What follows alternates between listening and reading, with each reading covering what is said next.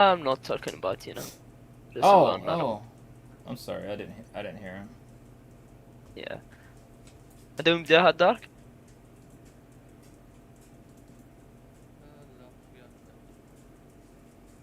تقول لك انا مازال تقعد ربع ساعة ولا سما نديرو بارتي يا خير.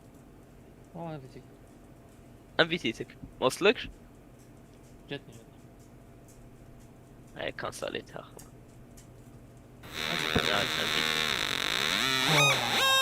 By switching the laser at audio Sounds like a metal frequencies, detector. the target actually makes Yeah, check sound my as blood it pressure, vibrates man. from You thermal go, it's expansion and 150 over contraction. 111. In fact, Is that bad? I don't know. I can't tell. You're a doctor, Oh, aren't you? yeah, I'm a pussy doctor. You're my doctor. I'm a pussy. I'm this effect went gynecologist. far beyond my expectations. Now How do I'm you call wondering the about the pussy doctor possibility in of building a musical Gynecologist. gynecologist. Gynecologist, yeah. Yeah, it's laser. Wow. close to the same in French. Gynecologist. I'll have to course. save that for a different Yeah. video, Gynecologist. though. Basically Alright, the now same, it's man. time to actually test Same this word. laser's true destructive There you power. go. I'm going to stick a big Still f-beta missing lens here. on front in you order fan? to concentrate the output to a point Stop, and you match can't get the invite? I'm just now I'll send loaded. you a new one. I'm just now loading in. يعني Who else playing? Just me and you, or We are 3. is he playing with us? Yeah. Why he leaving? He's just talking to them. To the his friends. He didn't start yet. I just breached the path. Premium free. Invite you? You ready to get an invite? What? غادي تكمل دروك؟ اه ايه صاي نستنى بس. We wait for شو اللي راه 1 HP؟ نكسس What NHD? نكسس ايه صاي اسمه كمل الدروك. لا تكمل Invite me, كانوا يضربوا you فيك fucking bitch. ايه. Back door. Okay, take the invite. I'll take it. We're and put waiting it up for a your number. ass. We are waiting for player number 4. Who's that? Yon Fake. You made that up. Yoni Faker. You see him? Faker. That's a fucking League of Legends player. Pro League Yeah. of Legends player. Yeah, he's playing League. He's up. Next Sean. Yeah, that's just an imitation of Faker, the real Faker. He's faking Yeah. being Faker. What a fucking faker, bro. He's just faking the faker. He's faking the faker. Well, he's faking your faker. He is faker if he was playing with his feet. I'll play with your feet. No, like faker using the keyboard with his feet. You ever put your toe in somebody's asshole? Fuck, bro. It feels so like good, this- man. Yeah, only Tennessee people does this. You're the only 10 I see. Gay. That's gay. Boy, you don't even know the Yeah. half of it. I got the pink skin. If someone loved the pink color, is he gay? No. No. No. It's just a color, bro. How can someone be gay by That's just it. liking a color, dude? But if he like pink I like, color uh, with gay. I like black and pink. Someone is gay when he likes sticks, bro. You going in the kitchen? yeah. But if he like pink color with hearts and flowers in it. ويا مزيما نصيحة. I mean, that's a little gay, yeah, but I wouldn't assume he's gay. You would assume he's gay. And then he shows up with the big beard, fucking take off muscles, full of testosterone. Yeah, that makes him even more gay, to be honest. Okay. Gay people like that shit. You ever see these gay people, these people that get, they're transgendered, and they try to trick men into thinking they're women? Lady Yeah. boys. Yeah, but they have a dick. They Yeah. call lady boys, bro. There should be a law against that, dude. That's basically like, it's like almost it's a like mental- sexual mental illness. harassment. They're trying Yes, to rape you. it or is, and something. also it's a fucking mental illness, dude. The fuck is this? And you know how wrong. Does it is happen a lot? Oh, imagine me- you go- Does it happen a Me- lot in the me- imagine country? it. I don't have Transgender? problem with them, Here- bro. here it's illegal. Because It's if illegal. you say to like publicly, if you It's say illegal that to you are change gay, your get- gender or be gay. No, it's not They even execute legal you, to they say put that you're you- gay, dude. They put you in the If you they put you in jail and they all fuck you together.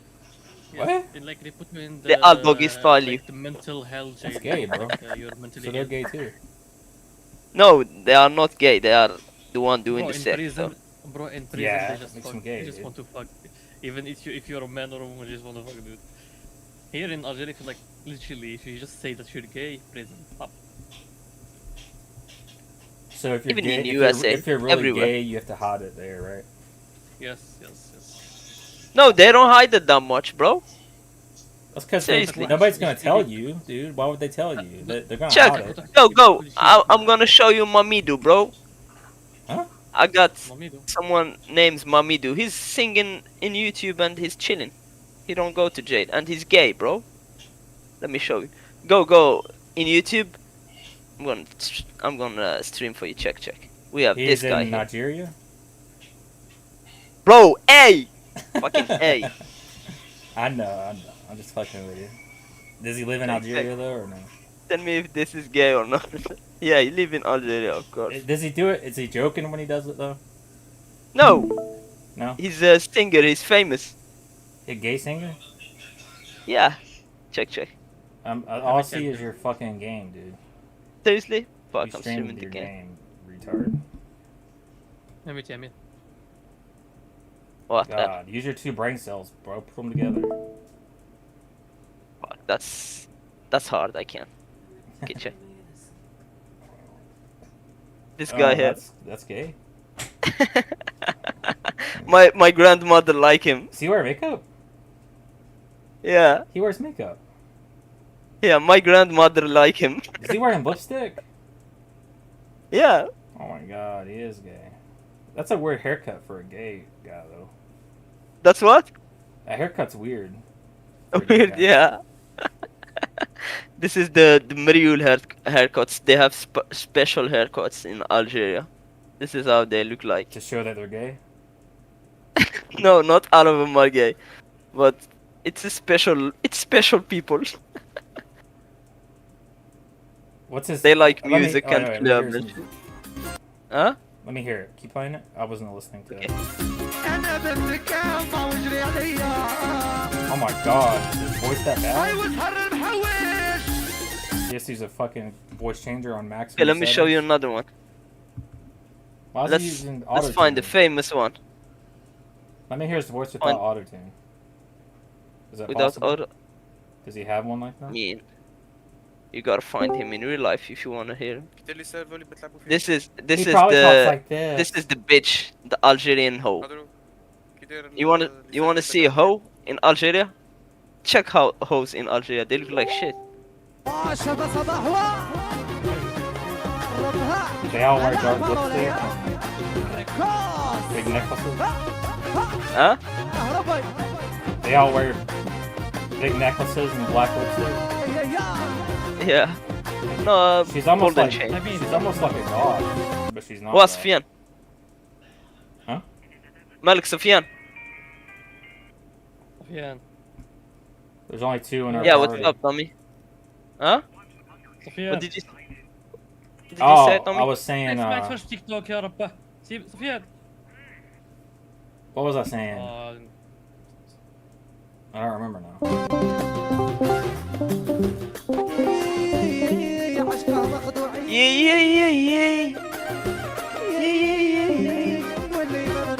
Yeah. Hey. She's a big booty hoe. Shaking the booty. But this is 8 years old. Huh? This song is 8 years old. Oh, سفيان. You thought the girl is 8 years? yeah, 80. For I thought you second? said- I thought you said 80. No, not 80 years. She has to look at a script.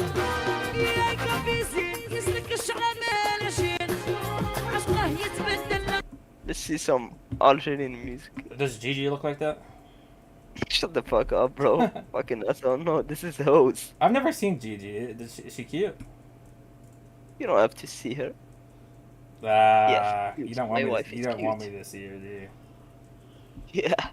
She's for your eyes only. Gigi is for my eyes only. I only see my Gigi. I'm gonna hack your fucking webcam, spy on you and her. Okay. Good luck. Yeah. You Why have a they webcam, leave? right?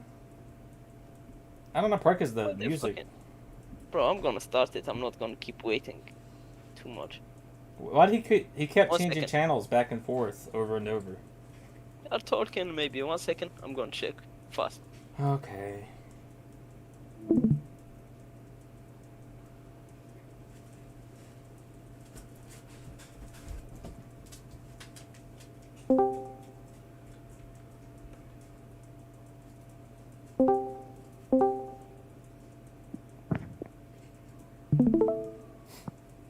Eon Faker he's playing with his butthole. He can't join us.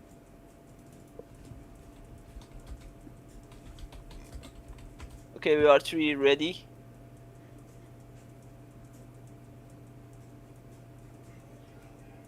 I'm gonna start it. Everybody's ready. Go. Yeah.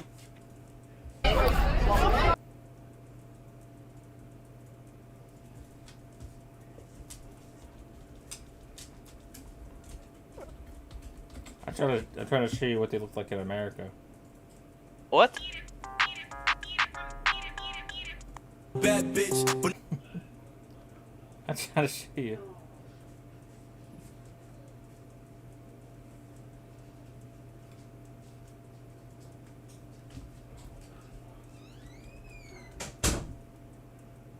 You ever heard Ratchet? You ever heard that term? Ratchet? Yeah. What's Ratchet? No, Ratchet. Oh, Ratchet? I don't know. I'll maybe hear it. It basically means I like don't know what does it basically means like a dirty hoe. It's an English. Dirty American, hoe? It's an American term, yeah. Seriously? Ratchet? Yeah. You fucking Ratchet. That's a dirty hoe. You say this to who? Somebody Can you you say don't this like. to a man? Okay. No, it's girl. It's only girls are Ratchet. Only girls? Yeah. And bitch? What's heavy? Bitch or Ratchet? Ratchet's probably worse. Okay. It hits hard. It's hard. Or you can just call him a ratchet bitch. How about that? Let's ban the fucking park that trash. No, I can't find anything. Playing ground. I'll have to find Playing something ground. specific later. Playing What? ground. Playing ground. Ban playing ground. What the Playing fuck are you ground. saying? Theme park? Yeah. I picked it at the end. It's okay. I'll we be back. didn't It's do it. fine. Okay. No, I was trying to ban it. The playing Alright, ground. so are we all in now? We are in Outback. All It's four? fine. I It's mean, good it's all map. 4 of us now? Good one. We all 4 in a party? شات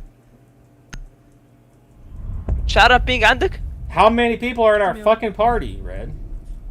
We are 3.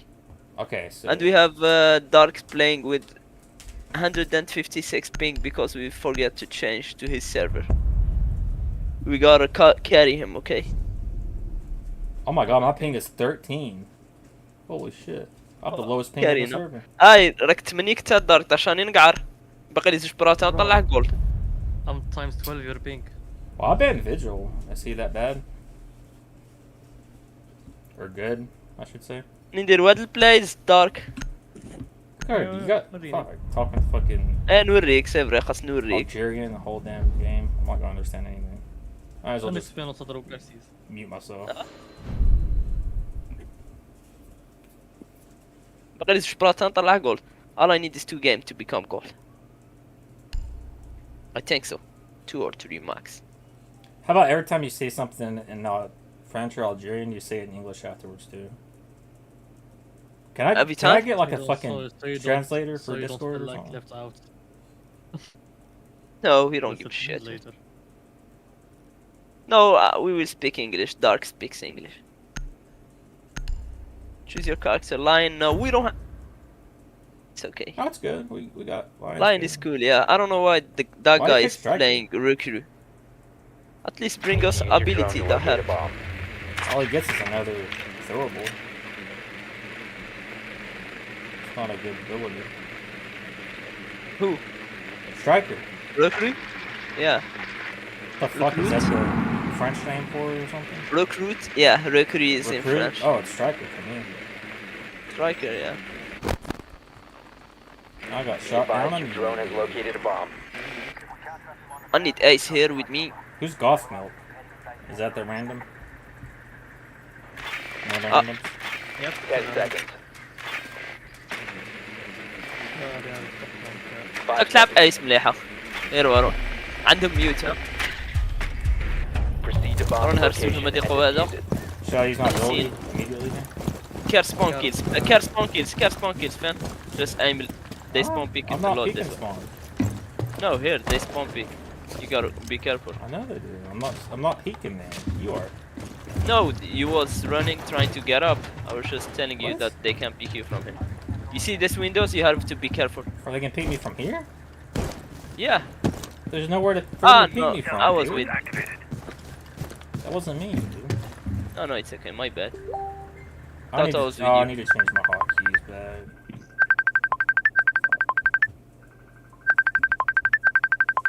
مكحتة واحد. Nobody's here. Nobody in the room. Bedroom. Bedroom. Fuck. Don't let me die. I need to change my fucking, what is it? Let me see. تعس الدرج. تعسني في الدرج. No, no, no, no, no, no.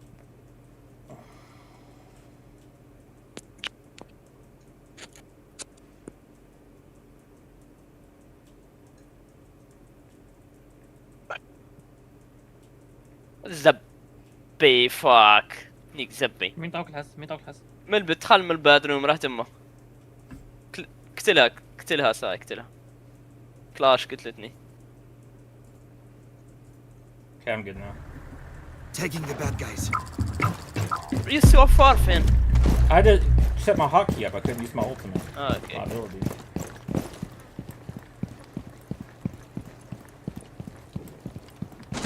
Drop the diffuser. بينج بزاف. It's time for Big Brother. لوك. سير اللي قبل نشوفه. Down to one friendly.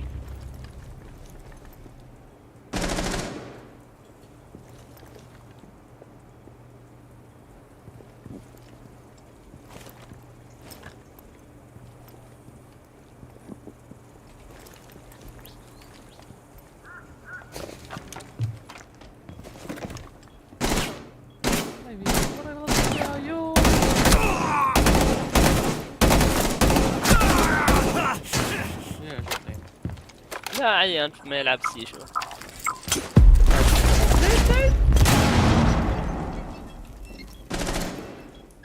مالك قدر 15 seconds remaining. سيفو. What? Op 4 eliminated Did I all headshot her? friendlies. ستريمين 1 HP 1 HP. Oh my god. I didn't hit her once. That's bullshit. كنت تلعب ارشيش قلت لك ستريمين قاعد بيلي انا ايش لاخذ ستريم مالك يا شكون الاخر Fuck, I didn't even hit her once, man. It's right on, man. حيرته. تقدر شارك تلاقي؟ سبب في بالي ما يدي لك. كان ستريميت لي الكونف تاعك شو؟ ستريميت لي الكونف تاعك لا ستريميت الديسكورد. تلعب ستريتش Somebody tell him to pick like fucking something else.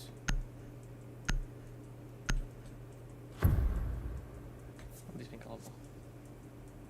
عنديش اسمتي.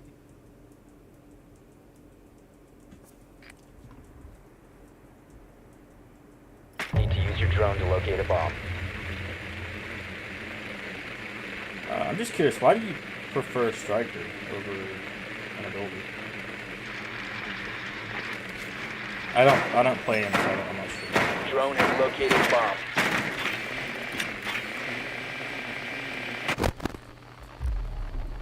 This guy's not even gonna say anything to me.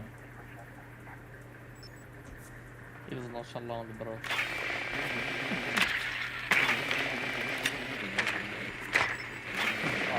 Like I saw him, I was 10 like, seconds. peeing, I was looking for him like to cover me from the left. Or... Hide. Up on the shark. 5 seconds to insertion.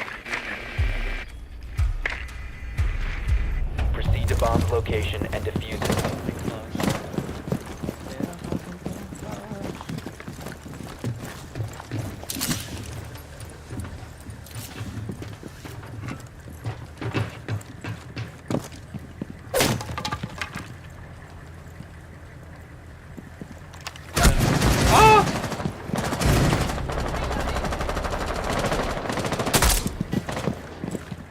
Go on, Hive, set.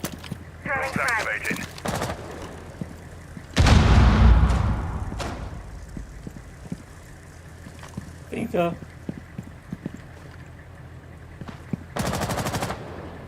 Are you Finka Red? No. Is she dead already?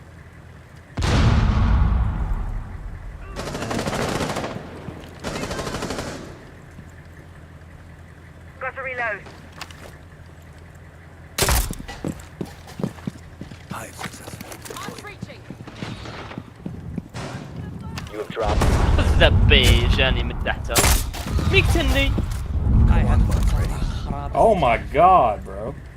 You guys got freaking destroyed.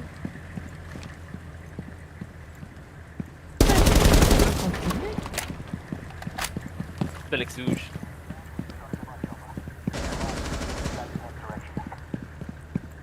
I don't know. One here. Down to one friendly. One is here.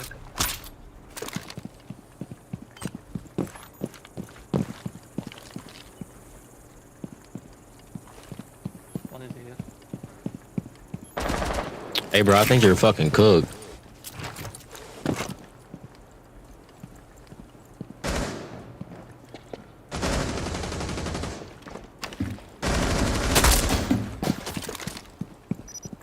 Behind you too, there is a hole here.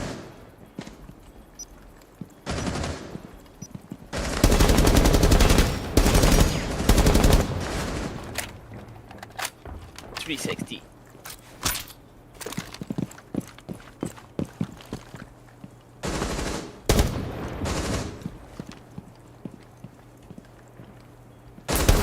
What the All fuck? friendlies have been eliminated. He said hello. Check. Hello. Peekaboo. Okay, we still have defenders.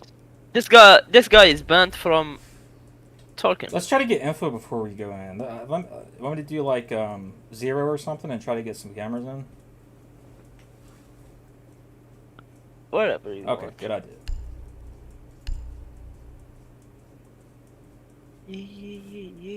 Okay, whatever I want. Okay, I'll play. If you say whatever you want, then I'll just fucking play Cali then. No, Kaylee is a troll here. They are going bottom. You You can't snipe anything. say that every We fucking need to locate a bomb. Yeah, I'm going fuse since they are staying dark. Do you معايا second floor? Open your eyes. Dumbass. Huh? It's that dark. Drone has located a bomb. I'm looking, I'm just fucking. Oh yeah, that was it. Second floor? Let's go second floor, fan. Second floor. Here. Spawn with me, fan. Go back Alright, to I'm gonna put a camera on the stairs. 10 seconds to insertion. So go where? Where are you at? Can't change Insertion it? in 5 seconds. Nope. second Too floor. late now. I'll meet you. You outside. found a bomb. Make They your are way to they are the second location floor. and One defuse of them is second floor. One game BK ticket. Seriously.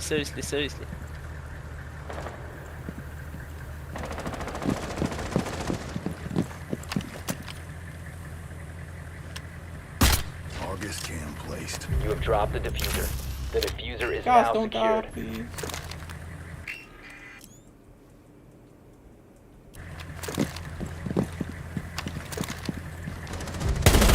Reloading! Oh no. Tappy.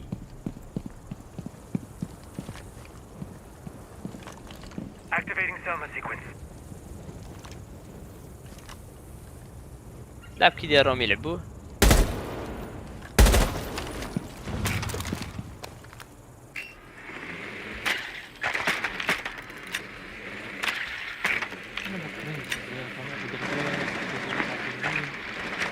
معليش دوك سبون كيلو طازماتهم. The fuck are they? Nobody's on second now? They are not playing side. They are one of them وين side. تلعب بلاطة؟ Oh, I see. You shot my camera, bro. قدير وي ما جا كاين الصوت في ستريم هذا وين حلت دوك كنا نعطيك Here, let me put a camera. هاكي بعد روحي مع روحي يلا هناك روحي مع روحي Yep, there's one in there.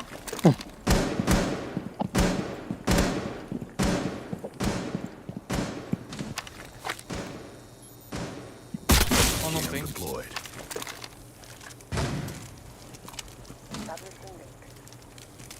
You guys got this.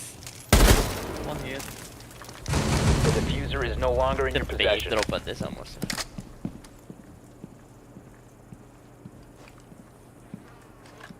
One op 4 remaining. Get in, Finn. Just Dude, Slowly, yeah. Gosh. مين كان The diffuser has been recovered. كتلة في الدرج.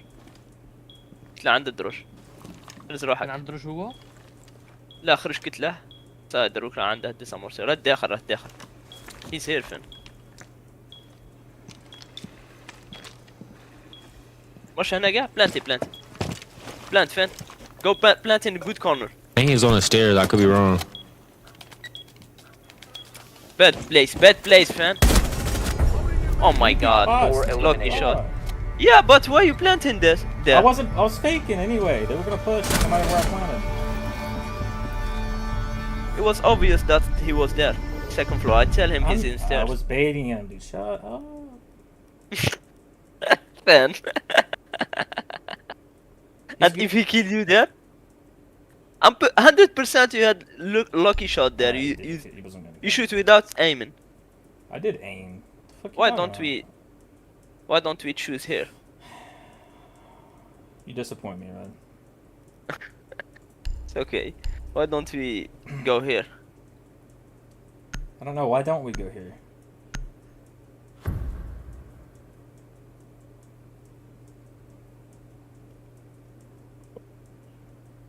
Where are we? Where are we? Where are we? Where are we? Where are we? Secure the bombs.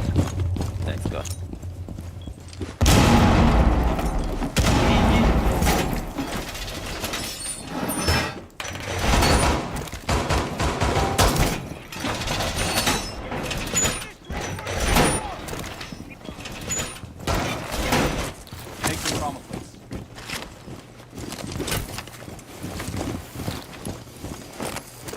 Op 4 has located a bomb. Plan your defenses accordingly.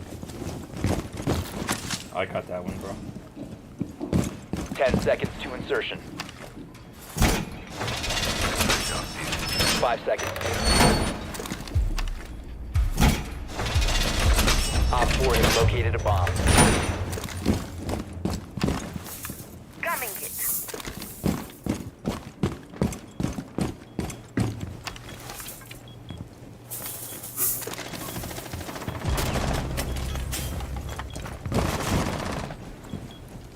Emin sayın ما بنرسم مكتب بلاد شيء شيء Wow, well, I guess we won this round. Holy shit.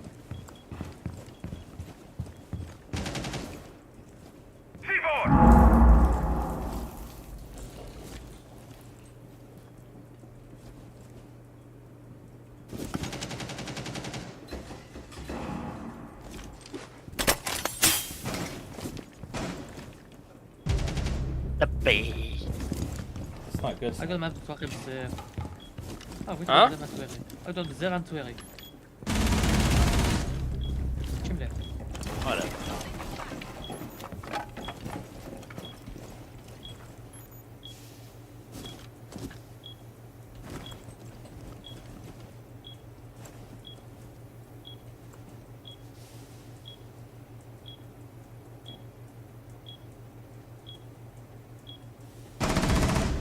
ياه اطلع راح سايت اون سايت اون سايت اون سايت اون سايت اون بدرو ما يمين هيليوس.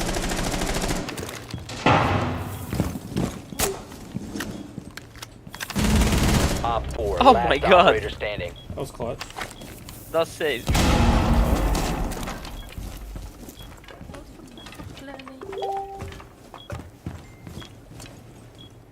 I think they were here.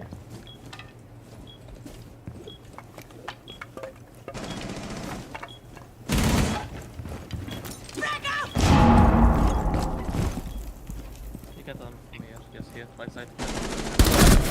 Come on. Op 4 خلاص ما تصون eliminated. صادر. Mission successful. I got an علاش achievement for علاش ديزاكتيف robbing. كيفاش تقدر ديزاكتيفي في الديسكورد عندك تسليمي كاينه تما كاع شير اوديو ولا شي اوديو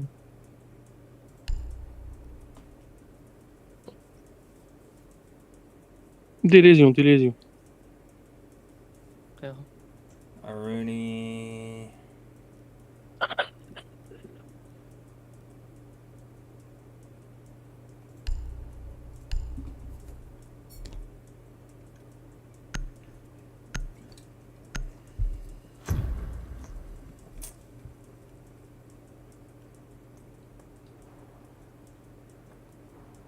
Secure the bombs.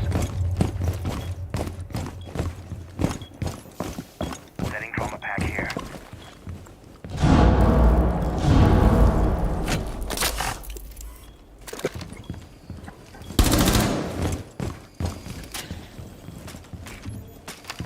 Be advised, Op 4 has found a bomb.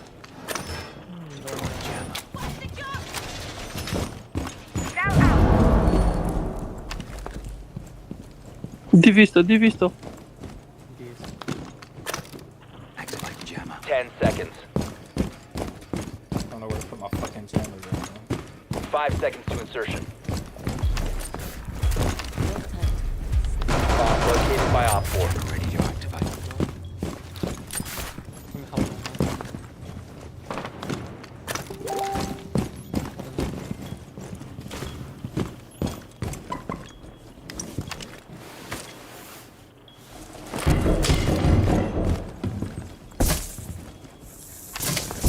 They're breaching back here. Four.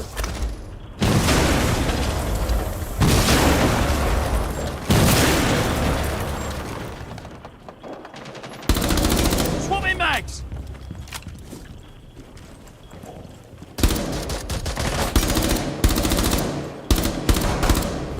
Thank you. We got diffuser.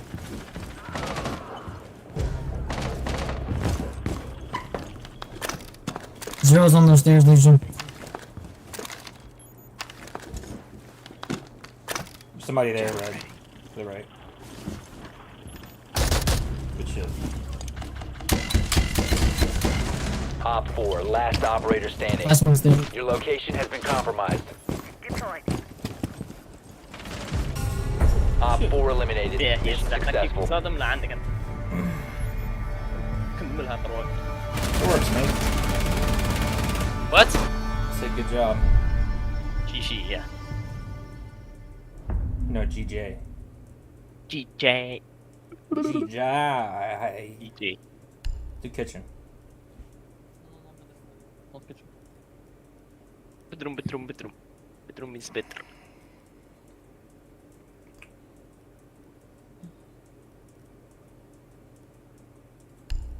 This will throw him off.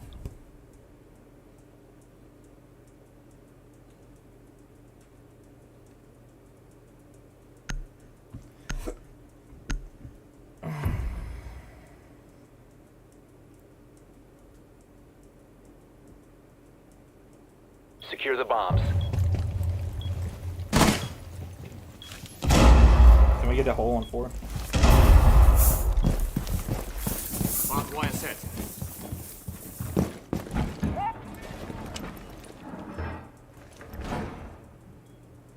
Op 4 located a bomb. Protect it.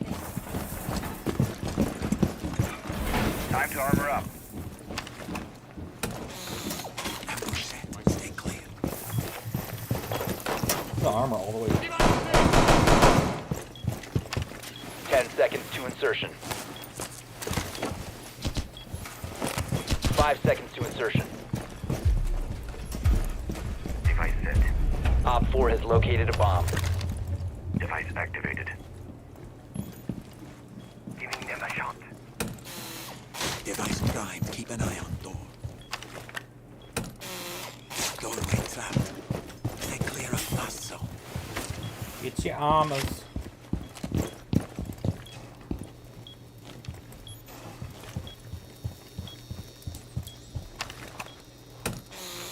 DDD mounted. Let them come. TDD mounted. Let them come.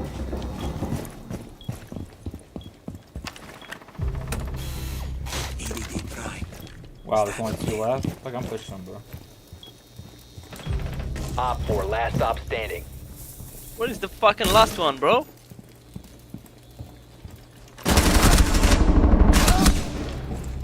He's half HP. Where? Where I pinged? Where I died. Pinged it as soon as you asked where he was. Op 4 eliminated. Mission successful. From 2-0 to 4-2. He said, how the fuck did you just shoot through a wall? Reinforced wall. تراك إله No, نفس it's الشباب. not You him. shoot through a reinforced Because wall? no. The roof had like it dropped on the refrigerator, on the fridge, and he put like a hole on top of the reinforced wall and killed them from there. Oh. Who... شو تلعب؟ شو إله Fast, fast, fast, تلعب؟ fast, fast. What's your all's name? I think- I'll give you... ترك خارج Oh. سايد زيد ولا تبعت؟ I was gonna give you all some points, but I don't know who you guys are. درت next game شغل درت نوفو ماتش افيك لي سكواد. I got think I'll 3 propose points those from damages. that. اه one of us leave. اه عندي No, كيتي there's اسف. only 3 of us, I don't think. كيتيتا معك. I thought you said there was just 3. Is there 4? سفيان اول جا. وين سفيان؟ جابك ربي. جاو ما جاش هم متصل. انا جبته. رقود داي. ما عيناش. AFK. 1 pack, wish me luck. Never mind. Oh, I got a epic pistol. Epic pistol skin. Yeah. Pistol skins are trash. This one is the There's skins in this game that cost like $2,000, $3,000. this is called the Kokloma. It's like the it's got flowers and shit on it. Not gay at all.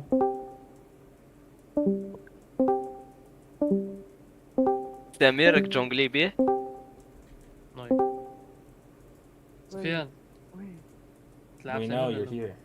لا مش فاهم. لا مش فاهم. اي ما يلعبش قودة.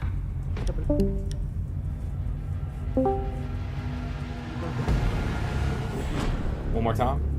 Do it one more time. ايه قاعد شاك ديرك راقد. Uno Mas.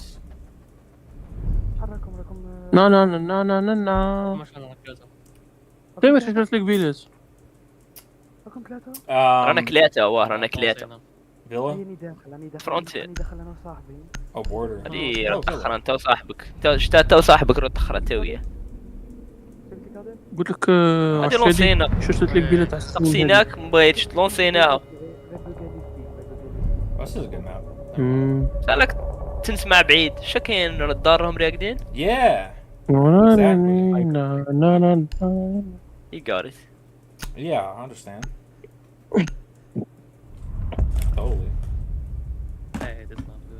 راك تسمح فيه انت يا ما تقدر انجليزي. Why did you ban this دروك man? تسمعني دروك تسمعني واه هيا بالله. you play with us Wow. سمير speak English you speak I'm English coming. واني جاي. انا كمل بارتي سامي باش مم. انا مرة غادي نروح نجيب جيجي من خدمة I'm talking about Gigi. واه ديروا واحدة ويا no I لك said I'm gonna bring Gigi from work شو ولا سمير Better not touch that والو. sweet soul. غادي دخل شوتينغ رينج فيرامون. You're gonna just taint her soul, Red. That's all you're gonna لا do. بارتي لابي سامي what لا Dumb. على هذا وين You're just شنو gonna taint نسيتو؟ Gigi's soul. هذا وين هذا وين وين قول. انت قاعد تقول لك سامي يدخل قلت لي لونس ديريكت كان عادي بارتي ديريكت بس نسيتك قلت لي لا بالله فماك سبحان الله خراي. سمير. سمير في ميزك شنو زي فضلي ميساج ضروري كون ليش تعقل عليه ولا لا تعقل هذاك طه صاحب بهادي ابيكو طه ايش لك صاحب اللي كان معاه اعطاه لك واعطاها اي هذاك اللي زفت لي Secure the bomb. السبيرا كامله اي انت ثاني سيزون ترى جي تيك توك وحط كاف ما تروح غادي سفيان رد ضربة في روحك تقسي فينا لك منه واش ضربة في روحك سفيان Op 4 has located a bomb. Be ready for assault. انت عارفني سفيان حكم روحك ضربة فيها yo buddy you see this no this is dangerous for us problem هذا اللي نكملوا موفي. هو عنده صعب. Don't you fucking do it. problem It is not a problem. 5 You're the seconds problem. counting. Shut up. You're the problem. You're the problem.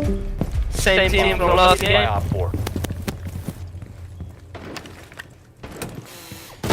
DVD prime.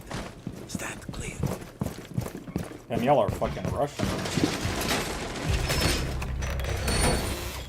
Device prime. they are gay Not a problem.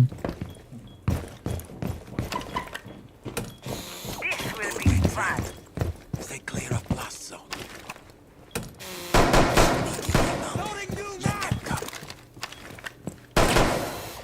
Ambush set.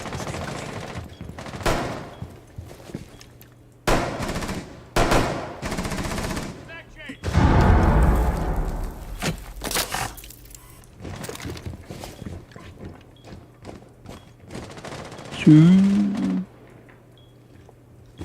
I too.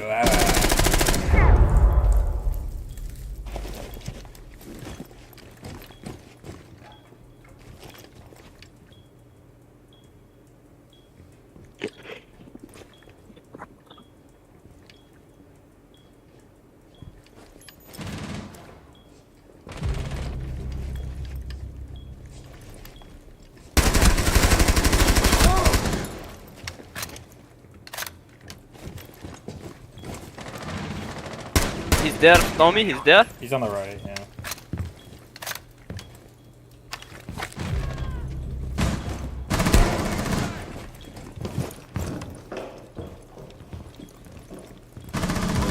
One Op 4 remaining.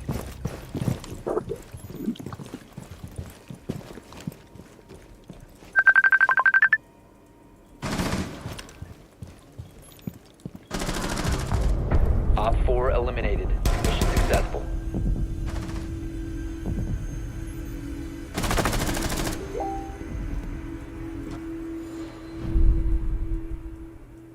قلت شو هذا مخاين اليوم ما دخلوش مابا سايت ما توشاوش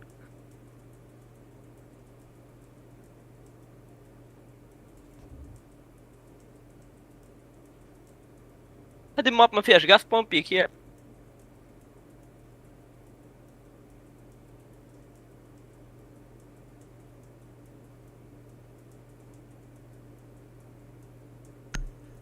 I'll give him. motherfuckers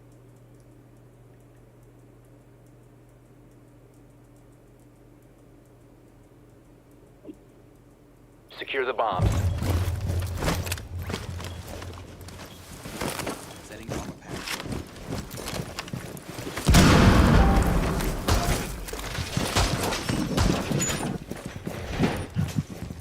Op 4 has located a bomb. Plan your defenses accordingly. Reloading!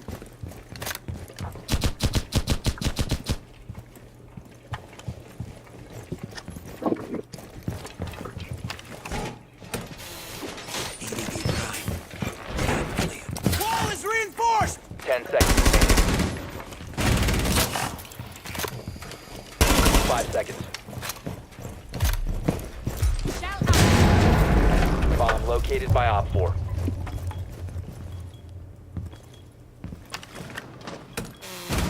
Device prime. Keep an eye on door. Needle set. EDD mounted. Let them come. Doorway trapped. Stay clear of blast zone.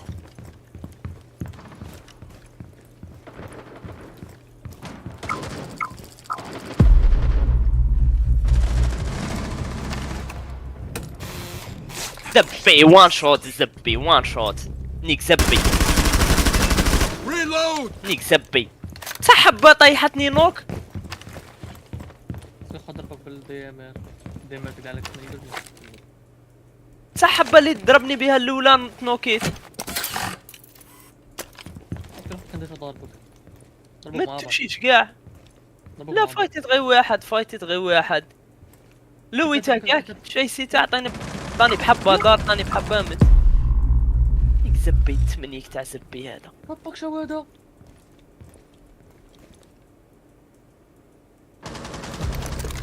هادي وات ذا فاك خيام قاع باش جيتي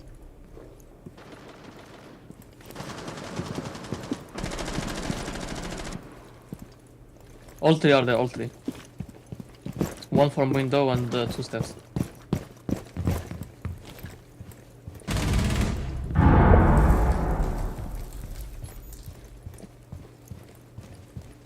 Both on the rook. They're both on the rook.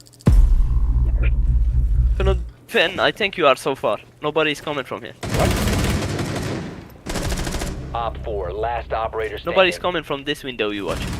Check the fuser. Fuck, you know where they're at, though. Op 4 eliminated. Mission We have the successful. diffuser. Yeah, There's no point in all but being there in the was same place.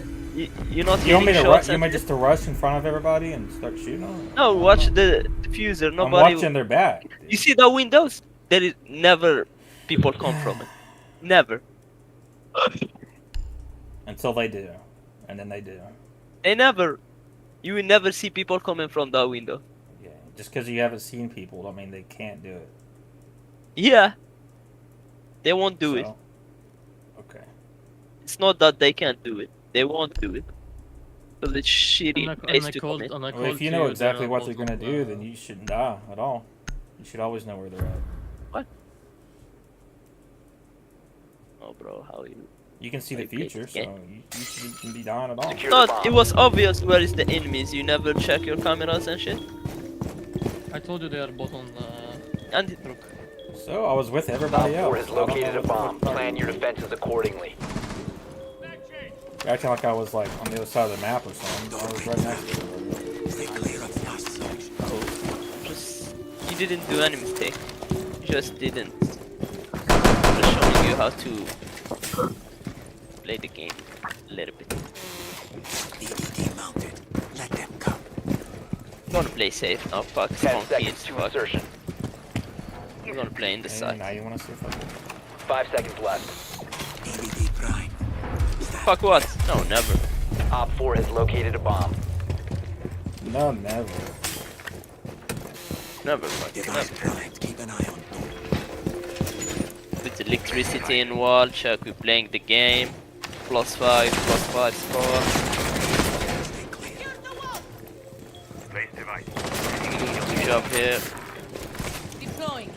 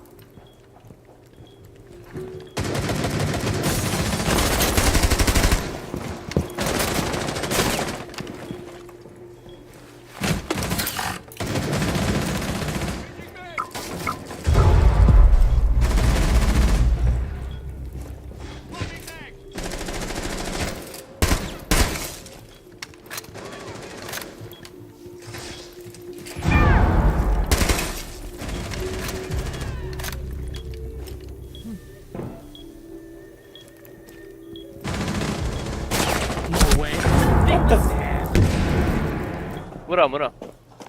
He's peeking through the window on the stairs to the base.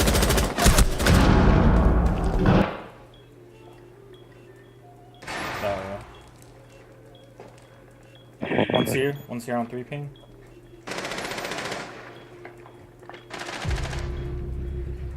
Another one on 3 ping, right here. He's inside B. Behind you, Snake. He's right here now. Coming in front of you, Snake. Right here. One friendly remaining. What the fuck? One There's HP. 2 on B. 2 on B.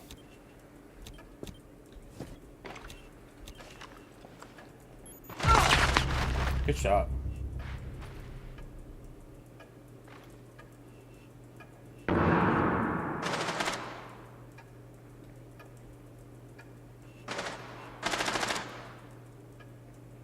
I got a camera on it. Friendly's victorious. Damn. Hostiles eliminated. He was knock. They walked in front of each other. I don't know why he didn't go plant. Why he was chasing the rook. Because they're stupid. Because the rook had the spike. No, the rook had the plant. Diffuser. Oh, he had the fuser. Oh, nice. Was that one of you guys? Or? No. Of course, you guys I suck. picked someone that why I was a thought it free you. kill, but because of the ping, I was legit shooting him and it didn't. Yeah. Sure. Yeah, excuses. Jesus, sure, yes, buddy. You know this type of excuses, Tommy? Yeah, I use them all the time. This is also excuses. Must be his cousin. Yeah, he's his best friend. Need to use your drone to locate a bomb.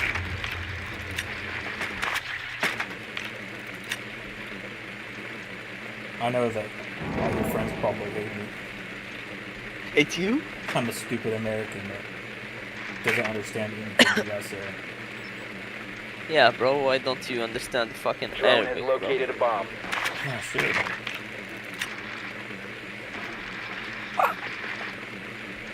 It's your fault. Unfortunately, I didn't teach that. I mean, in we are school. talking your language. Why don't you try talk our language? English is the 10 best seconds language. before insertion. Say only one word in English, in Arabic. I want to hear only one word. We got ace, nice. Shumad. Proceed to bomb's location Huh? and defuse it. Shumad. Where the fuck did this word came from?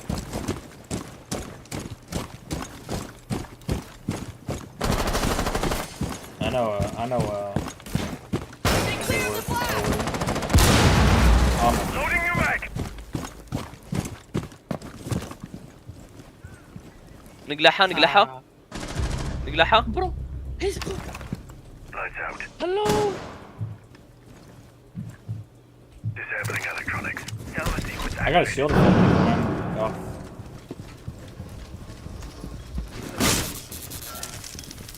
One was downstairs, so catch Ash behind you. Go, throw it again, throw it again, throw it again. Good shit. There's one right there.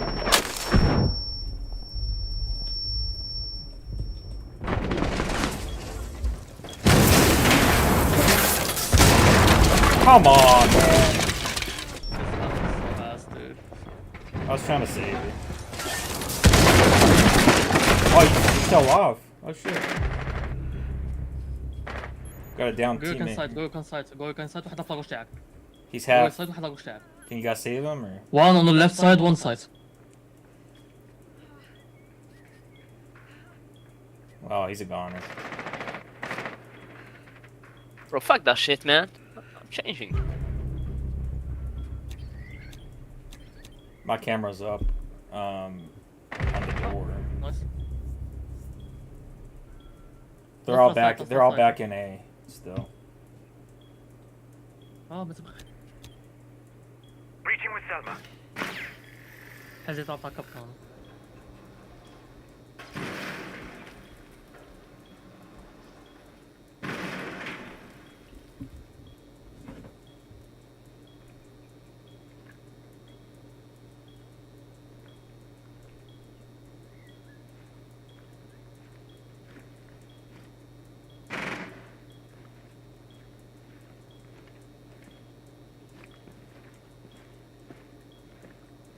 ولا ضربت ساعة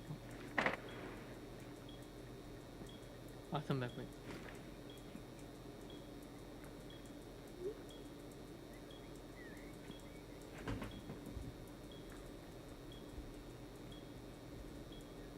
You have dropped the diffuser. 20 seconds. Just fuck it. 15 seconds remaining. Why'd he leave? 10 seconds remaining. 5 seconds. Good try. Right? We have been eliminated.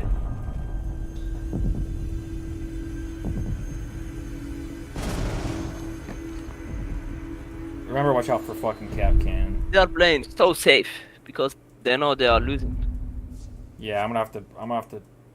You see how the fuck they was running away from me when there was 2v1? I'm about to bring out the Kali.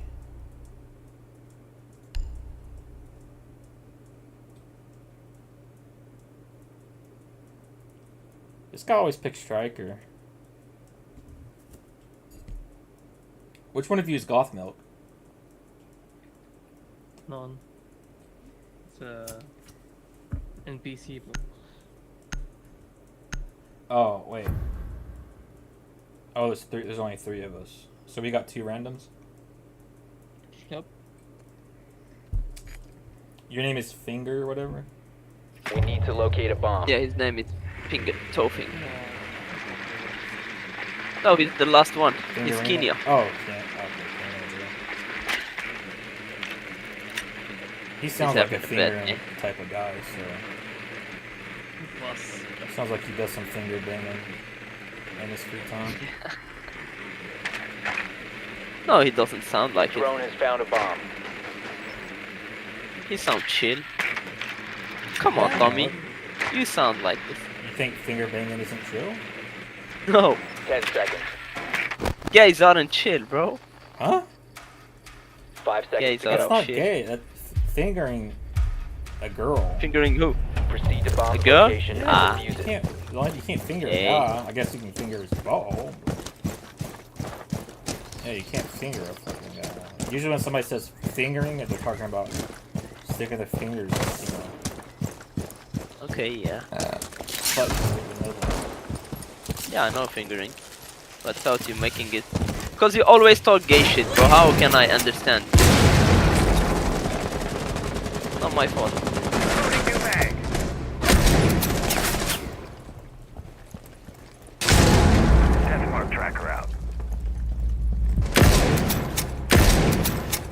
Nice, you sniped someone. Finally. I didn't shoot anybody. No. What this fucking thing is that?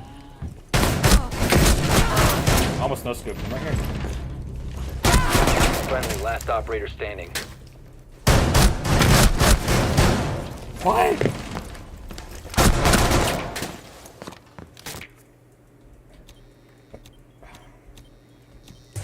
I should have stayed outside. It's stupid of me to follow them after that guy.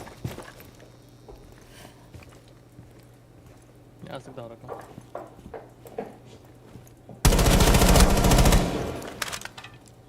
He's one hit. مكعس لي داري.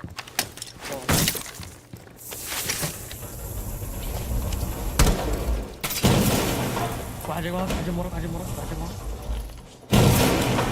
To the right, I think. Look underneath. Crouch. Let me see his feet, maybe.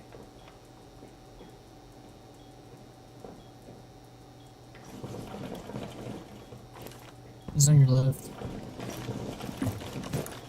هاي بيتي فيك مش You have dropped the diffuser. All Huh? friendlies How have did you been ما eliminated. بصح. At least I try. باينة باللي ما قدش تمه. Oh, there were 2. There was 4, man. I mean, there were 2 there. I'm not saying there Oh was yeah. 2 total.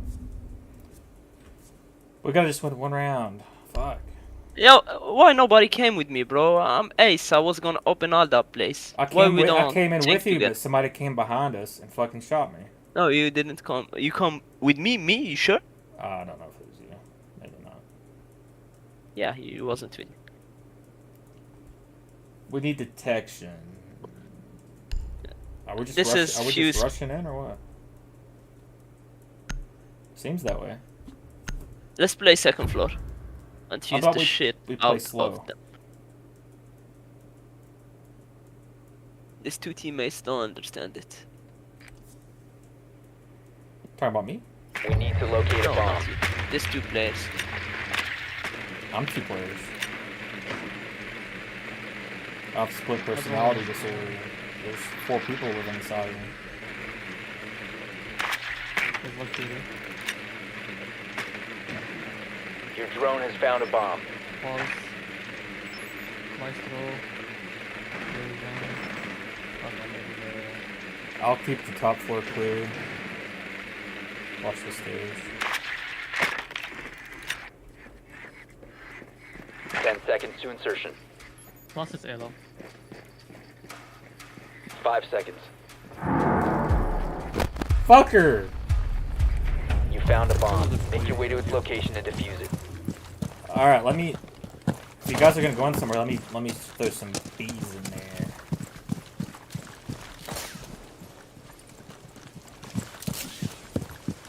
I want to play the second floor. I got music. I got fuse. Clear the blast area! Fuck this music.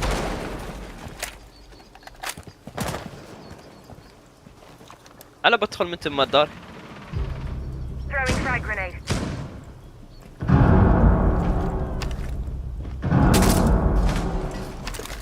Hive successfully Be deployed. careful, fan. Drone. I'm using bees.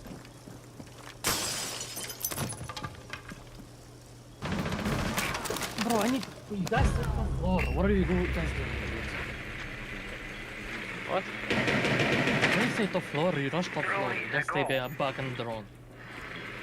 Yeah, top floor, but why rush? 1, 3. وبوم براها منا يفتحها اي واحد كنت خرجوا بلعبه اللي مروك نتسنى هو تاني. Kawan hive set. مفيش الصح. Play slow.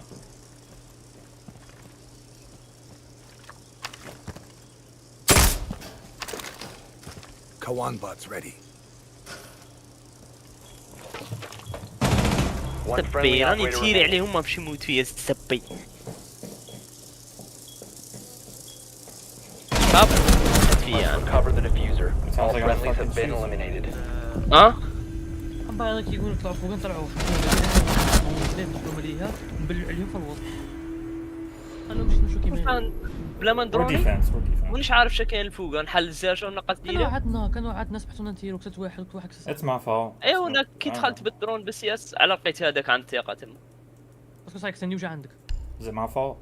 ايوا سما نقمروا لها كوماندروش نقمروا لها لي مات دي حسابك شو دي حسابك كي قلت لهم It's يعقوبه my fault. يبقى 3 في الوسط Sorry. هذوك 3 باينه بالحمير اللي يكونوا قاعدين في السايت باينه بلاد يكونوا هما الحمير تبقى تاع التيم Yeah. فاهمني؟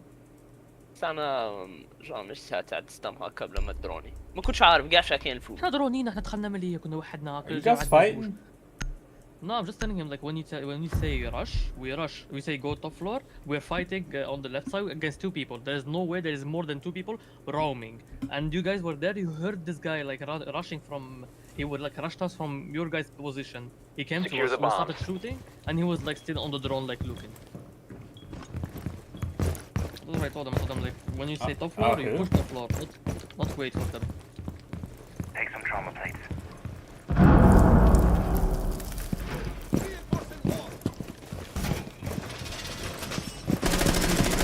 Bomb location compromised. I don't think Plan we should be accordingly. rushing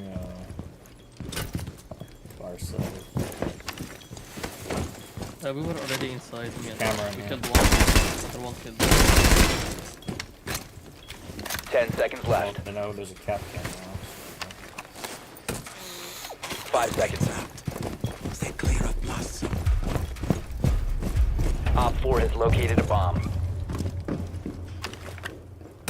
استنى. EBD prime. Stand clear. انا واحد مستنى يقتلوك. Y'all get your armor. Let's warm up. Here's a treat. Stay clear. كان There's وجدت more- هاي الساعة. Who عندك forgot, جيم who اي forgot بي their الساعة. armor? you get your armor red before you die? I take my armor, I take it. There we go. It's getting one about this game. Device primed. Keep an eye on door. EDD mounted. Let them come. Somebody shoot through here?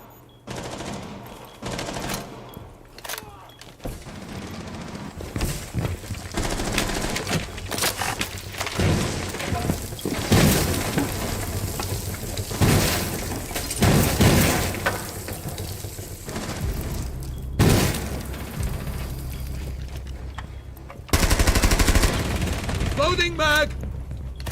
Thank you. البزار كده اللي عندهم سيد كيف ما يطيروش عليك كيما يطيروا علي انا يا الزبي. Alright, we got this. We Mini. got this.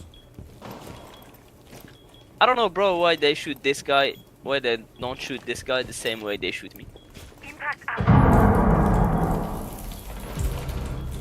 هلا هذا بينج بس عندك ما يشوفوش كاع غير انا يشوفوا الزبي ديريكت. Play together and safe. Heard him over here.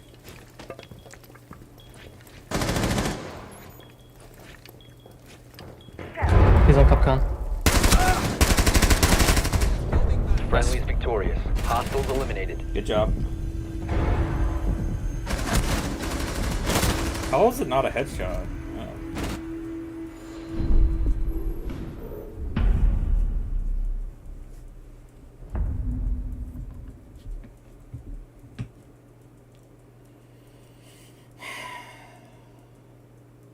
We need to win, fellas. Should I do a Maru and just bust through the fucking window? No, no, no, no. No. If you wanna troll, just do that, dude. What the fuck? They're waiting for everything, bro. There's don't forget that they are. Kind Yeah, of I need to play You do really that, slow. no. Yep. Yeah, I'm just gonna rush. the Try to shit play out of slow. them. Okay, I mean, if that's what you want to do. Give me Viagra. If we win this, I'll give you a blowjob. Need to use your drone to Honestly, locate I'll a bomb. take that deal. Bro, if we win, I'll just give you all of this property, bro. He has a lot of baby oil. I don't even know what the Me fuck too. you just said. I also have a lot of bubble oil.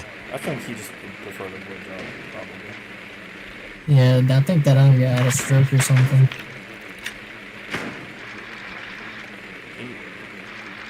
He said he's got a bunch of oil for you. He's trying to win you over with men. Oh yeah, no, I'll just take the blowy. Insertion in 10 seconds. 5 seconds to insertion. There's one Roman upstairs. And a finger in the ass, please. You must locate and defuse a bomb. Rush the shit out of them. One single guy, what? أروح يسموه سبيد 3 سلاج. Swapping mag.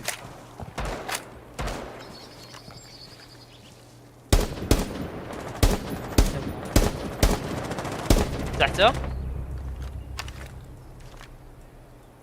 I'm dating a... Watch for the blast! Hive successfully deployed. Oh no. Bomb has been located. دبي تقمي.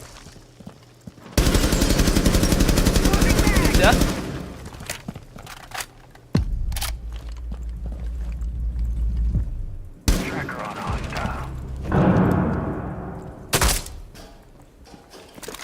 Kawan deployed.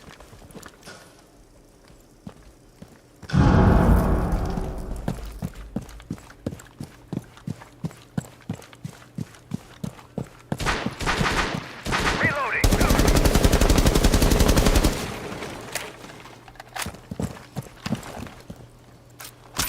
Claymore mine is ready.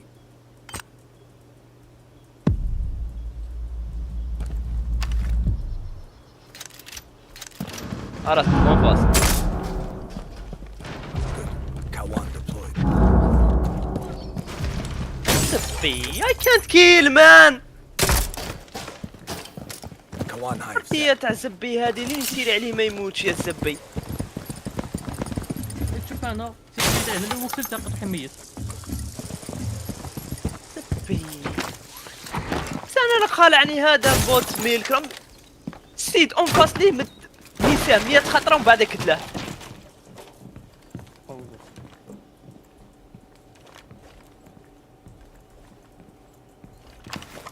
Azami was on site and the A laser on me.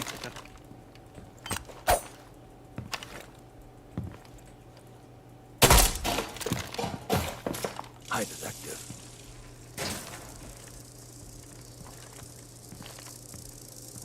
Azami on site.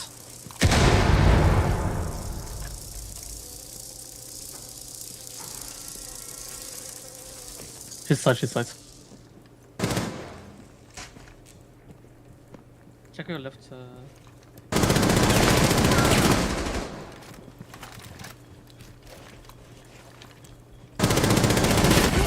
Down to one friendly. Okay, both sides. 15 seconds remaining. 10 seconds. Fucking wall, bro. 5 seconds. All friendlies have been eliminated. Run boy run. Not enough time. Run boy run. They're trying to catch you. Oh, This this shit is has gonna to go. finish now. I gotta leave. Done with this. Fuck. Yeah. But if we win this, is it over this round, or are we gonna do another round Yes, after that? yes, it's over. It's over. Go on. All right, I'll fucking do it then. Bring out the big boys.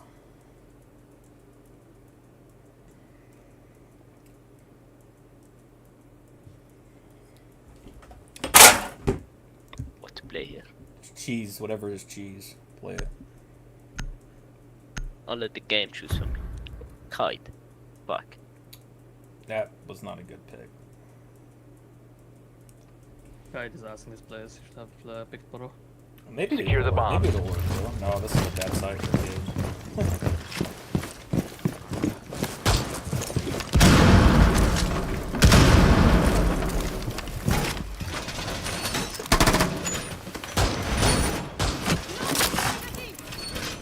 Bomb location compromised. Plan accordingly.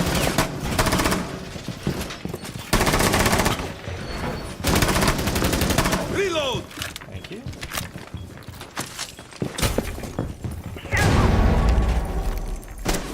Floor active! Down to 10 seconds. 5 seconds and counting. Op 4 has located a bomb. Be ready for hostile action.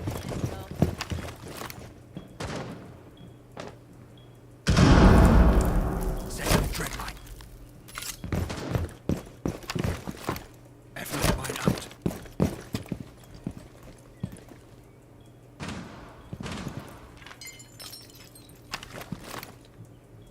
Loading new mic. Dread mine going out.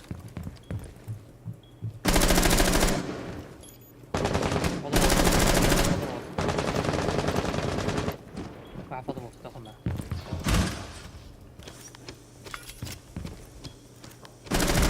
Mine active and ready. Offline. F not primed!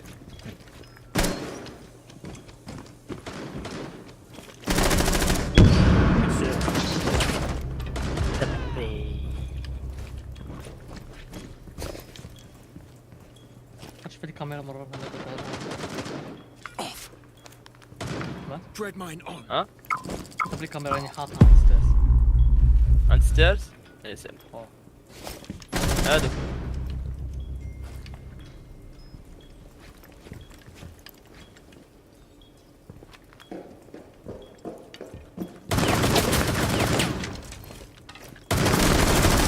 Op 4, last operator. Fucking knew there was someone on the stairs too, man. I just got caught between that.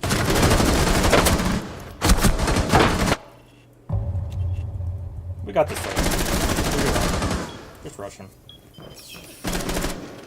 My gas got him.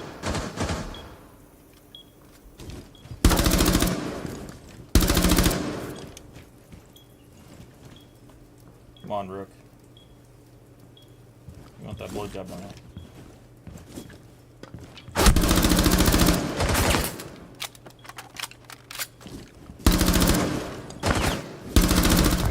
Oh my Op 4 god. eliminated. Mission successful.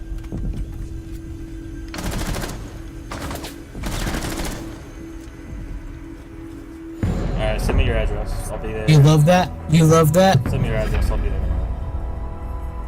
I'll put some lip balm on for you too. Thank you, thank you. That's even better.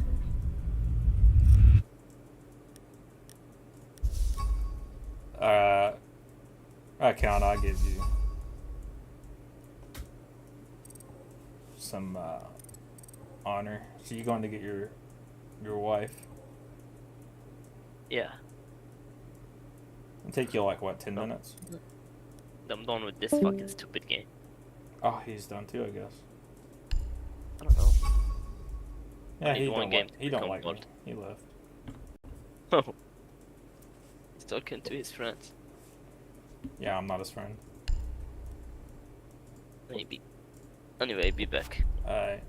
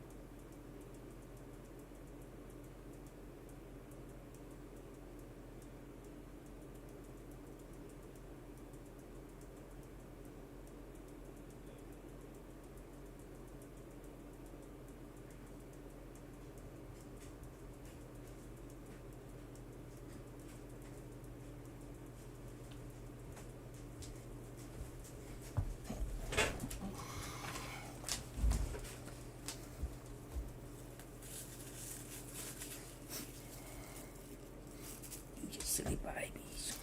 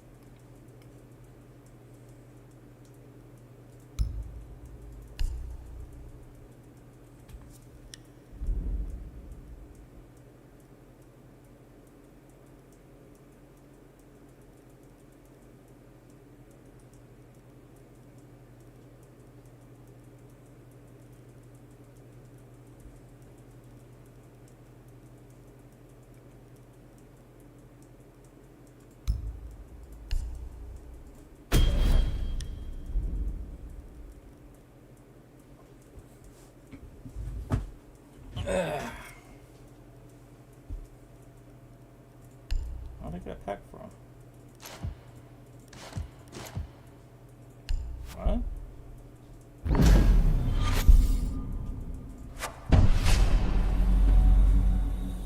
Oh god, so bad. I don't think I have anything else for it.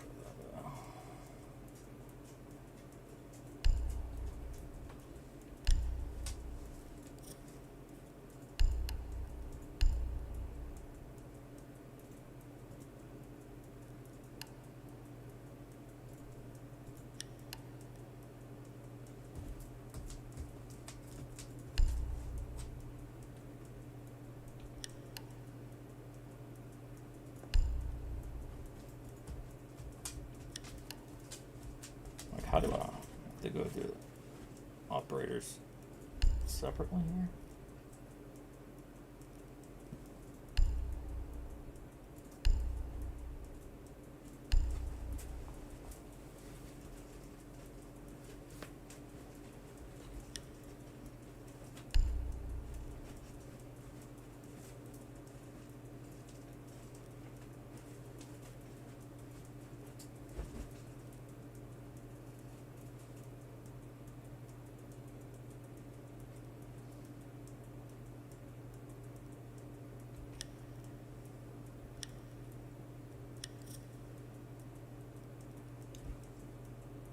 RQ and wait, what?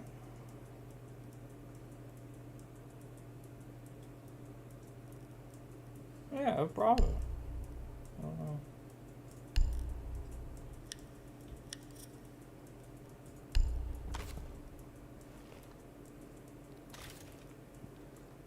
What?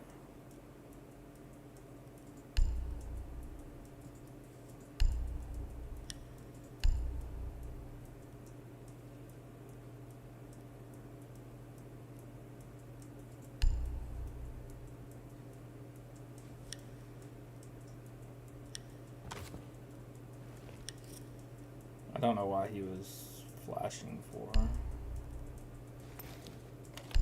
Why are you flashing, bro?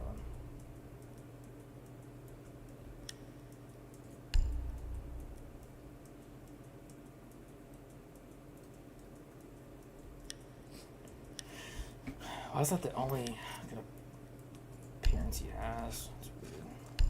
What is this? I mean, I don't get. What's the point of this?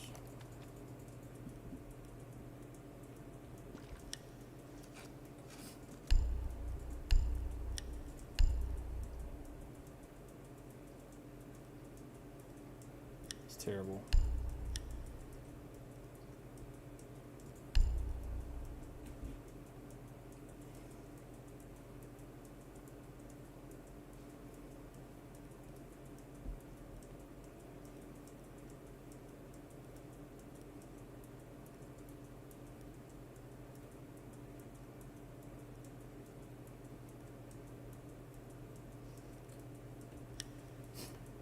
I'd rather just stay black.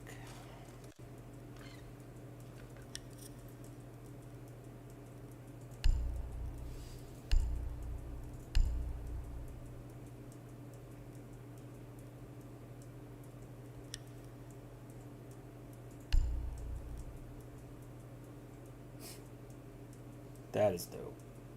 Gotta say, that is pretty dope. Bundle exclusive.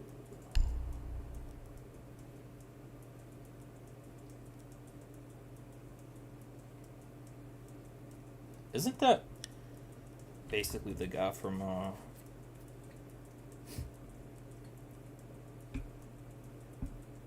what's it called?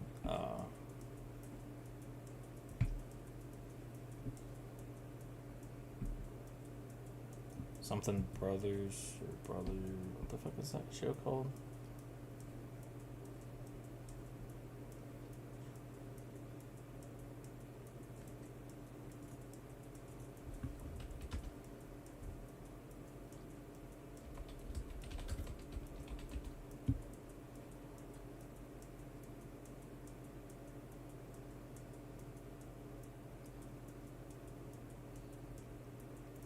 Hero.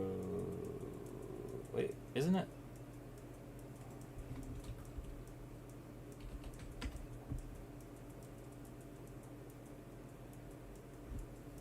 Ah! That was quick, man. Oh, that was. Why can't I think of the name of that show? وين دارك مالك؟ فمري على فحد خليته شو بصاك دير سؤال؟ تلعب؟ وصل جيب جيجي تلعب؟ انا بارتيه نص سفيان اروح اول راك تلعب ولا ماكش تلعب؟ Oh, the نلعب. boys. بديت بارتيه شكيه.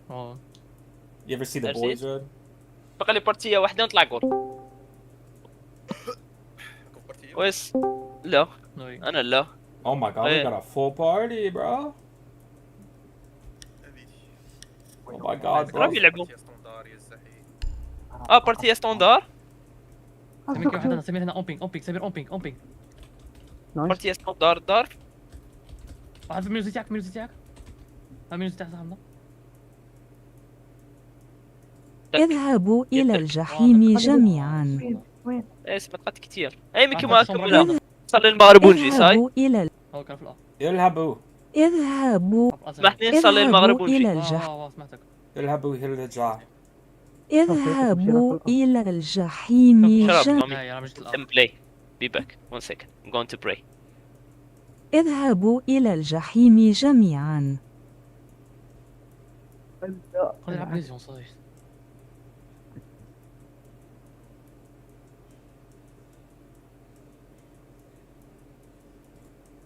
لا انا بديت ايش فيها نقول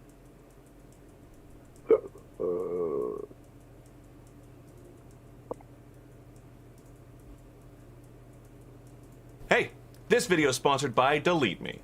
Now, there are risks to being online. You know it, I know it. And hey, did you know that your personal data is sold online by data brokers? Yeah, anyone can buy your personal details. Like, anyone. You have the right to stay private and protect your personal data. Those brokers put you at risk for being harassed or attacked. They put you at the risk of swatting, identity theft, and people finding your stuff. I'm sorry I'm pointing at you. To keep me safe online, I use Delete Me. Delete Me will remove your data from hundreds of data broker websites, and removing your data helps protect yourself from the risks of harassment, swatting, identity theft, just anything. You know, I once had somebody show up to my house and write a letter to me on my porch. That really happened. Not anymore with Delete Me. I can clear my data from brokers in a snap.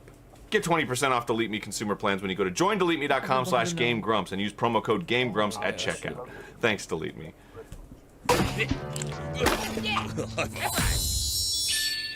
Swallow! Swallow! Swallow!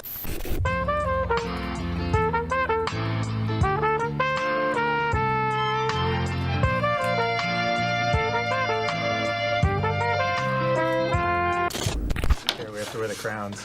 Oh, why is mine all beat up? Yours looks really nice. Thanks. Yeah. Hi, and welcome to Game Grumps.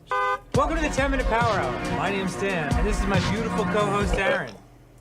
Sorry. Oh, God! Whoa, that was real bad. That was durian. You did some weird stuff in the last Ooh, episode. well, we're about to hear some weird stuff today. Apparently, we're eating some Burger King. All of Burger King. Okay, I think mostly it'll be you eating it. The king has bestowed upon us his greatest gift, mediocre processed food. What a guy. And we're going to be ranking them Oh, man. on All a right. scale of good to not good. That's how I feel about Wendy's. That's cool. Wendy's nuts are in your mouth. All right, so, Oh, this is item number 1, starting with dessert. This is the Coca-Cola flavored slushie. may I have my own straw? Yeah, here's yours. Okay. It's like a 7-Eleven, like it's Yeah, the same thing. Yeah, it tastes like a slushy, but like Too much sugar. well, we got from the bottom. Oh yeah, it's definitely less sugary. Your barf impression was like my dog. Nice cock.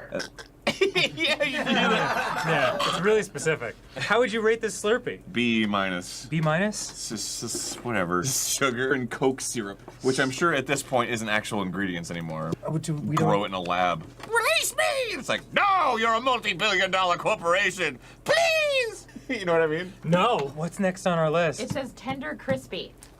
The crispy chicken wrap, wrapped up pretty nicely. They do it in like 3 seconds. Well, they're sandwich artists. Do you want a piece? Oh. Done! They do it form where you do the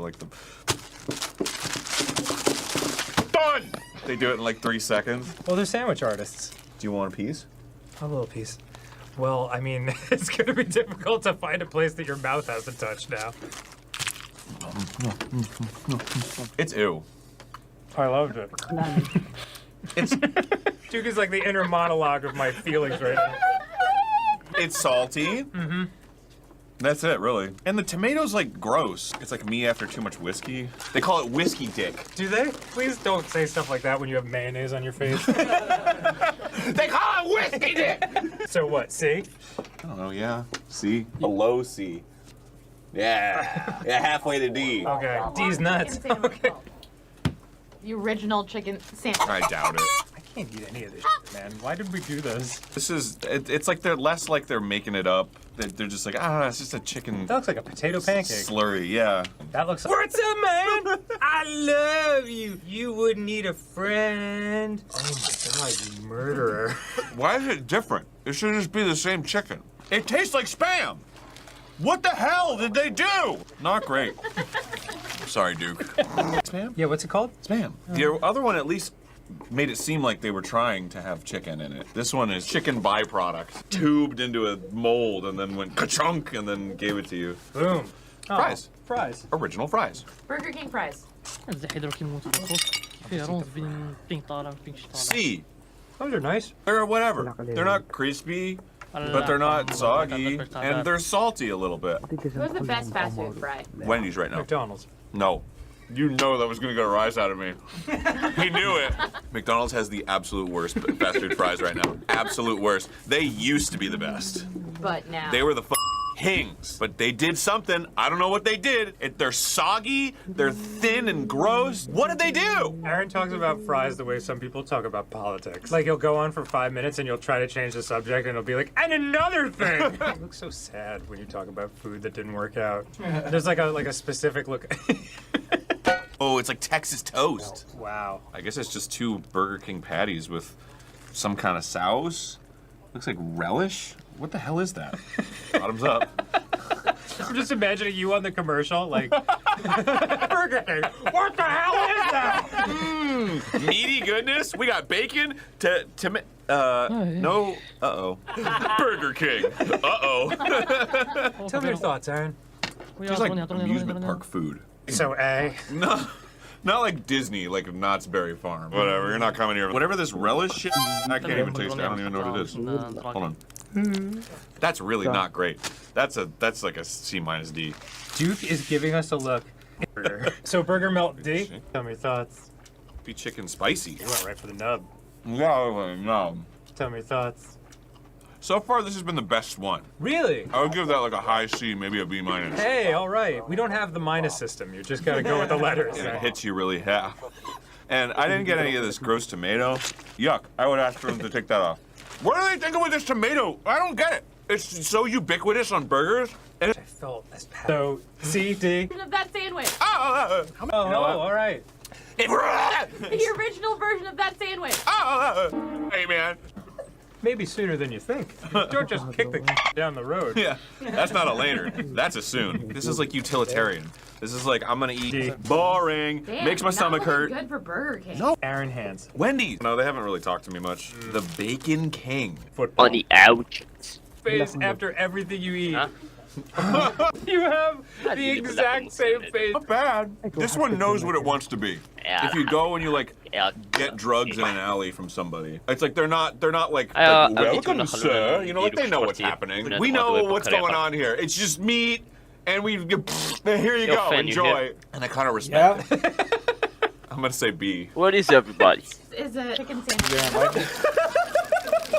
Got it. So this is the What is that? Dude, that's the most like a non. Invite me. You swine. One sec, bro, we're playing. They want to play by themselves. Come. Let's play. دو اخي يا قارب كم تبكيلي. وين زعق؟ The fuck is going on? You can tell me that's anything. الغريان. أنا غريان ونبغي الغريانات. أقول لك غريان. God damn it. Oh.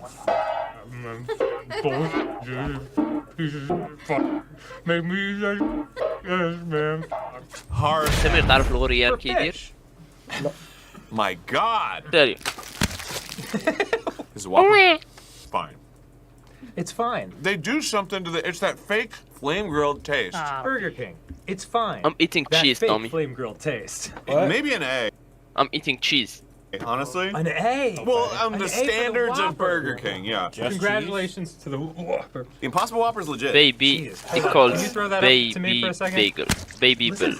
Baby bell. That's a heck of Yeah, a baby. sandwich. There were some Round. juices Never that came eat out of it. that when Is you did that- that. Yeah, it's the round. same thing, but You it like uses it? It's good. And he uses an Impossible Yeah, it's good. patty I like it. instead of a Mozzarella? regular frozen beef patty. What is that made I of? don't know how. Oh, dude, How you can don't I wanna tell? know. Listen, it's Which type good. of cheese? Like, Red? it's good, but it's No, the yellow one. Yellow one. The about the one that there is red and yellow and black. That's Yeah, it split. has red. Is But it the yellow red? one, What? Are you eating the yellow one with the no, the red in the middle? outside, like the how we call it, the packet is yellow. Yes, the package is yellow. That's Swiss. Yeah. Swiss? Swiss, yep. I like it. Yeah. It's white? Inside, yeah, it's white. Yeah, that's Swiss. I like it. It's like it tastes good, a little bit salty, and the texture of it, I like it. Like the texture. I like the red And one. Red one, yeah, red one. the best, and there is the black one. It's usually like the. Did you try the black one or no? Yeah, nice. I think I've only had the red one, if I'm not mistaken. Black one are good. Ah, you only had the red one? Yeah. Okay. There is a package that came with mixed with 3 of them. So red is original. Original, yeah. I'm gonna bring some of it. One second. 5 seconds before insertion. Locating the bomb. So the black is cheddar.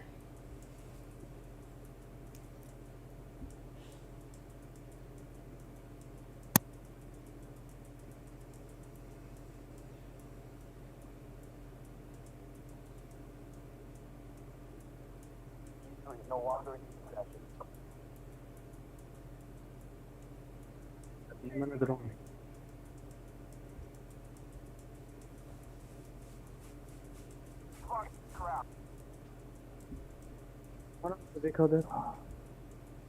واحد الفوق يا سمير واحد الفوق Where? واحد الفوق يا سمير Where? انا انقص لي انا قلت لك واحد الفوق. Yeah, true, bro. It's Swiss. How did you know? You never tried. How did you know it?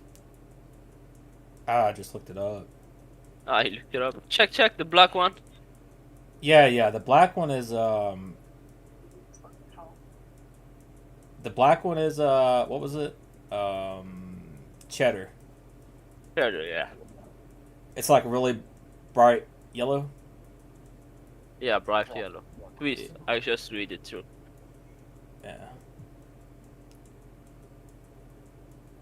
The original is like its own type of cheese. It's like their original. It's not like a certain type of cheese. It's like their special cheese or something. So it's like unique. Unique. Yeah, it's their unique cheese. Their unique cheese, okay. They have organic ones, light green and white,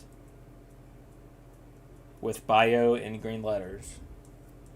They don't have that in Canada though. Is it? They don't have that one though. I never see it anyway. Yellow. Yeah, but there is the yellow we is got you Gruyere. American food in here too. 1 op 4 remaining. American brand here. We have them. Oh, Op 4 eliminated. Samir, Canada, Switzerland. Wait, is your package Samir. was yellow? Samir. The package? Yours? Yeah. Samir. Yeah. It was yellow. Isn't that Gruyere? It's Swiss. Oh, is this Swiss? Apparently, you can get Samir. Gruyere too, whatever the hell that is. Gruyere, yeah. Gruyere is good. I like it. It comes in a yellow package as well. And they have it That in cheese Canada. is good. You don't even have to eat it with something. You just bite it by itself. Yeah, that's what it's made for. They do have mozzarella. It's green. What's the red thing that it is in the outside? The red, like the red. How we call it? It's wax. Wax? Yeah, Yeah. wax. It's wax. Yeah. If you eat it, you will have problems. Nah. Is it toxic wax? It's not. It's fine. Just don't Ah, eat a got lot friend of it. call. You know. 1 second, a friend call it. You can chew on it. Second. All right. I'm gonna talk to someone.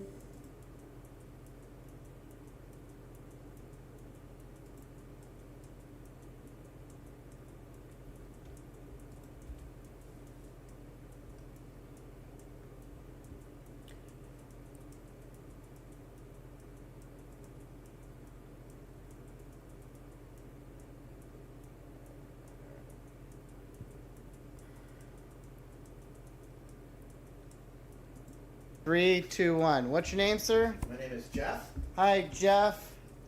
So you're walking around the Kozarov mirror. Are you feeling anything? I wasn't feeling anything until I crossed this blue line about right here. Okay. And what are you feeling?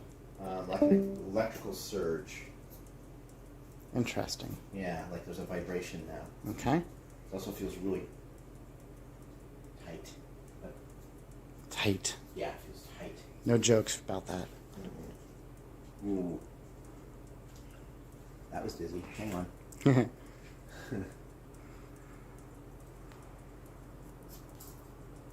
Okay. Now you're very sensitive to energy. Very. You've been working with it for how long? 20 years. 20 years. And before Professionally, before that, many more, but knowingly, 20 years. Okay. And before that, you were? Before that, I was a photojournalist, a police officer. Okay. So you have no reason to bullshit. But you are feeling something, it looks like.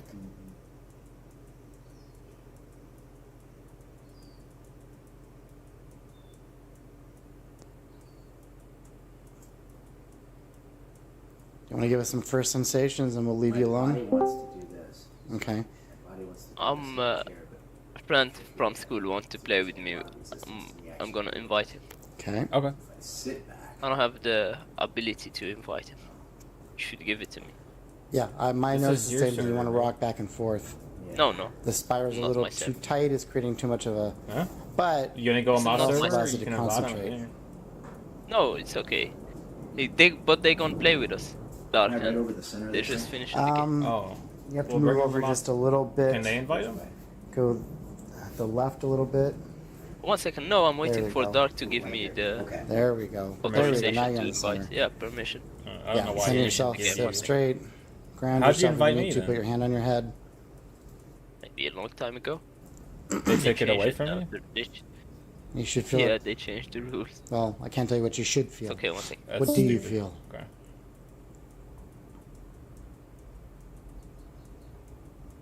My body wants to move. Okay. I want to spin. What the fuck is happening? What? Where's everybody?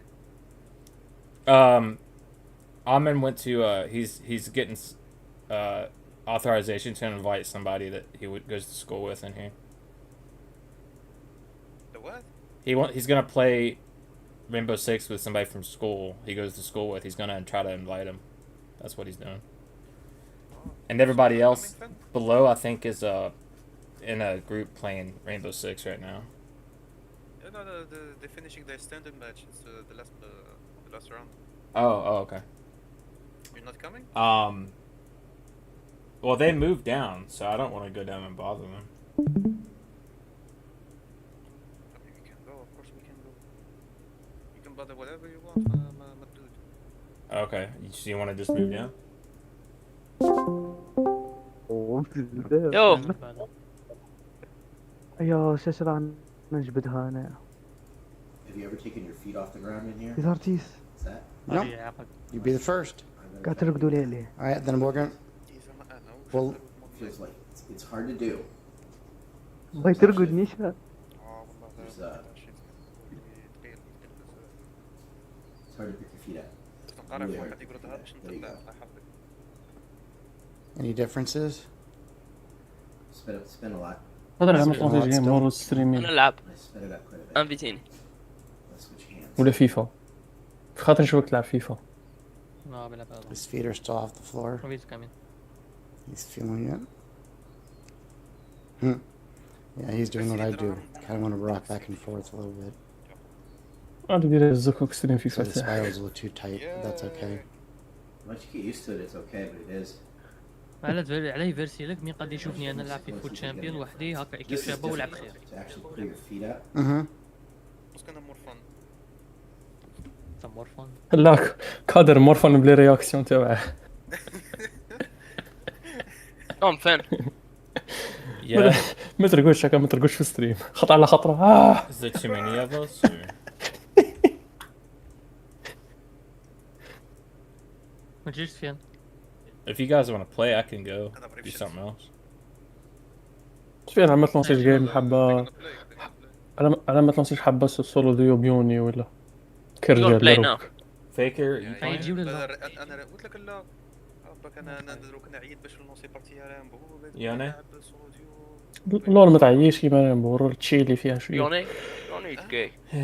I'm trying to لا see. Are we تشيلي all playing? تكفار Is بي somebody not غلطك playing? وقاح. Penguin? Is Penguin Yeah. not playing? Only 3 of us are playing. The other one are gay. So 3 aren't playing. ما قديش. 3 are. Well, your friend's coming? No, أنا he's يوم not ما عندي coming. والو راح نروح نشري You can't برا. invite him? He wanted to come, then he said he's going to play with his friends. Maybe he don't Brown like to English. meet new people. فاست فود وكاين Maybe ضرب. he's shy. Yeah, maybe he's shy. Maybe he don't want to play with new people. سني 50 راح نجيب زوج شيكولات بيستاش ريا عليهم.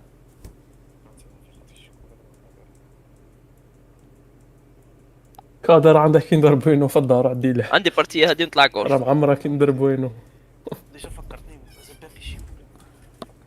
كل واحد بارتيه دارك طلع جولد. سير انا لعبوا عندي. خلي غادي يجي سمايتي ولا كيندر بوينو تاعي. What do you want to Sky? عرفتها ها بين شوت بلوك. اي مليحه. كيف هو جيت اوريجو. Oregon Trail. ليه مزيه ما جيتش. What's اي ماكش واحد يخلص له باتل فيلد يلعب معايا. what's his name? Is it BK Artyom? Who? قادر ماشي خاطرك تلعب باتل فيلد.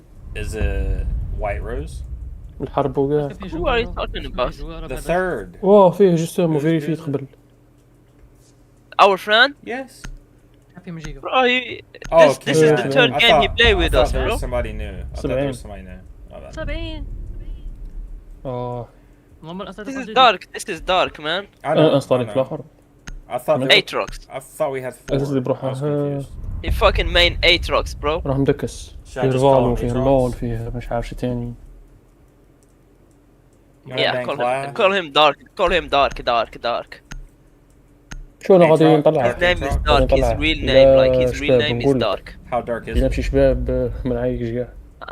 I don't know. Let's not make it gay, but he's not dark. Well, you're making it gay by saying that. بغيت نسيي 2042 seriously. تاع 2042 His name is راه dark. فيري ديد جيم. Why'd There you is bring, a lot of why would you dark bring things, gay into bro. this? You're making it gay by doing that. Why do I bring what? A? Gay. You said don't make this gay. Out of Yeah, you nowhere. said how dark is it? It's not Yeah. gay. Motherfucker. I might. شراود تعرف شراود. قبيله تحط فيديو على باتل فرونت 2. No, I don't want to. I'll try and stay away from it. Thank you though. يعني راهم Are those يلعبوه the new الناس. kind you get or something? مازال كاينه هايب No, I وكاع. mean, I've smoked these before, but it's Montego. Yeah, I don't know if you've ever had them. Protect the bomb. No, I don't think they had them. يعقوب عندك حالتي تحت. Never had what? هذوما اللي بينك تاع الشاب اللي يربح. 100 Look at the 200 Just, or have you ever had peer group? حلو اذا ربحتوها. Just like those. But yeah, I can get them. Okay. No, I don't. Thanks for all. Down to 10 seconds. Loading new magazine. 5 seconds. Okay. That's cool. Device activated. You must protect your bombs from being defused by Op 4. Now you see device activated. F not activated.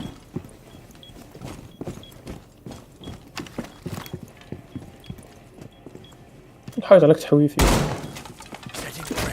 ايش قال لي جاي منه؟ The fuck؟ What? هذا التيم يعرف يلعب ها؟ قادر تشوف فليك ترى فليك 180 دوغري.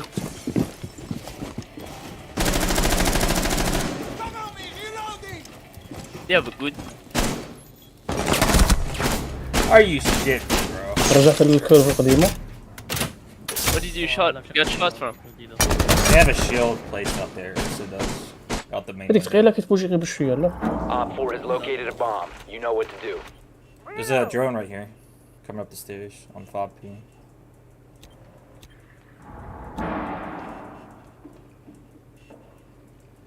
I'm watching the camera for B. I'm watching over here on 5. Good shit.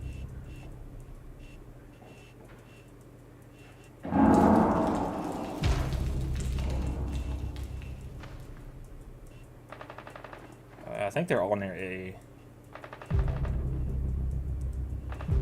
Oh shit.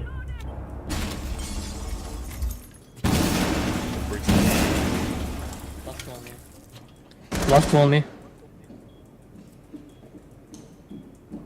Two of them or how much? There's two, yeah. I mean, شو كتير أمين. Oh, هذه مش Cali. ليش تهريسها برو. What a bad choice you lost on me. made. Picking Cali. لا رمزوج. One on 4 remaining. Oh, good One try. friendly remaining. عندي في زوج. I got smoked up with you. God this Miro. أنا عندي خازيكس. أنت عندك ايكو. Op 4 eliminated. Mission successful. Yeah, boy. لا انا مش هذيك التعميرة قاع. يوا انا حست قلت اللاست انا قول لي في زوج رام عندي. Dark. I thought you were gonna انا kill both سمعتها of last them. one on me سيريو ولا. I just if you saw the kill cam, he just like shot and he killed me. He didn't even see me. I was like, What the fuck? What's this guy talking about? Is he No, talking no, about? Tell me, did you hear him saying last two on me before or last one on me? I said there were two. No, when he said started it? to say it. سلة. Me, I hear it like last one on me. Last one on me. That's why I was looking for the other one. I don't know. I don't remember what he said. رويس. Secure the هي زي area. سمايل معاها ولا. Detected. I told you there were two as soon as you said that. So ماكسيم ما له obviously like هاي. that شغل. when you asked, I said there's two. لا لا لا. Where's this Be bitch? advised, a bomb Camera. location has been compromised.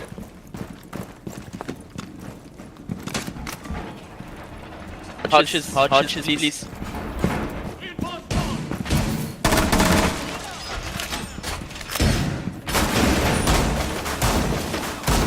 Down to 10 seconds. If not mine prime. Down to 5 seconds. Op 4 has located a bomb. Oh my god, he blocked it. What? I blocked it? He blocked my. I mean, Yes, bomb peaks.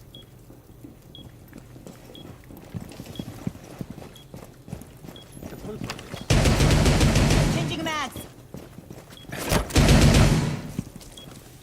What the fuck was my thing on this? Oh, it's.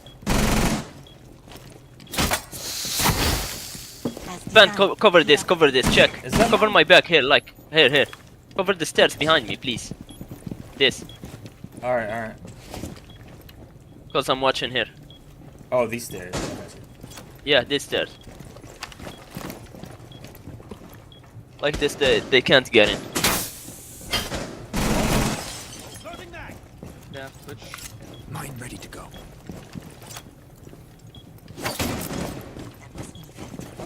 I don't have two active?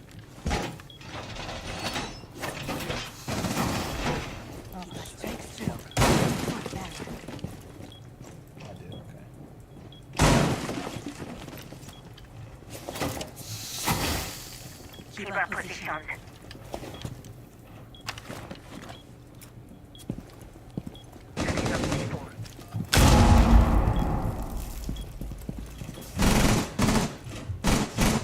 Swapping mags.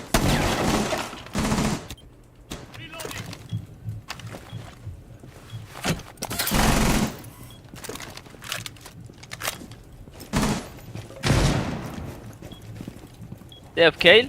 They have how we call it? Kali. Kali. Yes. They did last round. So.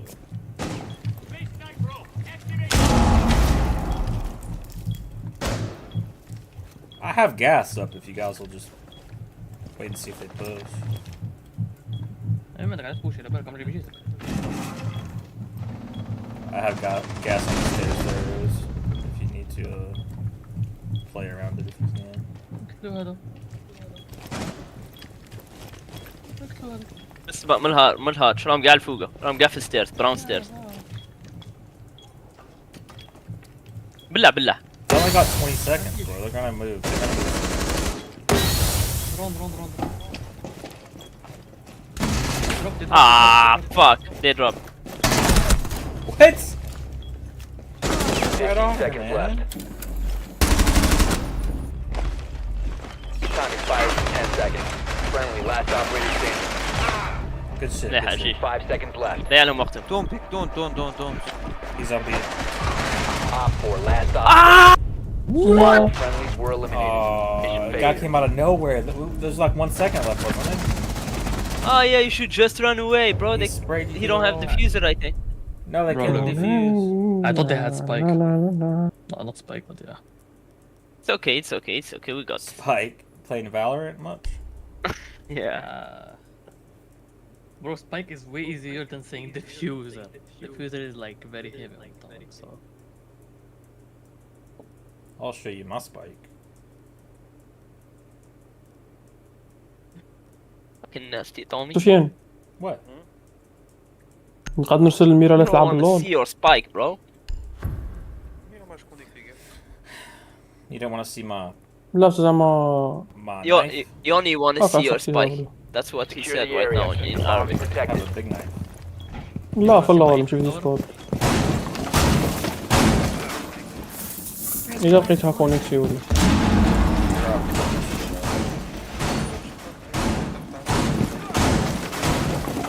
Where am I putting the hills? Where you guys gonna be peeking from? Located a Being bomb. where Be you ready for assault.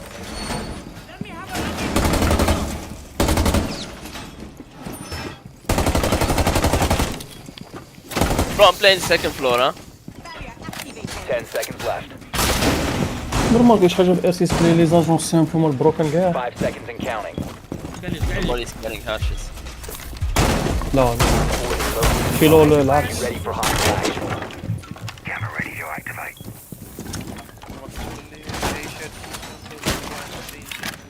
لا هذوك ماشي بروكن هذوك سترونج. قال ماشي بروكن. بروكن سميرة في الخرجة تاعها. كيف بالله في بالله. الأمريكان الجديدة. أناني عاد. إرسيس كاين أزامي سام في بروكن ميرا. كسموها كافيرا. The healing station, yeah. نقلوا من الجراج. ميرا تبلي بروكن يعني. Yeah, let's kick their ass, guys. شو تاني كسمو داك الجديد هذاك سوليس كيخرج سوليس نيرفا بصح كي كان كان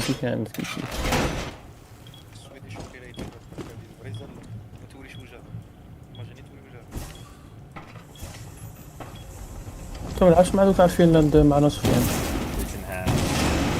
Are you Guardian? You got a mic? غير ظهر عطاه هذا ريسكريبتي هذا ال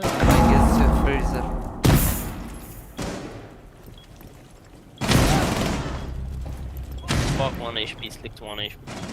على مالهم تاع فنلند سفيان مالهم تاع فنلند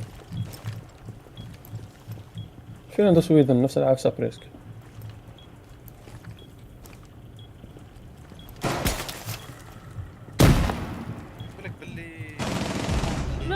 Fuck, he's freezer, bro.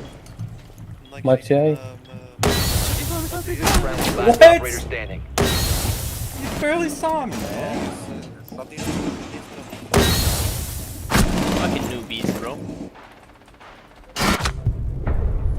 All هاي Can't shoot anything. رجع في إيرسيس Oh wow. شفت واحد ضجة حاجة في إيرسيس دروك ما أمنش دروب شوت هذا تبيبي يا اخي. لا شغل ضجة ايس كريبتي؟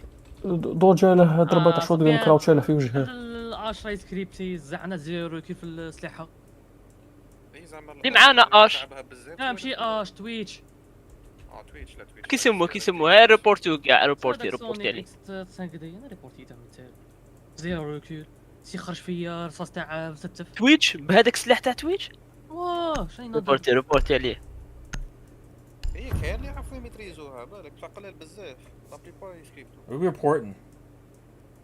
ريبورت one that was playing Twitch I don't know who Sonic. it was. Sonic 5D. Sonic 5D. He's cheating? Sonic 5D script. Script? Okay. Who the fuck cheats in Rainbow Six? Bro? You gotta be such a big fucking loser. Oh my They god, cheating in Rainbow Six is the lunch.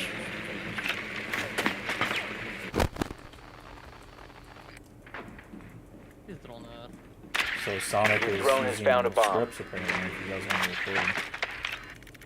Yeah, if you don't wanna face him again, just report him and block Insertion him in 10 seconds. and meet him again in a ranked match. 5 seconds to insertion. طيب شباب تدخل كونيكت اجوتي هذا Proceed to bomb's location and defuse it. عندك كيف اصلا ما عندناش ايس ولا؟ حي. Feel kind of stupid. I'm laying with the mic when I got no. دورتموند باغي تشري خو بيلينغهام. هما يبغوا عن بينهم. لا ما انتيري هما كانوا انتيريسي هو قال لهم هو قال لهم ما عندي. واه يعني قبل عنده يا دورتموند يا يلعب في الليغ 2 تاع البريمير ليغ. فرانكفورت انك باغي تشري.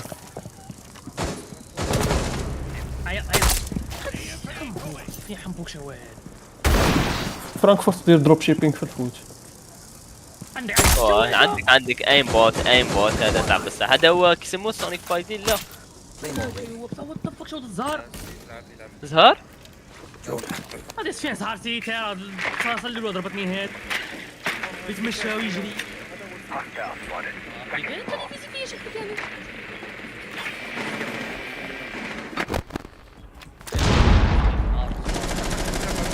الشعبي ضرب طلع البطاقه. بغيت نغمال بصح غادي نسكت. بغيت نغمال بصح كنت غادي نسكت. كنت غادي نقول فليك ولا انشيلوتي.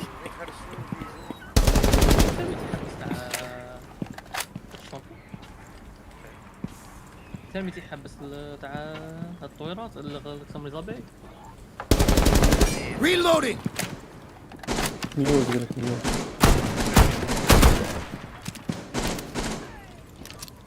ويا صاحبك موغا كادر مش تشني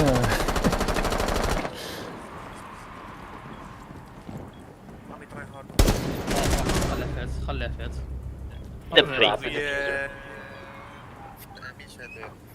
شنو نشوف. I'm reloading. confirm I fall outside. What? 4 eliminated all friendly. I don't. اي هاد العصا يمكن راح في اف سي سموث. Oh, you were down. I'm sorry, dude. Yeah, I thought I'm gonna fall in ما تشوف there. والو. لا بس هذا هو البيكر ادفانتج عندك. I'm so bad, bro. How did I not kill? Like, that's so fucking weird, man.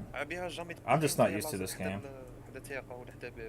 I apologize, guys. I'm like fairly new, but obviously. تمام شغل كيما في فالورانت مدورين عليهم بالاصفر وكاع اللي جوات قد تشوف ابيبري وراه من بعيد وكاع في ارسيس والو لابسين نفس كولور تاع الديكور. لا في رامبو 6 بيكس غادي يزيدوها باسكو كاع شكاو منها بلي زعما ما يبانوش يردوها لهم شويه ساهل بصح هذيك هي راه باسكو الجو خادمينها زعما تيب رياليستيك ابار واحد لي زاجون سبعانين يانا وكاع. بصح فريمون ما كنتش تديروا راكم. Need to use your drone to locate a bomb. خضروني اللعبه خضروني كلشي كيما الاخر ديالك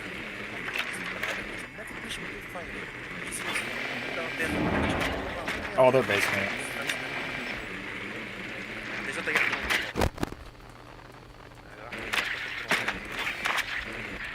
Run! Red, run! Your drone has found a bomb. درقة كاش الله 10 seconds to go.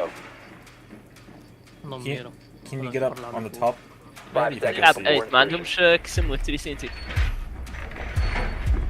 You found a bomb. Make your way to its location and defuse it. لا لا لا. Starting shock drone.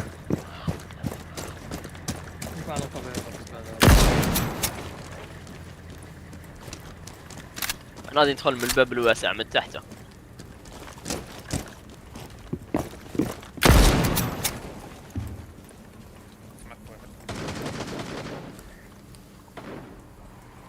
عندهم تريسينتي يا سبي. تويتش destroy electricity please. عندك تويتش راه ديجا داخل. Who's Twitch? راك طول بزاف صاي درو كي جبت الانفو كادي فري تدخل. بيدخل انا هنا واش بيدخل تماك.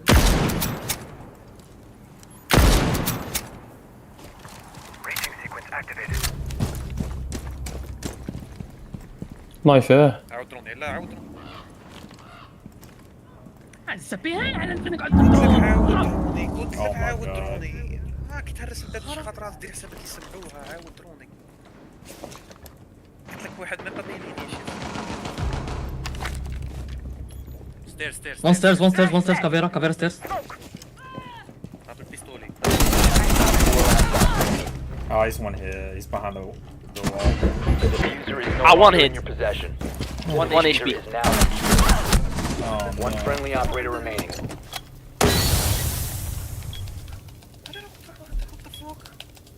Diffuser is online and Fuck this shit bro. He's 1 HP. شو ايش بي امي تقوتي تروح تذبح فيه راكم معكم. انا نتبع فيه؟ كيف نتبع فيه؟ مشي انا. يزبي 8 فيا. غايه في في ستريم بكا ما 80. باش كنت تلعب انا يسمى؟ راك تلعب ايس اشتك غايه بكا ما تفعل. اي وين رحت عندها نجري كتبت كابايرا في الدروج ودرت بيكيت. يا هادي شنو بيكي اشتك روحي. diffuser was disabled. Mission يا ما راحش نجري يا الزب يا زعما انت. Yeah, I'm sorry guys. بيكيت من تما وقعدت نعس مور هذاك بيلي اللي في الوسط.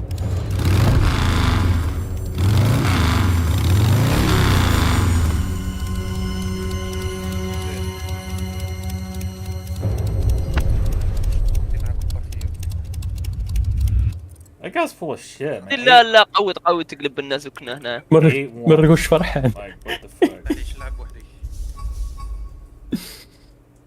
اوت انفيتيني اوت. دحي كان باقي لي بارتي نطلع جولد. اسمح لي ماكمش كاع درون وزيرو درون. كادير او صح بالك هذا هذا الراوند درونا شويه. نتوما والو. Somebody left. Red. هذا روك درونيت باش دخلت تما. بزاف خيل الباتل بوس. عطاوني 8 انا ديريكت عطاني نيفو في ضربه. شاك نيفو. Come back, Red. عندي دروك نيفو قريب 60 59 ولا 50. انا كملتها بباتل باس. مشكلة Ahmed, بارتي you gotta تعطيني rejoin us. 400. Yeah. تعطيني 400. Invite me again. I did. Invite me. ماكش ما اكتيفي البوست. I did. ما اكتيفي البوس مدوا لي 400 بارتيه.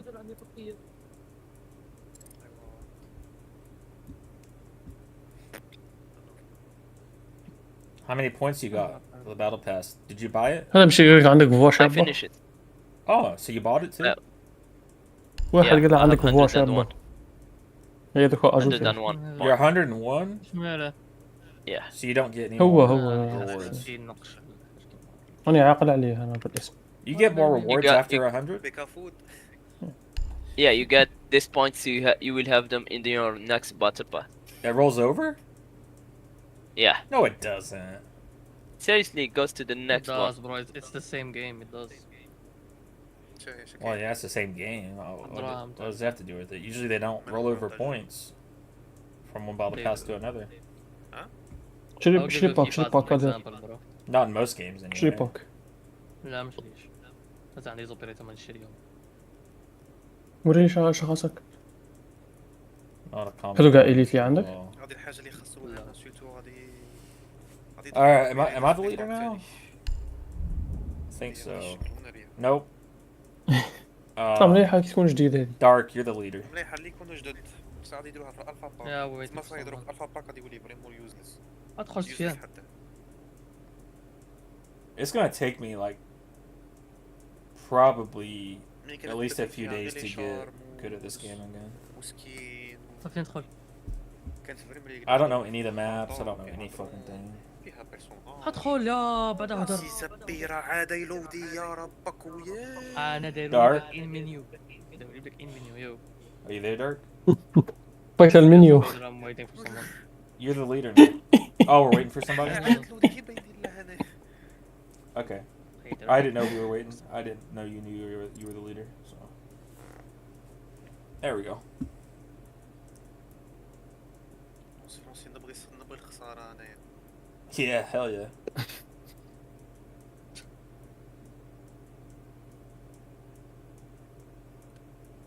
صفيان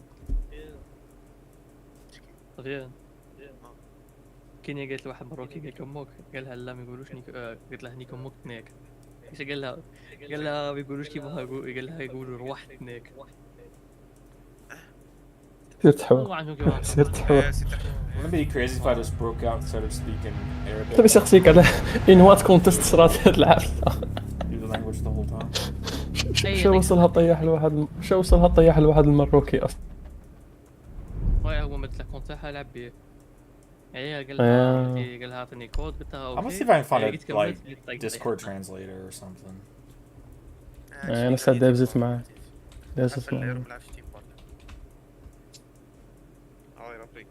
تيم باركو اوت باك هتلر وستالين Easy dubs and indie Discord. خسرنا فرونتير ما نعرفش نلعب فيه. بودر فيها سيت واحد شباب غير تاع فوق قاتش كاريكو اللي مقابله زوج كراجات بوردر يعجبني السيت تاعها على دايموس دوكا بيج Translator رانا نديفون على ما قلعناش تاتشر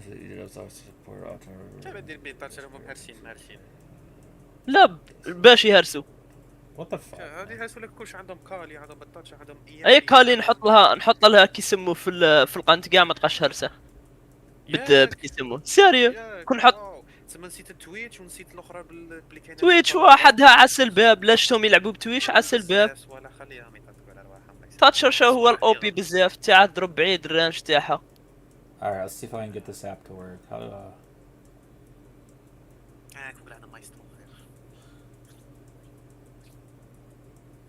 نادي نلعب بكايد يهرسوا لي بتاتشر نطيح لك. لا غادي يهرسوا لك كلشي ويا ربي يهرسوا لك كلشي. شوف هكا في الخوان محطوط يتيروا عليك عاودي. How do you open apps in Discord? Bro, we don't know how to do this shit. I'm figuring it out.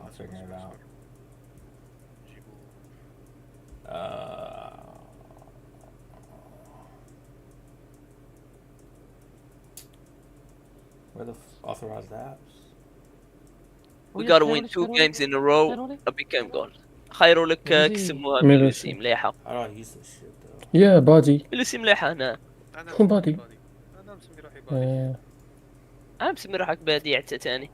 باسكو اما بادي الاخر اسمه بادي انا شابين ندير له هنايا قلت له سمي روحك بادي. عرفتي هو يسمي روحه لا لا لا لا لا لا تحط عليه هنايا باش نبلع على الدرج.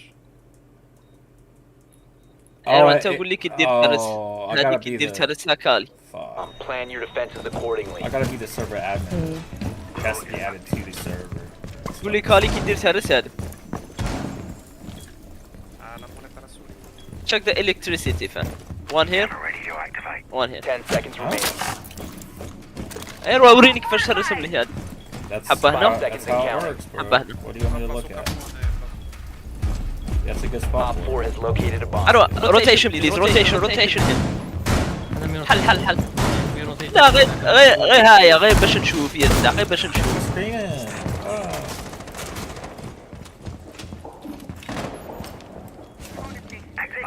I hear them here. قال لي they are rushing.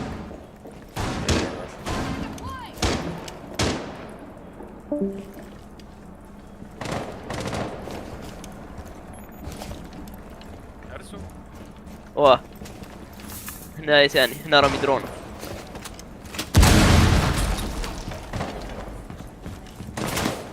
It blew the hole up. برافو برافو برافو. خلاص تمسك معاه. I'll fall back. They're coming behind A.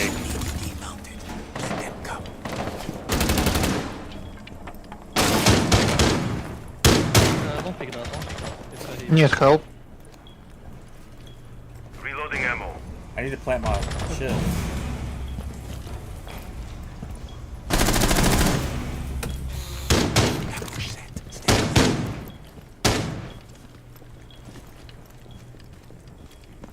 ما اسمع واحد اللي يقرا عنا.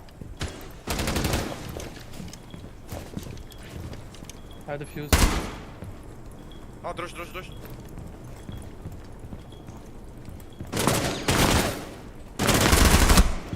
Reload! ليش بيكي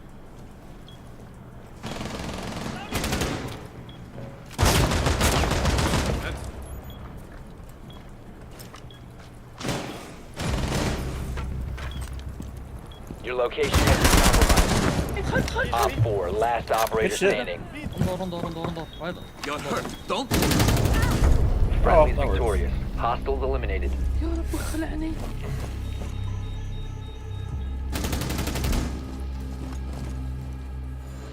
See, for me, it looked like you only hit him once on the leg, but when I aim for the head, I get no fucking heads. Is it like... لا bathroom bathroom? هذا راه يدي في الكابكون غادي يطيح له. Wake up, can't Sophia? I don't know what he's saying. I don't speak that language. No what? Unfortunately. The random is taking Capcan and I need it. It's alright. Oh. نفسي يسموه. I think Goyo would be decent, yeah, maybe. Yeah, Goyo is good. He's good in bathroom. Hatches, please. Run up. Speed 3 hatches. Speed 3 hatches. Protect the bomb. Speed 3, go for hatches. What the fuck up procedure?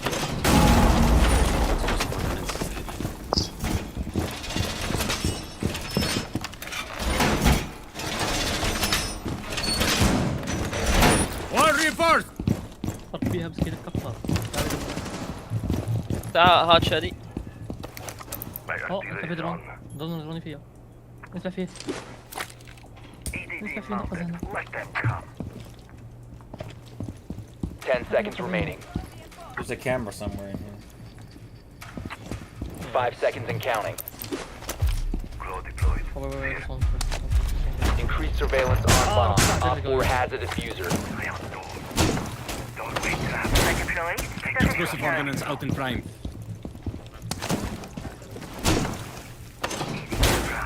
Getting to the exit.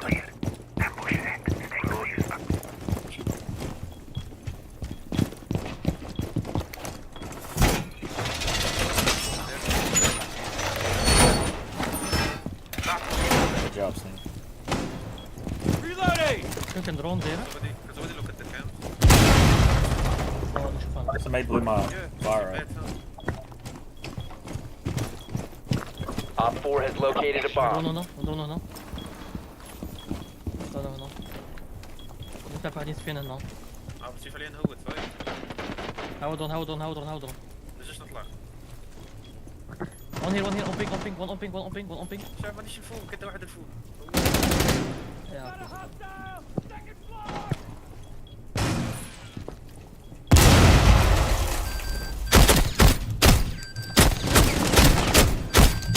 Reloading ammo.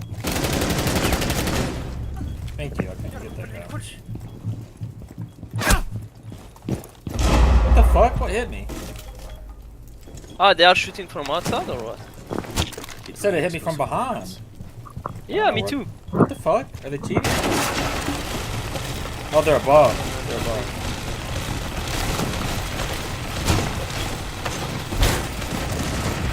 I put fire here. Red, so just... عارف كي تصفين فوقه. My alarm went off. They're up. They're off. خلاص.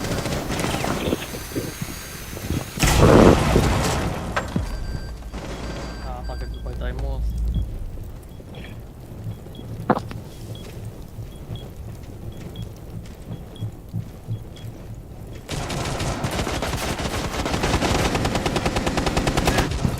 هذه الرب العالي ما قديش اضربها. Friendly, last operator Oh my standing. god, I didn't know they were fucking... Where they shoot from? Can't see shit, dude.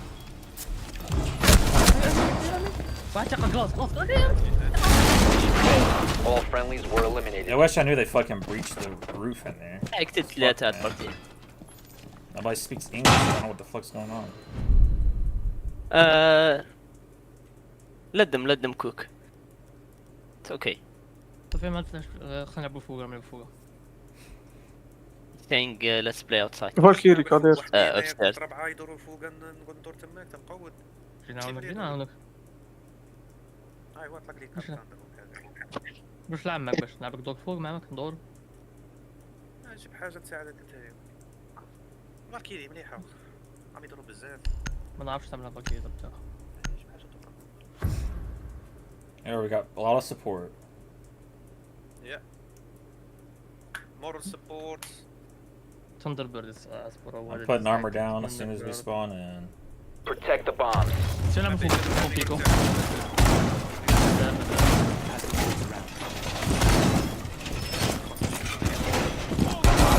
Located a bomb. Be ready for assault.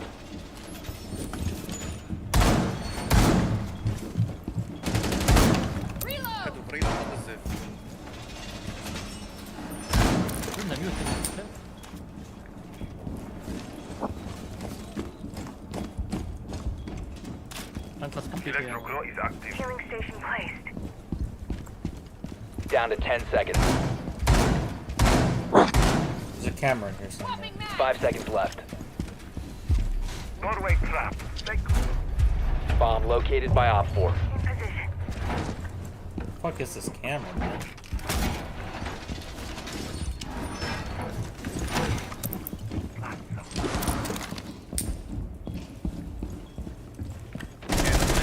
There's one armor left.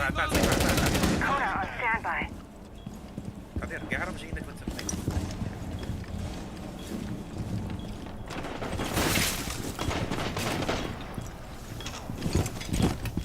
ها؟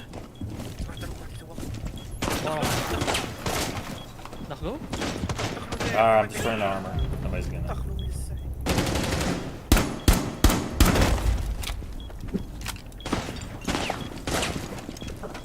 دخلوا. أولا نوع ما يبيك قادر.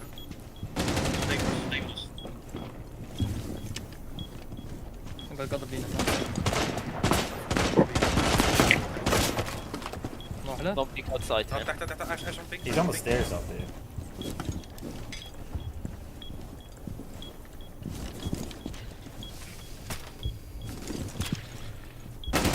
The camera in the window.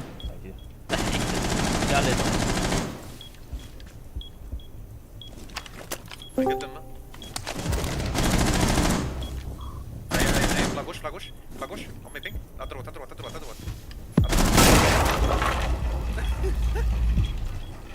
أنا صفيان كوتش في الارسيسات. ديفيوز. اسمع حس تحت عندي كاميرا شد لك. حس تحت. Two guys first floor. حس الدروج.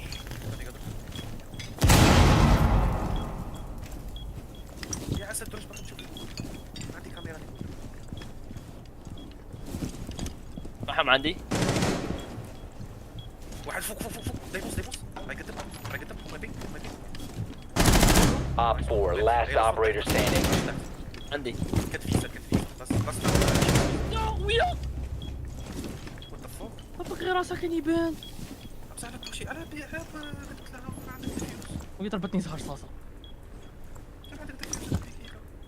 سيفري سيد قبل قاعد تفوز. Op 4 eliminated. Mission successful. يا رب اختفى شي هذيك التويتش بغاتني. عندها ايجو كبير ولا مانيش غلط؟ هذيك كتبغي تنقص بعدها حسبت روحها باللي مقودة عليك ما فهمتش. You're cooking, Snake. Almond. في انا بيس بومبيكيت هذيك الخريه عندهم الهاي سكيلز. ايزي بلانت. It's not نجيب good انا ايس at all. ولا خلينا نجيب تيرمايت. هذه تاع تيرمايت سهله. It's لا not عليك good إيه. at all. No. تما قد يقتلوني كي نقرب. انا غادي نلعب به.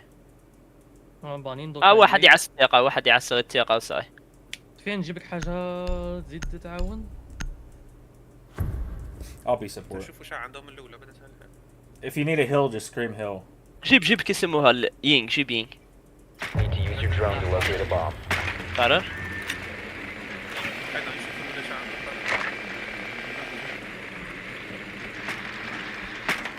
انا ندور. Be advised, your drone has located a bomb. فالكيري. فيجيل. فيجي الروك فالكيري فيجي الروك رقم 20 بدل سبون روح سبون هنا. كاين فيجي كاين الروك. اسكس فين نجيب حاجة نجيب برافو 10 seconds to go. فيجي راه السي تي في. ندخلوا لهم منا 5 بالبلا. seconds before insertion. I'm leaving my ولا camera جيب here. قوصة I مليحة. might get spot. You found a bomb. Make your way to its location and defuse it. ما عندهمش ما نحتاجوش ما تاتشر. Somebody just shot at me. ياك. علاه تروح تبيكي قدامي علاه. ياك فين؟ شكون مات؟ What the fuck is going on right now?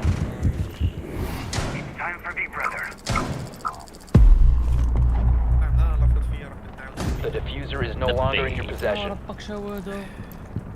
راني نقول سبون بيك راهو خارج يجري. على رحتوا لها السبي انا ثاني شكون متوز دمت تاع الخساره.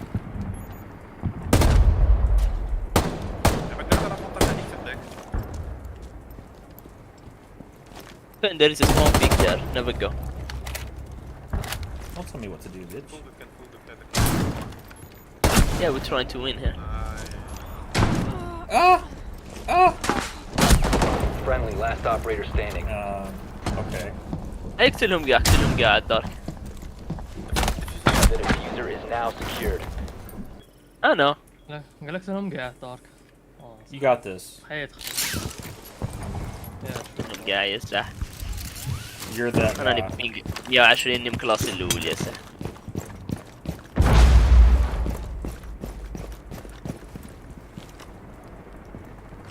ميرا Oh. All friendlies have been ما eliminated. عنديش كيفاش خربية. معليش روح عاود. توقع على واحد سبون بيك. واحد من اللي راه شكون مات في سبون بيك؟ Don't watch for the spawn peaks, guys. بحنا We نقول just هذه don't, لعبة we don't, شرماي. don't spawn there. Don't spawn at the fucking valley. انا اعرفها هذيك سبون بيك برو. انا كي شفته هنا هذا يطونتي قلت بالك هذا ثاني طايحه Spawn vehicle. Go vehicle or something, guys. Jesus Christ. Stupid. شو نديروا تحت الروك؟ I don't know any of these spawn peaks. تلعب بيها؟ I'm gonna be safe. صاير اديها نهرس الهاتش. لعب بوك انا. لعب بوك خير بوك. قريم شو يدير؟ Some shady. يحبس لهم الرومينج. صح اطلق المحل تاعك. I'll roam around your bubble. تخيل الدي اس تاع الفيزر. باطن الفيزر. لا باطن مليح. Their first floor. عندهم كاي. Your drone has found a bomb. نجيب انا فلوس. عاوز نرام في قصد لا سترايك راه يفوتها. انا العب هذا. ما I gotta get الهواء. camera. 10 seconds to go. Never mind. They saw it. Saw right through it. 5 seconds. Oh, good snake. Very good. You've located a bomb. Make your way to its location and defuse it. Yeah, put it wrong there. Reloading! Oh my god, bro. Bro, you suck. You are trash. On your page. Swapping mags! Dude, that's so stupid, bro. Holy shit.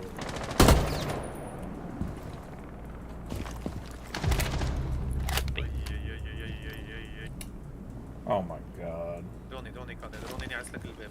يا طحت. نيفر مايند. You lose it for this shit. صاير طلعت. 050 man. Activating surge! Swapping mags! Hey. Our game. I'm watching. شوفوا. دروني Nigga, why you playing a fucking gay ass game? Let him hear the game. Let him hear the game.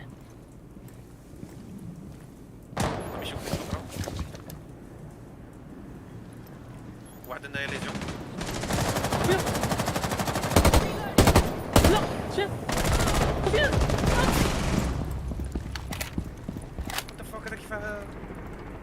hell is going on, dude? This round is insane. You should think your friends, fan. Grenade. They're dead. How am I gonna think of them? Seems قادر. The diffuser is no longer in your possession. Fuse لك تصفية. بالي مش ما طيلش.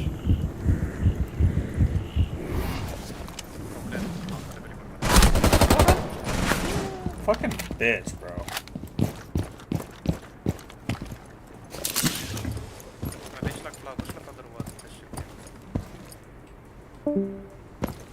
ما حدا بتسأل عن صاحبك.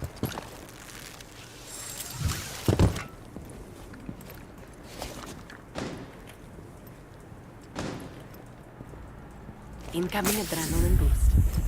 اسمع وين الادرينالين؟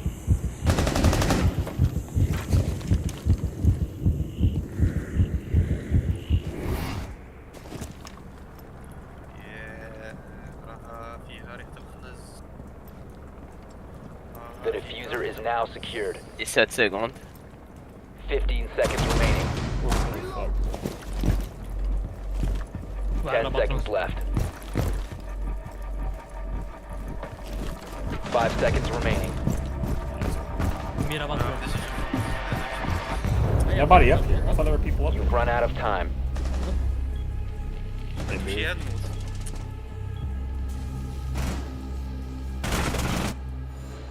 لهم تالية تاع ديفوند. اي هادي اللي قنجيبوها. هادي ما كانش كيفاش. Who was with me at the end there? Anybody know? ميمي. هادي ما كانش كيفاش. هادي ما كانش كيفاش.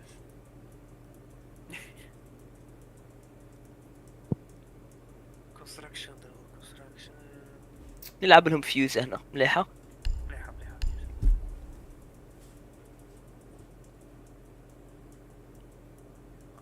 هاي اللي تحقوا بليدز هادو. ادخل عليهم.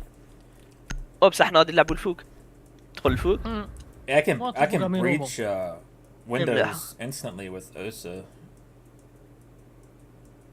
Yeah, but care from C4s. We need to locate a bomb. I'm not talking about. I'm talking about breaching Windows. Man. Yeah, but I mean, it's you always just switching a window. You always gotta be careful. وكيلي اب. I do it instantly though, not like one hit. It's like boom, broken. Instantly. You know that, right? Yeah. They're top floor.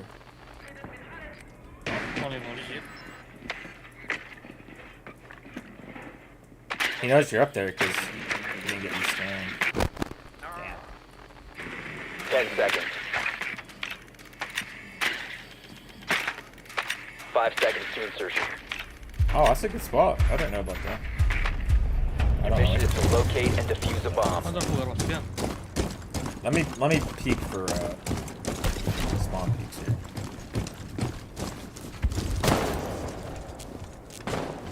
No.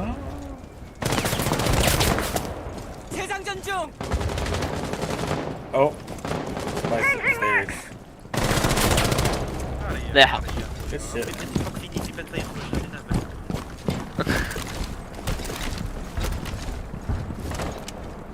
Be careful, there's a window on your right. I know. I see. You want to breach it or just leave it? No.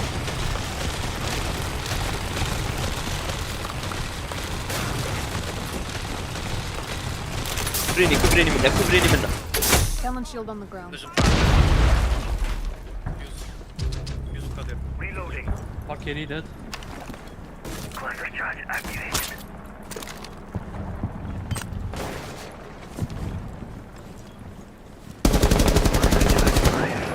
Somebody's on the stairs. That's bullshit. Bro, they know what? Someone is died. This guy didn't even 80 yet? 1 op 4 remaining. You guys got this. Last side. هاي بليدز تما انت نورمال ما تكبريني. تلعب فيوز كنت نفيوزي. That's you left missing. تما شا ندير انا؟ ابيليتي تاعي وراها. كنت واحد وكنت على واحد. علاش كنت قايمين تحته؟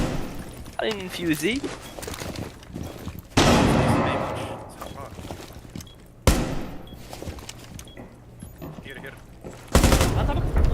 good Op shot. 4 eliminated. Finally you wake up. Finally. Well, don't blame him, bro. Huh? Don't blame him. No, finally you wake up. Yeah, Nice good one, job. Messi, nice one. Just because you don't have all the kills doesn't mean you're bad. Bro, to win. necessarily. I know he didn't say anything, dude. He just said nice. No, Red said he woke up. Yeah, he woke up true.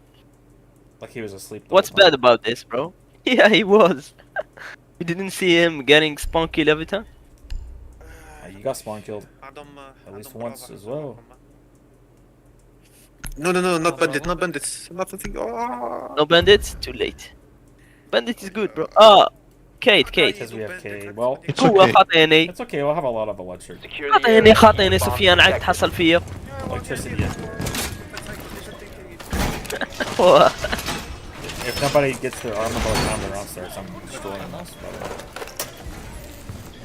Bomb location compromised. Plan accordingly.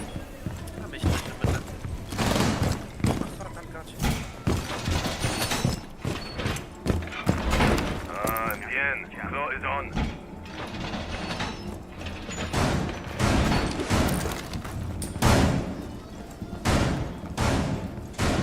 Down to 10 seconds. Down to 5 seconds. Op 4 has located a bomb. Be ready for hostile action.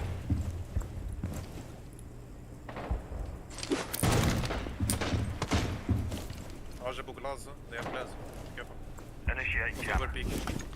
Reloading. Whoa. there's two armors She on me. Yeah, don't peek outside. Nobody wants the armor. I'm getting rid of it.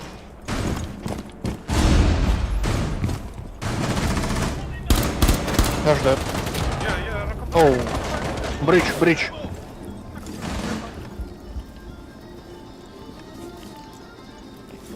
لا نادين كامبي هنا صاي.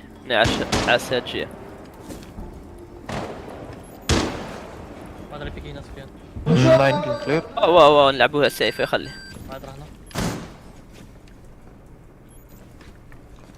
هاي دروني. What? This guy just pre-fires every fucking thing, man.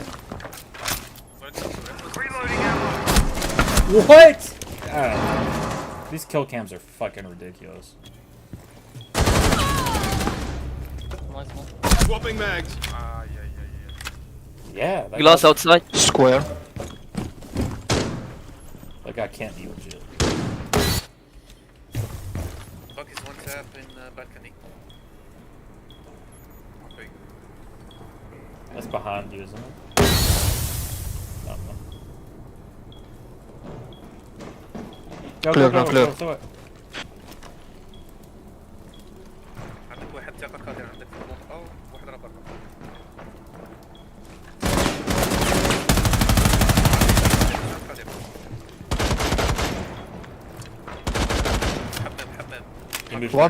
One fontaine, one window, breach window.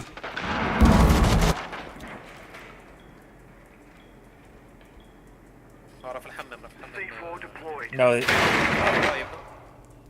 Snake, I'm watching the cam behind you. One friendly Oh, remaining. حمام قلت لي انا. Op 4. جلاس راه برا راه عاد برا. He's moving up. Watching he's you. moving up. He's watching you. He's watching. Mission failed. All friendlies were eliminated.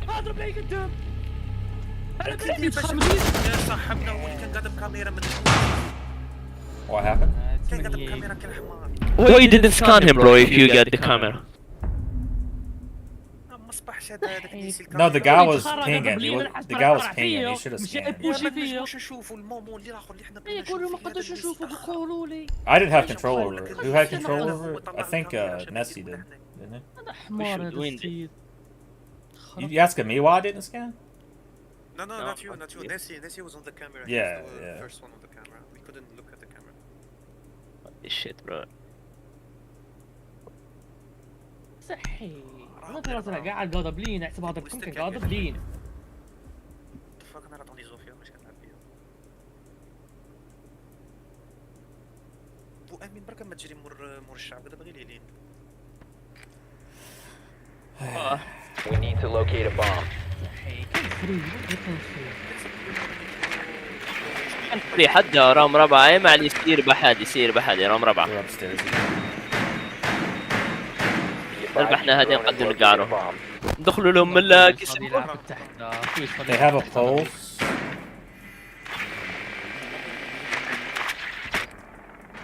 كم غادي نحاول نسوي تعمد اللي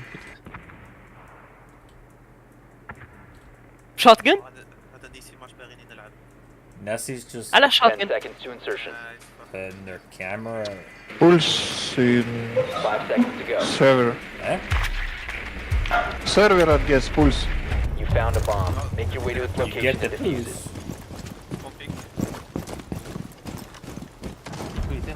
Let's come out wherever you are.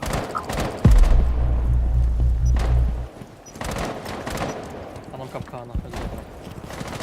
Reloading. خليني تراكي وراك بيوس. Have a look. Got eyes. Go Ace. ها؟ Ace. I'm with you, brother. Up Claymore. Reload. I'm dead. Good shit. هي شت Let's see them. Where? فوق. Don't peek. No, don't peek it. Yeah, fuck it. Go back. Must recover the diffuser. Oh, where'd he die?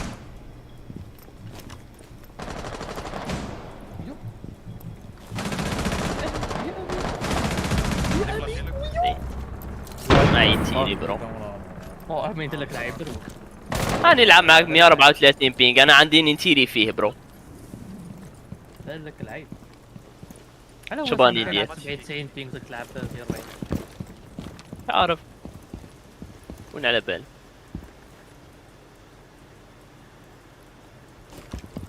استناها بساحات. ليزو رياس. Deploy the drone.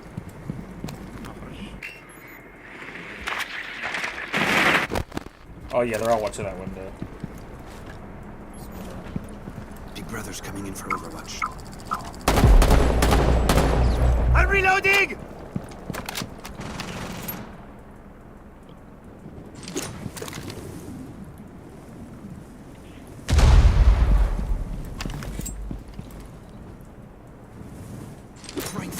Clear. I watch you the ground.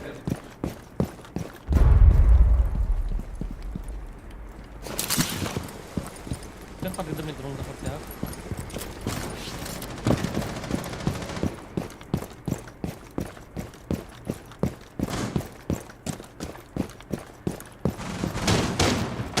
Fuck, man.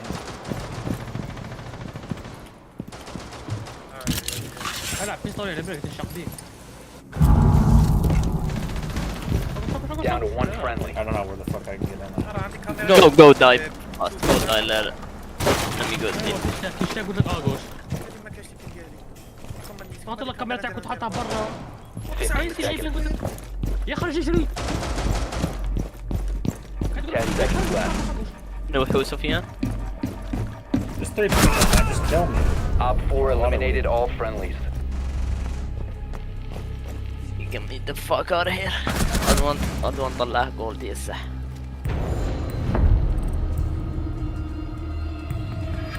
قلت عليكم تكاروني انتم مزوج خبزيات. خلي راوند هيك راني نضرب خويا ما يبا ناخذ لكم الدرون اللي انا كنت حاطاه راح اديه. شكون هو؟ هذاك نيسين يا حمار قعرنا. 05 في 4 براتا. هي كم بقي لي شويه نطلع جول. Sorry, I suck, guys.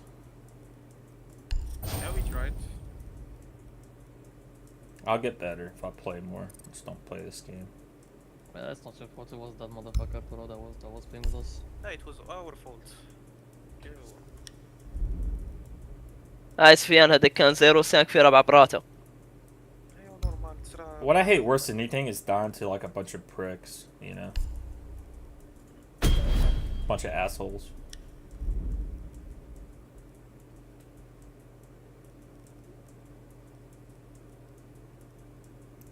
the guy on their team was. He said nice team at the end, like he's fucking a Shroud or something. People are just fucking stupid, man, these days. So selfish. Yeah, go play some Split Fiction in the TV. Bye bye, good night. Playing with Gigi? Yeah, Split Fiction. Can you stream it? Maybe, yeah. But I won't have my headset in my head. That's alright. I'll still watch. Yeah. I'll play something while I watch you play. Sophia. Sophia? امين شوف حنبوش. واه. شوف انا بتلعب معك عندك What's Schlemag? شفت البينج؟ شفت البينج؟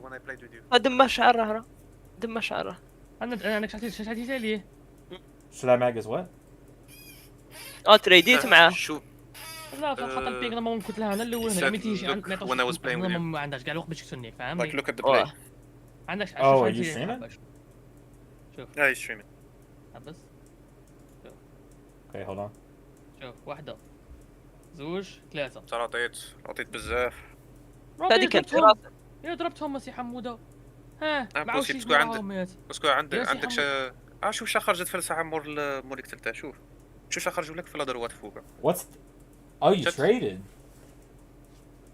يا Damn. حمودة ها شوفوا الكليب شوفوا. That doesn't happen كانوا فيه. too often. كانوا قاع فيه رصاص. صح هو عطاك للراس هذا هو التمليك. لا عطاني الرصاصة الأولى بعد عندك أنا شوف باش تفهم. عندنا تيريس هو ضرب الرصاصة الأولى تاعي أنا شحال Oh, that was a headshot. Yeah. صحيح؟ أنا الرصاص تاعي وأنت حبس باش كسرني؟ تعبك بالشوت جن تاعه كيما تاع. I think sometimes this game registers shots. قلت later سبامي than بيه it هذا should. ما تحقاش. 150 ping that's why he killed me there. Yeah, فين ping really صالة، fucks شوف you in هذيك this صالة، game for sure. شوف هذيك صالة فين. شوف هذيك صالة شوف.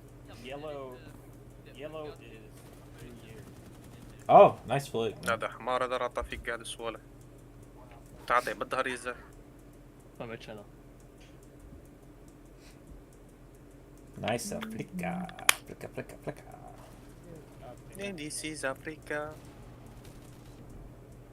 That guy got railed. One price to collect. I should play Deimos more. He is pretty fun. The Yeah, Deimos is good. The hologram got you.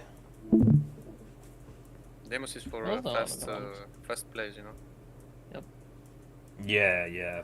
Homie, Demios, they give you a pistol with a high I recoil. don't know. I've played him. It's not that. It's not that high, recoil bro. very high recoil. It's not no that bad. recoil very high. Yeah, it's good. It's almost no recoil. ما فيش قاعد الريكول هذاك كيما تاع كايد.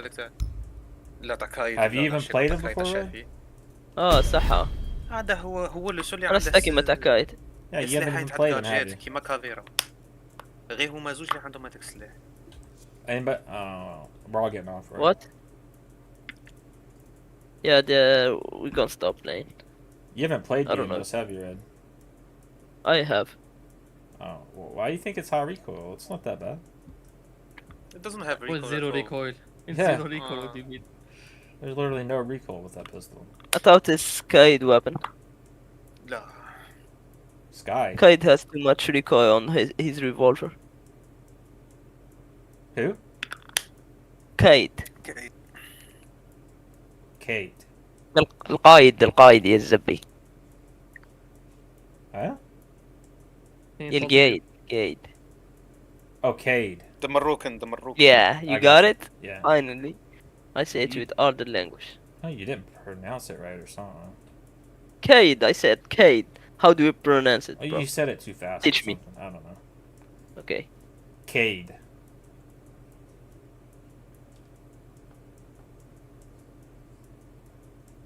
I think your K was soft when you said it. You're like Cade. Gade. Bro, it's an Arab word. It's an Arab word. You didn't pronounce the K, you were like Gade. Yeah, but this word is Arab. It's not Cade? English. I pronounce it the way I... Yeah, it means the leader in Arabic. I mean, that's... I don't know if that, like, originated it in Arabia though. No, seriously, it's I mean, it Arabic could word. be a word in multiple languages, not just Arabic. No, but Kaid in Arabic means leader, and he's Arab. That character is Arab. He's from Morocco. Let's see, K name origin. So it can be derived from the English surname Cade, meaning round or sturdy, or from the Yeah, but Arabic this- word Cade, meaning leader or commander. See, it's an Yeah, English word too. But this mean leader. Ah, okay, maybe you thought it was an English word. It is an But English me, I word. think it's Kaid for leader Cade because he's Arab leader. Okay, so Cade in Arabic is like Q-A with a squiggly line, apostrophe A-D, right? Q-A-I-D. I don't know how to No, it's K. write Arabic, bro. K-A-I-D. No, that's the English word, but Arabic it's Q-U-I-D, right? Or that's how they spell No, it. it's just same. Oh, well, it says it can be meaning can be from the Arabic word Cade, meaning leader or commander, and it's spelled Q-U-I-D. Good night. What the fuck? Yeah, it's this. I'll show you. I'll post it in Okay, good night. general. بعد صفيان. See, it's أدوان like, عودوا it's برات. like a weird A. إن شاء الله. تزيد تلعبوا عدوى؟ Oh yeah. Like in the phonetic pronunciation, you mean? Oh, okay. تلعبوا عدوى صفيان؟ That's like an Inshallah, English inshallah, Arabic. إيه سيبهم بعد. Yeah, it's weird because in English it means round or sturdy. What the fuck? Yeah, Round and sturdy, just like my cock. and it's God damn. spelled Cade with a C, C-A-D-E. Ah, with a C. Yeah. He's Moroccan, by the way. Huh? The operator. Well, who's Moroccan? Kate. The Rock.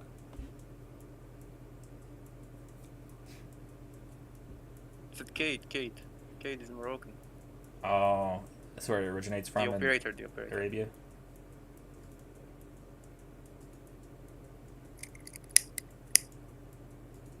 You smoke cigs? Yes, camels. Camels are dope. Yeah. You ever try out Marlboro Reds? Eh. I smoked those for Didn't like like them 10 much. years. I don't know. It's like Marlboro Reds feel a little bit strange.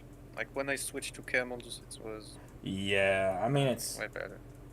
it's really just what you're used to. Like if you were to smoke, even if you didn't like Marlboro Reds, if you were to smoke them for like a few weeks, you'd get used to them. You'd start to like them.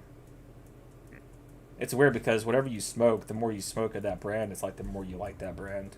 It's weird. That's the thing. That's why the creators of the brand, they never smoke. And they put a bunch of fucking chemicals in it to like get you hooked Now on this it. is why I like camels, because there's less chemicals than the others. It's more Natural. let's say yeah. What you could more get natural is tobacco. loose loose rolling tobacco and just roll your own cigarettes. That tobacco is usually pretty natural. That's the shit in Algeria. We don't have rolling tobaccos. Oh really? Yeah. Can you grow tobacco there? No. No. Yeah. I figured you guys would have a lot of rolling tobacco because it's a lot cheaper to do it that way. Yeah. If you had like literally rolling tobacco, it would be way too cheap, because like literally one pack of Marlboro, it's the equivalent to like $3, let's say, or $4, something like that. USD, yeah. Yeah, $3. You know, that's USD, right? Yeah, USD. Yeah. If I were to get a pack of Marlboro Reds here, it'd be like $8 USD. Yeah.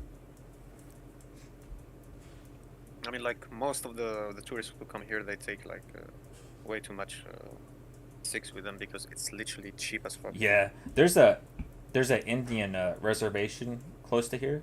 It's called Cherokee, and a lot of people will go to Cherokee, and so Indians can they can sell their own form of like branded tobacco. It's still like Marlboro, but it doesn't have the all all the barcodes and shit on it like normal Marlboros do.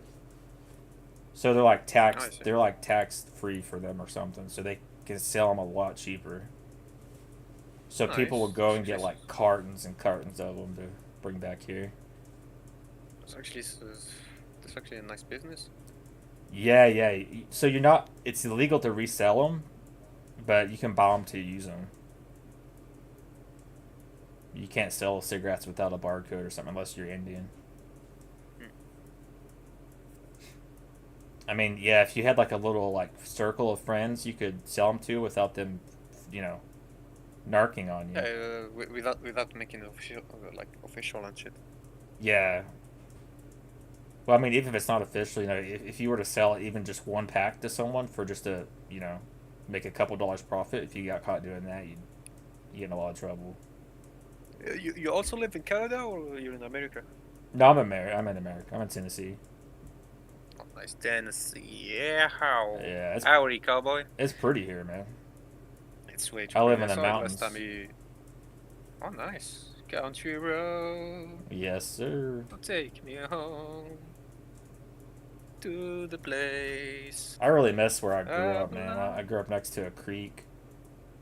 It was so pretty there. Damn. A lot of land, so.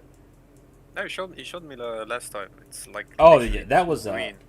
That's not where I grew up though, but yeah, that's what it looks like here. It's way too green.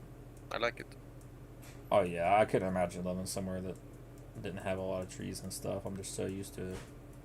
I've never been anywhere Like we say in our religion, MashaAllah. It means may God make it prosper even more. Yeah, bless the lands. God is good. Everything is good, man. Everything is good. Not the French though. They're not good. French bastards. Yeah.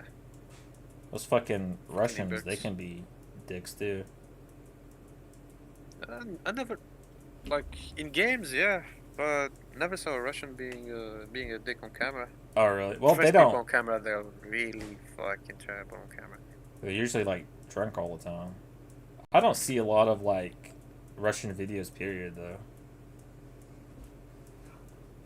Usually when I see a Russian video, they're either like doing something stupid with a car, like putting dumbass wheels on it or something, or they're drinking a like Or chugging- drinking with a bear, Yeah. literally with a grizzly right beside them. Yeah, or like next to a moose or something.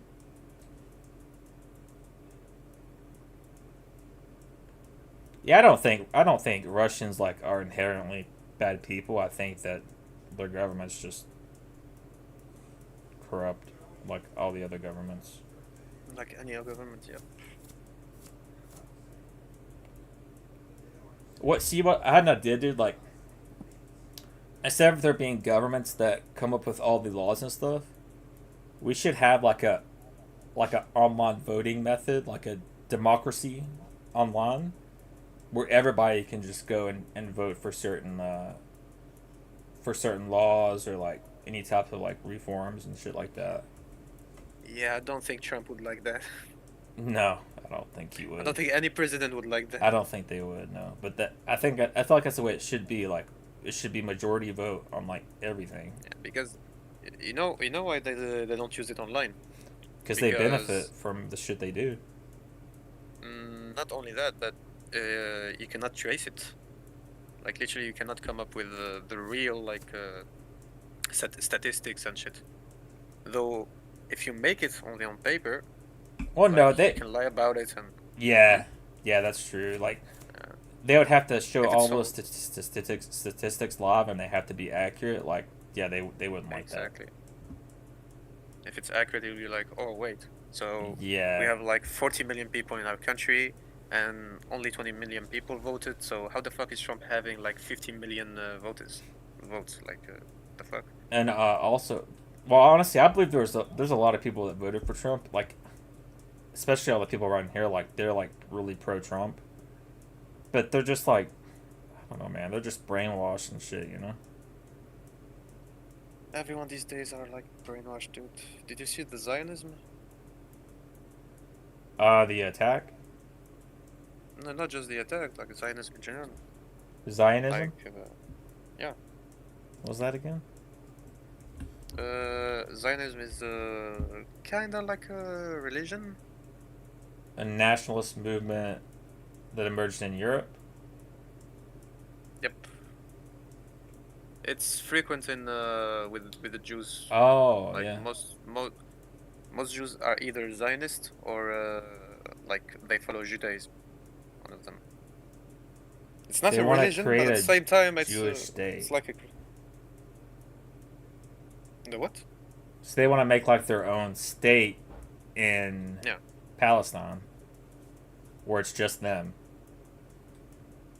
Oh no, like literal Jewish people, like how do I say this? Like, It says they wanted to create a Jewish state in Palestine with as much land and as many Jews and as few Palestinian Arabs as possible. Exactly, that's Zionism, and not only Palestine or Israel or anything. They just want to take like massive land, and they're saying it's. They're just trying to like steal their it? property. Yeah, they're just That's trying to take land. That's fucking. Yeah, Yeah. that's fucking stupid. And when you ask them like, why should people like get brainwashed and everything, like to look like you and stuff, like to be. That's like that's like some fucking Nazi shit. Yeah, exactly. And when they asked them that, they said that they have to, because this is Zionism. They should believe in it, and if they don't, we have to force them. Okay, like. And then they asked, like, is it a religion then Zionism? They said no, it's a way of thinking. And then he said, like, if it's a way of thinking, people just might like have another thought about it. They said no, you don't have. Religion is basically a way of thinking, though. Yeah, true. Yeah, it sounds like they're just a bunch of assholes. Nah, too, they're just right? dumb. They're just dumb as fuck. Trying to take Like even shit for themselves. Even Jews who like believe in Judaism, they like, holy shit, these people are kinda crazy. Yeah, I can imagine. They're also oppressed. They're also oppressed in Israel. Everyone who's like who like follows Judaism, which is the real religion of Jews. They like doing manifestations and stuff, and the government is not liking it I because bet. the president is a Zionist.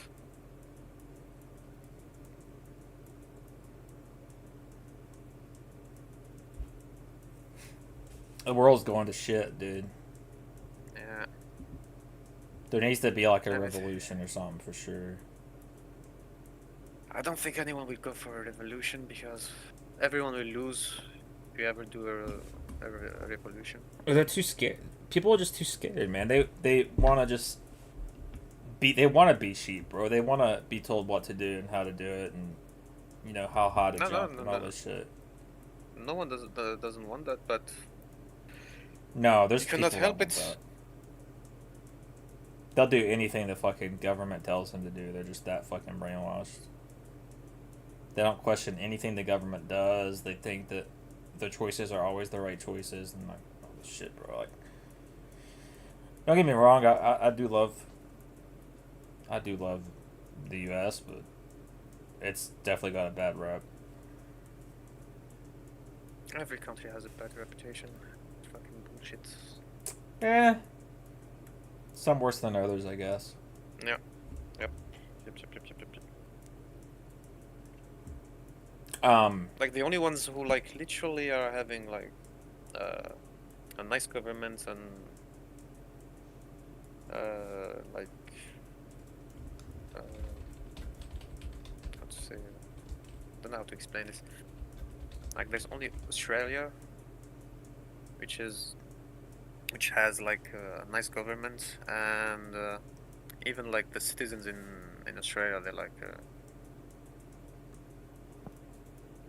Australia is like, it would be a good place to live. Australia is a very good place to live. I'm looking at like the top places that are best to work and live at, and the United States isn't even close, man. Yeah. Yeah. Canada's apparently one of the best places. Canada, Australia, Germany. Germany. New Zealand. Yes, yes. New United Zealand. Arab Emirates. Emirates is good, but these days not that much because they're having like one of the big inflations too. They come in like on the edge. It says they have Because they tax-free income. Yeah, this is why also every millionaire goes to Dubai and Saudi and stuff because they don't believe in taxes. Like whatever you have and you gain by your sweat, like it's yours. The Netherlands is probably a cool place. But it's quite a bit Different? pricey. Oh yeah. Like you cannot start over Denmark. in That's what I was thinking of. Isn't Denmark like one of Denmark. the best places? I mean, Denmark is good. Denmark. I heard people there actually make a living wage doing pretty much anything. I mean, any country in the world is good. Not But America. Not in Africa. I mean, I swear, dude. Like literally, what you make in a day, it's what we make in a year. Yeah, but still the price of living here, like Yeah, the price of living. you in could have a America is minimum way wage job, but you'd still have to live with somebody or fucking get government housing or something. Like you can't live on your own. Sure. Not with a minimum wage job anyway. You either have to be with other people and share the fucking bills with your income or something. Houses here are so expensive too. Yeah, so like a it's 3-bedroom, way too expensive. like 300,000. How much? A 200,000 for 3-bedroom what? house is like 300,000. Damn. Yeah, it's pricey. Tennessee. Yeah, even here in Tennessee, like, and if you were to go to like California or something, it would be insane. No, California is way. too New York pricey. is fucking insane too. I think New York is one of the most expensive places Yeah. in America. Yeah, you can get a little shitty apartment that's like full of cockroaches and shit, 1 bedroom, just smallest, just like big enough for one person to live basically, and not even that comfortably. And it would cost like That's over $1 million.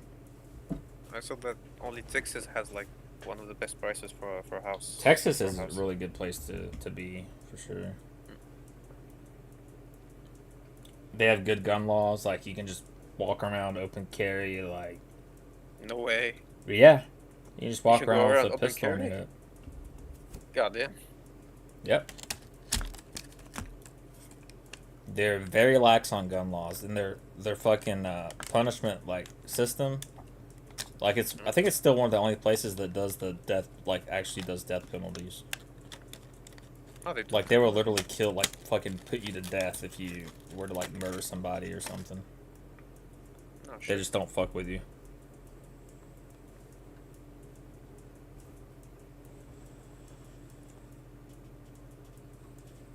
But you gotta admit, like, if you murder somebody, like, there's almost no coming back from that. Like, you're never gonna be the same. Like, Actually, you literally took a soul. You took someone's life. yeah, yeah. I don't know how anybody could live after doing something like that.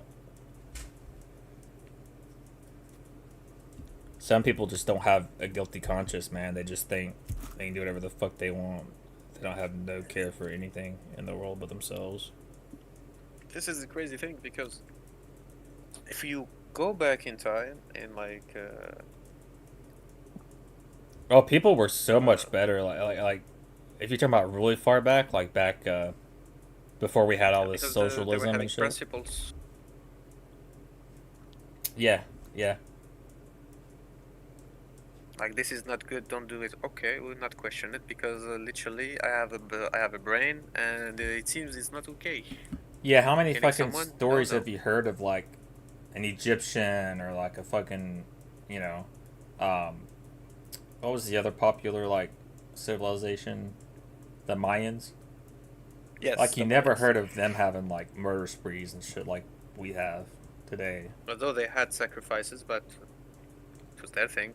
Yeah, but they never, But then, Yeah, they never murder someone out of cold blood. Yeah, just for no reason, you know. Well, not even just for no reason, just like people like can't. I think people just don't know how to like control their anger and there's so many people in like bad spots too. Like if you grew up in the hood and you're in a gang, like you have a much higher chance of getting killed or killing somebody else. And you have someone like coming on you like, oh, this is hard shit, dude. This is some hard shit. It's Are like you carrying a 9? God damn, Jimmy. It's like, dude, you don't have to do all that shit. Just go get a job and live a normal life. Like, Yeah. you don't have Go to make some kids. Yeah, go try to be happy. You don't fucking. You're not gonna be happy being in a gang, bro. I swear to God, these days, I think no one is happy. No. That's another bad thing is like people don't love themselves like they should, and they don't. I don't Social know. media is devastating everything. Yeah, I don't think it helps any. Doesn't help at all in everything. It's now controlling how everyone should live, how everyone should think. And I think the biggest problem is like equality. Like, if we were all equal, if we all had the same, like, imagine we just split all the money in the world. We all had the same amount of money. Like, we all got paid the same amount. Like, if we had the basically same amount of money, well, there would be no hard work, no outside thinking, no nothing. Because you need some differences in the world, or else you can't live. Right. That's why there's an afterlife. But I feel like there needs to be our education is really shit. Our education system here. True. Sure. Honestly, if it wasn't for the internet, like I've learned everything from the internet. Honestly, almost everything I know from the internet. The internet is definitely a good tool if we use it the right way. I mean, how old are you, Finn? 33. 33. You remember, like when we were kids, we had like we had clothes our mothers used to pick, and it was always way too colorful. Mm-hmm. Like you would go out with a green shirt and a red jeans. Yeah. Blue fucking shoes. Now literally with social media and the internet, like everybody's dressing the same, like black shirts, black jeans and boots. Yeah, it. and Oh my God, that's it's so all cool. just like No more colors in this world. That's all that is insecurity. Like people think they have to look or dress or be a certain way to be accepted by other people, but it's like just be yourself, man. Don't fall into these fucking social traps that are set. Like all this shit it's just everything like this is just basically a way to keep people from, like, the government especially, like they like to do this shit just to occupy people's minds and like keep them from like thinking about actually good stuff that everybody could be doing, you know, the government and everything. It's just, I think the system is just flawed, dude. Like, there's just people on the inside that control everything, like, and they're fucking evil people, man. It shouldn't be that way.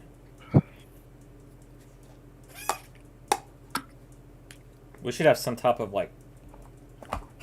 test that can tell, like, people's intentions or something. Like, if we had some type of technology like that. I think we do.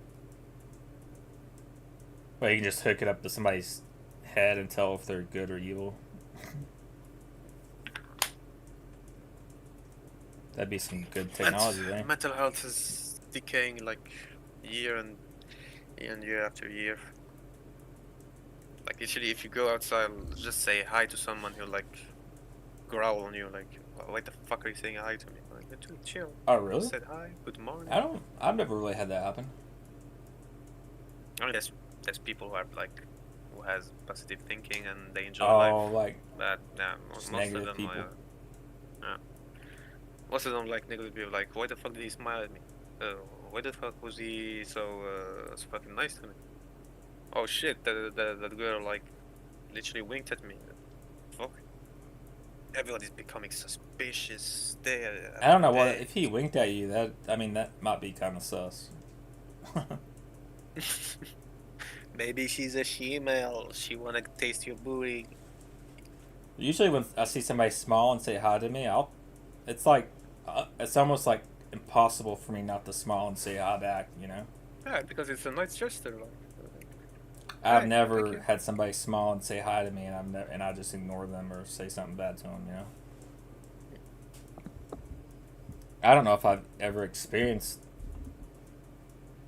that either. Like you've experienced that before yourself, or in Algeria, yeah. We're so fucking crazy. Even if you don't say hi, they will laugh. Like, oh, haha. They'll be like, yeah, type shit. We're so fucking crazy in this country. Like he could see you from literally miles away, and you just like put your hands in the air to say, oh hi, and his name is Abdu Muhammad or anything. Like, oh Abdu, how you doing? And he'll be like, oh yeah, like distance doesn't make any difference. These fucking niggers, they like to say hi. They just don't want to be happy, huh? Huh? They don't want to look like they're happy. No, they're happy. They're poor and miserable, but they're happy. They don't give a fuck. Come to Algeria, you'll see. If you ever come to Algeria, you witness what I'm saying. Like, well, I thought you were just saying say like hi to someone. Huh? Yeah, go ahead. What was you gonna say? I said like if you come to Algeria, like literally, if you say hi even to a kid, he will smile at you and say, "Oh hi, how you doing?" Oh, I thought like you were saying a lot of people don't do that. Like they just don't smile back and just ignore you or say something mean to you or something. No, we're very friendly. We're very family friendly. Oh, look. Yo. Rematch. Botswana. Where's that at? Philippines? Who? Botswana. You ever heard of that? What's that? It's a country. Botswana? Swana being, it's near Swana.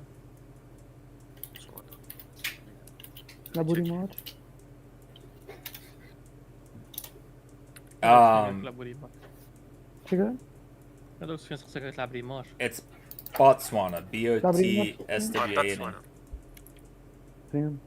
South Africa. Oh, okay. زي في السودافي؟ من كنت عارف راح في السودافيك ديريكت. Cambodia? عندها بوردر معاهم. Wakanda forever. Do you know the way? Is Cambodia a good place? All of Africa is not a good place. I'd like to go there someday. Come to Algeria, Habibi. Get I some like hot tea. weather too, so. Stringies are here. Invisible panties that go completely undetectable under clothing, and they feel like you're wearing nothing. Wherever you go, it's always a good time to not show your panty line. So that's why we're here seeking $300,000 for 5% equity in our company. Can't wait to try them on. So, you said it doesn't cut in. That's the idea, it does not cut. Let's talk about the sales. We have $180,000 in sales. 300K is a lot of dough. 5% is like, it just get me out of bed. That's the problem. What will get you out of bed? I'm going to give you the 300,000. I'll keep the 5% for schmuck insurance, but I want $1 a unit in royalty. Would you do $300,000 for 3% plus 22 cents? What is the thinking on the 22 cents? That's a number? Do you like it? I'll take that deal that you offered. $300,000 for 3% plus 22 cents. Forever and ever. Yeah, I'll take that deal. Oh my God. Stringies are here. Invisible panties that go completely undetectable under clothing, and they feel like you're wearing. I was once poor, and Stringies are here. I was once poor, and I know that the only difference between a poor black person and a poor white person is that a poor white person feels like it's not supposed to be happening to them. Everything else is the same. I know what it's like to have a cold house. I wasn't allowed to touch the thermostat growing up.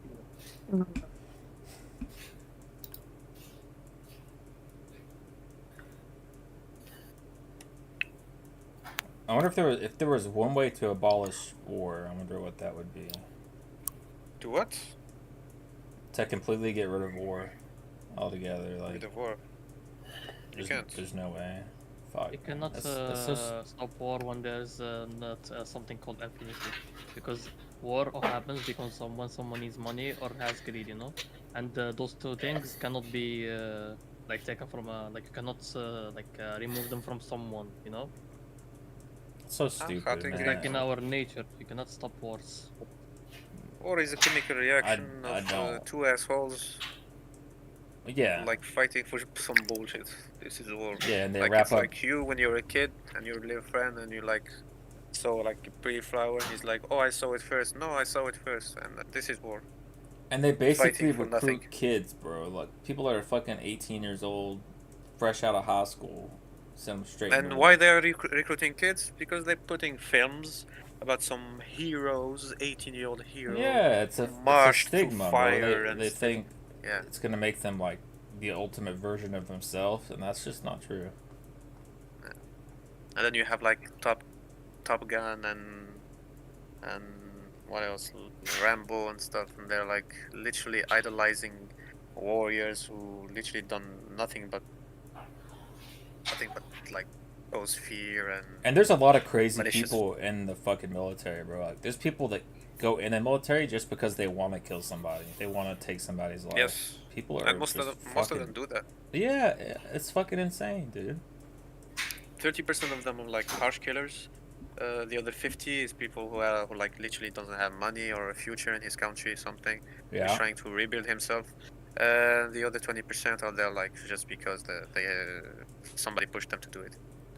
Yeah. And even like I believe decide that. for themselves. Or it was like in their family or something. Like their dad was in the military or Yeah. something. Like my dad is a general, so I'm being pushed to be a good soldier boy. Nah, don't. Become like daddy. Don't make you do something you don't want to do, man.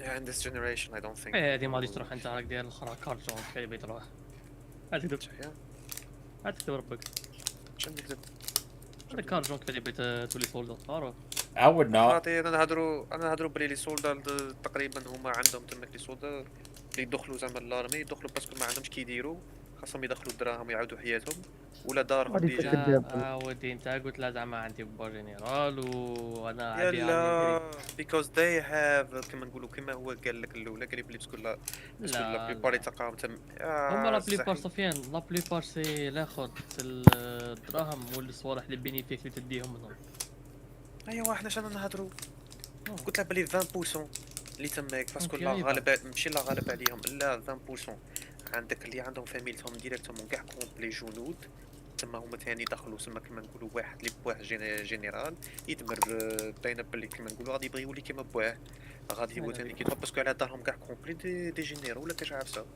غادي يقولها بلي تما لا فامي نتاعنا غير تاع الجيش تما تاني خليه هاد اصلا ليش 30% لا غالبا باين يروحوا باش يقتلوا هادي اصلا ما تلعب مع زهير اللي سبق زهير راه في الكندا تروح غادي يقليو انت غادي يلعب معاه يعرف كونت تاعو في السيرفرز تاعو تما ديك اللعبه يطلع معايا انا يعقوب سفيان اول سفيان جديد ها هو كذا صايب بدا يلعب من موراك زعما مازال يطلقوا ما هذا نكذبش عليه انا نيفو 50 تاع الشهر لعبت باش بديت نقدر كي يضرب دروك اسكو زعما صايب بديت تشخ فيا في الجو This guy's. I was once poor. Supposed to be happening to them.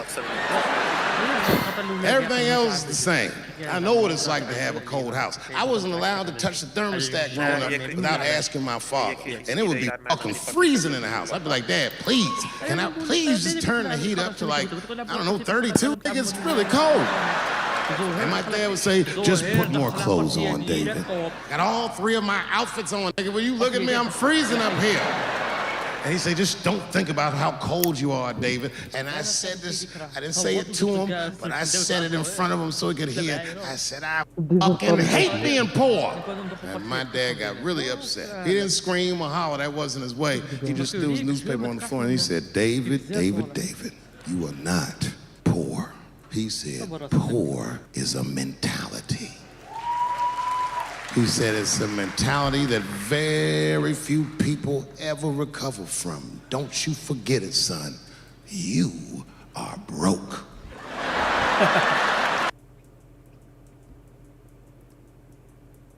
This guy's truly amazing because in just 3 minutes, we will make this delicious treat. Delicious treat in 3 minutes. Let's see how amazing this guy is. Start by cooking 3 medium potatoes.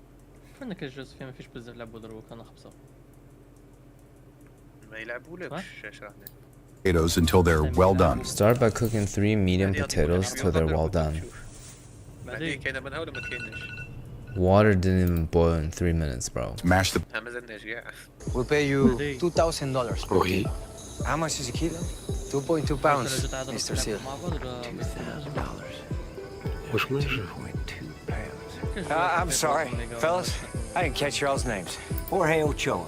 Carlos. والله ما نبري شوي فوار صغير. مش تحت 15 مليون. Imagine though, dude.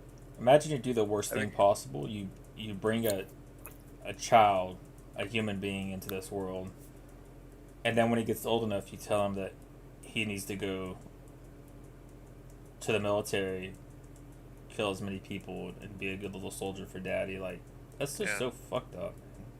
People have the craziest way of And this is thinking. brainwashing because for him his figure in life is his father. So if he tells him like literally go kill this dog, Yeah, he's like, I need to be like my he's dad. taking like he's taking attention from his dad and praise, and he be way stimulated because his father told him to.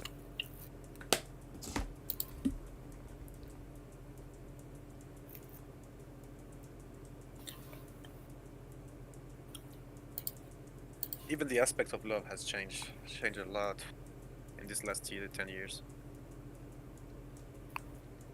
There needs to be, honestly, maybe there should be like a universal system for kids that like somehow shows them that you know the right decisions to make, like good from bad, and hey guys, I'm in consequences of both of them. It's called like old cartoons. If you remember, did you watch Ants? Like the cartoon Ants. Let me check his name. كانوا يدرزوا على الآخرين. كانوا يدرزوا مع هذوك الإنسكت. مجرادات. I think it was World of Ants, something like that. It's a cartoon? Yeah. Oh. I don't think I've seen it, no. Let me show it to you. Wait. I think it was a Disney or Oh, it is a movie? No, it's a cartoon. Oh. Huh. Wait. In the Florida Everglades, and I got a handful of invasive Burmese pythons. If you ever find yourself dangling your feet over a canal at night in the Florida Everglades, you might not want to do that because there are giant crocodiles here. Luckily, this American crocodile is really friendly. Ooh, a Burmese python. Boop! Hey, Mr. Swamp Puppy, have you seen the 20-foot Burmese python? Whoa, I didn't mean to scare you. Boop!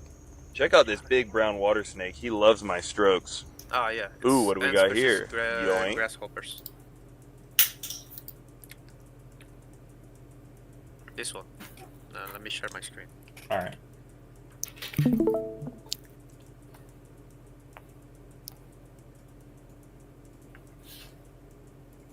Oh, Ants.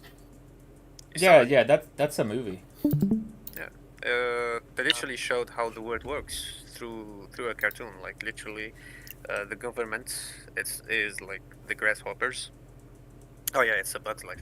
It's the grasshoppers, and they're literally intimidating the people and redirecting their lives because literally they think they're tiny, so they can't win because they don't have money, which it is represented as food. And since they're big enough and stronger than them, they think that they don't have a chance since they are 1,000 and they're just like 20 or 50. They could win easily against them. Shows how the world works, how we're being manipulated in nowadays society and stuff. Yeah, But I just don't understand why people don't get tired of it. Like, they just accept it early on and just like they never think about it again. let me show you. It's like what can I do against the government? Like, as one person, like I can't do anything as just me. Like I need, there needs to be more people than just one. You know? That stood up. Group effort. Like literally, look at this clip. All right. And tell me it doesn't represent society nowadays. Look. Go ahead. There was that ant that stood up to me. Yeah, but we can forget about him. Yeah, it was just one ant. One ant. Yeah, you're right. It's just one ant. Yeah, boss. They're puny. Puny? Say, let's pretend this brain is a puny little ant. Did that hurt? Nope. Well, how about this one? Are you kidding? Well, how about this? Oh, that grasshopper.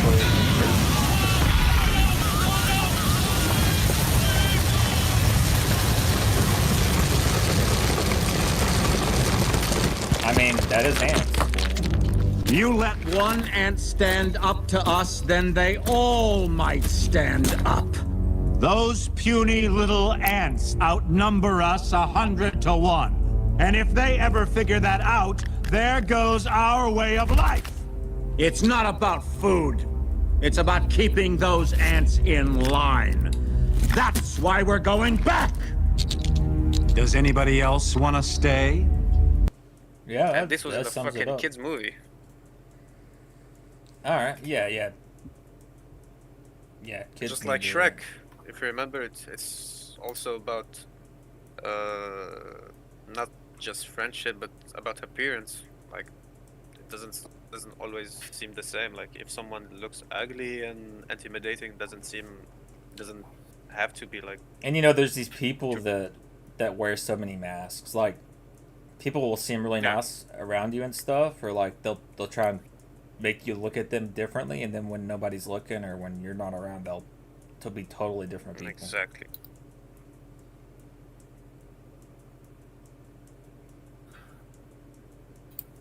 Society's terrifying.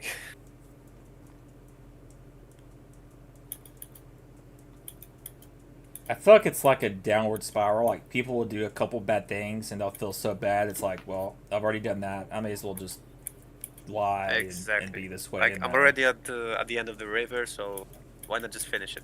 I'm already going to hell, so it may as well make it a good ride. Only God can judge me. People are fucking stupid.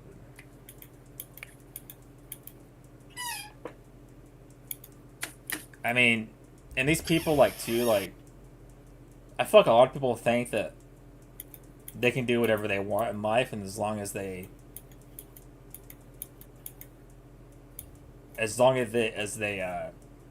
pretend like, you know, like they pretend they're into that life. Yeah, like if they think they're going to hell, they'll be like, oh well, as long as I get saved before I die, all of it'll be gone. But if that's the way you think, then you're not going to be saved like that. If you do bad things thinking you can get away with it by just a fucking, you know, what do you call it? Like a, you know, lack of faith. No, not lack of faith of God, like lack of faith on yourself. Yeah, on just the fucking, what's it called? Like, you know, just that on that one term. I'm like, oh well, because people think that.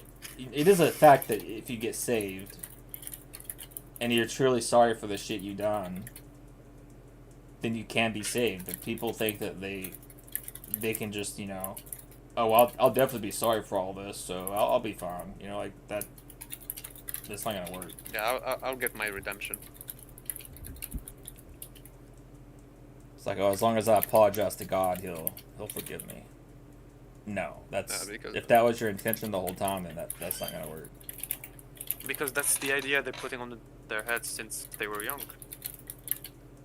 Yeah, and I feel like there are a lot of people that just don't think enough to understand that something like that just doesn't make any sense.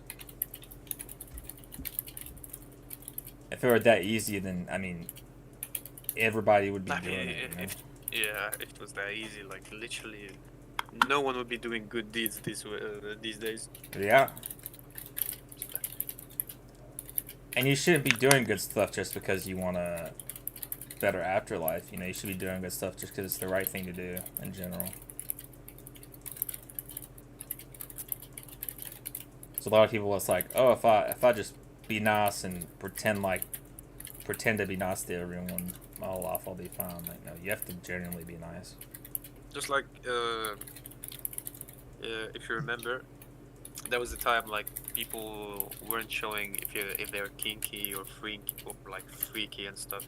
If you remember, everybody was shy on stuff like if it's about sex or pornography. Oh, and stuff. It's then, real bad. Like now. literally, Yeah. it became the #1 thing to talk about, like the main subject of everyone. And it's mostly because it sells. Like there's so many, there's so much money in that industry.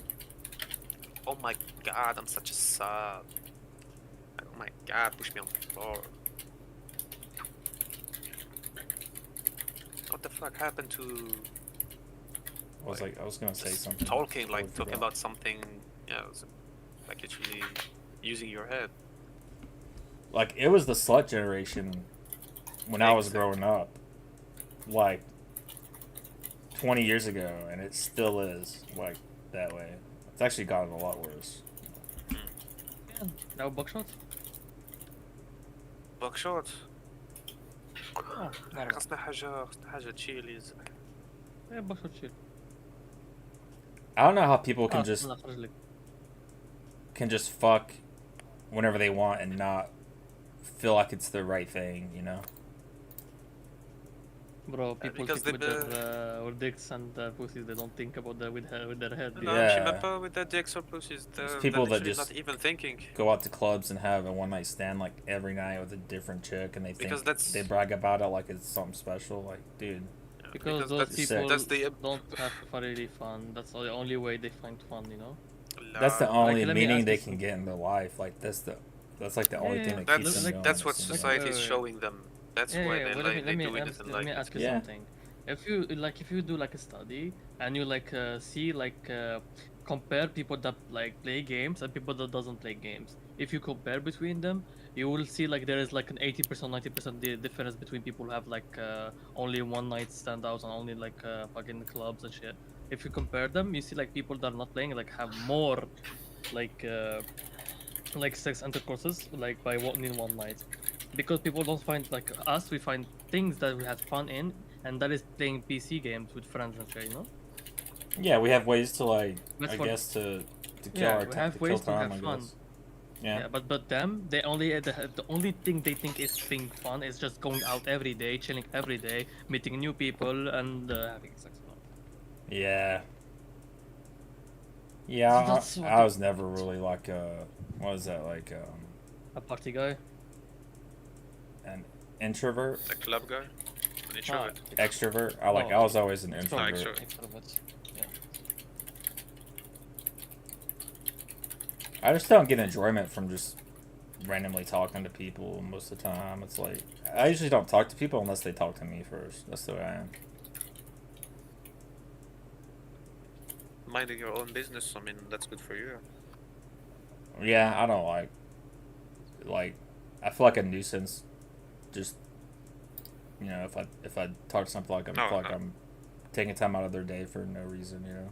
No, not that thing. I mean, the only noises in the world is like these fucking a-holes who likes to show off themselves to prove a point. Like you see them like it's like in the movies, the fucking quarterback and the captain of the football league. They're being all, you know, like, I'm big as fuck, boy. I can have the prettiest girl in high school. Like, don't talk to me because I don't have your time. I'm literally the cool guy and stuff. They pushed the bar of being extrovert to being the popular guy, which literally. You know, the funny thing is, most of created- those guys later on in life become huge fucking Exactly. players.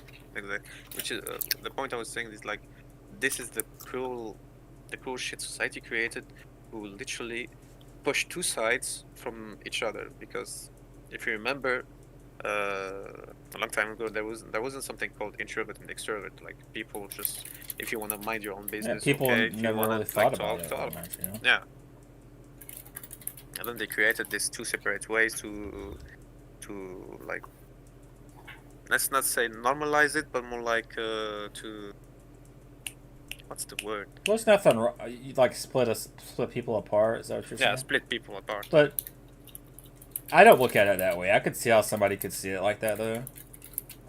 But I know a lot of people that are introverts, a lot of people that are extroverts, and I don't really. It's not something I really take to mind. You know, I don't look at someone and say immediately say, "Oh, you're probably an introvert" or something. You know.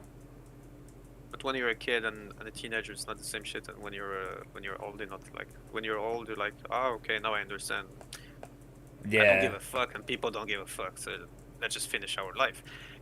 But when you're a kid and you're a teenager, you want to be appreciated, you want to be seen, get some attention, and you don't know how to do it, and people are like mocking you and stuff. This is what actually ruins society these days. This splitting between people for God, like I'm usually like gibberish shit. A really quiet person too. Like I was never really talkative, dude. I was the only always the one that would just sit there and be quiet like the whole day if I was at school or something, you know. It's like that was the right thing to do. Like I've always be loud just as been fuck for quiet. nothing. Like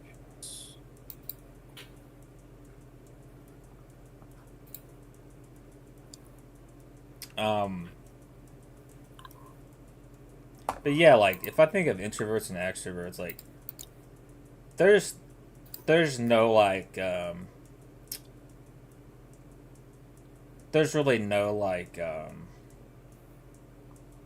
I guess like certain way they have to be. Like you can be an introvert and like have an extrovert friend and like not really pay any attention to it or notice it really, like, you know what I mean? You guys can still clip.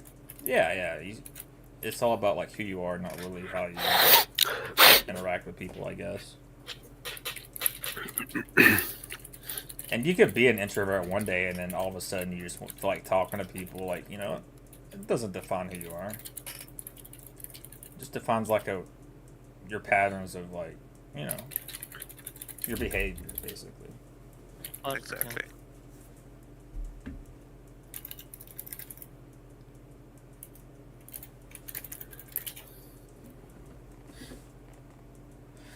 Man, there's a lot of stuff that we still don't know. Like, it's so funny that people think we know about everything. We still don't know nothing, dude.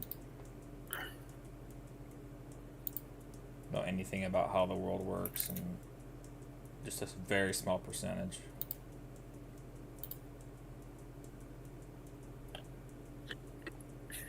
Science is advancing really quick, man. You know they're testing pills now that can. I think they're in trial now with it, but if you're missing like at least one molar tooth, people are they're starting to test it on humans soon, I think. But it basically there's a protein that turns off when you get older that makes your teeth quit growing. As soon as your adult teeth come in, that protein flips off, and then they have a pill you can take that just basically flips it back on and makes you actually regrow your fucking teeth. Some fucking insane shit. As long as they don't get fucking bribed to like for someone to like buy the patent or something and just throw it away. Like these fucking dentists like make a lot of fucking money, you know. Root canals especially are expensive as fuck. I mean, it should be, because nowadays it's only about appearances. Like if you have fucked up teeth, you can't have like a good decent job. You can't have like the hot girl in the city. You're like, you know. And that's all like really you consider based on your shit. confidence, because Yeah. I mean, technically, if you're like a good-looking guy, like, you know, even if your teeth are fucked up, it's all about your confidence. Even if you're not good-looking, man, just, as long as you're confident and like have a good personality, like you can find a good girl. It's just there's not a lot of good girls these days, so it's probably gonna take you a while. Just have money and just go get the goodie one, bro. Yeah, I don't have the fucking time to waste on trying to do that right now. البارح في ميزك على ريماتش عاود طلقوا على جال اللي ربح البي اس جي. هذا ما كان عطاونا نهار زياده باسكو البي اس جي ربحت. ما حاطينها هنا في يسترداي سبيشال. هذه ريماتش طلقوا باطل صفيان. طلقوا باطل. لا ما غاديش طلقوا، غادي طلقوا باطل جيم باس. انا نقول اسمع في ميزك على اصحاب الاكس بوكس ما عطاوهمش. You want to hear something really fascinating? Sure. The Easter Island statues, they found out that the heads that are above the surface are just a tiny part of it. So do you think that it's just natural erosion that covered up everything else? The issue of erosion, it's not so much erosion, it's the deposition of sediment over time. And you can see that dark bit is the bit that was above ground. And then they dig down and they find that it goes down 30 feet underground, this enormous thing. And this is not as a result of being exposed by erosion. This had to be excavated in order to reveal it. And the issue is, on this tiny island, if this thing is only 700 years old, how do you get 30 feet of sedimentation on this tiny island in just 700 years? It looks like a much longer period that would be required to create that depth of sedimentation. You want to hear something really fast? If you can land on the Purple Skull Trooper and remix this audio to show proof that you did land on it, I will give you a shout out. If you can land on the Purple Skull Trooper and remix this audio to show proof that you did land on it, I will give you a shout out. If you can land on the Purple Skull Trooper and remix this audio to show proof that you did land on it, I will give you a shout out. If you can land on the Purple Skull Trooper and remix this audio to show proof that you did land on it, I will give you a shout out. If you can land... Private Picante, have you been blousing your trousers over your boots like a paratrooper? No, sir. That explained the creases at the bottom. No excuse, sir. Volunteering for the parachute infantry is one thing, Picante, but you've got a long way to prove you belong here. Your weekend pass is revoked. Name? Dirt in the rear sight after pass revoked. When did you sew on these chevrons, Sergeant Lipton? Yesterday, sir. Long enough to notice this. Revoked. Sir. Name? Malarkey. Donald G. Malarkey. Isn't it? Yes, sir. Rust on the plate hinge spring pipe. Revoked. Name? He's got Joseph D. Schuster. Rusty bayonet, lead guy. You want to kill Germans? Yes, sir. Not with this. I wouldn't take this rusty piece of to war, and I will not take you to war in your condition. Now, thanks to these men and their infractions, every man in the company who had a weekend pass has lost it. Change into your PT gear. We're running curry. Private Picante, have you been blousing your trousers over your boots like a paratrooper? We're going to check out Toby's eye tracking technology powered by Alienware. This is the in-eye stuff we've been having lots of fun with. It's one of the best players in the world. And just look at this. This is what you have to be looking at as Counter-Strike Pro. Is that real? Oh, guys, people might think, oh, you're just looking straight ahead. You've got to keep checking. Okay. I mean, especially this part where you could sort of see he's actually not looking at. We're going to check out Toby's eye tracking technology powered by Alienware. Private Picante. We're going to check out Toby's eye tracking technology powered by Alienware. This is the in-eye stuff we've been having lots of fun with. It's one of the best players in the world. And just look at this. This is what you have to be looking at as Counter-Strike Pro. Is that real? Oh, guys, people might think, oh, you're just looking straight ahead. You've got to keep checking. Okay. I mean, especially this part where you could sort of see he's actually not looking at. We're going to check out Toby's eye tracking technology powered by Alienware. This is the in-eye stuff we've been having lots of fun with. It's one of the best players in the world. And just look at this. This is what you have to be looking at as Counter-Strike Pro. Is that real? Oh, guys, people might think, oh, you're just looking straight ahead. You've got to keep checking. Okay. I mean, especially this part where you could sort of see he's actually not looking at. We're going to check out Toby's eye tracking technology powered by Alienware. This is the in-eye stuff we've been having lots of fun with. It's one of the best players in the world. And just look at this. This is what you have to be looking at as Counter-Strike Pro. Is that real? If you come to Algeria, try oh, guys, people might think, oh, you're just looking straight ahead. You've got to keep checking. I mean, especially this part where you could sort of see he's actually not looking at. We're going to check out Toby's eye tracking technology powered by Alien. Hank, what are you doing? Are you eating a straight up lemon right now? Yeah, dude. It's a lemon.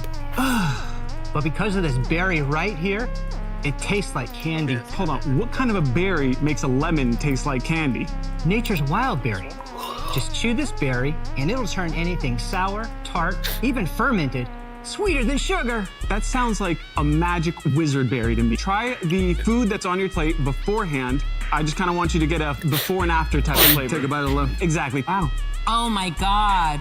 Yeah, the cranberry is horrible. Try that. I've tried everything. What do I do with the Now berries? we're gonna take 2 berries. 2 berries. And you're gonna chew those. It's gonna be like fruit-infused popcorn. Savor the berry 30 seconds. Make sure it moves all over you. Wait a minute. This just turned into a sweet pickle. That's crazy. Hank, what are you doing? Are you eating a straight up lemon right now? Yeah, dude. It's a lemon.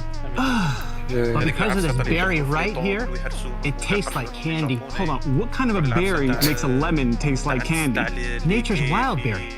Just chew this berry, and it'll turn anything sour, tart, even fermented, sweeter than sugar. That sounds like a magic wizard berry to me. Try the food that's on your plate beforehand. I just kind of want you to get a before and after type of flavor. Take a bite of lemon. Exactly. Wow. Oh my God. The cranberry is horrible. Try that. I've tried everything. What do I do with the Now berries? we're gonna take 2 berries. 2 berries. And you're gonna chew those. It's gonna be like fruit-infused popcorn. Savor the berry 30 seconds. Make sure it moves all over you. Wait a minute. This just turned into a sweet pickle. That's crazy. كادر كان دياراج تاع بيسوفت كادر كان اسمه الجيرون تاع لي ريسورس تاع بيسوفت باينه باسكو دي حسابك شوف جو كي تشوف اصلا الشعب هكا الهايب تاع غير نهار الاول زوج صايب بعد تموت ساعه بتصير ديك الجراح يعني صح باينه بالهايب تاعهم تموت دير حسابك تاع الشرا كاين ديال جوج جدد بكري اصلا كريت كان ريفولوسيونير كان حاجه جديده حاجه ما كايناش $1,000 in exchange for 15% of our business. Hank, what are you doing? Are you eating a straight up lemon right now? Yeah, dude. It's a lemon. But because of this berry right here, it tastes like candy. Hold on, what kind of a berry makes a lemon taste like candy? Nature's wild berry. Just chew this berry, and it'll turn anything sour, tart, even fermented, sweeter than sugar. That sounds like a magic wizard berry to me. Pop one of these bad boys open and give it a try for 30 seconds. Okay, but you gotta explain to me, how does this work? Miracle berries contain glycoprotein, which right now are binding to the taste receptors in your mouth, blocking anything sour, and instead making it sweet. Anything? What about that pickle right there? Make that sweet?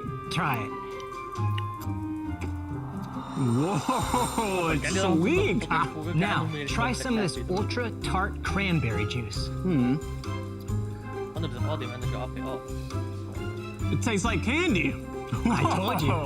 Let's see if you could throw back this shot of apple cider vinegar. Okay. It tastes like apple juice.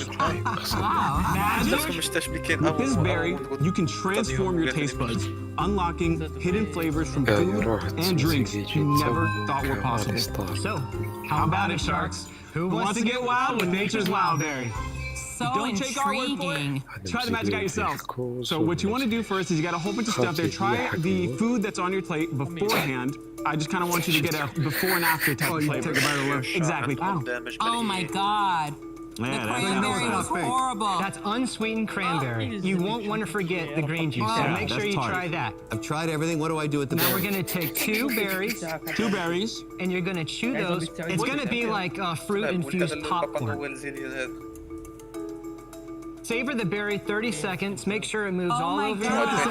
Wait a minute. This just turned into a sweet pickle.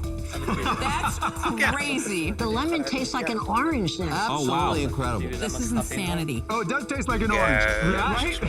How long does it last? It lasts about 20 to 40 minutes. I feel like a miracle is Yes, happening the right lemon now. tastes like an orange. You're right.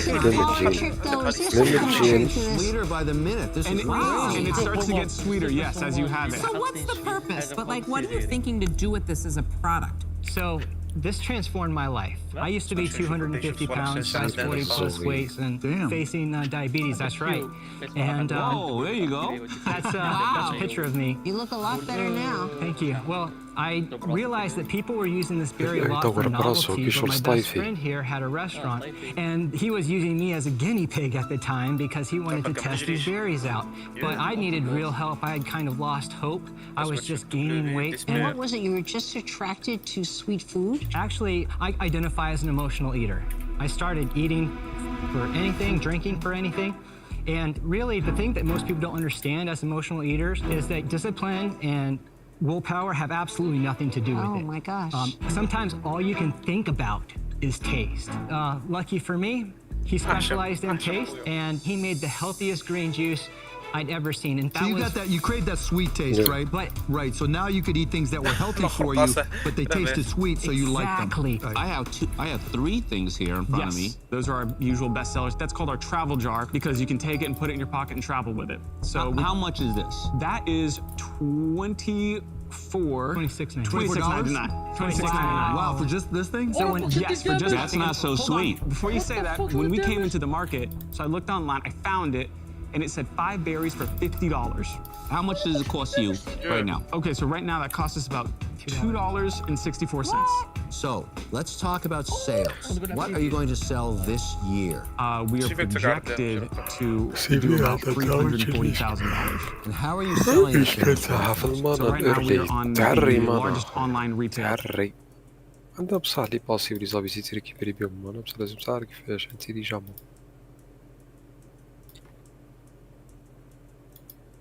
فدي فوا يطلقوا لي مود دو جو تاع وي متخلصش المانا وهذاك سيفي تولي بروكان فيهم. ربك شلت لهم دامج بالكيو دروك. يا دير يقايسني. ربك شربك افسد زعما هادو دروك على اللي كيخونتهم كاع خايتهم انا صبح حتى انت ضربت. شكون؟ وي لا هذا النوكتورن. نوكتورن الاخر. طاف كل شيء. عجبه هذاك يضرب فيهم حبه اوطواتك حبه اوطو هذاك حبه اوطواتك. هذا مات. ويو ان بي. راني جاي دبليو تاعها كي دبليو تاعها كي تصوتي من يوميد تضرب كريتيك. لا باي نعرف شلون هذاك يخدم.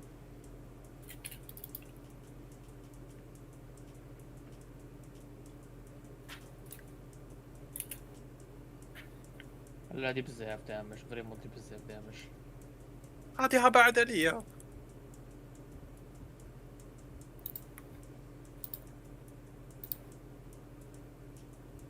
صاي فهمت شاب يلعبها. وات ذا فوك خي. تزين شويه لعبت مقود فيها. لعبت مقود. نسيت بلي السيد ينجم يداشي. توتالي فورغات.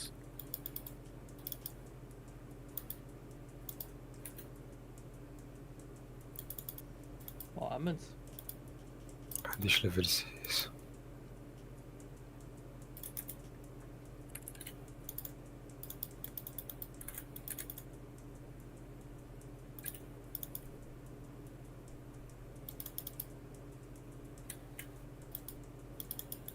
هاي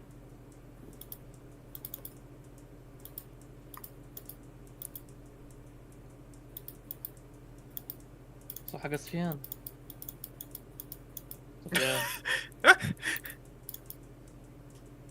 صفيان دقيقة راني طايحين فيا في الصوت صاحبي معليش.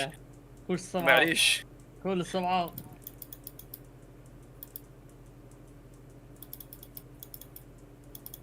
صح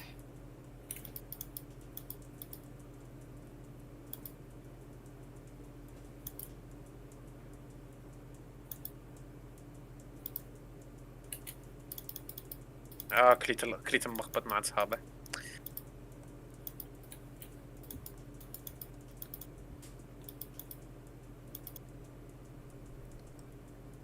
يا ربك راه وانطق مسكين إله مش إله هذا. دشات الفلاش. ياه باش سلاك الكيوت تاعي لي زري منحكتش. تنساش تسال الكيوت تاعك تماك. بس بصح الزليان ديجا راه عنده.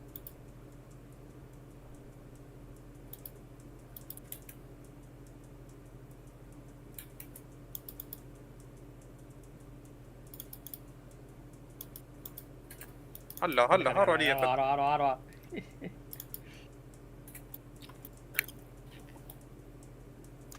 اسكتلوش. عندك ريزيركتين. نوكتيون غادي حاجه اخويا. طفيت انا من فوق تساعدك. مليحه. غادي نموت. نقدم راح.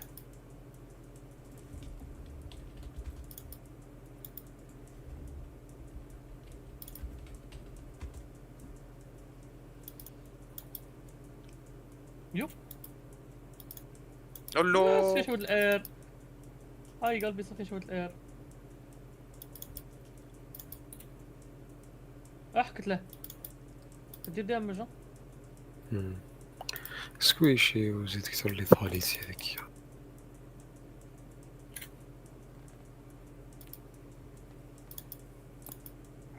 شو هادي شو داير؟ نعرف.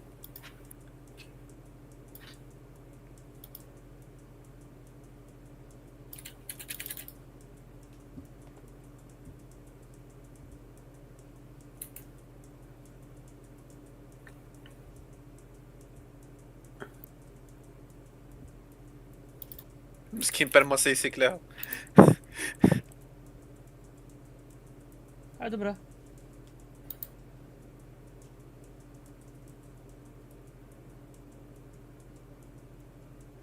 سيفي شي حاجة شابة سيكي عندك تقدير بلاك شيت تقدر تحقق شنو باسيبور يدير لك بلاك شيت وتقد تقوى كامل البيت وعندك كلير مقوي. ياه راك مبيت فيها بس كنت حسيت اليستار ولا اخر غادي يربحوا وتويستد فيت كنت يحسب ولا غادي يموتوا كيما هابي. حشاوها لي.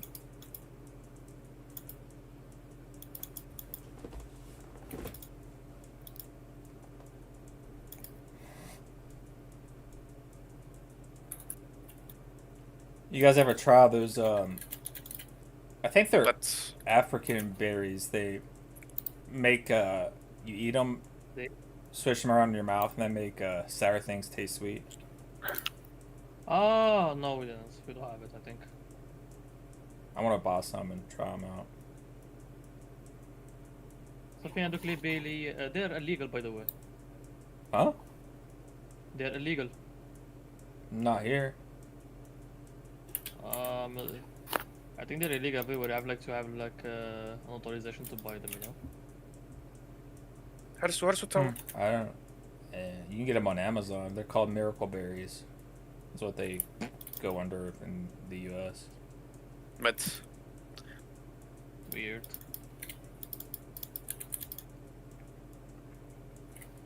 They're like little red berries. Yeah, I know them. I saw them. When they first found out about them, they were like, "Oh my god." Maybe it's just illegal where you live. You in Algeria? Maybe yeah, maybe not. Everything is illegal in Algeria. That sucks. Sex is illegal. Until marriage. Saying that sucks is illegal too, huh? Bro wanted to kill me that body. اجري اجري. قلت لك سبيد. قتلتهم في زوج انا قتلت زيليان وقتلت اسرائيل.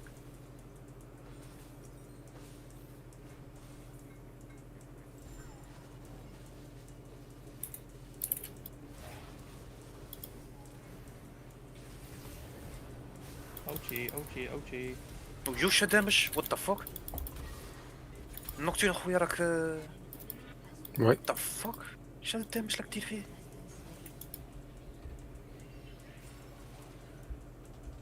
انا زوج تايزي تنسفيان.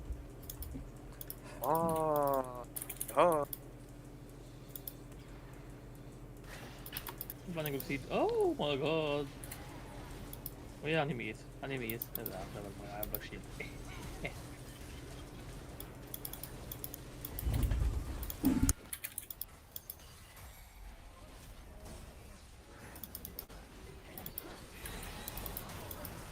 اي very bad idea. هذول زي صفيان.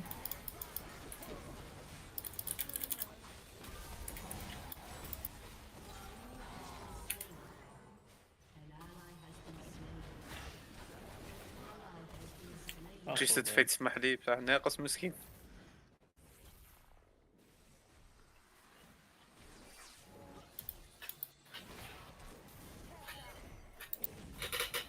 Okay, dude. Just فيك ما قدش ثاني. انا دابا بكره عندي ثاني 2 ايتمز نهضر معاه. ورا عندك تانك.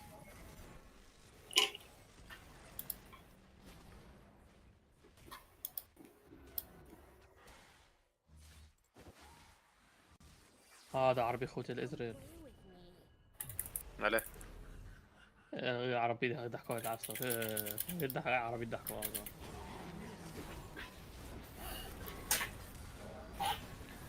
Wait for me. مت.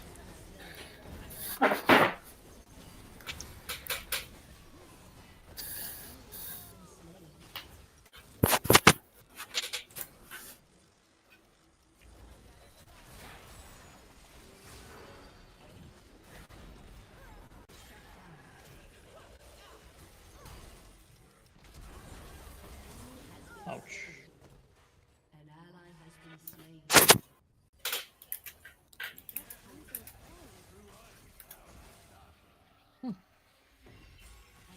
أنا أقول لك أنت أمتي كم بادي.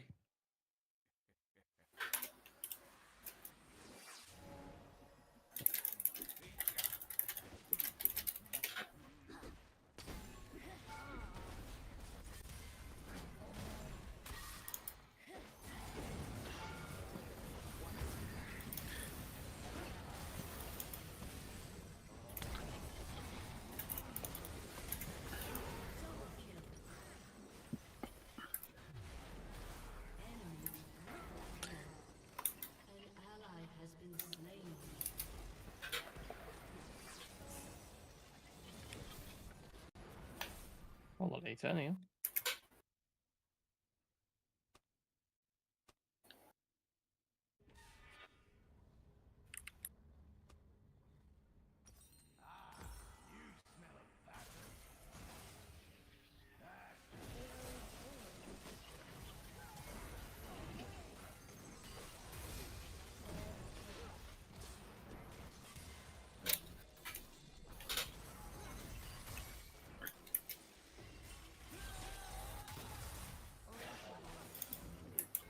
هاي النقصانية مش الالتي كيف؟ يقعد يدخل فيهم الالتي ديريكت.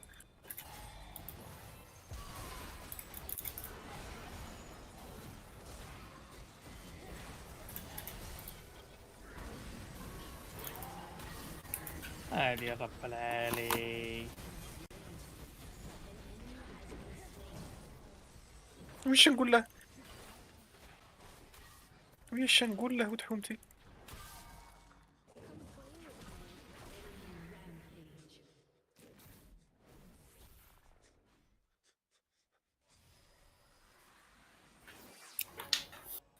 قادر تسلك زعما؟ تسمى شكون هذا؟ مومو. يس. Oh yeah.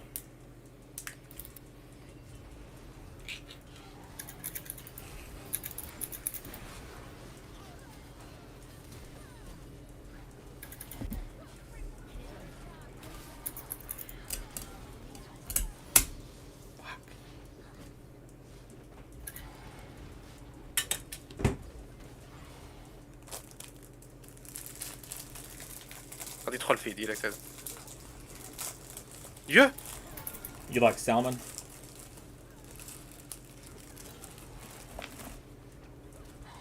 Salmon, yeah. Salmon is good.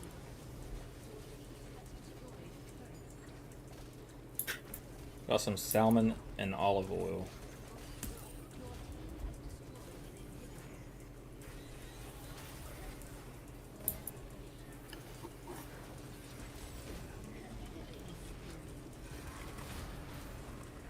Oh, I don't need shit.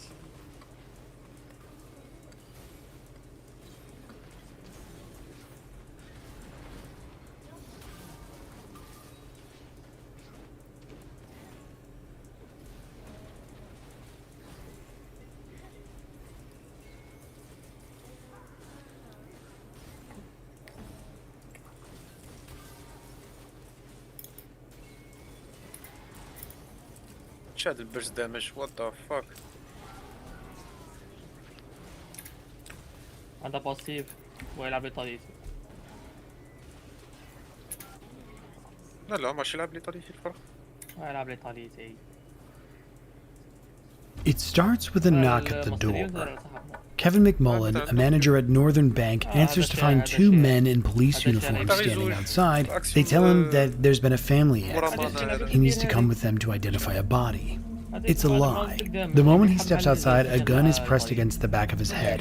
His wife, Karen, is strangled by her throat. 20 miles away, another family is being taken hostage. Chris Ward, a bank employee, watches helplessly as his family is held at gunpoint. The men give him a simple instruction: follow orders or they die. For the next 24 hours, Kevin and Chris will become pawns in a bigger plan than they can even imagine. They will walk into work the next morning, smile at their coworkers and bosses, and carry out the largest bank heist in UK history. By the time the vault is emptied, £26.5 million will be gone. No alarms will go off, no evidence will be found, and 2 decades later, the robbers and the money are still missing. This is the story of the Northern Bank robbery, the perfect crime.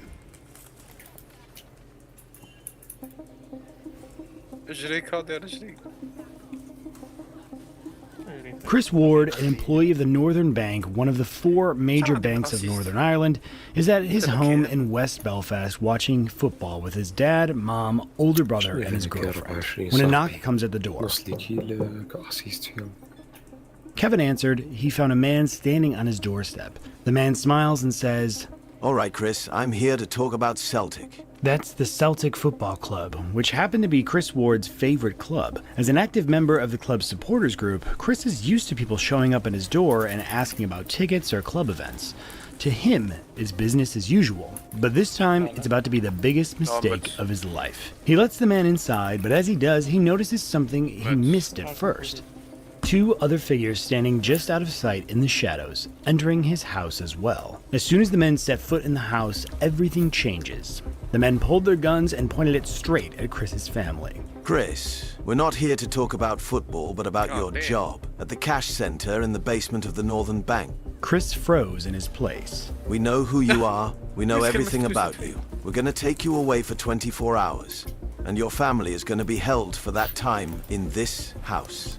The first thing you're going to do is simple. You get your work uniform, then you're gonna walk out that door and step into the car waiting outside. No talking, no looking around, just move." Chris does as he's instructed. Outside, a car waits with its engine running, the door already open. He's told to get in and lie down in the back. Behind the wheel, a driver sits silently, one hand on the steering wheel, the other gripping a gun. Chris gets in the back of the car and the driver pulls away, disappearing into the night, leaving Chris's family at the mercy of their captors. 20 miles away across Belfast, Kevin McMullen, a manager at Northern Bank, is about to experience the same fate. He and his wife, Karen McMullen, are sitting in their home in Loughlin Island, County Down, sipping tea and watching TV when they get the knock. Kevin found 2 men wearing PSNI uniform, that's the police service of Northern Ireland. One of the men is holding a clipboard with Kevin and Karen's names written on it. The men notified Kevin about a family incident and that he is needed immediately to identify the body. That is, of course, a lie. Kevin, caught off guard, took a step outside. The moment he did, the police officer pulled a gun and pressed it against the back of his head. Inside, Karen barely has time to react before an arm wraps around her throat, forcing her to the ground. As she struggled, she saw a 3rd masked man enter the house. The 3 men immediately dragged Kevin and his wife into a spare bedroom, forced them to face the wall while holding them at gunpoint. "Kevin, forget your responsibilities at the Northern Bank. It's only a shower of orange bastards. None of that matters now. The only thing you need to think about is your wife." 2 of the men left the room and started cleaning everything meticulously, making sure that no fingerprints are left behind. After about an hour, the man in the room with them turns to Karen and tells her she's being moved to another house. He assures her that someone will take care of her there, another woman. But first, she needs to be blindfolded, and I mean her eyes will be taped shut. Kevin watches helplessly as the men grab his blindfolded wife, lead her outside, and push her into a waiting car. And then just like that, she's gone. What Kevin doesn't know is that, for the past hour, Chris Ward has also been held hostage in the house. His hands are cable tied behind his back, and he sits alone in the kitchen. The only light in the room comes from the open fridge. The men grab Chris and Kevin and force them into the living room. You have a very simple choice. You work with us, you cooperate with us, and your families will be fine. If you don't, they're dead. It's as simple as that. Now, here's how this is going to go. We're going to rob the Northern Bank, and you're going to help. We will lay down a line of instructions for you. You follow them, word for word, no mistakes. You mess up, even once, your families pay the price. And trust me, you don't want that on your conscience. In that moment, Kevin understood the gravity of the situation. This wasn't a robbery, this was a full-blown hostage crisis. And he and Chris are about to find themselves entangled in the biggest bank robbery in UK history. With both of their families taken, the first phase of the plan is complete. In Northern Ireland, tiger kidnappings were nothing new. A tiger kidnapping involves two crimes in one. First, someone valuable, a person or an asset, is taken hostage. But instead of demanding money, the kidnappers force their victim to commit a second crime on their behalf. During the Troubles, tiger robberies were a common tactic used by both organized crime groups and paramilitaries. Even after peace returned to Northern Ireland, these crimes never fully disappeared. The targets could be anything, banks, businesses, or even private homes. In fact, it was so common that authorities had to come up with smarter ways to protect high-value assets, like banknotes. A few years before the robbery, Northern Bank introduced a security measure. The main vault, where all the cash resides, requires 2 keys to unlock, to make sure that no one enters the vault alone. And the assigned key holders must change every week. And by coincidence, the key holders for the next morning were Chris Ward and Kevin McMullen. The night feels like it never ends. The two bank employees are waiting for instructions while somewhere out there in the cold, Chris and Kevin's families are being held hostage. One of the men approached and handed over 2 phones, one for Chris and one for Kevin. Each phone has a C and a K engraved on the back, C for Chris and K for Kevin. The phones only had one number stored in them. Later, when the time comes, that phone will change everything. The men ordered them to sit down on the couch and listen. But just before they started giving their plan, Chris out of nowhere asked for a can of beer, and surprisingly, the captors agreed to give him one. No one knows exactly why he made the request, maybe to show that he isn't hostile, that he's cooperating, maybe out of fear for his family. But there's one thing that's important to know. When it comes to talking, only one man does it. He's the one holding what Karen described as a vicious-looking knife. The others mostly communicate with each other by whistling, clicking their tongues, or jingling the change in their pockets. Most of the time, the house is silent. The only sound is the noise of the men cleaning, non-stop. The captors then begin laying out the exact instructions of the robbery. What to do, how to do it, and when. And always reminding them of what's at stake. We don't know exactly what was said in that living room, but according to trial records, the conversation took several hours. And the captors knew everything about the bank, its blueprints, its employees, and even the exact timing of the security shift changes. They knew it all. The scheme was also carefully thought out. Every detail of this thing was precise. The plan is simple. Go to work and act normal. Go to the underground vault. Put £1 million in the bag that we will give you. Take the money to a bus stop. Set the bag down. Go back to the bank. Raise the alarm and leave. But most importantly, keep that phone turned on at all times.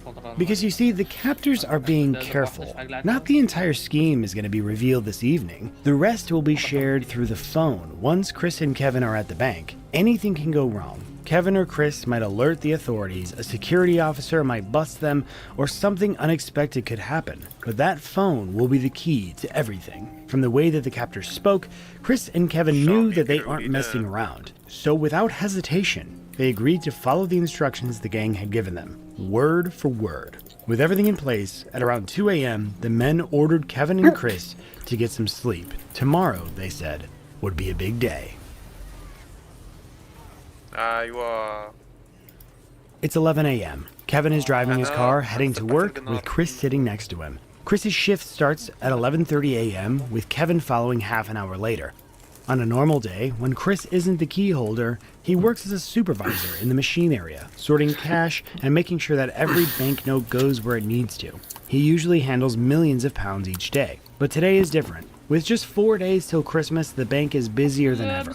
Today, Chris won't be handling millions, but tens of millions. Kevin and Chris enter the bank acting normal, and they went straight to Kevin's desk and sat there for a while, going over the plan and to kill time. You see, according to the instructions, the heist has to begin at exactly 5 p.m. But before that, Kevin and Chris had to call the captors 3 times, once for each checkpoint. The calls weren't just to confirm that everything was on track, they were also a reminder, a warning that if anything went wrong, their families would pay the price. At around 4:30 p.m., Kevin tells the staff that there's a problem with the balance, and Chris and he have to do a full recount. So the staff are dismissed for the evening. Now, only Chris, Kevin, and 2 security officers remain in the bank. They have the whole basement to themselves. After 30 minutes, at exactly 5 p.m., they begin. They make their way down to the underground cash center vault, and using their keys, they unlock the heavy door and stepped inside. The room is packed with cash, freshly printed banknotes, worn-out bills, euros, and US dollars stacked in every direction. They went straight to a stack of green boxes filled with freshly printed banknotes. Each box was sealed with a metal security seal. The gang had given them specific instructions to swap the metal seals for white ones. Later, we'll understand why they did that. Kevin knew about a blind spot in the cash center where they could fill the bag without being recorded by any of the security cameras. Then, they started filling the bag that the gang had given them with £1 million in £50 and £100 banknotes from one of the vaults. The instructions were to fill it up to the fullest. It took them 15 minutes to do so. Chris immediately slung the bag over his shoulder and walked out. No security codes, no keys, no guards, nothing. The path was clear. Chris has to make one last phone call to know which way to go. He got out of the bank, walked a few yards to a bus stop on Upper Queen Street, set the bag down, and waited. About 3 minutes later, a man arrived to pick it up. Without a word, Chris left and headed back to the bank. Now, only one final step left: raise the alarm and go home. Then hopefully, everything would go back to normal. Chris would finally see his family again, and Kevin would reunite with his wife. But as Chris was heading back, his phone rang. You did exactly as you were told. So what now? Now you go back inside and take more. What? It turns out the heist of the Northern Bank would happen in stages, and this was just stage 1. How much? All of it. At the back of the bank, there's a single entrance leading to Bullion Bay Alley into Wellington Street, the only gateway where every banknote enters and leaves. The only company allowed through that entrance is Securicor. Yeah.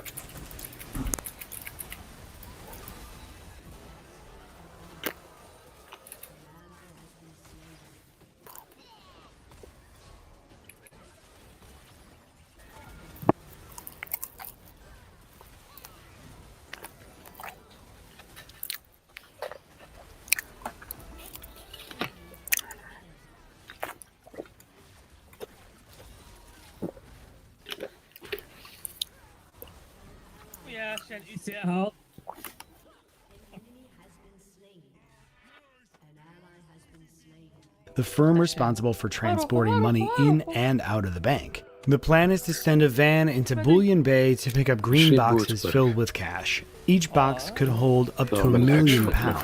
Now, how would they do that? Remember when Chris and Kevin swapped the security seals on the boxes back in the cash center? Well, in the banking system, a white seal on a green box doesn't mean money. It means the box is filled with waste paper. Now, the second stage is to move the repurposed boxes disguised as rubbish out through the back shutter door into the Bullion Bay, where a white van will be waiting to collect them. But there is one major problem. Only Securicor and Delivery Services vans are allowed into the alley, driven by verified employees with official ID. When Kevin told the gangs that this was practically impossible, their response was simple. You're the boss of the bank. You get paid the big money. Make it happen. Chris, feeling shocked, he walked back into the bank and headed straight for the vault, where the green boxes were stored. There were 24 in total, each capable of holding between £0.5 and £1 million, a staggering amount of cash to smuggle out unnoticed. Kevin and Chris got to work, loading 6 boxes into each of the 4 trolleys, basically emptying the vault. Then, one by one, they wheeled the trolleys out of the vault, down the hallway, past the security control room where 27 monitors recorded everything.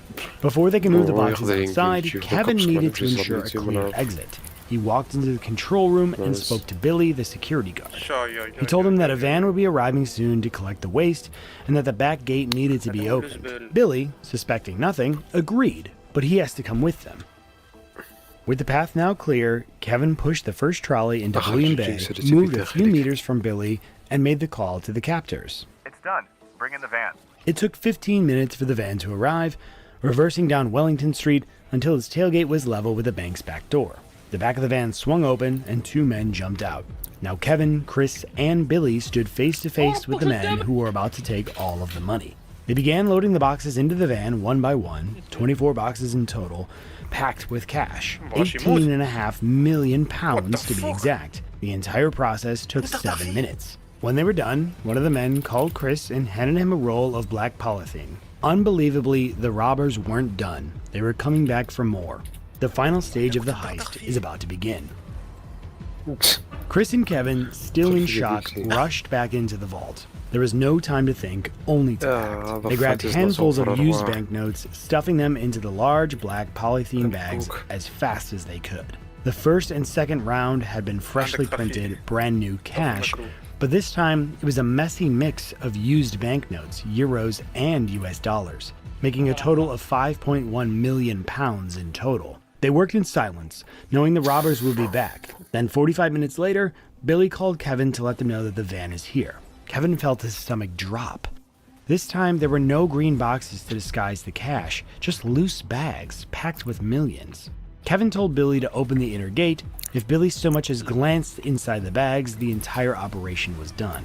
Chris and Kevin loaded the bags into a rolling cage, pushing it through the hallway toward Bullion Bay, where Billy was waiting. If he checked the bags, even out of curiosity, it was over. But he didn't. And why would he? Kevin's his boss. They started loading £5.1 million right into the van, right in front of the security guard. Once the last bag had been loaded into the van, one of the men looked at him and simply said, "That's it, lads. You can go." And just like that, it was over. Kevin and Chris were told to raise the alarm and leave as if nothing had happened, as if they hadn't just helped pull off the biggest bank robbery in UK history.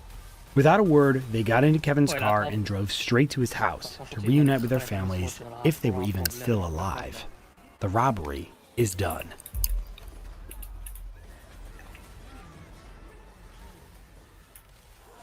It's Martin State. Hello, how you doing? I'm dead. I wonder if you help me. This has gone through an ordeal of an abduction. I actually work in the Northern Bank Cash Centre.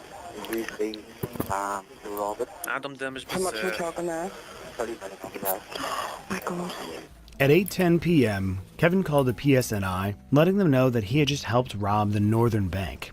But they had already known. A few moments earlier, a young couple had walked past Bullion Bay and noticed the white van parked outside the bank. They felt that something was wrong, something was off. Following their instincts, they decided to report it to the first uniformed person that they saw, which happened to be a traffic warden, who immediately called the police. By the time the call went through, the van was already gone, never to be seen again.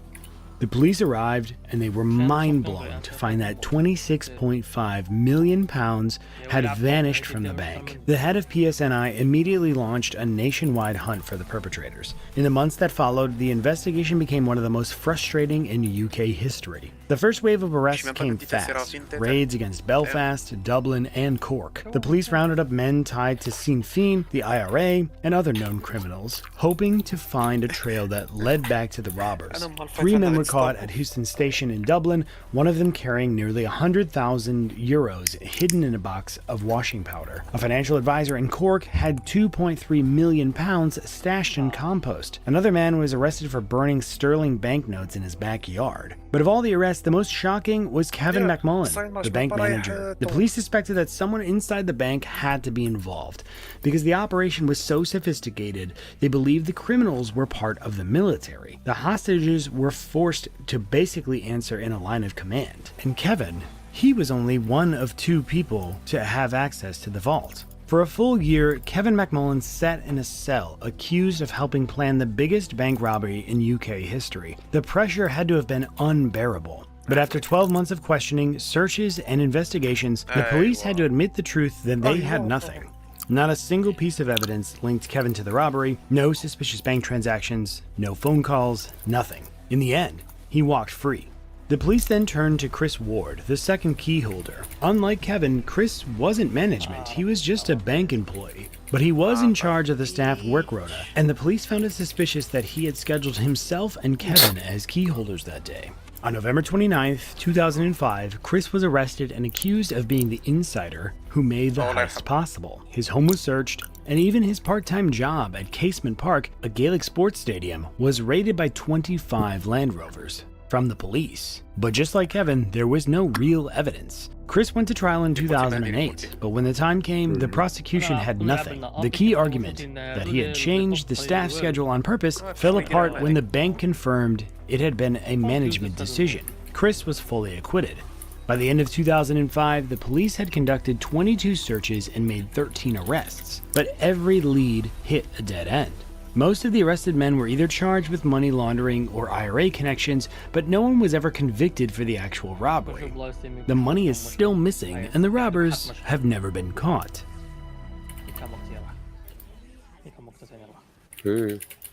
Both families were found safe, at least physically. Chris's family had been held inside his home the entire time, while Kevin's wife, Karen, was taken deep into the Drumkira forest and locked inside an abandoned cabin. There was no woman there to, quote, take care of her as the gang had promised. Before leaving, the captors destroyed her car, erasing any evidence that could link them to the crime. The Northern Bank robbery wasn't just a crime, it was a humiliation for law enforcement. £26.5 million stolen, families held hostage, 2 bank employees forced to help, and the robbers disappearing without a trace. The police had one job, find out who did it, and they failed. To this day, the case remains open, yet unsolved. Thank you so much. If you've made it this far, make sure you hit like.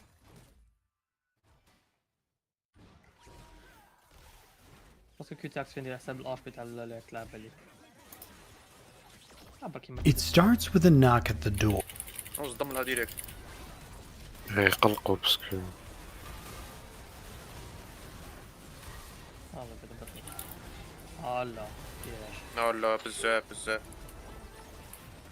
From the cheapest to the most expensive, today we're cooking every type of salmon. I'll be taking you with me on an exclusive look inside the world's most sophisticated salmon farm. We'll be heading all the way up to Alaska to experience harvesting wild-caught salmon directly from the source. Join me as we explore the world's most popular fish, and thanks to Rocket Money for sponsoring this video. And starting off, we have pink salmon, the cheapest money can buy. And I've heard this one tastes and smells absolutely disgusting. It typically comes in a can or as pet food, so sourcing a whole fillet like this was surprisingly difficult. Very interested to see how it smells. Ooh, not very good. That is fishy.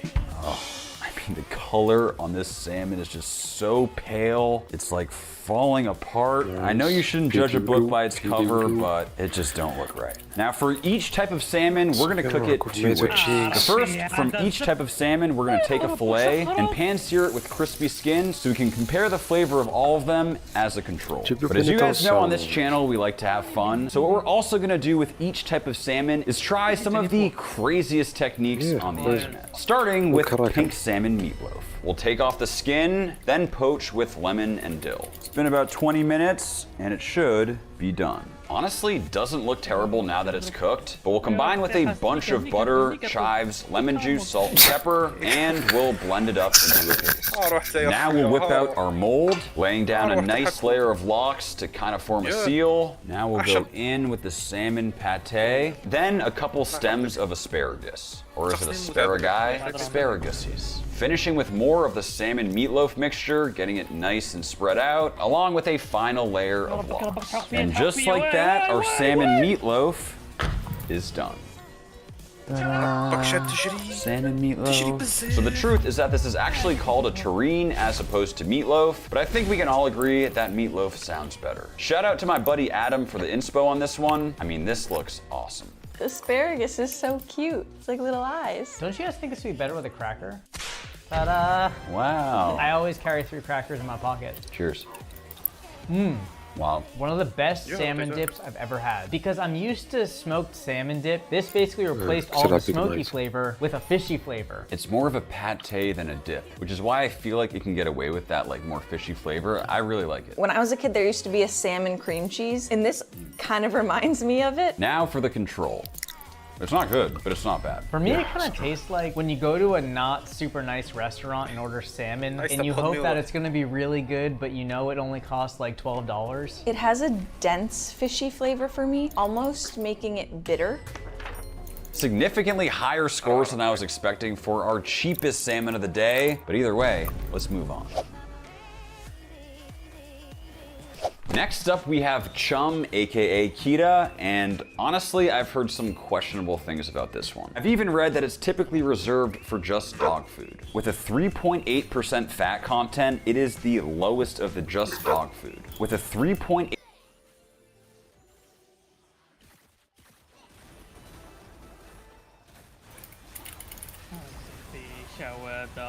8% fat content, it is the lowest of the day. You can see how it has a relatively pale, not super striking orange color. It smells kind of fishy.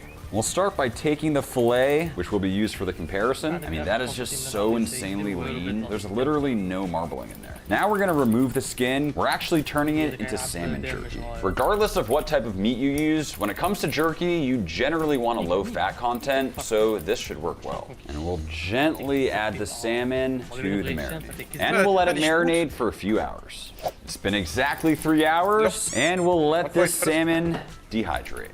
Well guys, that one took 6.5 very long hours. I'm excited about this one. It developed some great color and the texture seems perfect. Chum salmon jerky. Oh. It starts off savory, sweet, and the more you chew, the worse it gets. That jerky tastes terrible after like 3 seconds. It is so disgustingly fishy. I want to go for water, but usually when you drink water, it gets worse. It's extremely dry, it's extremely fishy. I'm not looking forward to the control, but doesn't taste good, but it's cooked nicely. I do like the texture. It's weirdly not as bad as the jerky, but it is very fishy. There's not a high fat content, so you really do just get that dense fishy flavor and not that buttery texture that I love with salmon. That means we have a tie.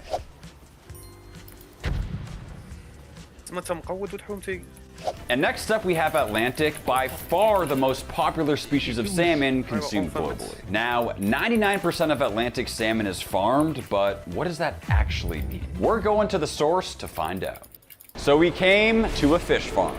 And we're starting at the hatchery. This is an exclusive look at how Blue House salmon literally go from an egg to the dinner table. Step 1, 400,000 eggs arrive every 7 days. 3 weeks after hatching, they look like this. I had no idea how cute baby salmon were. Step 3 is called start feeding. With tens of thousands of fish per tank, the temperature and current is precisely adjusted to mimic nature. I even got to feed them. Holy crap, is that from there to there? And there's 36 of these. The scale of this place is just mind-blowing. As the salmon grow, they're moved to larger and larger tanks. At this stage here, they're 14 weeks old. Here they are at 21 weeks old. We even got them feeding in real time. And this new room is where big changes start to happen. So up until this point, all the fish have been going with the current, but for the first time, you'll notice how some of them are going against the current. It's at this point that the fish are ready to start swimming in the ocean. Our salmon are officially in the ocean, and we've made it to the 450,000 gallon tanks. And these are extremely happy salmon living under perfect conditions. In terms of density, it's 5% fish to 95% water, which is ideal. Highly advanced systems feed the salmon as they continue growing. The over 2-year life cycle is complete, which means it's almost time to eat. We're going from farm to food. Food safety is the #1 concern, so got all suited up. First step, the fish are beheaded. It's the perfect harmony of human skill and advanced machinery as fillets are separated and processed. This final machine cleanly removes all pin bones, and the life cycle is complete. These stunning fish are packaged up and ready to go. Let's get back to the kitchen. It's gonna be a long walk. That was wild. This thing is absolutely beautiful. As you can see, it is still extremely stiff. Believe it or not, this fish is way too fresh to be eaten today. This fish was literally harvested hours ago, and the muscle fibers need to relax before it's ready to eat. The same concept applies to beef, and it's why aging leads to tenderness. Instead of just leaving it in the fridge, I'm actually gonna dry age it, which should really take this over the top. And just like that, it has been 6 days. Let's check them out. Believe it or not, dry aged fish actually has 0 smell if it's done right. It's extremely clean and is sometimes described as tasting more fresh than quote-unquote fresh fish. And as you can see, there's now this super hard exterior. We'll have to see how the meat on the inside looks. It is just so hard after the dry age, and this is a ridiculously sharp knife. Now I'm just gonna follow the bone with my knife, coming across. And this is what we got. That looks beautiful. I'll start by removing this top loin for sashimi. You might not know this, but most sushi salmon has actually been cured in salt and sugar for better flavor and texture. And we've let it cure for about an hour. I have to say there is a surprising amount of liquid that's come off of this in such a short period of time. But either way, now we'll just give them a quick rinse. Especially after that cure, I mean, the color is just looking so incredible. It's also firmed up just a touch. Time to slice. We'll take our slices against the grain, and that right there is some picture-perfect looking sashimi. It is so tender. That might be one of my favorite foods. So tender, it breaks apart so nicely. It's firm yet tender at the same time. There's a slight change in flavor, like it's a little bit more concentrated. This is still extremely clean and just incredible. Okay guys, I think it's very clear we all loved the Atlantic salmon in raw form. Let's see how it is once cooked. That's what I would expect buying at the store. It's just kind of your standard salmon. Very juicy. It clearly has a way higher fat content than anything else we've cooked today. Fairly mild flavor, but I love it. We're finally getting into some good territory. Look how this in big I am. particular is a very high quality Atlantic salmon, but if we're looking at Atlantic salmon in general, I think this is a fair score.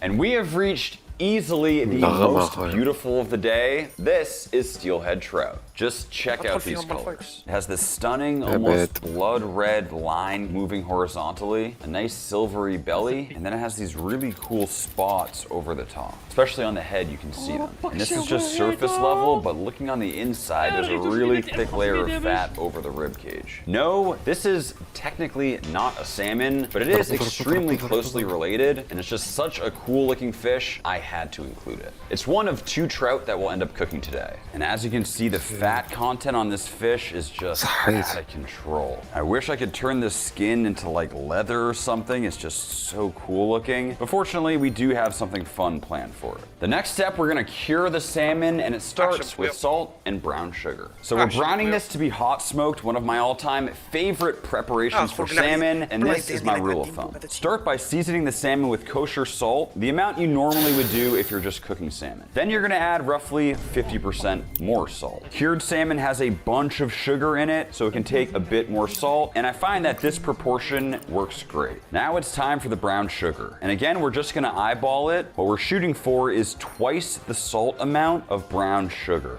Make sure you get both sides. And now we'll ideally let this sit in the fridge overnight. And just like that, our salmon has been cured. As you can see, tons of liquid has come out, which is to be expected. I gave it a gentle rinse, but the real key here is getting it extremely dry. Best case scenario, you'd actually leave it in the fridge to dry out even more, but this right here should be fine. Now that it's brined, we're gonna hit it with my favorite trifecta of seasonings when it comes to hot smoked salmon. We got our black pepper, a nice layer of garlic powder, followed by some chili flakes. And now we'll just take some slices starting on the thick side, but making sure not to slice them completely off at the top. Now I'll load it up with a jalapeno cream cheese between the slices. It's got herbs, capers, lemon, and barbecue rub. Combined with a kick from the jalapeno, it is the best combination. And we'll get it on the smoker. After 2 hours, low and slow, just glazing it with some maple syrup and orange juice to tack up, and you're left with the ultimate smoked salmon board, or I guess in this case, smoked trout board. But don't think we forgot about that skin. No need for crackers when you have crispy skin. I'm telling you, this is the best thing to whip up if you're hosting a brunch. It's a great salmon board. Make that for brunch, you're gonna impress all of your guests. That right there is a banging recipe. It has everything you want in it. Creamy, salmony, dilly, herby, it's top notch. I actually can't taste the fish too much. It just tastes like a nice fish dip. So I'm excited to try it on its own. Control. It's so buttery. The thickness of each flake layer is so perfect. It has a nice, strong, but not overly fishy flavor. Very well balanced. I think it's a great fish. It might even be too rich for what I prefer. Personally, I like it a little bit less fatty. That is crazy high. It's so good. Salmon's out, trout is in.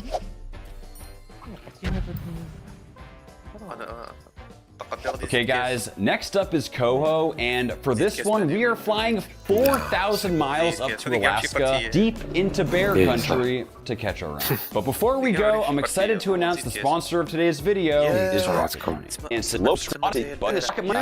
much as I'm scared of bears, so that was one way to start the trip. But fortunately, we made it. Let's see if we can find ourselves a fish. We found some fishermen hauling in the freshest of the freshest wild coho. They're native to Alaska and have an unbelievably unique life cycle, migrating thousands of miles. They're some of the most sought after fish, therefore processed near the docks for optimal freshness. But you already know we're not coming all the way to Alaska without at least trying to catch our own. We fished for a solid 2 hours, then finally got lucky, and it was time to cook them up. So we got our fish, but just found some huge bear tracks. If you're seeing this, it means we're still alive, but we'll see. Jumped in a kayak, found a deserted island, started a fire, and got the coho over coals. Threw on a little teriyaki and some lemon, and let's get back to the studio to give Sophia and Kyle a taste. So Kyle, believe it or not, I cooked this salmon on a bear-infested island in Alaska. Wow. The fish is definitely a bit more dense, but I think we need to try the control to really see how it stacks up.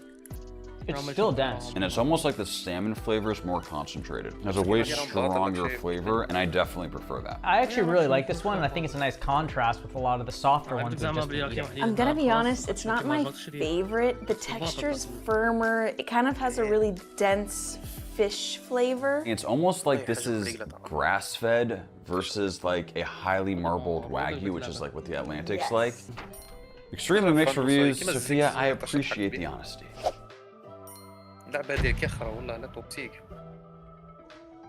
And next, and the quality of this fish looks absolutely incredible. Extremely thick char, and the crunch and the muscle fibers look very tight and clean. But what's coolest for me is checking out the skin side. If you look close, there's these little light pink spots, super unique and beautiful. And I'll start by quickly removing the skin from all of these Arctic char fillets. Now we'll just season up all of our fillets with some salt. Don't want to go too heavy as they are pretty thin, and some black pepper. Now we'll roll out the puff pastry, and actually gonna see if I can slice this up into the shape of a fish. Arctic char down, topping with this goopy spinach and cheese situation, egg yolk to keep it all together, and as you can see, yes, we're turning this into a salmon Wellington. A Salington, if you will. More egg yolk over the top, we'll detail with some scales, finishing with salt. It honestly doesn't look half bad. And into the oven to bake. We got a nice golden brown color, but as you can see, we didn't overcook the inside. Still nice and moist, which is key.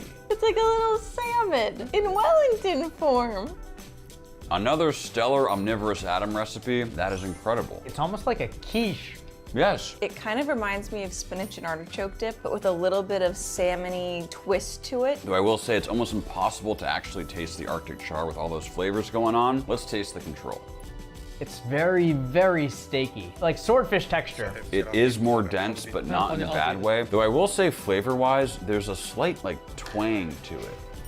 I like it, but I don't love it.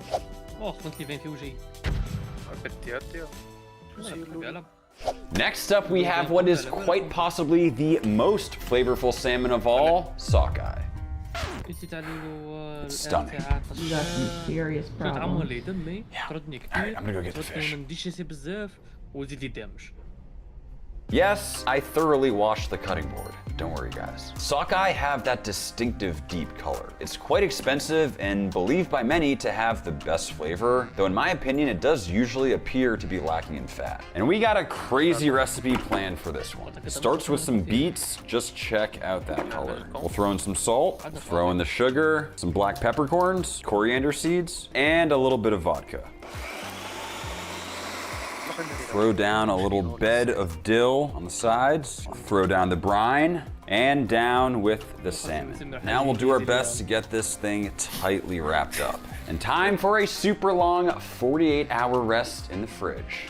Well guys, our 48 hours are up. This is what we got. You can see how a lot of that liquid ended up escaping, but let's open it up and see how we did. You can immediately smell that dill. This is looking crazy. And as you can see, we're left with this beautiful deep red color. One thing I am noticing is that there does appear to be a significant amount of salt and kind of beet mixture that didn't really absorb, so we'll have to see how the salt content is. Gave it a super quick rinse, and this is what it's looking like. You really get that beet and dill smell, and I can tell by touching it, it's a lot more firm. And now we'll start taking our super thin slices at an angle. Definitely easier said than done. It is quite delicate, but the results are some paper thin, perfect slices of lox. I can't believe how well this seemed to have worked. Now, of course, we have to do it. Lox and cream cheese bagel with all the best toppings. This might just be the hardest I've ever worked for a piece of fish, but at least visually, I think we nailed it. Wow, my leg has been touching your knee way longer than I would ever want my knee to be touching your knee. Just for reference here, this is what I'm seeing. It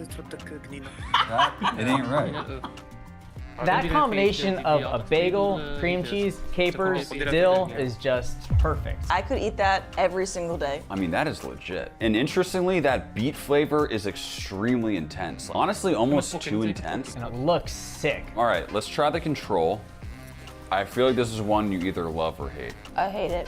Really? So dry. It's a super intense fish flavor. It reminds me of the chum salmon. For me, it's almost like a very dry-aged steak. I don't think I'd want to eat a whole big piece of salmon though like that. Yes, it's lean, but if you can appreciate the strong salmon flavor, it actually might be my favorite. That is crazy. Next up, all the way from Japan, we have an extremely special one. This is a cherry trout, also known as Sakura Masu, and this is my very first opportunity to cook one. This fish is only available during springtime, and it's one of the few salmon-like species native to East Asia, and it is highly prized for its beauty and taste. It has a silvery body with pink and reds, and a distinctive cherry blossom-like coloring during spawning. Guy's got some crazy teeth on him. Eat me. And for this one, we got something very cool planned. I'll start by filleting like normal. This is a really expensive fish, so doing my best to avoid wasting any of it, and we'll tweeze out those pin bones. Now, it looks like there's pretty good fat content on this one, especially in that belly area. And we'll get that skin removed. The plan is to cook the fish and skin separately. Olive oil and the skin down. We'll hit it with some salt, then we'll throw a little weight on top and get it into the oven to get crispy. And now we'll take some slices. What we're making is a sort of fish mosaic, so we need these long, equal strips that we'll season with salt. And the next thing we'll need is seaweed powder. This is gonna give some interesting flavor as well as color. From here, we're just coating each piece of the fish in that powdered seaweed. It kind of looks like glitter or something. Now I'll just bunch them up and tightly wrap with cling film so it's one cylindrical log of fish, getting it nice and tight tying off the ends. We have our sous vide bath set to 115 Fahrenheit. I really hope this thing is waterproof, but in she goes. And we'll let it hang out in the hot tub for 30 minutes. While that sous vides, we're gonna finish preparing the rest of this dish. We have a super flavorful Japanese dashi that we're gonna strain out right now. It has all sorts of flavorful ingredients like miso, yuzu kosho, ginger, garlic, and kombu. I mean, it is packed with flavor. That is incredible. For a pop of color, we also have this stunning spinach and yuzu kosho liquid. It just smells incredibly fresh. The color is insane. And just like that, our little salmon package has finished sous videing, and it's actually been 24 hours. We let it chill in the fridge. I am very excited to slice into this thing. I really hope this worked. I mean, that is just such a cool looking cross section. If it tastes as good as it looks, then we're in for a treat. We'll plate with the dashi, the spinach yuzu kosho liquid, the mosaic, and we of course can't forget about that crispy skin. It's become shatteringly crispy, which should be the perfect contrast to the soft, rare fish.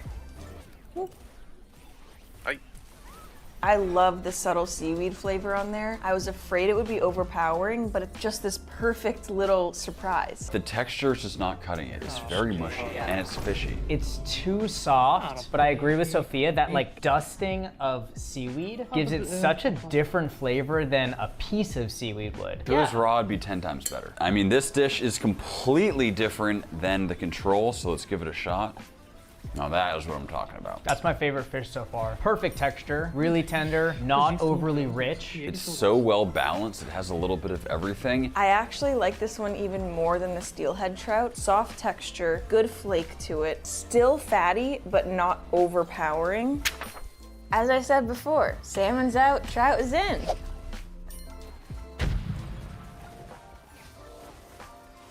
We've made, oh, Jesus Christ. Why does that salmon keep coming out of the damn sky? And we have made it to salmon royalty. This is King Salmon, AKA Chinook. And this is a very special day because we actually have two types. We have regular wild caught king salmon, and this guy here, which is often considered the pinnacle of all salmon, Ora King. It's our most expensive of the day and debatably the best tasting salmon in the entire world.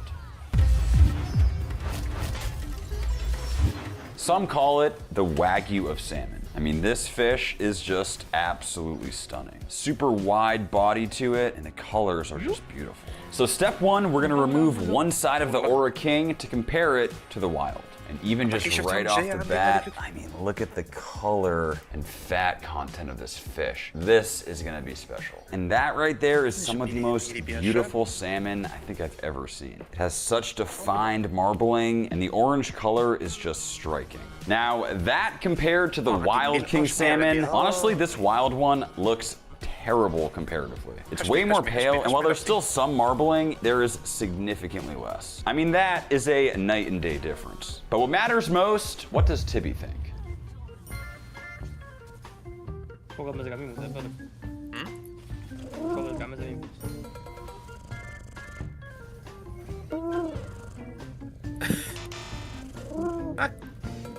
Well, talk about conclusive results. Tibby is a wild guy.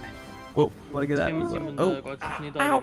And believe it or not, with the rest of this fish, we're cooking it completely covered in salt. Salt-baked fish is pretty popular, but I don't know if it's ever been done with a salmon of this quality. We'll mix that salt and water combination, then add a layer.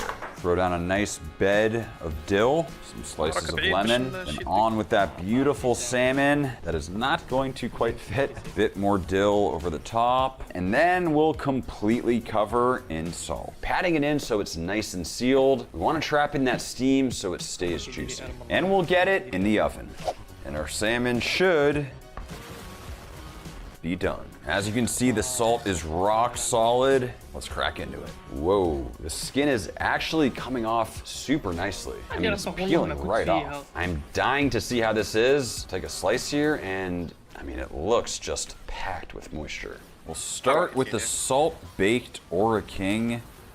That is beyond juicy. It's like insanely soft. I love it. It's almost like that salt coating has been dry brining the salmon, pulling all this juicy yumminess out of the fish. Now we'll move over to the control and taste the normal king. Definitely doesn't feel as rich as the salt-baked one, but definitely a high-quality salmon. It has the interesting flavor of the sockeye, but a better texture, kind of like the Atlantic. I think it's a really nice middle ground, actually. It's a bit tight in texture, but I don't love it. Now we'll move on to the Ora King.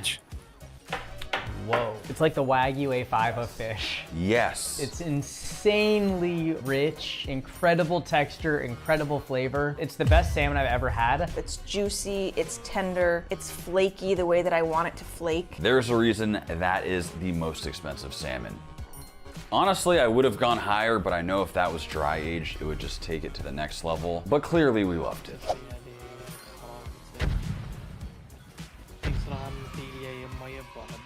Now that our collective omega-3 levels are through the roof, it is time we sign off. Thank you so much for watching, and we'll see you next time.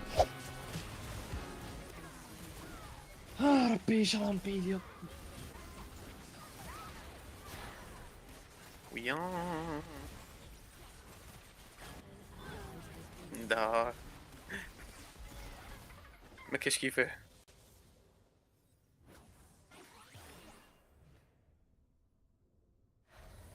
كنا الفايت تدخل في الاخر او في الاكالي ولا جينكس كن غاية.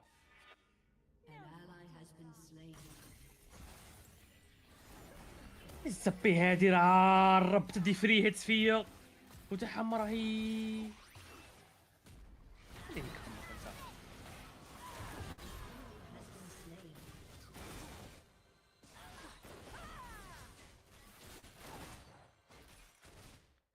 صافي يا عمري ضيعت عليك قلتي باش تزلمي غير الواحد. هادي ما كانش فيا نيكا ما كانت فيا هادي صافي باش عرفت ما تجيني انا عرفت هادي جينكس تاع نمي شرات يكمبك تي راح يكمبك هاي يكمبك هاي دي كمبك انا اناش بهذا نايس. جينكس راح تلعبها مقودة ما غري زعما صافي خرامبيلين هو فين غيرب هادي شا تهرب تاك بوطو في الوجه. ماكش عباب لي نجم يسايلنسي هذا الفرق. هذا يسايلنسي هذا الكاركتر كي داير سفيان شوغات. هذا ايتم يسايلنسي وات ذا فوك. لا ماشي ايتم كاركتر يسايلنسي. ايوا زقي عليك هيك تزقي يسايلنسي. اي الزقوا ماكش عبالي بلي تسايلنسي التكر. نكمبك هاي اش باغي دير يعني كمبكي ثاني صافي ما جاتنيش والله ما جاتني خي.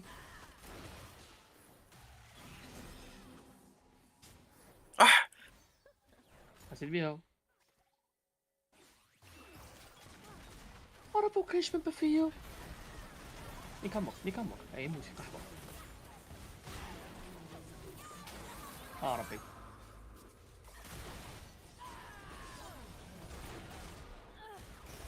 انا شبي سبي انا شبي صحيت تيمي سورجين بصح في التالي ما كان والو.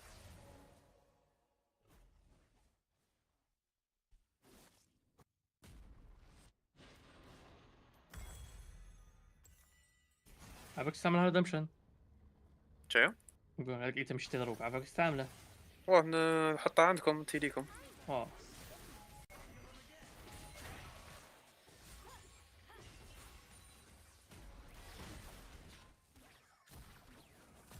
حطك الجينكس راها انوينغ as fuck والله.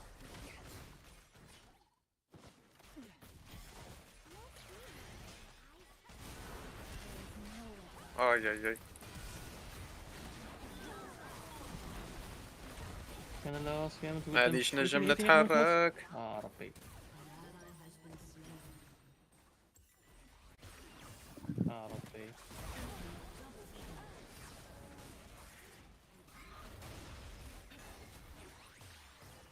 ربي ربي ربي شو السلو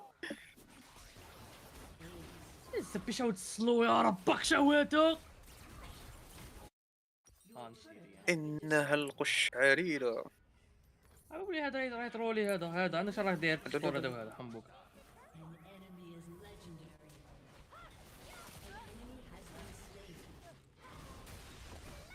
مات؟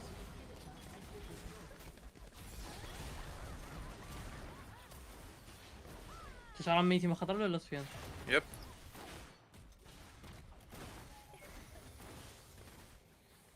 شو قطر ميتري خطرة صحيح. خطر قتلتها هذا.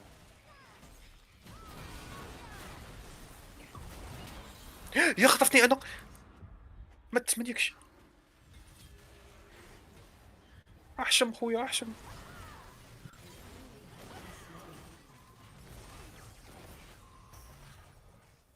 يا روحي نيك الكمبوك روحي نيك الكمبوك. نجيب لكم ميكايلز بليسينغ مليح تقلع لكم كلش.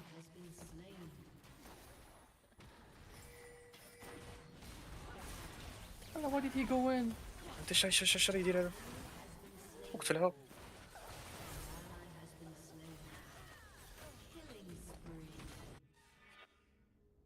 أنا عاود جيت.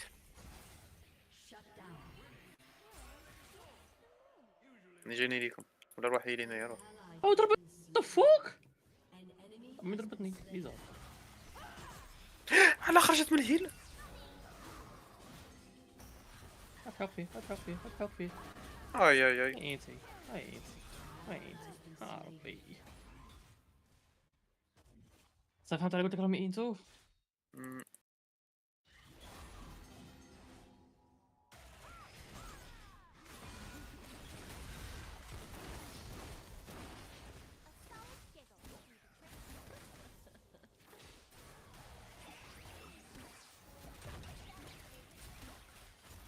اي وي.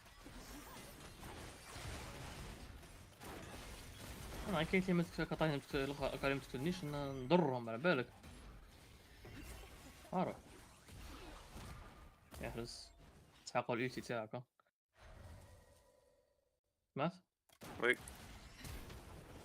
شكون اللي التيه؟ Hello everyone, this is your daily dose of internet. He wanted to have some fun with his pet lizard though shedding its skin.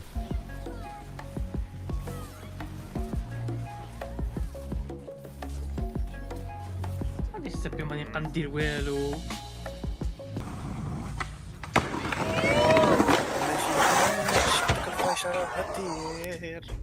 I am so sure.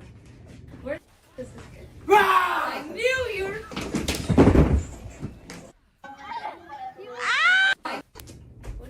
I am so sure. Where this is good. I knew you were.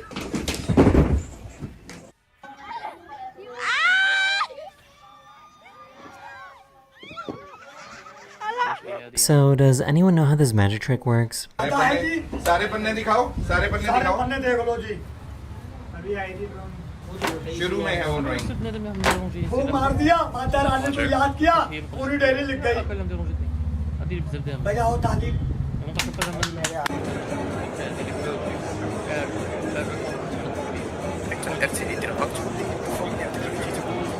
This dog managed to sneak out of this truck but struggled to get back in.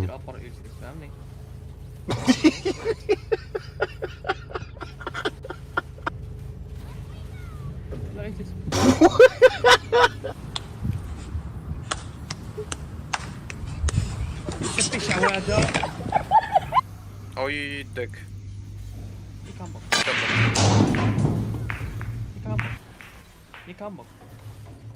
Vas-y mon gâté, teste le nouvel sneaker. Oh waouh. Oh waouh. Mais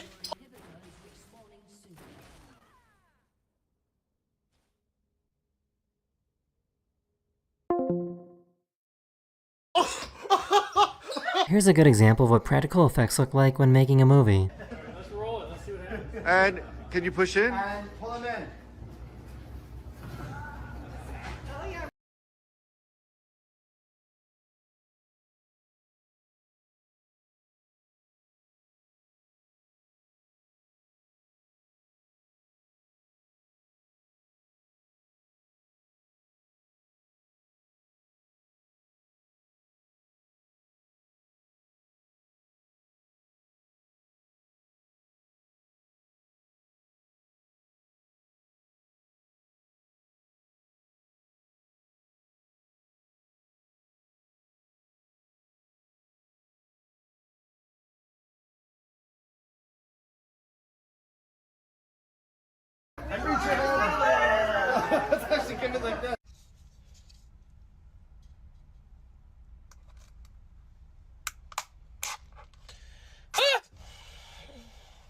He was teaching his mom how to box in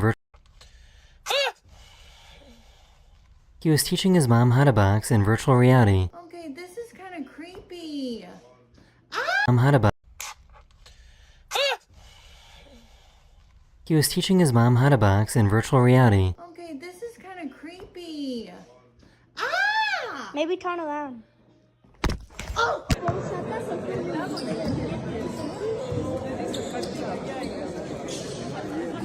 Ábrete, ábrete.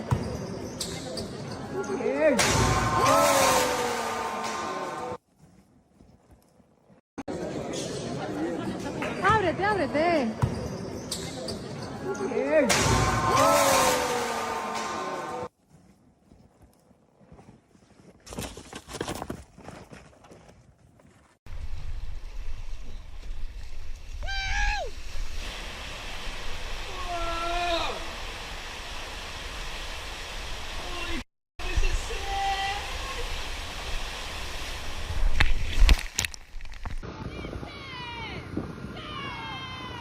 Come on, Rodney. They managed to get this tree. Come on, Rodney. They managed to get this tree to perfectly fall into this tree stump.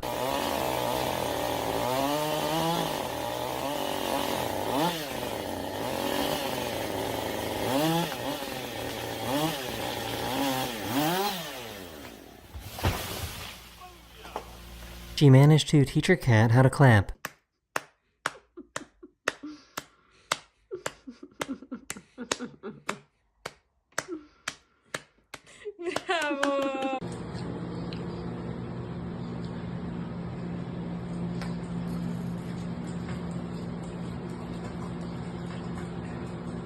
This poor bear got stuck with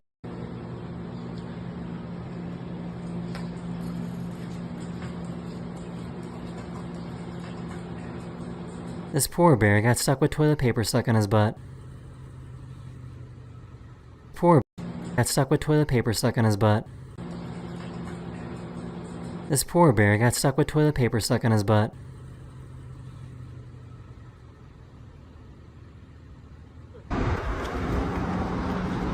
Buenos días. Buenos días. A few days ago, this weird comet thing was spotted flying over Los Angeles. Whoa.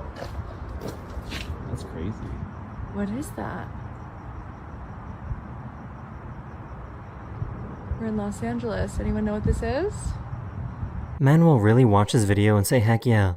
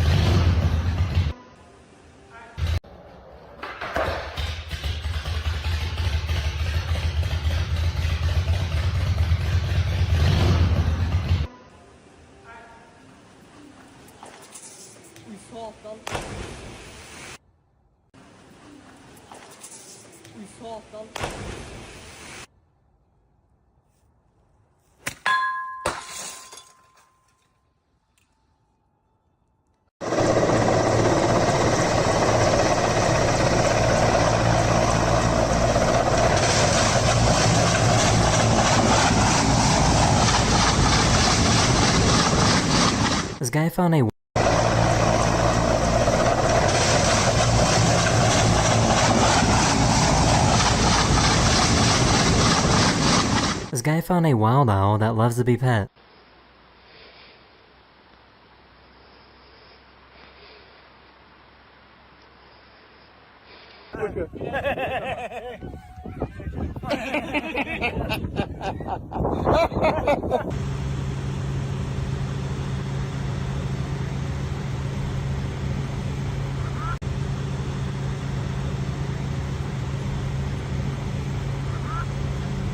Okay, watch the pink one. You ready? Watch it. What? Oh, it's blue. Oh, it's blue. Watch the pink one. You ready? Watch it. What? Oh, okay. Watch the pink one. You ready? Watch it. What? Oh, it's blue. Oui, Antoine. Ah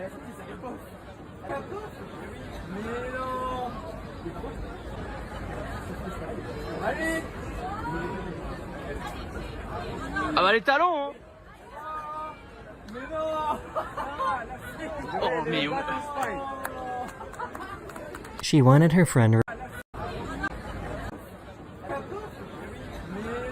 Oui Antoine. Oui Antoine.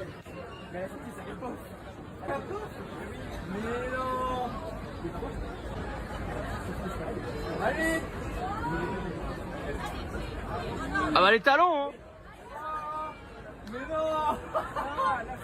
Oh mais où? She wanted her friend to record her dancing. On the main floor. An informative audio tour is included in your ticket.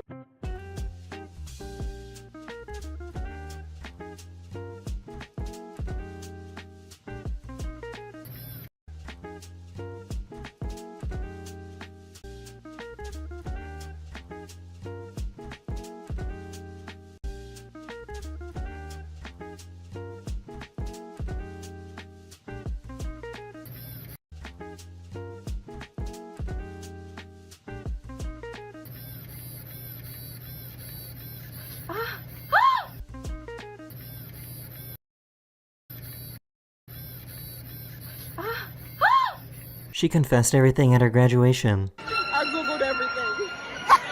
I can't go through college. I googled everything. This is wrong.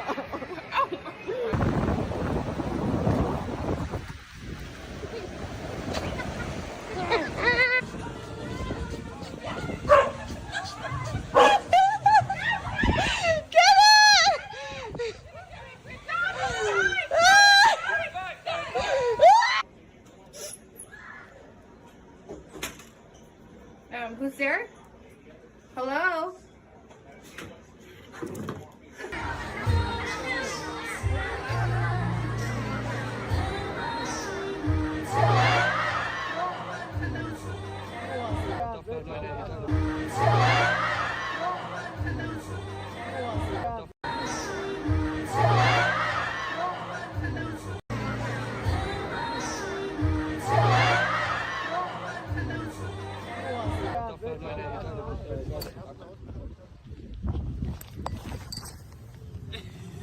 This is what it looks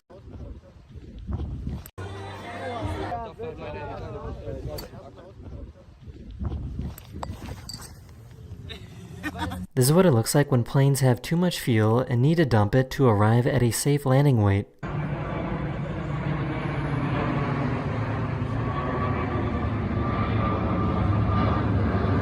So I've watched this video like 17 times and I can't figure out where this other woman came from. This little pup from. So I've watched this video like 17 times and I can't figure out where this other woman came from. This little puppy was. So I've watched this video like 17 times and. So I've watched this video like 17 times and I can't figure out where this other woman came from. This little puppy was terrified of these cows. 17 times and I can't figure out. So I've watched this video like 17 times and I can't figure out where this other woman. So I've watched this video like 17 times and I can't figure out where this other woman came from. Times and I can't figure out where this other woman came from. This little puppy was terrified of.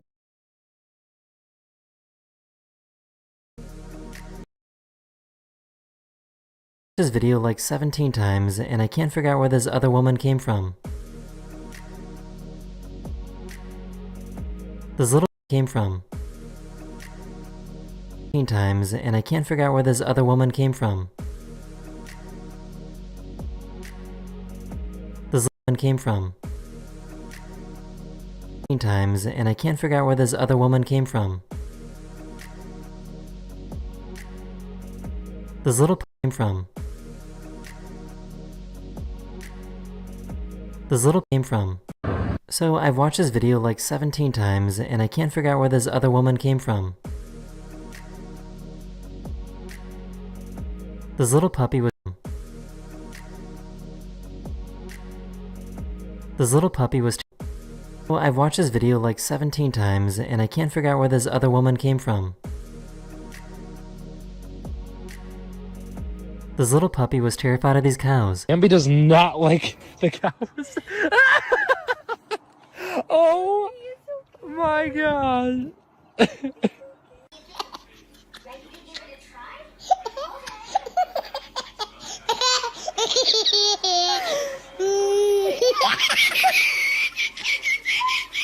He chased after these fish that were under the ice.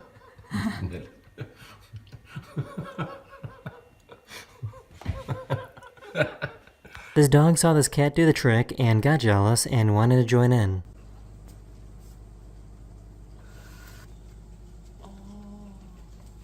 Oh, whoa.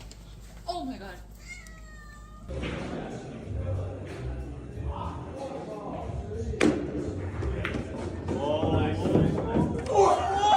This piece of art creates a crazy optical illusion.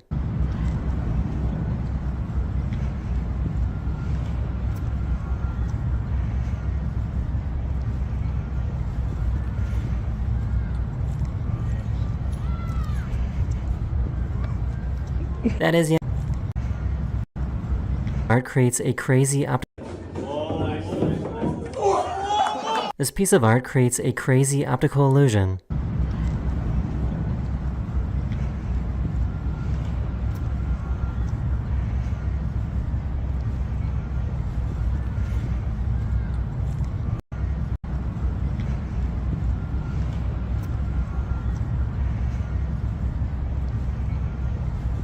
Illusion.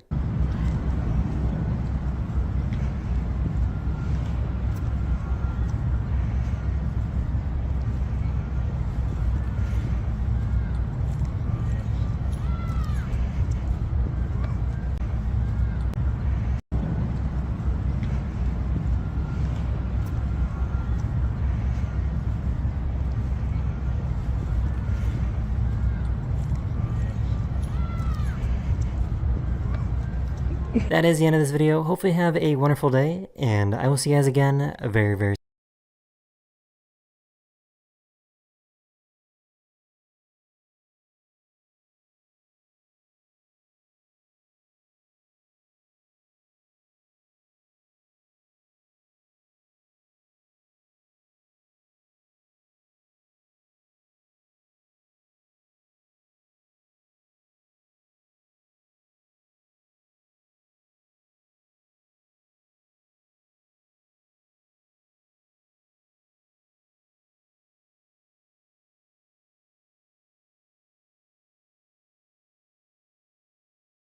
This is a slingshot, and this is also a slingshot, but it can punch through concrete blocks. But let's go back to the beginning. So, I have an idea. What do you get if you merge a slingshot and a crossbow? Let me explain. Basically, a while ago I built a huge slingshot, and even though that was pretty scary and definitely powerful, the biggest limit of that system wasn't the slingshot. It was me and my limited strength. And then a few weeks ago I tried this crossbow. This thing shoots arrows at insane speeds, and since it would be impossible to cock it by hand, you use a winch to do so. Do you see where I'm going with this? I can only pull elastic bands with, let's say, 20 kilograms of force. And with that, I was able to generate 84 joules. So, if I could pull the bands with 300 kilograms of force, would I get like 1,200 joules? Not sure if that's how it works, but I guess I gotta find a way to merge a winch and a slingshot to find out. And I believe I could start from this. This is a slingshot rifle, and it has two main elements. The clamp system that holds the pouch with a steel ball loaded in it, and the fork that gets pushed forward and it pulls the bands. And so I believe I could use the same concept for my slingshot rifle. With the only difference, I gotta use a 360 kilogram winch to extend the fork instead of my foot, shoot steel balls that are 125 times heavier, and redesign basically everything so that all the components fit, they work together, and nothing would break and kill me. And I have no idea how to do that. That's nothing new, to be fair. I mean, every time I make stuff, I barely know what I'm doing. This time it's different though. I dressed up like riot police to test a slingshot that was 10 times less powerful than what I have in mind. So I gotta know what I'm doing. I need to study, I need to design each part the right way to avoid any possible dangerous situation. I did nothing for 3 days. I couldn't find the motivation, I just randomly watched slingshot videos now and then. And you know what's crazy? That actually worked. Alright, look at this. Cam Engineering. I don't know who you are, man, but I'm grateful you exist. This guy literally just made a winch-powered slingshot cannon, and it's insane. And even though I want to keep my winch-powered slingshot handheld, like a crossbow, so the system is probably gonna be pretty different, I can learn so much stuff from this video that now I actually believe I can pull it off. So I started by drawing a few sketches to get the proportions right, and then, based on the dimensions of the winch I already bought, I made a 3D model of the slingshot. And doing that took me 3 weeks. And by 3 weeks I mean nights included. The reason it took me so long is because I've never 3D modeled before. But anyways, now I think I'm done. This could be the world's most powerful rifle slingshot, if it works. After exporting all the parts, as well as the technical drawings for the threaded holes, I happily uploaded them to a CNC online business, with no hesitations or regret at all. And now, I just gotta wait for them to produce the parts. I just hope the parts will fit together, otherwise I would've wasted like a lot. I regret it. I'll see you when they arrive. They've arrived. These are all the parts of the slingshot rifle. And even though I'm well aware this could be an absolute fail, I'm also very excited by the possibility it could actually work. I have a lot of parts here, so I'm gonna explain how the slingshot works and the function of each component as I assemble them. Starting from the backbone of the slingshot, this is a stainless steel profile that is currently 3 meters long. And when it comes to slingshots, usually the longer the better. Longer bands means longer acceleration length and higher speed of the projectiles. I gotta be able to keep it handheld though, so I'm cutting it down to 1.6 meters long. And since I'm gonna mount the other components onto this, I'm also drilling all the holes for the connections and the slot in which I'm gonna place the trigger. Then I cleaned it up, I painted it, and now it looks like this. Now, since there are a bunch of holes here, right where I'm gonna mount the winch, to make sure nothing breaks, and also to balance the weight of the slingshot, I'm gonna mount 2 support plates, one on top of the steel profile, and one in between the steel profile and the winch. Basically like this. These 2 plates are also gonna allow me to mount the external cage. I still need to sand it and paint it though, like the adjustable cheek rest, which is 3D printed as well. But I haven't picked a color for them yet, so I'm sticking to the metal parts first. So next, I'm mounting the central part of the chassis, and with this on, I can now install the trigger and the clamp system, which I believe are very interesting. And it took me like 2 days to design them. The trigger is an aluminum piece that rotates around a smooth bolt, and it also returns in position, thanks to a spring I installed inside the chassis. And then, to complete the trigger mechanism, I made these 2 stainless steel clamps. This should be able to hold the pouch with a steel ball loaded in it, and then release it as soon as I press the trigger. Now, to let them rotate and open, while also keeping them fixed on the slingshot, I designed these 2 little elements. These caps leave a tiny gap that allows the rotation of the clamps, but doesn't allow them to move vertically. And since I also installed 3 very thin washers on the bottom of the caps, the clamps are free to rotate with basically no friction even against the bottom plate. The trigger holds the 2 clamps closed, but as soon as you pull it, the clamps become free to rotate. And because of the pull of the elastic bands, they should open, releasing the pouch and the steel ball inside of it. Alright, let's try it. To simulate the pouch, I'm putting a 30mm steel ball inside a piece of cloth. So if I pull this thing right now, it shouldn't open. Alright, it doesn't open, but if I press the trigger while pulling, it should open. Alright, it works, but I think I made a mistake. The clamps actually opened quite nicely. The problem is that the trigger was way too hard to pull.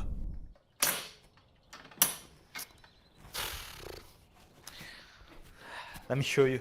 So when there is nothing that pulls the clamps, there is also no pressure on this part of the trigger, and the system works pretty well. But as soon as something pulls, there is a lot of pressure on the trigger, and it becomes very hard to press. So I panicked, but just for a while. I think I got it. I think I can fix the problem simply by modifying the trigger a little bit. If I made it more rounded in both directions, I believe that should reduce the friction quite a lot and making it so much easier to pull it. In the meantime though, I'm just gonna use WD-40 and see if it works. And even though that actually helped a lot, to make sure I'd fix the issue, I also reshaped the top of the trigger. And now I'm gonna test it to see if it really makes a difference. 30mm test. It closes so much better than before, and most importantly, it opens so much easier. Yes! At this point, I can mount the bottom part of the chassis with the grip and the stock mount. And now it's finally starting to look like something I should be scared of. This long element should make it easier to hold the slingshot, especially when it's ready to shoot. And it's gonna have the fork all the way down the length of the steel profile. Speaking of which, this is the massive stainless steel fork. And to give you an idea of the scale, this is a slingshot, and this is the fork of my rifle slingshot, in which I'm gonna fix the elastic bands. The fork is gonna rest on the steel profile, and it should be able to roll up and down of it when pulled by the winch cable. To achieve that, the only point of contact the fork has with the frame is these roller bearings. They should reduce the friction to the minimum and allow the fork to easily pull the bands. Now, the last structural element I need to install before moving to the 3D printed parts, connecting everything with a winch cable and installing the bands and the pouch, and then test it, is the pulley wheel. To install it at the end of the steel profile, I'm using this stainless steel element with a smooth bolt, so that the wheel will let the winch cable slide. On top of that, I also designed this aluminum piece with a Picatinny rail, onto which I'm gonna mount the bipod. And like that, all these structural elements of the slingshot are now in place. And I can't believe it's actually getting there. At this point, I can mount the 4mm winch cable. This one goes through the chassis, the trigger, around 4mm. And like that, all these structural elements of the slingshot are now in place. And I can't believe it's actually getting there. At this point, around the pulley wheel, and now I'm connecting it to the fork. Like this, fixing the cable using a loop and an aluminum sleeve. I also installed the top plate to prevent the loop from sliding out vertically. Now, for the 3D printed parts, I feel like I could play it safe, just painting them black, but I fear you would barely be able to see them this way. Moreover, I kinda wanna keep it consistent with the previous builds on the primer filler, the dry, I'm not going broke, sniper rifle, with a... I'm well aware I could have bought a small car, and the reason I'm not going nice sniper rifle, with the same amount of money I'm spending on a slingshot, and the reason I'm not going broke, is Odoo. Odoo attack makes command really free. The primer dried, and I can apply the delicate just for the part of this build, dimensioning the right way the elastic bands and the pouches for the steel balls. Now, think of the elastic bands like a battery. When you stretch them, you're storing energy. And if the formula for stored energy is half the force by draw length, which I'm not entirely sure about, since my system can pull with about 250 kilograms of force, and the draw length of my slingshot rifle is about 1.1 meters, that means when the slingshot is loaded and the bands are stretched, I would have about 1,350 joules of stored energy. Then, when you release the bands, stored energy turns into kinetic energy, and rubber wastes about 25% of that in the process, so I would only have about 1,000 joules to play with, and I need to find the best possible way to transfer that energy from the bands to the projectiles. And that is quite tricky. If I used too much rubber compared to the ball's weight, after shooting the ball would just shoot off, while the bands are still flapping and retracting, not pushing the ball for long enough. And if I used too little rubber, well, the bands wouldn't be able to push the weight of the ball fast enough. So here, I'm kinda guessing and just hoping for the best. I came up with 3 configurations for 3 different steel balls, and I'm not sure how much energy I'm gonna get with these. I mean, I have an idea, but theory can only get me so far. I gotta test it. Configuration. I have an idea, but theory can only get me so far. How much energy I'm gonna get with this? I mean, I have an idea, but theory can only get me so far. I can get with this. I mean, I have an idea, but theory can only get me so far. I gotta test it, see what happens. 10 joules were a lot for a slingshot. Imagine if I can make one that's 100 times more powerful. So 1000 joules. I guess 1000 joules is gonna be my goal. I'm cutting the bands out of 2 rolls with different thicknesses, and since I need to make like 80 bands, I 3D printed the shape of 3 different bands so that I can use them as a guideline for the cut. I'm not sure if that's the best way to do it, but it's kinda working. Then, to hold the balls inside the clamps, I also need to make a few pouches. The lighter the pouches, the better, because it causes less drag. But they also need to be big enough to hug the balls and strong enough to not just rip under 250 kilograms of force. I'm making them using a 2mm thick leather, reinforced by Kevlar and stainless steel eyelets. And I temporarily glued them together, but now my granny is helping me out stitching them, using a double layer of cotton string. And after that, I'm stitching them again using a larger Kevlar string. And I mean, they're not pretty, because I'm rushing at this point, but this should be more than enough material to not rip under full load. Hopefully. Now, something I didn't think about is how hard it was gonna be to fit 6 elastic bands inside the 10mm holes of the pouch. And it's been a journey. Then I actually ended up making it, but I don't really like this connection right here. I feel like it's just gonna slip, so I'm switching things up. I'm merging 2 bands in one, basically like this. And then, instead of connecting them directly to the pouch, I'm using a Dyneema cord that can hold like 3 tons, and I'm making a loop connected to the pouch hose. This way, it's gonna be so much easier to install the bands. And since I have no idea if these elastic bands, it's gonna be so much easier to install the bands. And since I have no idea if these elastic bands will actually work, being able to quickly switch them is very valuable, and it really didn't turn out as I was expecting. It's parts of the slingshot, especially if they want. In the meantime, I also painted and assembled the last. I tried to make the paint job as perfect as possible, or making new ones, and I started to get really mad about it. So then I stopped for a second and I realized, my goal here is not perfection. My goal here is to make cool stuff and just have fun. So I want to make this thing to remind myself to focus on what actually matters. Useless objectives will never ruin the fun again.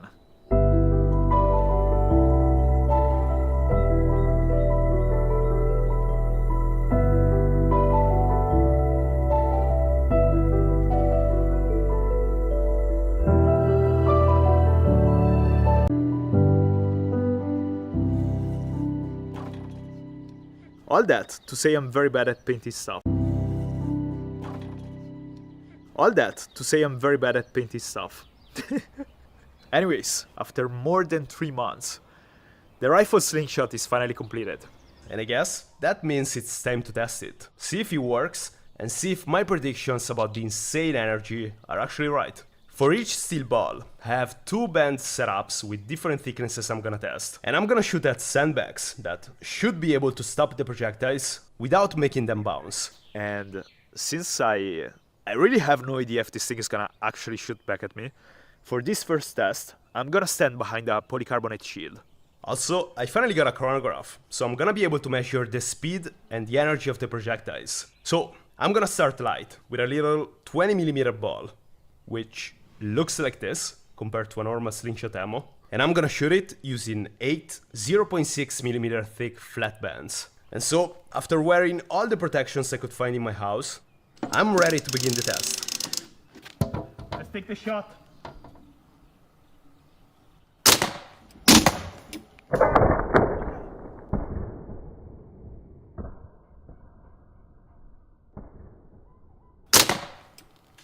And well, it looks like this thing actually works.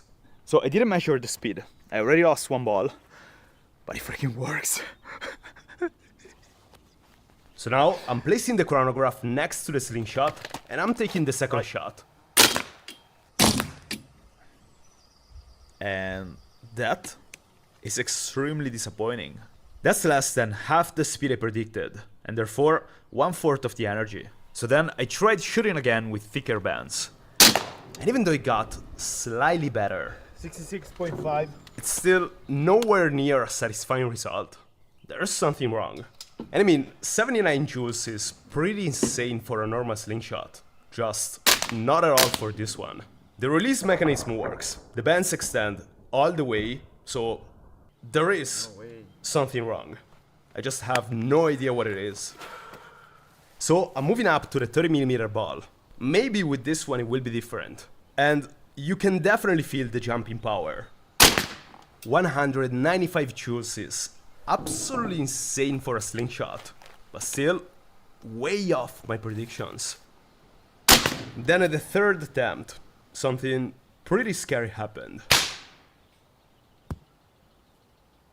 For some reason, the pouch snapped in half where the central hole is, and it left the steel ball behind, which bounced on the fork, and it randomly went up in the air.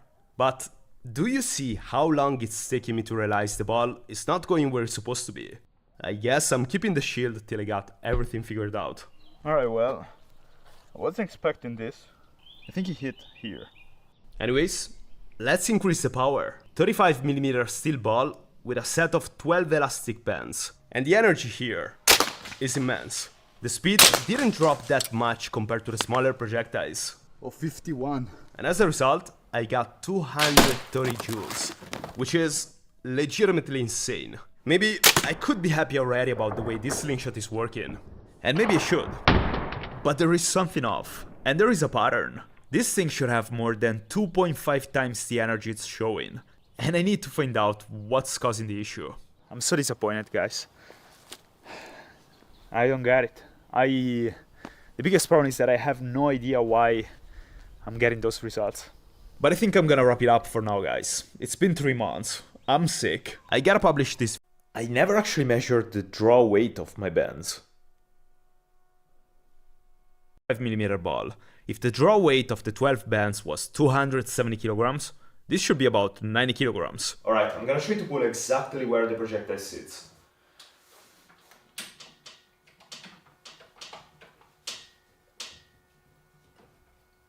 It's kinda there. Oh, what? What? So I'm trying a second time just to make sure I'm not hallucinating.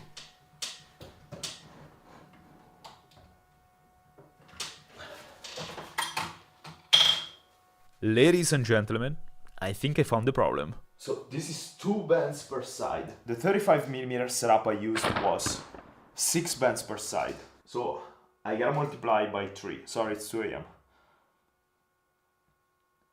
What? No, that's impossible. I measured 32 kilograms. By 3? That's 96 kilograms. I pulled with 96 kilograms. 96 kilograms.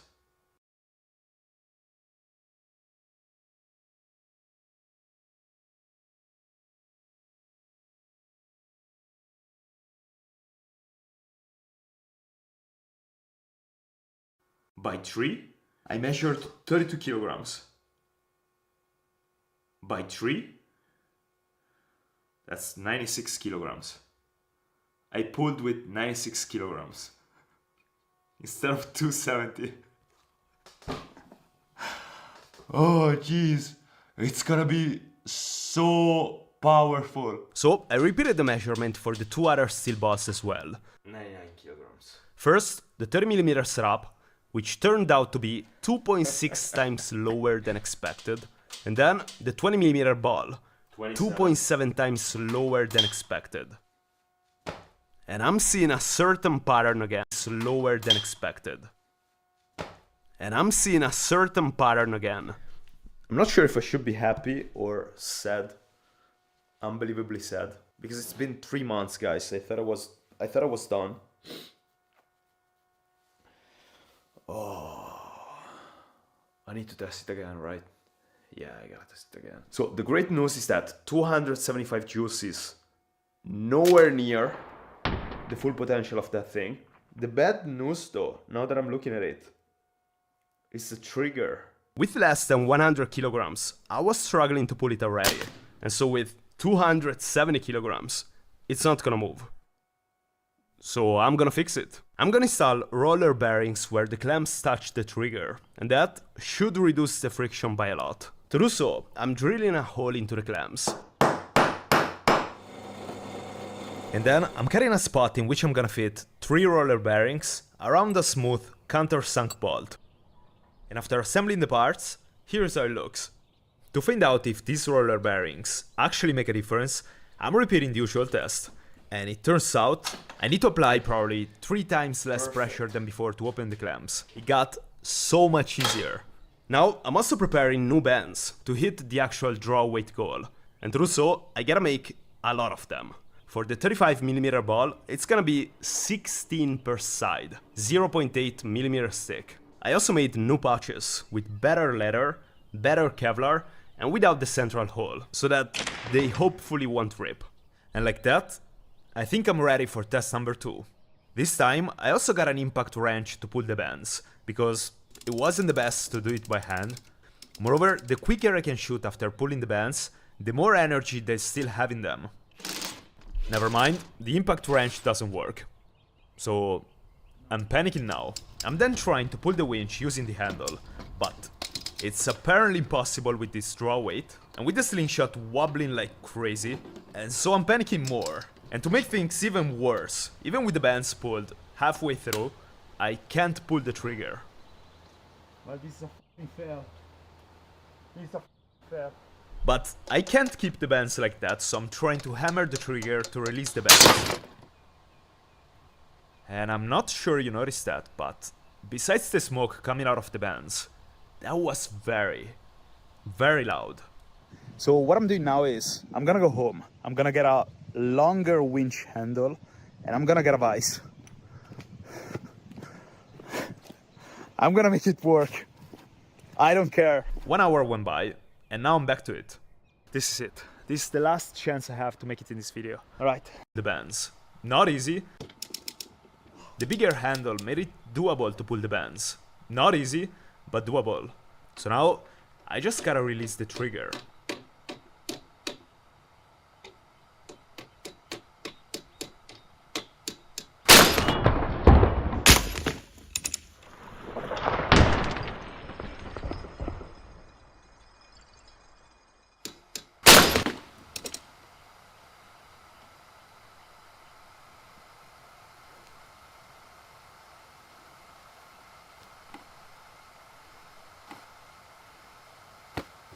.9. Yes, that's better. Yes, that's better. Yes. All right, 61.9 is how many joules? How many joules is that? That's 337.6 joules of energy. And I think that could punch through concrete blocks already. Okay, I'm gonna aim a little bit lower because I wanna see the impact against the sand. And then after that, I got something else for you.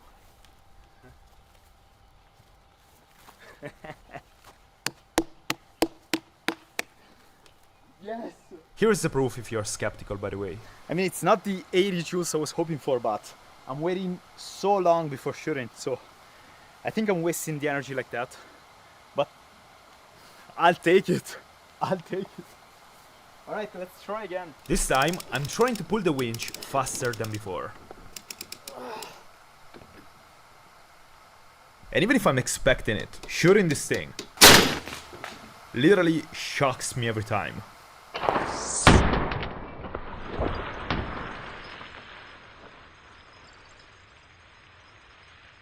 You know, I found myself doubting or regretting I started this project multiple times in the last 4 months.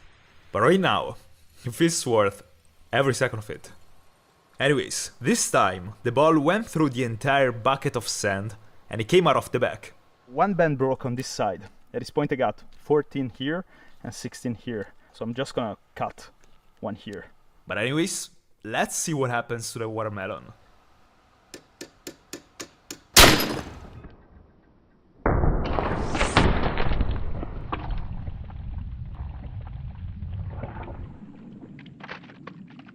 It almost blew up.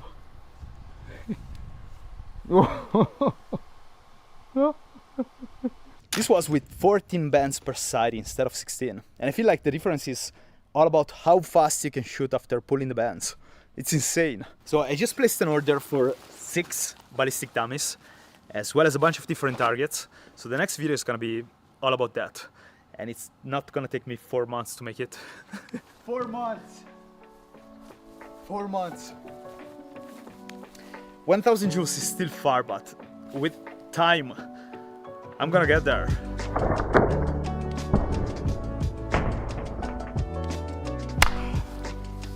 I'm happy, guys. I'm happy. I hope you liked this video. If you did, leave a like so I know you enjoy this stuff, and subscribe so you don't miss the next ones. I'll see you soon with the new one. How dangerous are crossbows? Like, would they actually be effective in a post-apocalyptic scenario? To find out, I got the 5 effective in a Like, would they actually be effective in a post-apocalyptic scenario? To find out, I got the 5 most unique crossbows on the market, from a 1-to-1 replica of a medieval crossbow, to 2 semi-automatic assault crossbows, to that, ending with the most powerful crossbow on the planet. The plan is to review them all and measure how accurate, fast, and lethal they are. So I want to test the 5 crossbows I got, going from the cheapest to the most expensive one. And so technically, I should start from this. This is a 1-to-1 replica of a medieval crossbow. In movies, medieval crossbows are portrayed like super deadly and capable of penetrating through anything, even armor. But are they actually? Well, it has a 242-pound draw weight, and for comparison, the average draw weight of a medium frame bow is about 50 pounds, or 22 kilograms. That's probably why the seller suggested me to get a cocking device like a windlass, a goat's foot, or a belt hook. But I ignored that, because I'm a proud man, and I can cock the crossbow by hand. To do that, you hold the crossbow down with one foot, and just pull.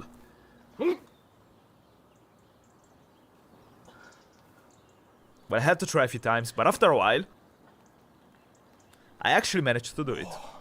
Right now the string is held in place by a steel hook, and so I can load the wooden bolt, which weighs about 26 grams. To do that, I just gotta place the bolt in front of the string. And now, after removing the safety, by pressing this lever, the hook becomes free to spin. It releases the string and shoots the bolt. And also, I'm not sure if you noticed from the camera, but this thing is loud. Now, to compare this crossbow with all the next ones, I'm running a series of tests. And the first one of them is measuring the energy it generates. First, I gotta find the velocity. So I'm placing 2 poles at 1.3 meters from each other, and knowing the distance between the poles, and measuring the time it takes the bolt to fly through that distance, I got a speed of 152.6 feet per second, which with this bolt, it generates an energy of 28 joules, which is not extreme, especially compared to the crossbows I'm gonna test later. At least on paper. Now, besides energy, how accurate is this thing? For the accuracy test, I'm gonna use the same target for all the crossbows, and I'm gonna shoot 3 times from 16 yards and 3 times from 32 yards. Then sum all the points I got to get the final accuracy score. Alright, so 2-1.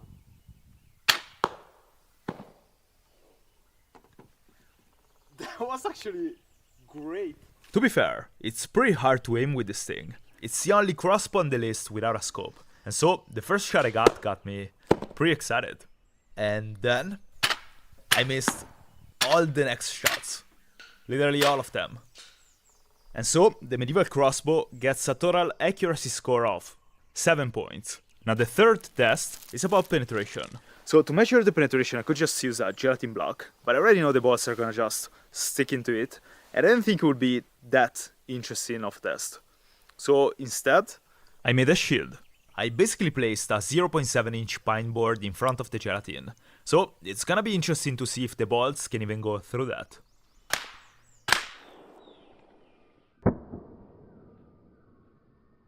And the bolt left a mark into the board, but it didn't go through it. Now, the last test for the medieval crossbow, before moving to the next ones, is about damage. I'm gonna shoot a ballistic dummy head with bones from 15 meters, and see what happens. Oh,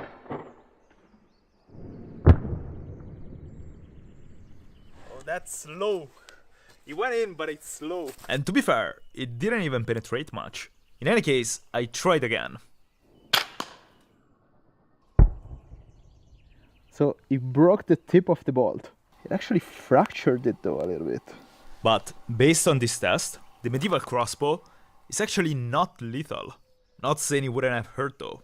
Anyways, these are all the results I got with the first crossbow. Now the second and the third crossbows are very special, mainly for two reasons. The first one is linked to the biggest flaw of crossbows, the reload time. It generally takes a while to cock a crossbow, and then you also gotta load the bolt, which makes them pretty useless if you find yourself against more than one zombie. While these two have a magazine, and they're basically semi-automatic, meaning you can shoot multiple bolts very fast. The second reason why these are so special is because they've been invented, designed, and tested by a fellow creator and a great inspiration of mine when it comes to prototyping and engineering, Jörg Sprave.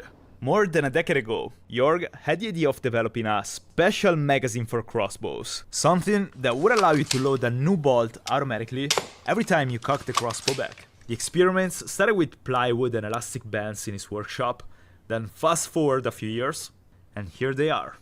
Starting from the most compact of the two, the Interceptor. This is as close as a crossbow can get to an assault rifle on the current market, and the main feature of this crossbow is the 18-round magazine that you can load from below. Even the way you load the bolts is pretty similar to what you would do in a firearm. You just kinda click them in place, and again, it can hold 18 of them.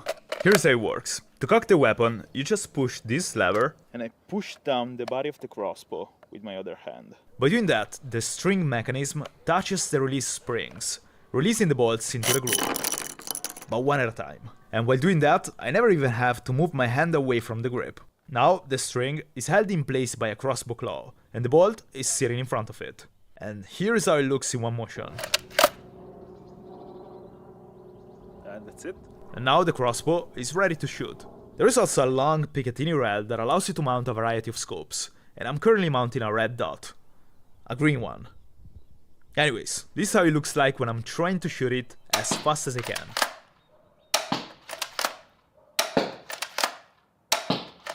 To be fair, this is not an extremely powerful crossbow like the ones I'm gonna test later. I'm currently using a 60-pound limb, which is the standard one. Using a stronger limb would certainly give you more power, but it would also make it harder to cock, reducing the fire rate. Moreover, I believe 60 pounds should give you more than enough energy and damage, especially when using hunting tips. In any case, I'm gonna test exactly that. The Interceptor shoots 10-gram bolts at a speed of 203.4 feet per second, which means, as expected, that the energy is pretty low. But I'm also very curious to find out if this thing is accurate at all. For the accuracy test, I'm gonna mount a variable scope, while when it comes to the bolts, I'm gonna use the classic go-gun bolts for all the tests, besides the damage one, for which I'm gonna use very mean hunting tips. So I tried my best to zero the scope, and then I shot 3 times for the accuracy test. 3. So I took 1 shot to see if my zeroing was wrong, and it was wrong. And then I took 3 shots and they're basically all right there. Now, because of the limited power from 32 yards, the bolts are dropping quite a bit. So I took a few shots to calibrate my aim, and for these next 3 official shots, I'm basically aiming way above the target. 2. 3. But actually, I'm still pretty happy with these results. They all would have been headshots. So the Interceptor gets a total accuracy score of 22 points. The penetration test gave similar results to the medieval crossbow. Nice hit, but no penetration into the wooden block. To be fair, if you are unsure how tough this wood is, here is what happens if I try to stab it with a combat knife. Basically nothing. So now, the last test is damage. For this one, instead of the field bolts, I'm gonna use hunting ones, in which the tips are basically blades. So, can the Interceptor actually stop zombies?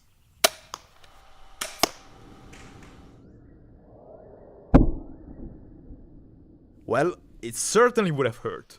The arrow stopped after going through the jawbone, and my best guess is that it would have been lethal already if it landed on the skull. Now, before moving to the two biggest, most powerful, been lethal already if it landed on the skull. Now, before jawbone, and my best guess is that it would have been lethal already if it landed on the skull. Now, in through the jawbone, and my best guess is that most powerful and most expensive crossbows, I want to show you another semi-automatic one. This has a slightly slower fire rate compared to the Interceptor, but it has more than 3 times the power. And it's called Adder. In this crossbow, the magazine sits on top of the rail, and the original magazine holds up to 7 shots. But the key feature here is the loading mechanism. It gives a better mechanical advantage compared to the Interceptor, so that I can cock a 190-pound limb, like in this case, pretty easily. And the jumping power is pretty insane. Anyways, let's go test it. Now, I usually film all this stuff in my garden, but I got neighbors, and I'm not sure if they'd like bolts for lunch. That's why I'm going in the middle of nowhere for all the tests. And so, while I get to the place, I'm gonna tell you a story. I am by far the most unorganized person I've ever met. Like, I literally forget everything. And so, to keep up with all the stuff I gotta do and feel, at least as productive as a normal person, software is easier. You gotta switch to truck-sized view, then have all your truck place. First up, Ladder shoots bolts at a speed of 254 feet per second. And since the bolts weigh about 14 grams, it gives an energy of 42 joules, which is the highest one so far. Anyways, I'm shooting 3 times from 16 yards for the accuracy test. 3. And after adjusting the aim, 3 times from 32 yards. And the other gets a total accuracy score of 23 points. It's almost identical to the Interceptor, but it actually makes sense, since I used the same scope for both. And the penetration test also gave pretty similar results.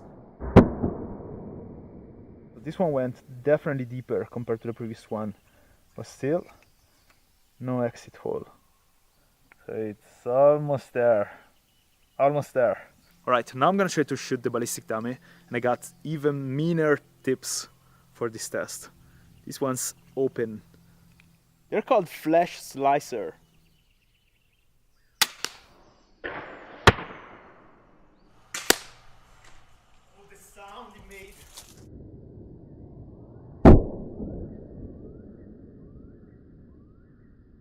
Can you see that shutter bone? This is pretty insane. Right into the cheekbone. And I believe the other would be definitely lethal. So even before this video I was considering getting the other or the Interceptor. The choice between the two is probably subjective. I personally like them both because of the compact size, because they are fun to use, but mainly for the fire rate. And especially for Europeans, it's very hard to find a better alternative you can buy without a license right now. So I'm leaving a link in the description to GoGun.power for 2 crossbows left to test, and they both cost thousands of dollars. One is probably the most unique looking crossbow on the market, while the other is by far the most powerful one. If we consider the previous 2 crossbows as assault crossbows, these 2 are definitely snipers. I'm gonna start by testing the Lance Head F1, and the price tag is about $2,600. First of all, it comes with the nicest case I've ever seen. It even has wheels so you can carry it around. Anyways, the lance certainly looks unique. It doesn't even look like a crossbow, to be fair. Mainly because it doesn't have visible limbs. Instead of using the classic limbs, this crossbow uses a sort of coil spring system. Basically, the limbs are rolled up inside these spaces as a sort of coil spring. This system, mixed up with pulleys, makes the entire crossbow very compact and narrow. It looks more like a rifle than a crossbow. Inside the package, you also find 3 very nice carbon fiber arrows, a high quality scope, and a winch system to cock the crossbow, because with this kind of power, it would probably be impossible to do it by hand. What also should make this crossbow so powerful is the acceleration length. It's huge. It goes from here all the way to the back when it's cocked. And generally, a longer power stroke, which is the amount of time the string is in contact with the bolt, gives a higher speed.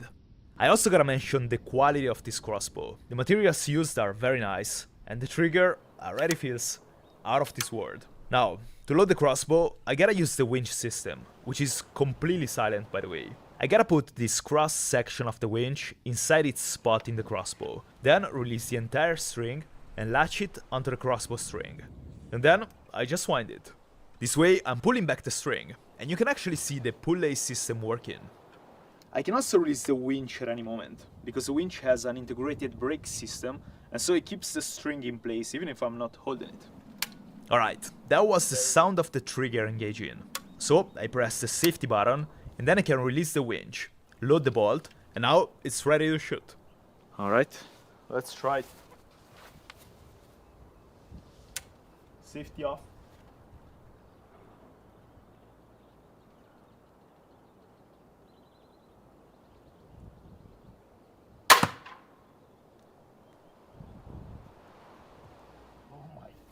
So this is the mat my father uses for the bows, and the arrows always stop.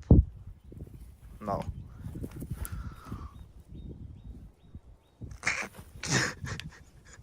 It went inside the tree, and I had to take it out of the mat using a hammer. The difference in power compared to the previous crossbows is insane, and after a bit of practice, I also got faster at reloading it.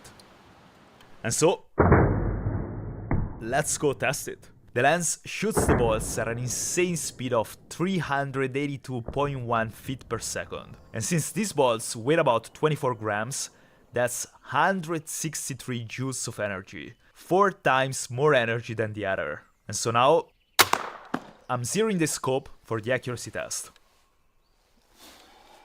As usual, I'm shooting 3 times from 16 yards.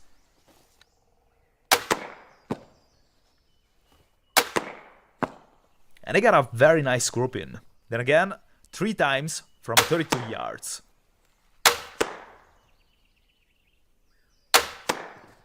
And besides, 1 time that I flinched. And the zeroing that wasn't perfect, since the crossbow was shooting to the right, the grouping of the first and third shot was pretty nice from 32 yards. Anyways, the lens gets a total score of 22 points. But it was my fault. Now, what I'm very curious to test are the penetration and the damage for the lens. None of the previous crossbows managed to get through the wooden block and hit the ballistic gelatin. And the lens?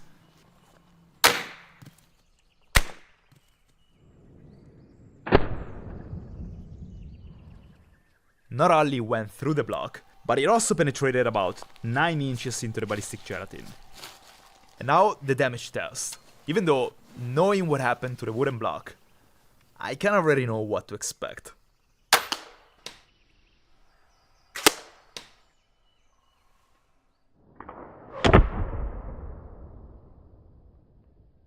And it feels safe to say this thing would certainly be lethal. The thing is, I thought that was powerful, but the last crossbow on the list is currently recognized as, and I quote, the world's fastest, most accurate, and most technologically advanced crossbow on the planet, achieving speeds up to 515 feet per second. That's why it's called 10-point TRX 515. And I'm gonna show you the features of this crossbow that support that claim.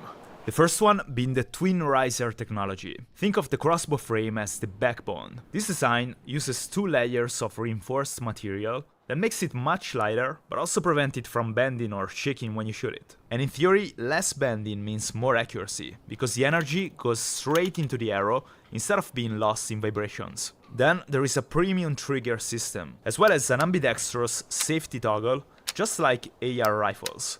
While using the lens head, I was struggling a little bit reaching for the safety toggle, but in this one, it's very comfortable to reach. The crossbow also comes with a high quality scope that's calibrated specifically for its high speed. It allows you to aim targets up to 100 yards away thanks to the clear markings for different distances. So all the components are basically super high end, but it's with the next 2 features that it gets really interesting. To show you those though, I first gotta cock the crossbow and load it. Unlike the lens, the winch handle is attachable to the body of the crossbow, and the crossbow itself has an integrated winch.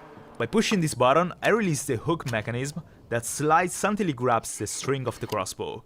And now, I just gotta touch the winch and wind it. At this point, I can load the bolt and then show you the cool features. The first one is about the barrel and the arrow rest.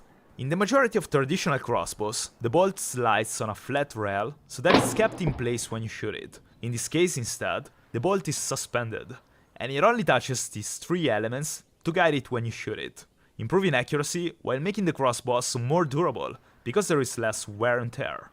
What also makes this crossbow very different from most traditional ones is the limbs. Traditional crossbows pull the string toward the shooter, while this one pulls it toward the front. This reverse draw system creates a longer power stroke, as well as more balance, since the crossbow gets tighter when it's cocked. Alright then, let's try it.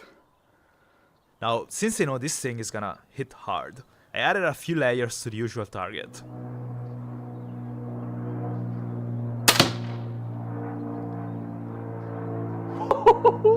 And I don't know if you get it from the camera, but the power and the feeling this thing gives you is a completely different level. Oh my god, it's so nice. Unfortunately though, the arrow went straight through all the targets, stopping only after hitting the tree, which I'm very sorry about, and it took me a while to get the tip out of there. Alright, I can't keep shooting this thing here. I need a much harder target, assuming the one I have is gonna be enough.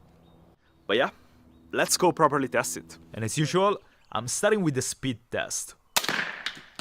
And it's pretty insane. The speed is 510.2 feet per second. And since these bolts weigh about 28.8 grams, or 1 ounce, it means this crossbow carries an energy of 348 joules. That's almost twice the energy of the lance had, and 8 times the energy of the adder, which is already very powerful. The problem is that I'm also running into a problem I hoped I wasn't gonna run into. This mat has a softer foam and then a very tough layer to stop the arrows, and it worked perfectly till now. But this crossbow is so powerful that the arrow went straight through the tough layer and it broke in the process. So the biggest problem is that I got 2 arrows left for all the tests. To be fair though, I was pretty close to the target when I shot. So maybe by normally running the accuracy test shooting from 16 yards, the bolts won't break. And so I took one first shot to calibrate the scope. And this time, the bolt did not break, but I think part of the target just melted onto it. Anyways, I took the second calibration shot.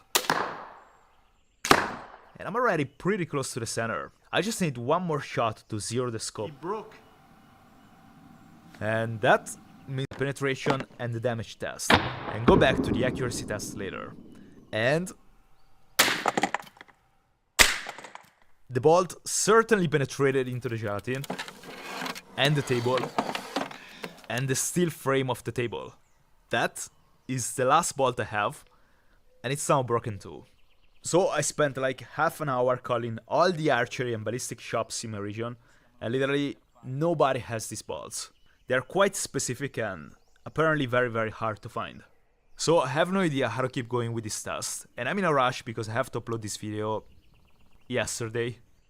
Alright, we just found a solution, and it's called Mark. Mark from tacticalarchery.uk. He's the same guy that sent me this beautiful crossbow to test, and he just told me that he also has bolts. He's gonna ship them today, and they're gonna arrive in time for the video. Thank you so much, Mark. Jeez. If you wanna buy this specific model of crossbow, it's literally the best shop in Europe where you can get it. But I also have a bunch of different crossbows. Bows, targets, bolts. So check them out. They are great. Alright, today is 3 days later. I bought a much thicker archery mat, and this one, in combination with the old one, should definitely, safely, hopefully, stop the bolts. And I also got the new bolts from Mark. Alright.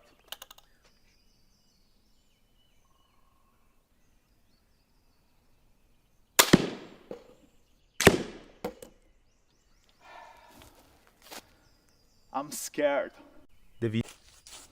It's fine. Yes.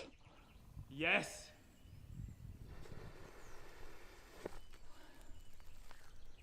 Perfect. Yes. Accuracy test. Shot 1.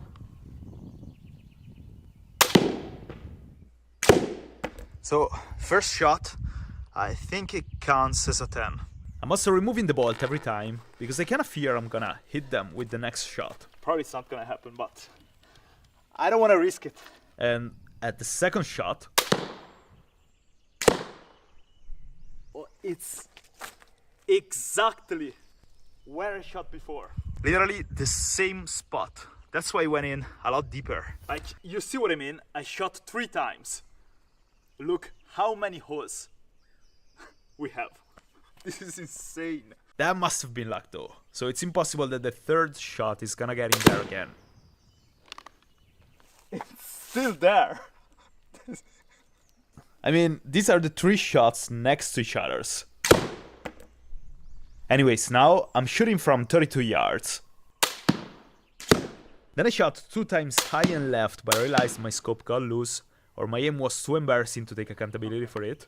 So I scrapped those, and then I shot 2 more times. And so the total accuracy score for the TRX is 53 points out of 60. Now the last test is damage. And I mean, I can already know what's gonna happen, but I'm gonna shoot the dummy 3 times at different angles. And for the first shot, I'm gonna aim at the forehead. So, damage test, shot number 1.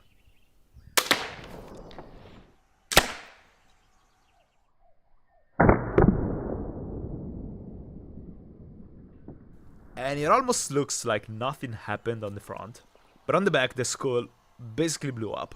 Then I shot a second time, and I am not sure what happened there. I see smoke, the bolt tip flying. I just know the arrow broke for some reason and stopped inside the dummy, and then I shot the third time.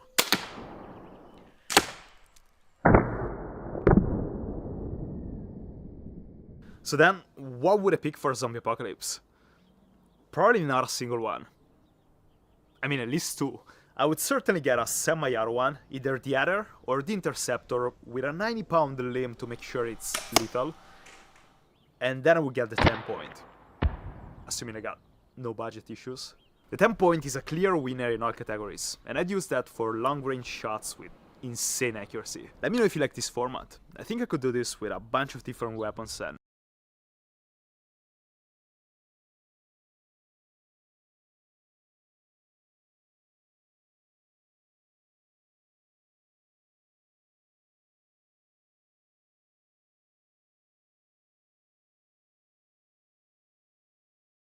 how dangerous is a boomerang? And when I say boomerang, you're maybe thinking about the colorful ones, the ones that come back. Sorry. But what I'm actually referring to is hunting boomerangs. They've been used to hunt for thousands of years. They fly for hundreds of meters, and they hit stuff hard. And also, they don't come back. Hopefully. And so, I want to figure out how boomerangs work. Make a lethal one, and then test the range and the damage against a bunch of different targets. The material I'm gonna use to make the boomerang is polycarbonate, which is a kind of plastic known for being incredibly tough. To demonstrate that, I'm hitting a polycarbonate panel with a 16-pound sledgehammer as hard as I can. And well, the first shot I just wanted to test my face mask in a very dramatic way.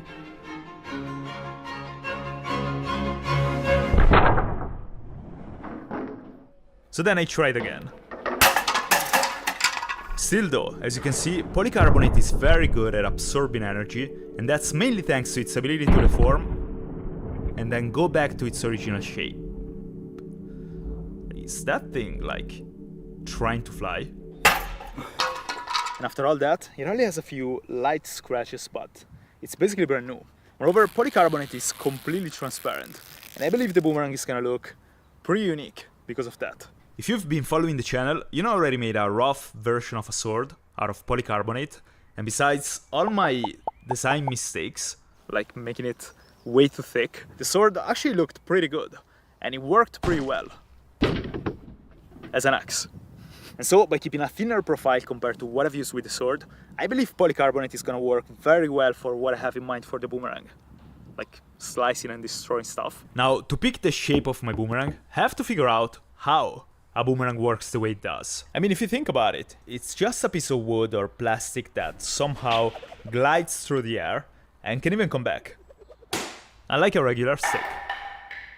So how? After a bit of research, I found an article called Boomerang Theory and a few YouTube videos that explained exactly what I needed. I'm gonna try to keep it as simple as possible, but it's fascinating. It turns out a boomerang is basically two plain wings attached to each other's. What I mean is that the cross-section of the wings of a boomerang allows them to act as airfoils. And so, as they move through the air, the difference in pressure between the top and the bottom surfaces generates lift, kinda like in a plane. That is why a boomerang is able to travel much further in the air than just a regular stick.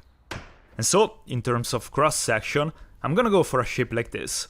But all that doesn't explain why normal boomerangs come back and hunting boomerangs don't. Basically, as the boomerang spins, the leading wing that moves in the direction of the throw generates more lift than the trailing wing that moves against it. And this creates torque. And if the boomerang was just flying in the air without spinning, it would probably flip because of the torque. But since it's spinning, the torque doesn't flip the boomerang, but simply makes it slowly turn and come back. Now, based on my research, and I'm only saying that because I'm not 100% sure, but I guess we'll find out. The reason why a normal boomerang acts like that, and a hunting boomerang, sure, but I guess we'll find out. The reason why a normal my research, and I'm only saying that because I'm not 100% sure, but I guess we'll find out. The reason why a normal boomerang acts like that, and a hunting boomerang doesn't, is the angle between the wings. A steeper angle between the wings reduces the lift differential between the leading wing and the trailing wing.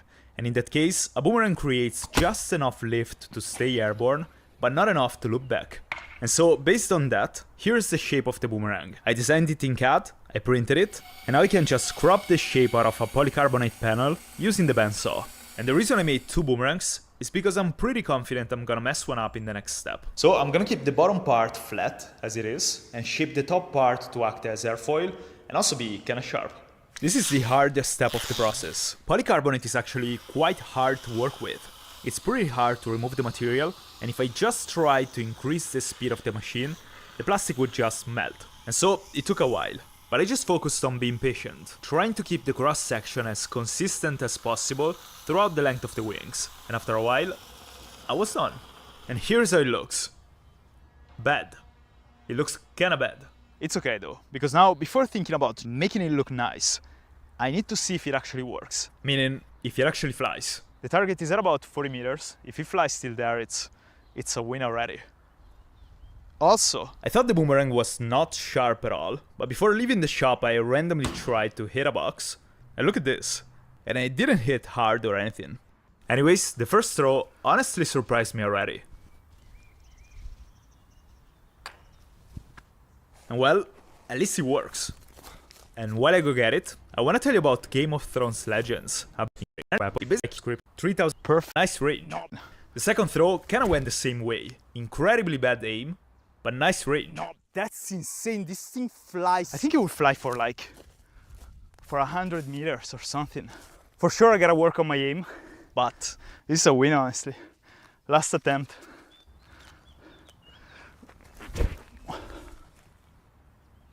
And well, right now I'm thinking that I'm gonna lose the boomerang 100%, that my aim is embarrassing, and that I'm very excited because of how far it flies.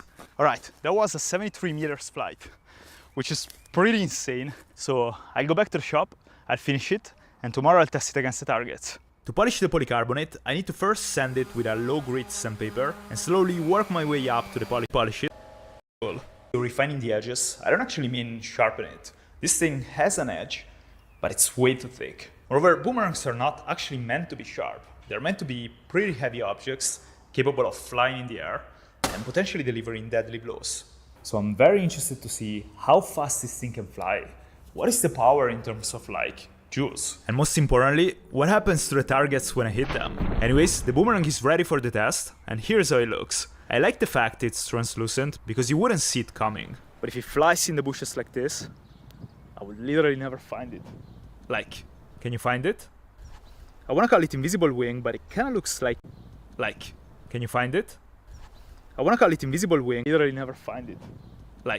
Can you find it?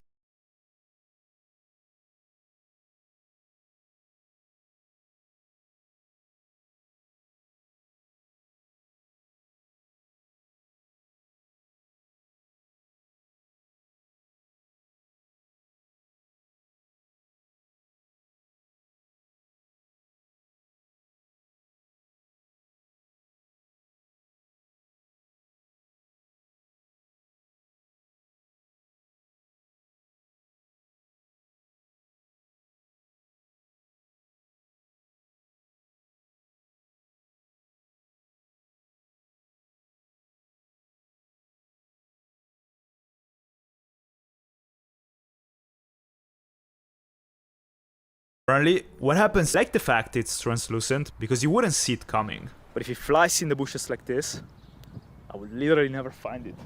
Like, can you find it? I wanna call it invisible wing, but it kinda looks like eye. Like, can you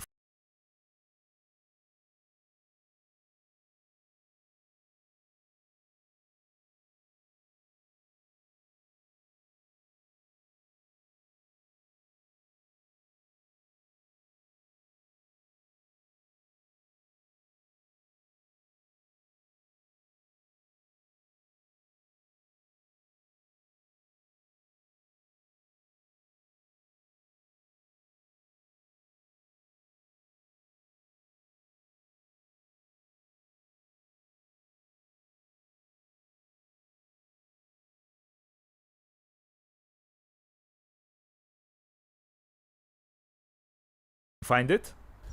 I wanna call it invisible wing, but it kinda looks like ice. So maybe ice wing. Alright, I bought a few different targets.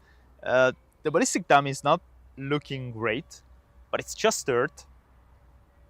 The face is completely fine, so it's gonna be good enough for the test. Moreover, since boomerangs were also used for close range combat, for each target, I wanna measure the damage. Moreover, since boomerangs were also used for close range combat, for each target, I wanna measure the damage with both techniques. Throwing it, and then just swinging it. The first target is a watermelon, and I wasn't really sure what was gonna happen, but I tried throwing as hard as I could from about 10 meters, and well, this happened.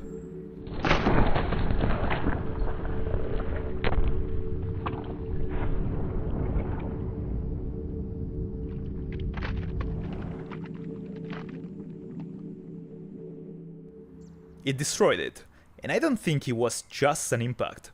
I think the boomerang actually caught it. Look at this, it's pretty clean. Interesting. Alright, I want to try to use the same watermelon for the swing test, to see if it actually cuts. And even though, as you know, the boomerang is pretty thick, and it doesn't cut clean like a sword or a knife would, it definitely cuts.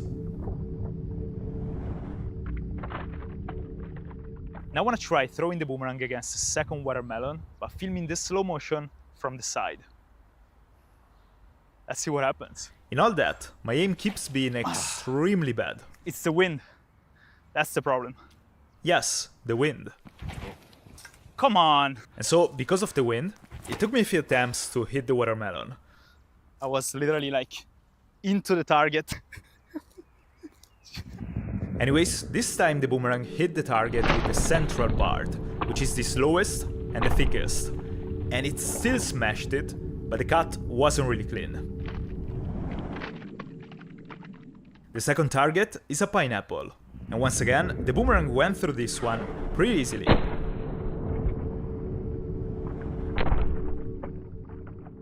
Both with the flying hit and also with the slicing hit.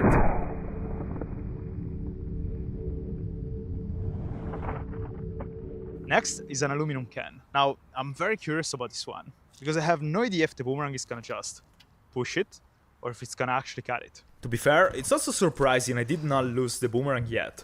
So far, I spent way more time in the bushes trying to find it, than actually throwing it. Anyways, the first hit on the can has been a little weird. The boomerang damaged it, but I hit it in the strongest part of it. So I want to try again hitting it in the middle. This time I got a very nice hit and the can basically blew up.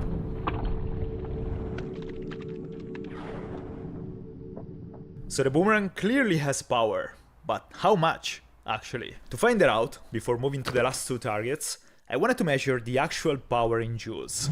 Knowing the distance between two poles and finding the time it takes the boomerang to cross that distance, I found a speed of about 21 meters a second. And since the boomerang weighs 313 grams, it means it generates 69 joules, which is actually quite similar to the deadly slingshot I built a while ago. And so I moved to the last two targets, a soda bottle and the ballistic dummy. For the soda bottle, I tried hitting it from further away, and I actually hit it, basically right away. Oh yeah! I get it. If I don't throw it everything I have, and I put a little bit less power into it, It's pretty accurate. This was the second try. This way, the boomerang left a deep scratch on the bottle. And it wasn't even a clean hit, it just scraped the bottle. But then I tried again from behind the target, and this time I hit it pretty hard.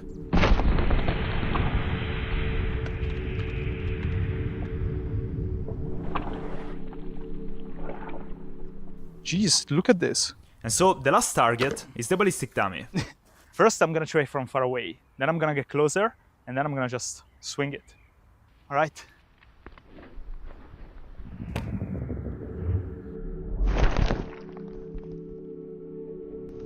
Right away, I thought the first impact did nothing to the dummy, but then I noticed that the boomerang actually left a cut that wasn't there before. Then I moved closer to the target, and I threw as hard as I could. The first shot, I actually hit the table more than the ballistic dummy. But then the second shot, I hit it clean.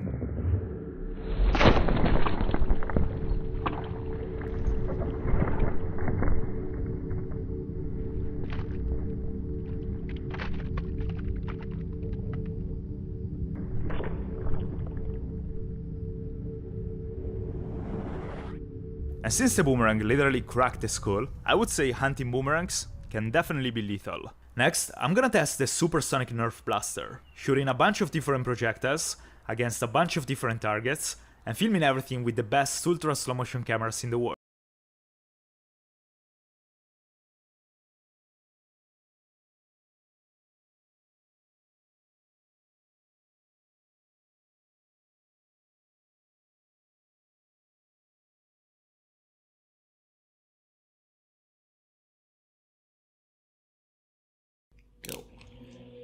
Look at that.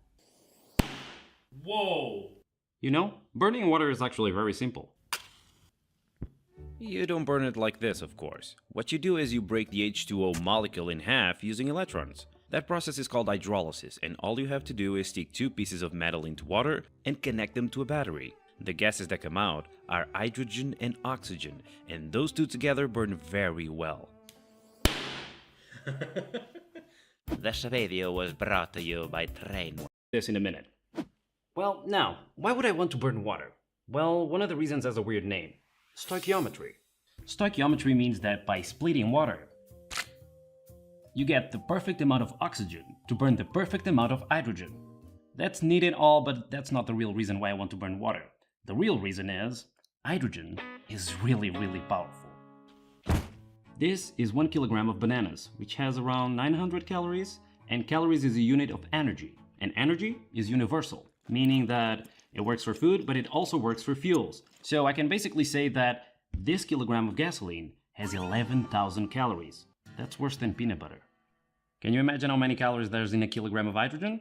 Well, it would make you fat pretty quickly. It has 34,000 calories. That's 3 times more than the amount gasoline has. We should probably use hydrogen for everything, right? Well, it's not very easy to get a kilogram of hydrogen. You see, a kilogram of gasoline fits neatly inside a soda bottle, but to get 1 kilogram of hydrogen, you would have to fill an entire room. Okay, maybe not this room, probably Harry Potter's room. Hydrogen is normally a gas, and gases are not very dense, but even if I went to the extreme of cooling it down to minus 250 degrees Celsius to make it a liquid, it would still need a 10-liter jug just to get a kilogram. Water, on the other hand, has a lot of hydrogen. Already has oxygen to burn it, and it's pretty easy to find. I want to burn water because I want to build a powerful rocket engine. Come here. You see, I found this service online called JLC 3DP that 3D prints stainless steel parts pretty cheaply. How cheaply do you ask? Well, I designed a simple rocket to give it a test and ordered the part using their website, and it only cost me 35 euros for metal 3D printing. Isn't that insane? Yes, it is. The part arrived pretty quickly and I got very excited.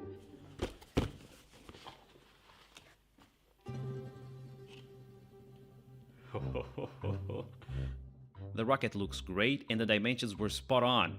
Also, I got this spanner wrench ring that I designed myself. Finally, I have a way to 3D print metal that doesn't cost me my house. If you want to 3D print these, you can find the files in the description. Okie dokie, I have my rocket. And now I need my fuel. And by fuel I mean an HHO generator. Like I said before, this design is a bit crappy. I need to improve it. So I went to the place where you go to get good ideas. YouTube. I found some cool stuff. Some of these designs use washers and they stack them up to get more surface area and thus more gas. Water is not really good at conducting electricity, so almost all of them use sodium hydroxide to make it more conductive. Hands down, my favorite design was made by Ben from the YouTube channel Nighthawk in Light. He uses stainless steel scouring pads as electrodes, and it's genius because they're super cheap and they have an insane amount of surface area, which means a lot of gas. Great, I can just use 2 scouring pads as electrodes, and I'll get a lot of gas, right? Yes and no. Well, after seeing all of that, I got an idea. By putting sodium hydroxide in the water, you're making it conductive, but there's still a resistance. The farther away the electrodes are from each other, the more voltage you need to push through that resistance, meaning you want the electrodes very close to each other. What I need is a design that is like 2 scouring pads interlocked with each other without touching each other, so I can produce a lot of gas very efficiently. I thought about it for a while, and then it hit me. Lattices. More specifically 3D lattices. They are these self-repeating 3D structures that are normally light, strong, and have a lot of surface area. And the queen of the lattices is this one, the gyroid. The gyroid is an infinitely connected triply periodic minimal surface. Long category. It was discovered by a NASA scientist in the 70s called Alan Schoen. Schoen? This is a very lightweight, strong geometry that is used in many structural applications, but I'm not interested in that. I'm interested in the fact that it has a lot of surface area and divides space into 2 different volumes. This is a gyroid block. If I fill the space inside of it, I get these 2 volumes, blue and orange. Now, if I remove the gyroid, I'm left with these 2 lattices that intertwine with each other very closely, but never touch. Do you see where I'm going with this? I can use this anti-gyroid as electrodes and get exactly what I want. Sponsor time. This is me 4 years ago, and this is me last year. The difference is that I started going to the gym, and what I did at the gym didn't mean I started window. I started to exactly that I use a bright field personal gyroid. I had to watch a tutorial to model this. And because the gyroid is self-repeating, I can just copy and paste this cell in all directions and subtract it from a shape to get the anti-gyroid. Or so I thought. To get a lot of surface area with this lattice, I need to make the cells very tiny, which means I need thousands of them. I tried modeling this on my 3D modeling app, but when I tried to pattern this in all directions, the app pooped its pants and crashed. Apparently to 3D model lattices like this, you need another type of 3D modeling. It's called implicit 3D modeling. And I know that because of Tom. Not that Tom. The other Tom. I met Tom at this 3D printing convention called Formnext. He works in a company called Metafold 3D. They are experts in 3D lattices and implicit modeling. They basically help other companies and researchers solve engineering problems with lattices. It was actually Tom that told me about the anti-gyroid lattice. It's not called anti-gyroid lattice, by the way. It's called I2I lattice. But I think anti-gyroid sounds cooler.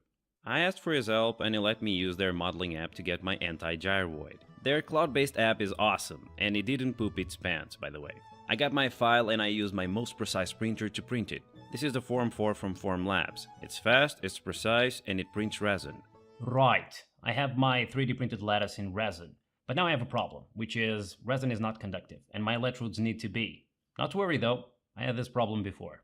A few videos ago, I used electroplating to add a layer of copper to my ion thruster that was also resin 3D printed. To do that, you paint the part with an electrically conductive paint, you put it in a copper solution, and you pass electricity through it.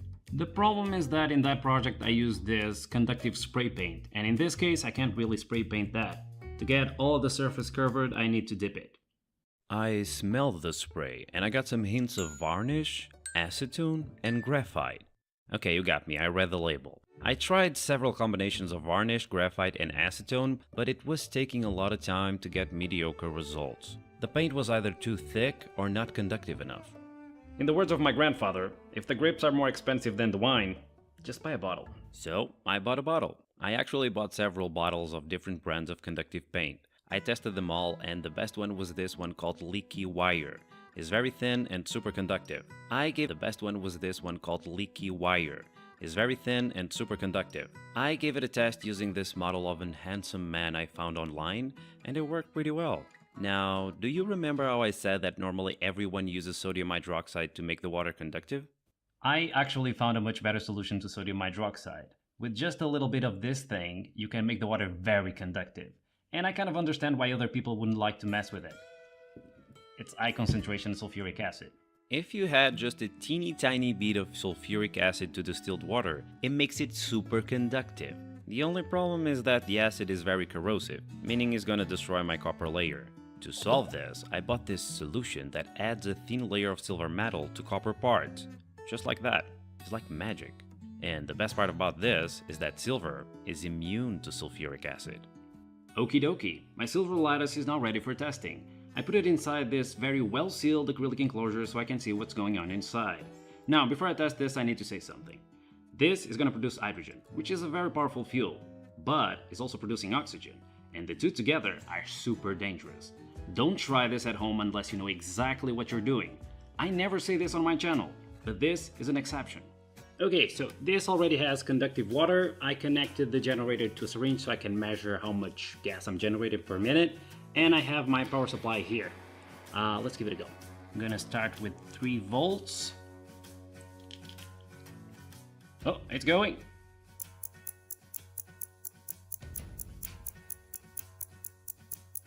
And that's 1 minute. Okay, about 50 cc per minute. I'm not even sure if that's great or not. Yeah. Whoa! Whoa! Whoa! Okay, I'm gonna give it a try with this lithium battery. It has 7.4 volts and I think it allows more current, so we should get more gas. I think I'm getting limited by the power source. Whoa! Look at the difference. Yeah, I'm guessing I was limited by the current. Wow, the battery's getting hot. Look how red that is. I don't even know what's happening there. I'm guessing the silver is oxidizing and is leaving behind the copper. But then again, I thought silver was more resistant to corrosion than copper, so I have no idea. So I was curious about that red stuff that was forming. I thought it was the silver coming off, but it's not. It's some kind of deposit because I can wash it away. Look, you see? Okay, so I did some research, and apparently silver doesn't really react with sulfuric acid, but it does react a lot with sulfur, which is being released during the hydrolysis. I didn't know that. I just read that on an article right now. Okay, I guess I'm gonna go back to the sodium hydroxide. So, I found this alchemy spell online that uses salt, baking soda, aluminium, and boiling water to remove tarnish from silver. That's what's going on here. In the meantime, I'm gonna use my replacement lattice. Oh yeah, of course I have a replacement. What do you think, I'm an idiot? I'm an idiot, yes, but I'm a prepared one. Actually, I'm prepared because I know I'm an idiot. Pouring water into my generator. Let's hope it doesn't get destroyed this time. Because this lattice is a lot of work to do. This time instead of red it's turning black? Is that better or worse? Yeah, this is no longer conducting electricity. Something is wrong. So it's happening the same thing again. The silver is not getting destroyed, but it's getting covered in this sludge. I don't know what it is, and I don't know how to fix it. This was a good idea, but it was short-lived. It works, but just for a while. It doesn't matter, because I just realized something. This is not the best way of getting the most surface area of a certain geometry. Just think about it. If you have a cylinder, the best way of getting the most surface area in there is to stack a bunch of very thin discs on top of each other that are separated by a very small gap. Half is connected to positive, the other half is connected to negative, and ta-da! Perfect generator. My lattice is contained in a cylinder of 60 mm in diameter and 100 mm in height, and it has about 132 square inches of surface area. To get the same area with 60 mm discs, provided that I use 0.1 mm sheet steel, I would only need 15 discs to get the same area. Even if I use 2 mm spacing between them, that would only be 32 mm high. Now I have to test this. I guess I'm building another generator. To make the discs, I only need to print out a template, glue it to a 0.1 sheet of steel, cut it, drill it, and repeat that 15 times. It's boring, but very simple. For the spacers, I could just use an outer ring with holes on the perimeter, but the steel discs are too thin and need support all over, and not just on the outer edge. Instead, I designed the 1.3 mm thick gyroid spacer. In this way, the disc has support all over, and because of the unique geometry of the gyroid, the gas doesn't get trapped. I am actually pretty proud about this design. Nonetheless, the gyroid spacer is stealing a little bit of surface area, so instead of 15, I did 30. The spacers I printed in my Form 4 in batches of 10. That was easy. The hard part was removing all the support material by hand. It took me an entire morning to do that. Don't forget to subscribe. So this works like this. This rod will be connected to positive and this one will be connected to negative. I place a spacer and a disc. The disc has a small hole and a big hole. That is so it touches one of the rods, but not the other. On the next disc, I do the opposite. Big hole on this side and small hole on this side. Right now, I have a positive disc and a negative disc. Now I just need to repeat this 14 more times. The last one. Nice, it's looking good. I'm really hoping this works because this was a lot of work. Okay, this is ready to go. I'm really hoping this works. Let's give it a go. New design, new hope. 3, 2, 1, go. Look at that. Wow. That's so much more gas. The battery is getting hot though. I'm gonna have to stop. But look, it did 150 and a minute hasn't passed by yet. Design. This design is a win. Look at that.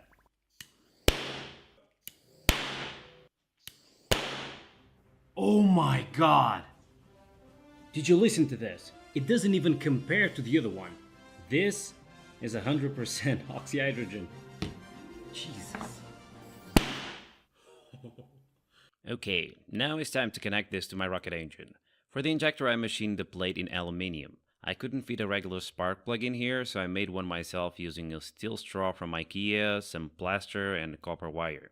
It works pretty well. Okay, I know this is a little bit of a mess right now. This is still not wired, but I'm using an Arduino to control the arc lighter that is going to do the spark, the relay that is going to control the generator, and the electro valve. The generator is going to be switched on and off when the valve is on, so I can save current and also be safer. I also have a flashback arrestor valve, and the generator is down there to be also safer. Let's give it a go.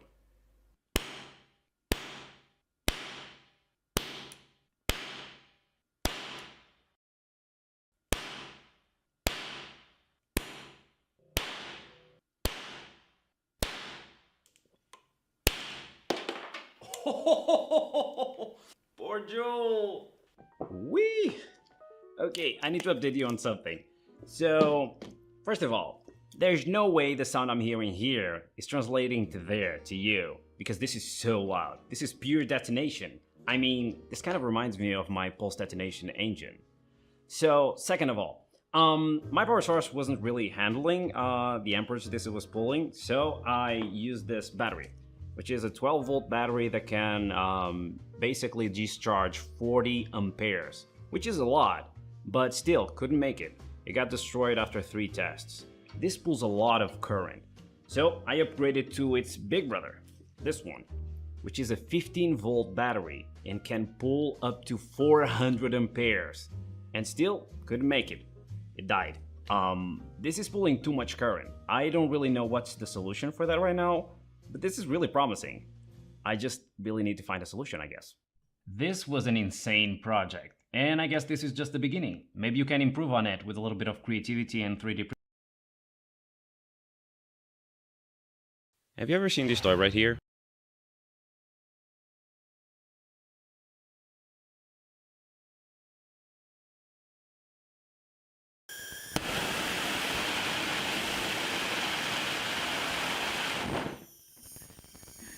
.3D printer. To be painfully obvious, I thought my biggest problem with this is the fact that it's made out of resin, which means it's probably gonna get disintegrated in a matter of seconds. But that's not my biggest problem. My biggest problem is the fact that this is not behaving as I was expecting.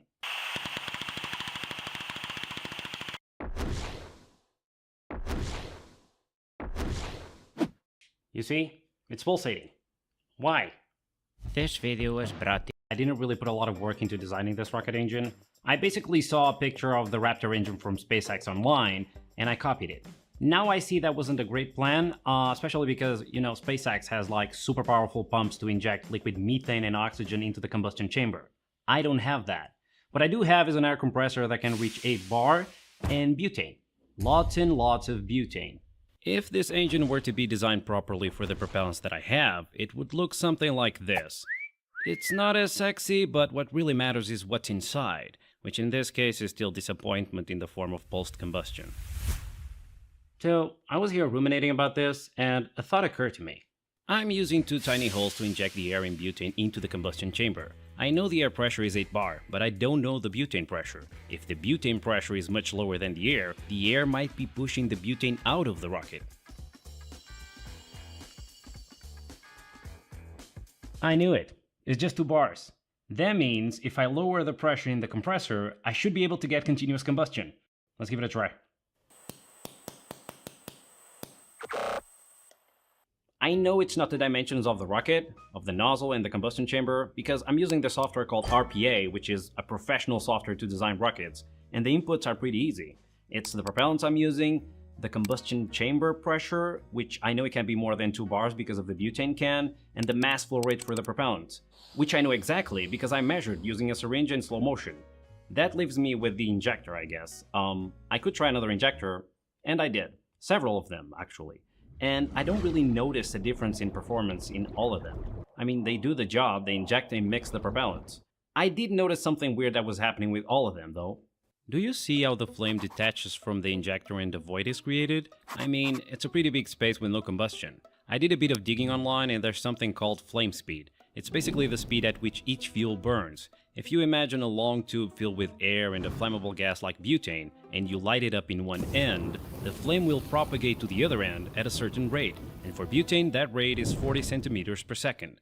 If now I use my impinging injector to inject air and butane into the tube, you can see the flame seems to have a hard time propagating to reach the injector. And that's probably because the injector is pushing the propellants into the tube faster than the flame can propagate. I think that's exactly what's happening with my tiny rockets. I'm pushing the propellants too quickly into the combustion chamber, and basically making it hard for the flame to propagate. I just need to slow down the propellants. And for that, I just need more holes.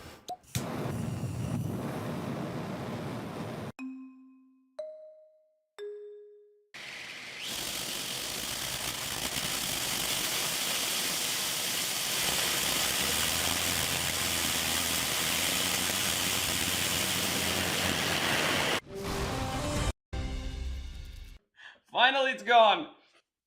Yes! I don't think I've ever been this happy to see a rocket get destroyed. Yeah, I have is the one I used on my last project. The one that used hydrogen and oxygen that came out of my HHO generator. I can just tailor an injector so it works for butane, and that should do it. So, I use my beautiful CNC machine to machine these 2 parts. One is made out of brass and the other one is made out of aluminium. The reason for that is that I ran out of brass. And the next best thing is aluminium, apparently. I mean, I don't like it, it's a bit crappy, but according to the specialists, it's still a metal, so it should work. When I put them together like this, it looks like a shower head, but it's basically the same injector as I used in the resin rocket. Also, as ignition, I'm using a simple metal rod and a spark generator that I got from Amazon. Now, it's time to light this baby of mechanical engineering school. Yes. Now, it's time to light this baby on fire. Yes. Sponsor modeling, where they envision even time. The only reason that I changed that on internet or everything, I've been using another software for the last 10 years. Am I supposed to learn everything model on special link?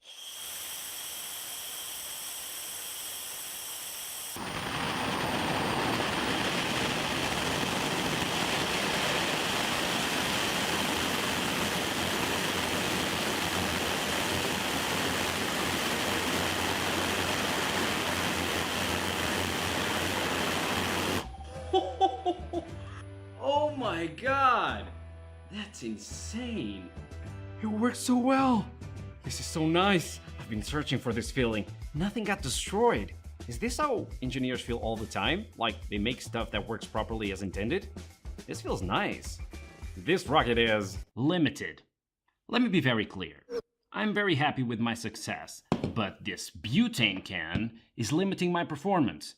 It only has 2 bars of pressure, which is not enough. If somehow I could raise the butane pressure, I could use the full 8 bars of my hair compressor, and then I would achieve full glory.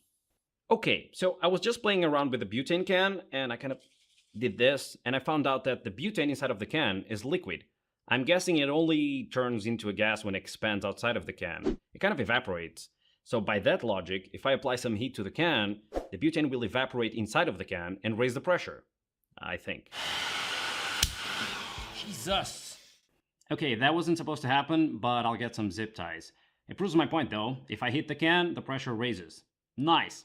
I'm entitled to say science because now I have more pressure. I'm gonna have more speed in the injectors, and that leaves me with the same problem I had before. So I need to slow things down with more holes. And because I need more holes, I thought about this knife. A knife? What does a knife has to do with anything? Well, this is a very special knife. This is a knife with a porous blade. Porous being synonymous with as a electrical part, accompanying solution to with this and the best wall of the with a hollow jacket all around the combustion chamber. The propellants are injected and premixed here, they flow through the hollow jacket and are pushed into the combustion chamber. If I'm right about through the jacket all around the combustion chamber. Is it too menacing that I'm holding the knife? I designed this rocket with a hollow jacket all around the combustion chamber. The propellants are injected and premixed here, they flow through the hollow jacket and are pushed into the combustion chamber. If I'm right about this, this rocket engine should be not only super easy to start, but also extremely efficient at burning the propellants. I'm gonna send this design to Bob and hope he doesn't say no. Love you, Bob. 1 week later. Well. Look at it, all shiny and chrome. These I put in just to look cool. I don't think I was wrong. This is for the spark plug. Yeah, you can't see much more inside. And this is just a simple injector that I designed, nothing too fancy. I don't want to wait anymore, so let's put this together and light it up. The shiny and chromy rocket engine is now assembled. And there is the butane boiling. So I have the pressure and glory. Now the only thing that is missing is the flames. Let's give it a go.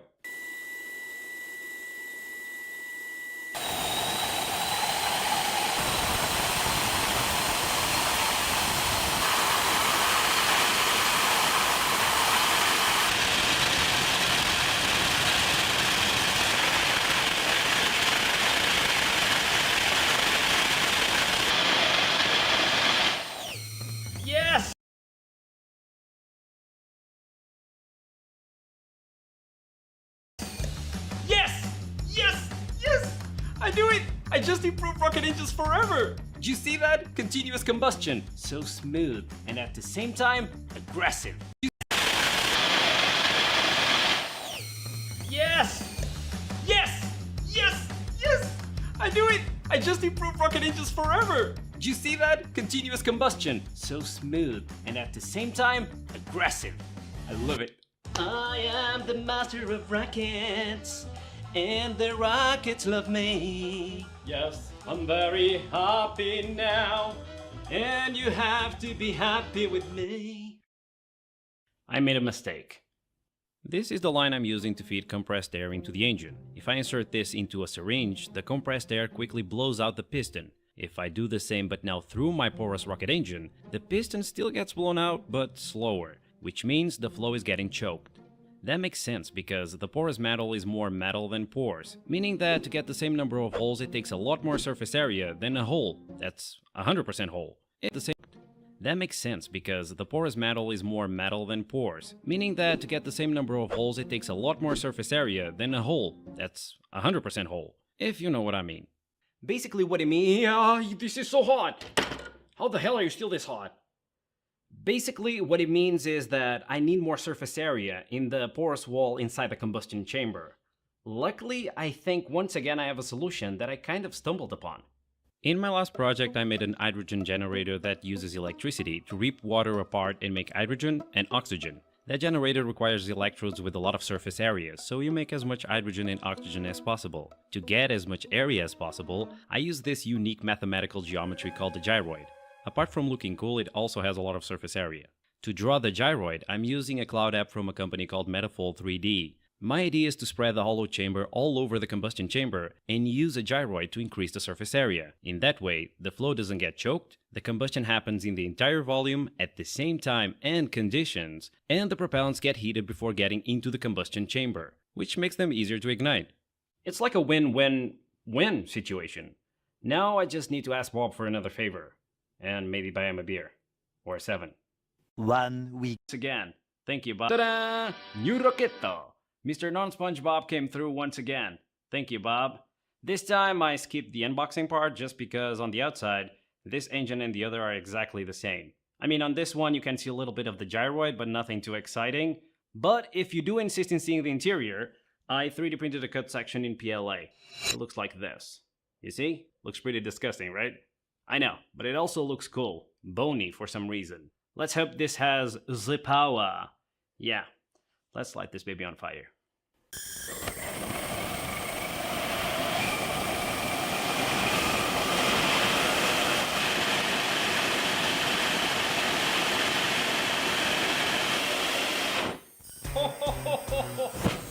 Yes! There is no doubt.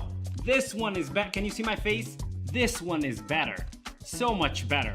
I can feel it. I should probably test the exhaust speed anyway. Yeah, let's do that.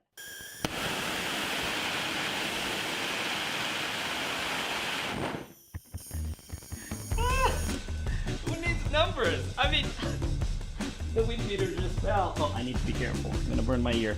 The wind meter just fell. I think that is pretty good evidence that this one is more powerful. I'm gonna be honest, I don't even know what to think. I mean, the results are pretty obvious, but am I getting overexcited about this? Because this looks like it's very promising. I mean, I don't know. If there's any kind of specialist in the comment section, please let me know if this is a viable way of injecting propellants into the combustion chamber. It's funny how all of this started. I mean, it started with me trying resin rockets, which they shouldn't work, but they kind of do. Actually, if you want to try out the resin rockets, you're in luck, because I'm giving away a 3D printer in this video. All you have to do to win it is subscribe to the channel, leave a like in this video, and post a comment suggesting a theme for a future video. The most liked comment will win a brand new 3D printer. Well, I'm gonna wait to see what is gonna happen with this. Thank you so much for watching, and remember, tomatoes are disgusting. See ya!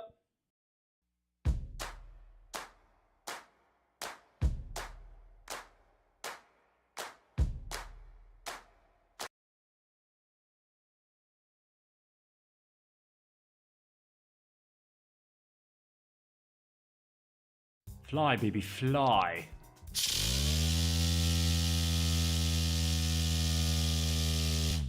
Buenas tardes, Raimundo. Air engine, which basically uses compressed air, a guy named Tom Stanton, in which he builds what is called a compressed air engine, which basically uses compressed air to push a piston, which is connected to a crankshaft, which turns the movement into rotation. Using that engine and compressed air stored in 2 soda bottles, he built an airplane that was able to fly for more than a minute. That's pretty cool, right? Here's the thing. I think his design is... This video was brought to you by Shaylee. Now, when I say Tom's design is poopy, I don't mean his actual design. What I think it's crap about this design is this, the actual piston crankshaft mechanism. Allow me to tell you why. When the piston reaches the apex and opens the valve, you have a maximum pressure, but because the connecting rod is basically vertical, almost no force is being transferred to the crank. As the piston is pushed down and the gas expands, we get a better angle to transfer the force, but now the gas has expanded, so you don't have as much pressure and thus not as much force to be transferred. I was thinking about what would be a better option than the piston crankshaft mechanism, and the first thing that popped into mind was, why not just drop the engine altogether and just drill a hole in the cap of the bottles and propel the entire thing like a rocket? So, I put 2 soda bottles together and I 3D printed some nozzles. Then I built this test stand here, which is basically just a lever connected to a scale. If I push here, it gives me a value of force in the form of grams here. For the air to last more than a minute, I had to use a nozzle with a diameter of 0.8 millimeters, which is super tiny. But at peak pressure, the nozzle only produces about 50 grams of thrust, which is a fraction of what Tom is doing with this engine-propeller combo. To trick the laws of physics, I placed my nozzle at the end of a long bar to get more torque. Basically, I built one of those turbines the Greeks invented like 3,000 years ago. And after some testing and post-failure math, I realized I would need a 1 meter long bar for me to have enough torque. Yeah, I don't think I'm getting away with rockets and turbines this time. I think I'm gonna have to actually design an engine. The main problemo with the crank piston design is the fact that it has to turn linear movement into rotational one. A better solution would be to have a design that from the beginning produces rotational movement. and after doing some research, I found this one. It's called a pneumatic vane motor. This design is basically a rotational piston design, like if you morph the piston into a circle. The air comes in here, pushes the vane, and that makes the engine rotate. The first thing that I noticed was the fact that the rotor is off-centered, and the reason for that is this equation here. Force equals pressure times area. If you center the rotor, the area and pressure are the same on both vanes and the forces cancel out. By off-centering the rotor, you're playing a trick on physics by ensuring the area here is much smaller than here. It's basically zero, which means this force is always much bigger than this one, because the other one is zero. I 3D printed this engine based on a picture I saw online, and I gave it a go. And it works pretty well actually. It spins pretty fast. It works exactly as it should in theory, which I might say doesn't happen a lot. The vanes are free to slide and are pushed out by the centrifugal force of rotation. The force applied to the vanes is always perpendicular to the vanes, which means you'll always get 100% of the torque being used for the rotation. And, I don't know if you noticed, but there's no need for a valve.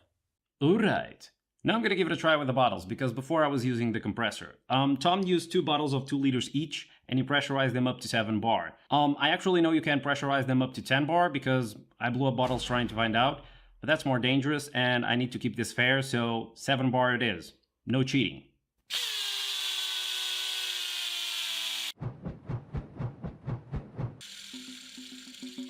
Okay, that was pretty cool, but that was definitely not a minute. I'm using this pneumatic fitting as an inlet, which has an inner diameter of 2.5 millimeters. Luckily, because I did the tests with the rocket nozzle earlier, I know I need a hole of 0.8 millimeters for the air in the bottles to last more than a minute. What I'm gonna do is press a brass rod in here, and then use a tiny drill to do the 0.8 millimeter hole. Okay, it's done. Looking at the time, I think I surpassed 1 minute, so that should be good. Next step. Testing with the propeller, because the purpose of this engine is to spin a propeller, and this is said propeller that needs to be spun. Spinned? It's a very lightweight carbon fiber sock-wearing propeller, and it's also exactly the same one as Tom Stanton used, so let's give it a spin.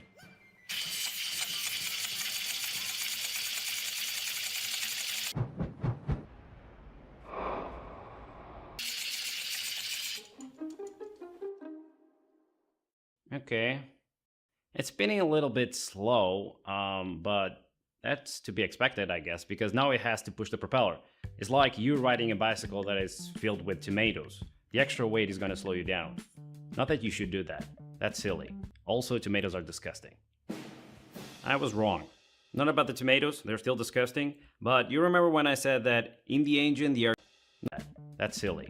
Also, tomatoes are disgusting. I was wrong.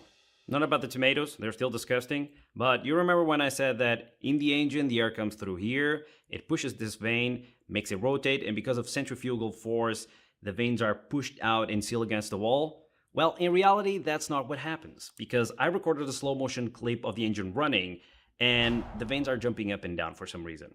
I don't really know why, but I need to find a way to actually force them against the wall so they seal properly. And I think the answer is springes. At least I hope it is. Okie dokie. So, I 3D printed new vane springs from some bands. They were the springs to the right. Let's hope that doesn't become a problem. I'm gonna give it a test now. So the springs are definitely causing more friction. Let's hope that doesn't become a problem. I'm gonna give it a test now. 3, 2, 1. Wait. How is the oil coming out of the ball bearing? That makes no sense.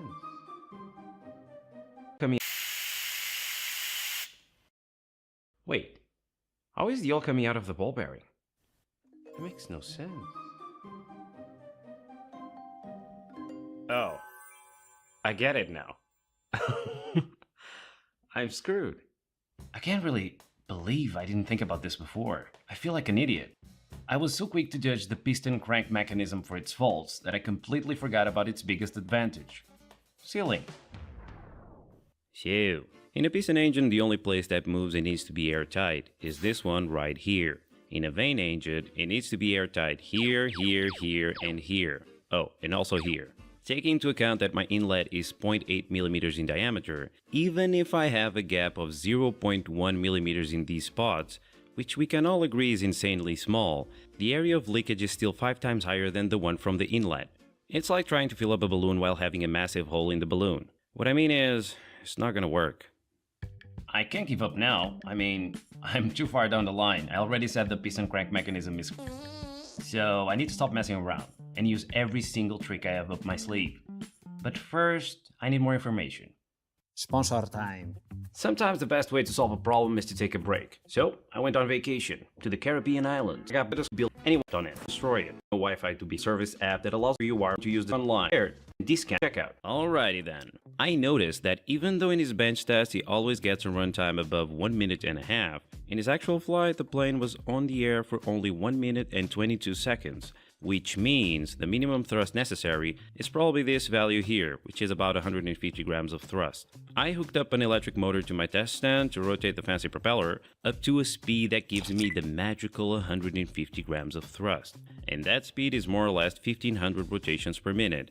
But wait, because there's more. By reading the values of voltage and current the motor is pulling and multiplying them together, I get the electrical power that is being used. I can then use this equation for mechanical power to get the amount of torque that is necessary to accelerate the propeller to the desired 1500 rotations per minute.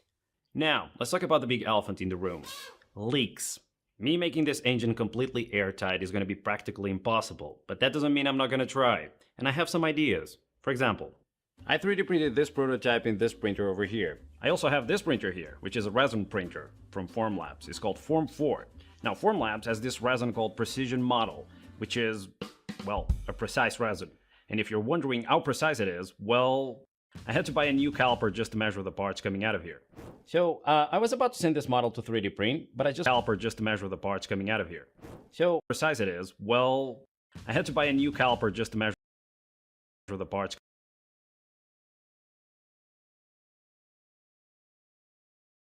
coming out of here. So, I was about to send this model to 3D print, but I just realized something. I don't really need 3 vanes, because 3 vanes gives me more RPM in power, but that's not my main concern here. My main concern is saving the air that I have in the bottles. So, I think I'm gonna go with 2 vanes. I'm gonna change this up and 3D print it. I'm gonna go with 2 vanes. I'm gonna change this up and 3D print it.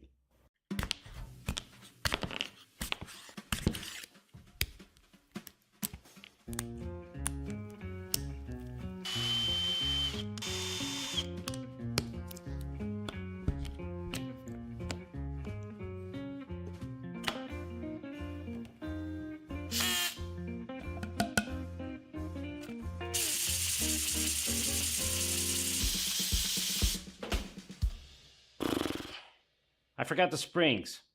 So I was looking at the engine and I realized that because I only have 2 vanes now, they're basically aligned. What if I use the rod in the center of the rotor to connect them? And in that way, when one vane goes in, it pushes the other out in the same exact amount. Okay, so here's the new model. And when I spin the shaft, they basically stay always in contact with the walls of the engine. It's working pretty well. And the friction is not that big. I mean, it's not 0, but I'm hoping some kind of lubricant or oil is going to help with this. So let's give it a test and see if this is actually better than the last version. Just listen to the sound of this thing when it's working without the propeller. Tomatoes are gross. Like and subscribe. It's gnarly.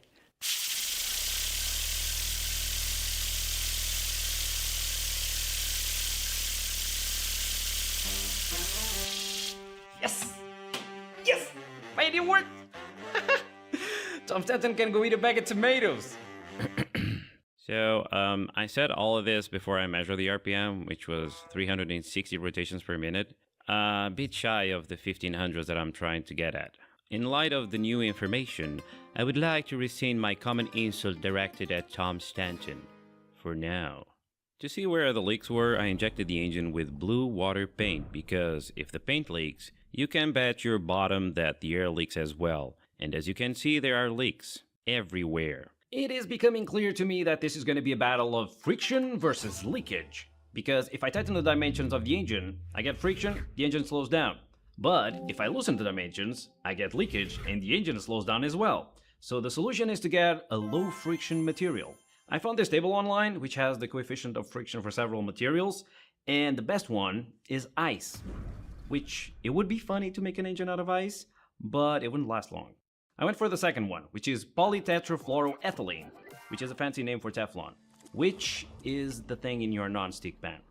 I bought this block of Teflon and it costed me 30 euros. This is not plastic, this is white gold. But the claims are true, nothing sticks to it, not even glue. Also, very easy to cut. My CNC machine went through it like butter. I now have the same vanes and rotor as before, but in Teflon. But because I can't do the holes for the rod in the CNC machine, I 3D printed some jigs to drill the vanes and the rotor. I also added a flap valve to the apex of the engine that I made using a 0.4mm sheet of Teflon. The flap valve basically uses the air trying to leak to close the flap and seal it even better.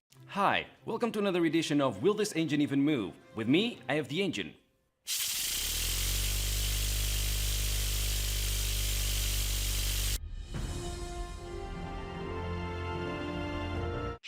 So the engine is still leaking, like a lot. I have less friction, but I still have a lot of leakage. I just realized that there's no way I'm gonna get perfect dimensions with my CNC machine and CNC skills. It's like my grandfather used to say, the only parts that fit perfectly together are the ones that result from a broken one. Now, that reminded me of this time that I went to a camera lens factory and I saw a bunch of old ladies going like this. So I asked someone there what they were doing and they told me they were basically using one part of the camera lens to sand the other one to ensure a perfect fit. You see, it's not about being perfect in general, it's about fitting each other perfectly. Isn't that beautiful? So, here's what I'm gonna do. I'm going to CNC machine new parts, but make them a very tight fit. Then I'm gonna put some abrasive fluid in the engine and run it until I feel almost no friction. In that way, I should get as tight of a fit as I possibly can. Fly, baby, fly.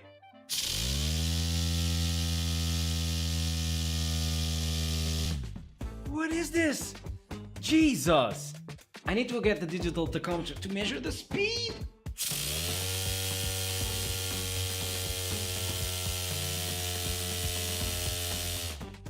That is insane. I'm a little bit afraid of staying close to this thing. And the engine is still leaking. Not as much as before, but it is still leaking.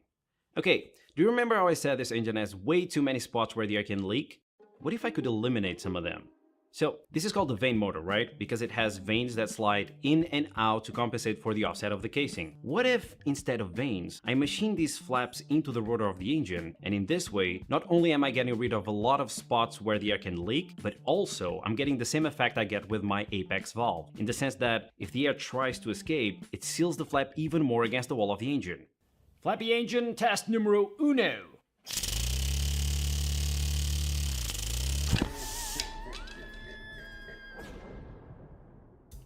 So the flappy engine concept is working pretty well, I would say, a little bit too well. This engine exploding made me realize that I really need to stabilize the pressure coming out of the bottles, because I need a constant speed, so it makes sense that I should stabilize the pressure.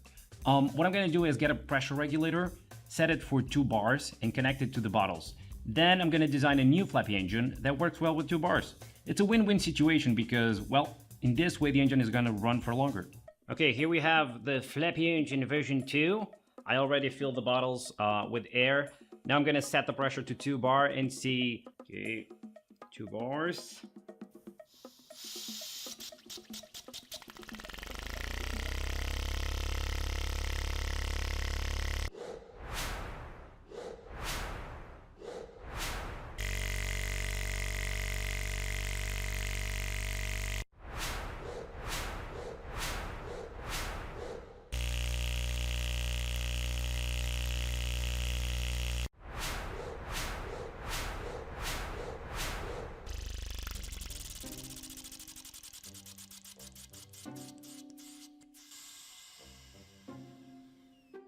I'm not sure if this reached the 1500 RPM, but it was not. I'm not sure if this reached the 1500 RPM, but I'm not sure if this reached the 1500 RPM, but it was not a constant speed. It was like accelerating to a peak and then slowly decelerating until it stopped.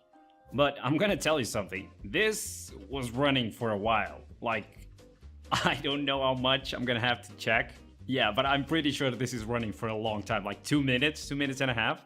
So I did another run with the engine and I measured the speed throughout the entire thing, and the engine lasted almost 3 minutes and a half with a top speed of 1900 RPM. That is so cool. I do have to pay my respects to Tom Stanton though, because this is so much harder than it looks. I still don't know if my engine outperformed his because I don't have an airplane. I guess that's the next step. But I'm gonna be honest with you. It doesn't really matter to me anymore because I love my flappy engine so much, and I'm pretty sure I can make it better. If you have any idea to make this design better, post it in the comment section below because the best one is gonna win.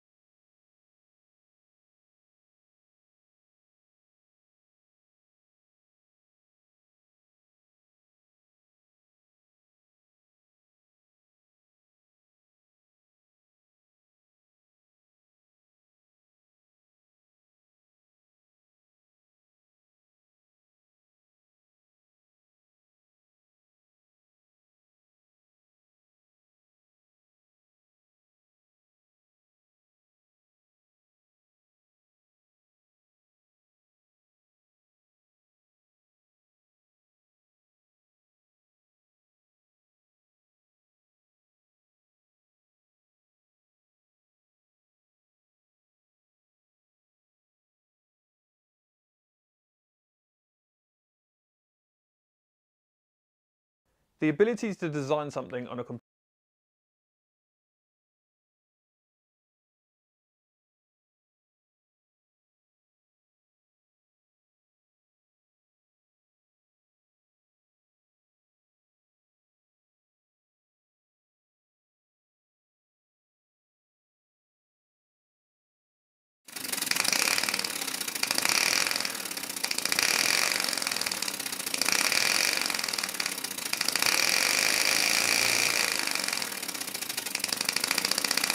This engine doesn't run off a combustible fluid or gas, but instead runs off the air that we breathe. But before we feed it this air, the air must be compressed, which leads to several differences between this engine and a conventional combustion engine. In terms of power output, a combustion engine can produce its maximum power right up until the fuel tank is empty, whereas the power output of this engine is determined by the pressure stored in the tank, which means over time the power will decrease gradually as the engine uses more air and the pressure decreases. One option to get around this is to optimise the engine for a much lower pressure and then run it off a regulator so the pressure into the engine will give a more constant power output throughout the pressure decrease in the tank. When doing these engine tests, I use a large compressor tank and have a regulator to adjust the engine pressure. However, because I eventually plan to stick this engine on an aircraft, this regulator is far too heavy, so I'm going to make my own. A pressure regulator has three main components: a spring, a diaphragm and a valve, which all work together to control the output pressure. When air is supplied at the input, it flows through the valve, into the diaphragm and out the other side, and because of this pressure, the diaphragm starts to move up, which closes the valve. Now the pressure at the output is determined by the compression force of the spring, so to reduce and regulate the output pressure, we need to adjust the compression of the spring until it's just a bit less than the upwards pressure on the diaphragm. This way the valve wants to stay closed when the pressure is set correctly, but if the output pressure drops slightly, the diaphragm will move down and open the valve, bringing the pressure back up. It's essentially a mechanical feedback loop that opens and closes the valve depending on the pressure at the output. Now I bought this large pack of springs a while back, and the compression springs are relatively weak. So instead of using a diaphragm, I'm going to use a small diameter syringe, as the pressure force will be far less due to the small piston area. And this regulator is absolutely tiny, and only weighs about 7.5 grams, which will be perfect for the plane I'm building, assuming it works of course. Which it does sort of work. The pressure is being regulated, but it causes the engine to pulse. The reason for this is the friction caused by the syringe piston requires about 10 psi of pressure difference to start moving. So I think I need to go with a diaphragm design. Side note, using a piston in a regulator isn't actually a radical idea, as I later found out my compressor regulator uses a piston design too. After many iterations and some new stronger springs, I finally got a regulator that was working. The input pressure is 60 psi and the engine is running at about 30 psi. And I can adjust the engine speed by turning this bolt to increase or decrease the compression in the spring. But does this increase the engine runtime?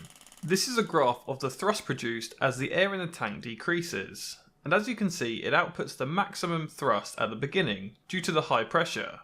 And then it slowly decreases until the pressure is too low for the engine to run. Now because the regulator is set to keep the pressure at about half of the maximum pressure, we might assume the thrust output should look like this, with a lower peak thrust but a far longer runtime. However, it actually looks like this, which it does have a slightly longer runtime, but not by much. And that's because it still runs at the same efficiency. So the area under this portion of the graph is just spread out over this portion. But maybe this engine isn't optimized to run at the lower regulated pressures, this portion. So I decided to build a new engine with some slight modifications. The first being a new cylinder using an acrylic tube to hopefully reduce some friction. And I also chose to 3D print the new piston from PLA on my Prusa Mark III, as it's faster and cheaper than printing the piston out of resin. And because the cylinder is far smoother now, the ridges on the FDM print shouldn't increase the friction. So to optimise this new engine for the lower pressure, I've designed it with this large volume above the piston. The idea is that when the piston is at the top of its stroke, the volume above the piston is 1/3 the volume of when it reaches the bottom. This is because the input pressure is about 3 times atmospheric pressure. So expanding it by 3 times should bring the pressure down to 1 atmosphere at the exhaust, which should hopefully reduce any wasted pressure. But this engine has far less thrust than the old one, which I couldn't understand at first, as the piston and cylinder should have less friction, as well as using more air per cycle due to the expansion volume, which should increase power. But then I realised the other major change to this engine is the spring within the cylinder head, which I recently added as it helps to keep the ball valve closed when it's not being pushed open by the piston. From watching the slow-mo of the two engines, it doesn't look like there's much difference between the two. But if we analyse frame by frame, we can see the inlet valve without the spring stays open for a split second longer, allowing more air into the cylinder, which seems like it would be less efficient as more air is wasted out the exhaust ports. However, I now think my expansion design might have a hidden inefficiency. Here we have two engines with identical piston and stroke dimensions, but the engine on the left has the expansion volume above the piston, which allows the air to fully expand within the cylinder, resulting in very little air being wasted out the exhaust. Whereas the engine on the right has 0 expansion volume and there is lots of high pressure air exiting the exhaust. But believe it or not, the engine on the right is actually more efficient. And here's why. When the engine on the left reaches the top of its stroke, the inlet valve opens and about 10 cubic centimeters of air enters the cylinder. But for the right-hand engine to use the same volume of air, the piston must move down. So now both inlet valves have closed and each engine has used the same 10 cubic centimeters of air. However, the engine on the right is producing far more torque due to the angle of its crankshaft. And even when the left-hand engine rotates to the same crank angle, the pressure in the cylinder has now decreased, and therefore the torque is still less. So throughout each rotation, the engine on the right consumes the same volume of air, but produces about twice as much torque as the left engine, which seems counterintuitive at first, but it's all to do with the matching of the pressure expansion and the offset of the crankshaft angle. So I built this new engine which doesn't have a spring and the piston almost touches the top of the cylinder at its highest point. And I also added this 2mm set screw to the piston instead of the previous steel rod, so I can easily adjust the valve timing. But before we look at the data, let's talk about the internet data that is collected about you and how the sponsor of this video, Incogni, can help out. There are these internet data brokers that collect information about you, like your name, age, address, your online shopping habits, and more, and businesses can purchase this information. Now you can reach out to each of these brokers directly to erase the information, however the sheer number of them makes it important because to test how the piston pin affects the performance. Here is one of the first thrust tests, where the thrust decreases linearly with the pressure decrease. But see what happens if I shorten the pin by just 0.1 of a millimeter. It reduces the peak thrust significantly, but also increases the runtime. And what I find interesting is the flattening of this curve at the higher pressures. All these thrust tests are carried out with a 2-litre drinks bottle pressurised to 60 psi. And that's because when I was testing the early versions of this engine, I would pressurise these bottles in my bedroom. So for safety reasons, I didn't want any of them exploding and thought 60 psi was a safe control variable. But now looking at this thrust curve, I wonder what would happen. So for safety, early versions of this bottle pressurised higher pressures. All these thrust tests are carried out with a 2-litre drinks bottle pressurised to 60 psi. And that's because when I was testing the early versions of this engine, I would pressurise these bottles in my bedroom. So for safety reasons, I didn't want any of them exploding and thought 60 psi was a safe control variable. But now looking at this thrust curve, I wonder what would happen if we tried some higher pressures. So let's run the tests at 100 psi.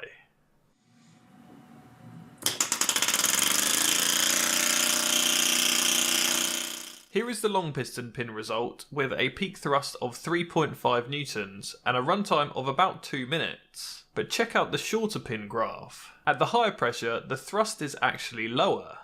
The very early versions of this engine had curved channels printed into the cylinder head to allow better airflow around the ball, but I found this would cause strange misfire effects, where the ball in the valve would be launched far too high and levitate for a split second due to the high speed airflows around it. And at the time I didn't have any springs to prevent this, so I designed the internal diameter of the cylinder head to be just a little bit larger than the ball. This way the air flowing into the engine will tend to push the ball back into the valve, and this was enough force to allow the engine to run upside down.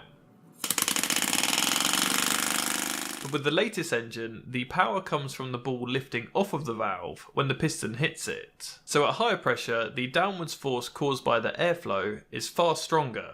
Therefore the ball doesn't lift as high and less air enters the engine. And as the pressure slowly decreases, the ball is pushed higher, therefore increasing the thrust. At least to a point where the pressure is then too low to maintain the engine RPM. So this is almost like a self-regulating thrust output built right into the cylinder head, without the need for an external pressure regulator. And with some more tuning, I reckon we can flatten this line even more, which will be perfect for flying an aircraft. Now I know we can't really compare this engine to the older engines as we've changed one of the control variables by increasing the pressure, but this new engine is producing 214 Newton seconds of efficiency, which compared to the previous engine in my last video is about twice the amount, and compared to the last time I made an air-powered plane, about 10 times that old engine. And that thing was able to maintain level flight, so I'll be very shocked if this thing doesn't fly.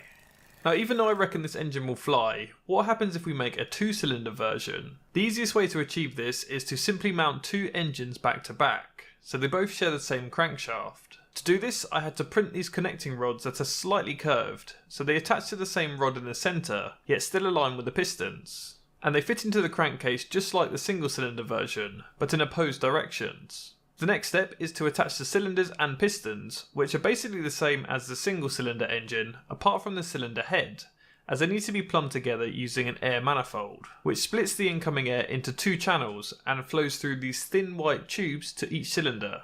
Then the ball valves can be inserted into each cylinder head with a 3D printed screw cap to keep it airtight. Well, at least more airtight than the air manifold, which leaked a lot through the O-rings due to a slightly loose design. But that can be fixed later. Let's see if it runs.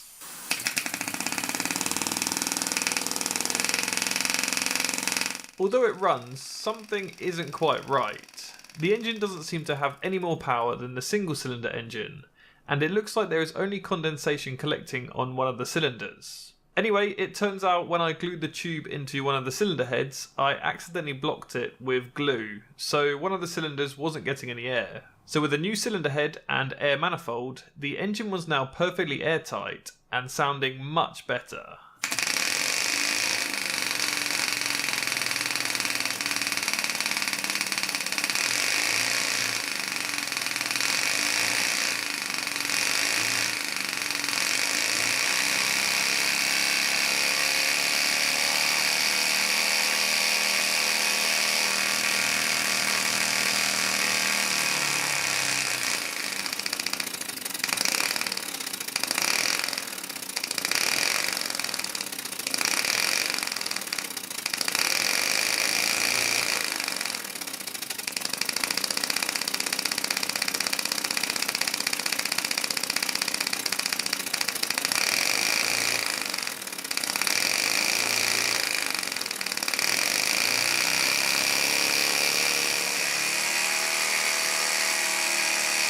With a peak thrust of 4.2 newtons at 80 psi, or equivalent to lifting 428 grams, this engine has a power to weight ratio of nearly 10:1, which might be an excellent option for a dragster, but with an efficiency near half of the single cylinder engine, I think I know what I'm going to stick on a plane.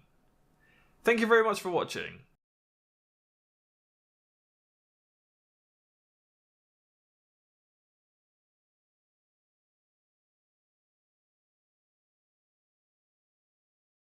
When I was a kid, I had one of these air hogs playing. I can use this hose with a 3D printed...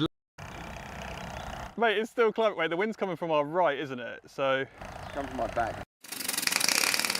When I was a kid, I had one of these air hogs planes that was powered by a small plastic engine. This engine used compressed air as its fuel, and I remember pumping it up to high pressure with the small included pump, before throwing it into the sky and never seeing it again. And ever since then, I've wanted to build my own version, but a little larger. This video is sponsored by Optus. I may have held the heat gun in one position for a little good.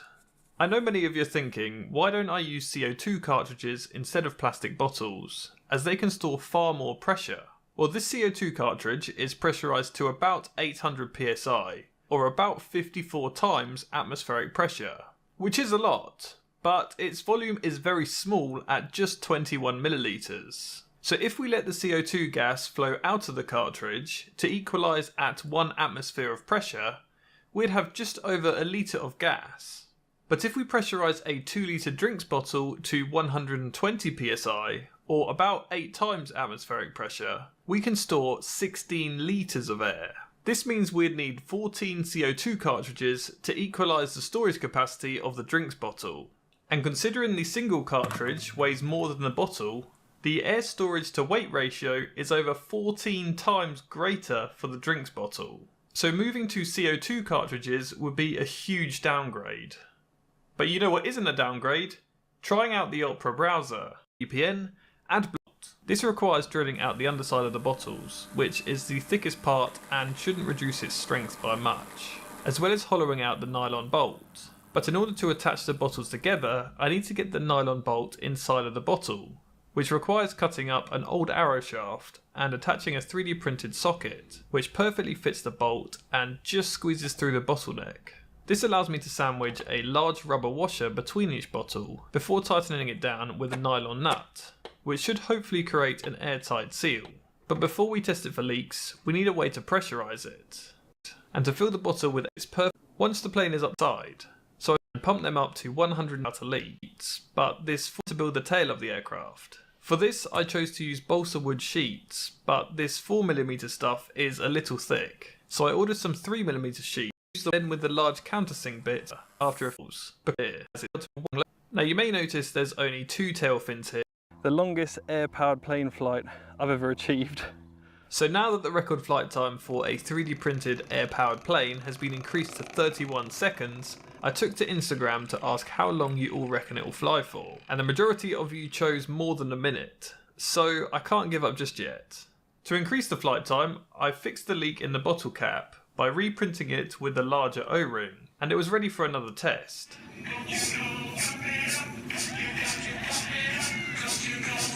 100. And 100. One for good luck. Please run properly. Oh, the battery's come off.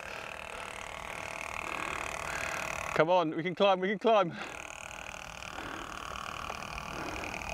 Come on. Yes. I think it's so good. Oh.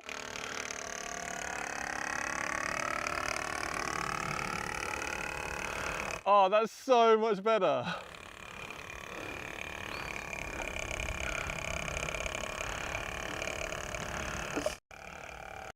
Still doing well. It's still going. Like, it's nuts as airplane. It's so, I know what you mean about yaw and roll though. Yeah. Mate, it's still climbing. Wait, the wind's coming from our right, isn't it? So. It's coming from my back, I think. Okay, I'm trying to turn it. It's coming down. The battery fell out. Can you see it hanging out the side? And I stalled it. Oh no, I stalled it. Oh, we have to do another one. Oh yeah. For the next flight, I decided to add a small onboard camera, but due to my excitement of the previous flight, whilst tightening a bolt, I accidentally pierced a hole in the bottle. You see that? Oh, it's just hissing out that hole. Fortunately, I had some spare bottles, so it was an easy fix. Though throughout this period of adding the onboard camera and bottle replacement, I forgot to do one last vital check, and that was whether I'd pushed the tail boom back into its mount properly, because this means the control cables are too short. Oh no! After a quick depressurization, I was surprised to see how little damage there was. The only damage, apart from this 3D printed bit here, as far as I can see, this wing's fine. Just this wing here, which a little bit of packing tape, that'll fix that. So I fixed the wing with a small patch of tape and reprinted a new central hub, which I honestly reckon saved the plane when it snapped. And by the following day, it was back up and flying. Though I've yet to beat the 1 minute 22 second flight record again, mostly because it really struggles in the wind. Oh no! Watch out! Sorry, I can't control it,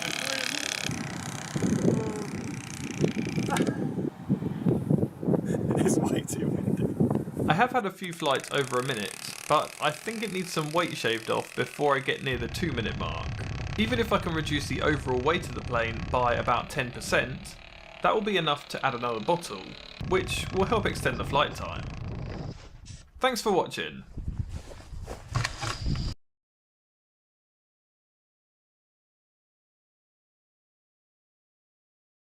Rubber band powered planes are one of the simplest forms of powered flight. I'll link it in the description below, or it'll pop up at the end of this video. To power a small electric, once released, can produce sufficient thrust for flight. Now recently I bought this small foam toy plane that can be charged up in under 10 seconds to power a small electric motor.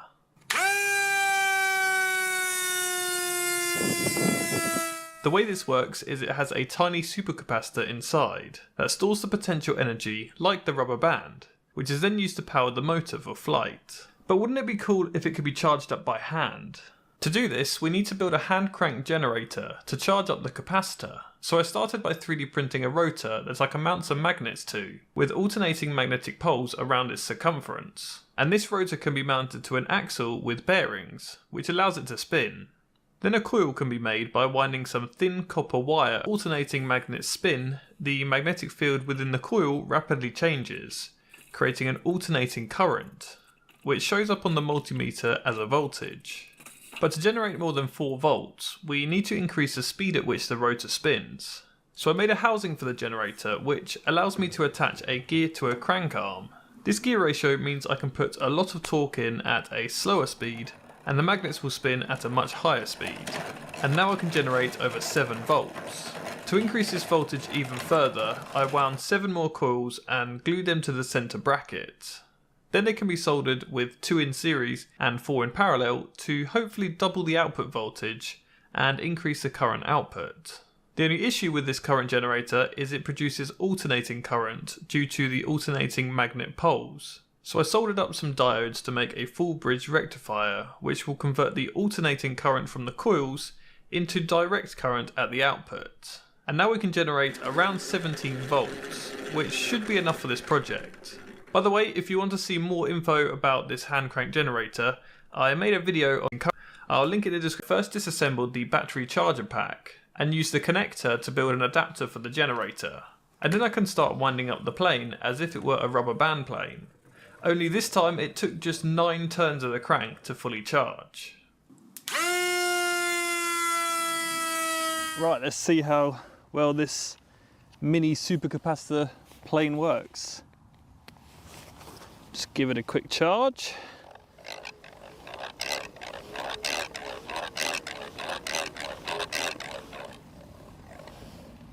And there we have it, it's already at 3 volts. Ready? And...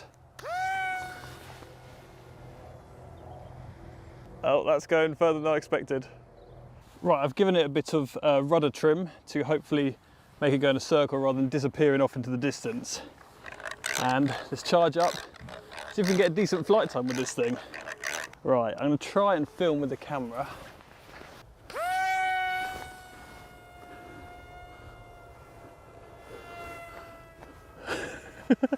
Oh, good landing.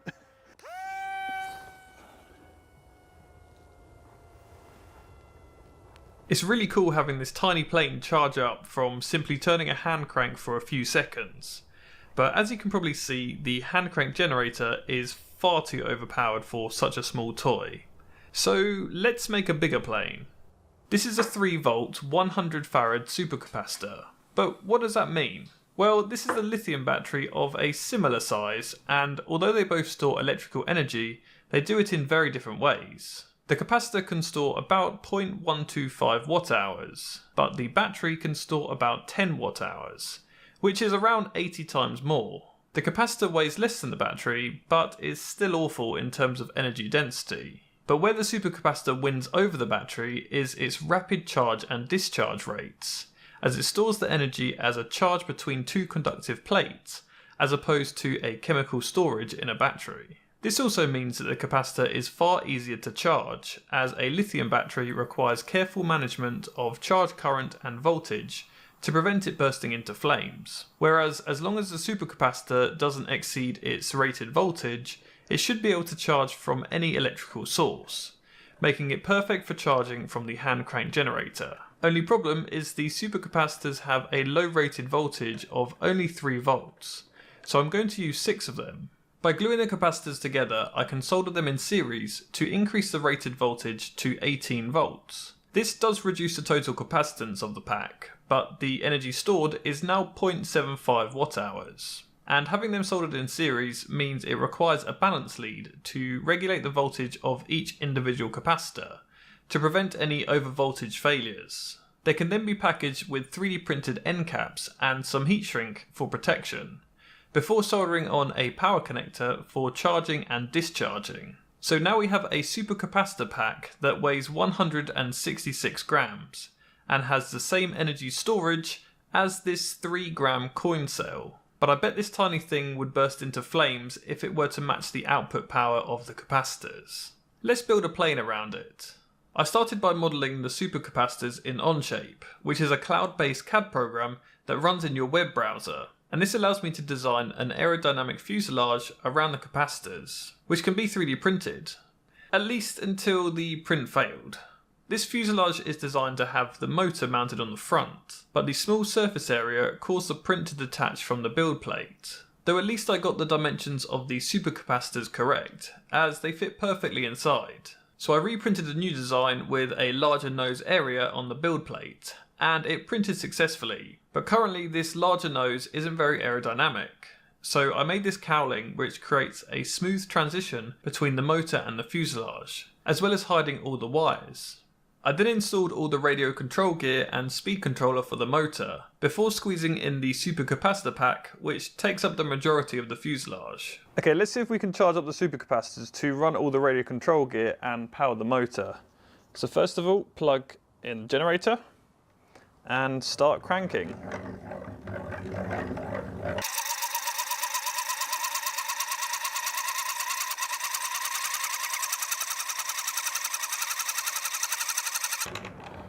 Right, I've charged up the capacitors to 8 volts, which is just under half of their max rated voltage. So unplug the generator and then plug the capacitors into the motor controller and everything should power up. Now if I move the throttle stick, the motor should spin.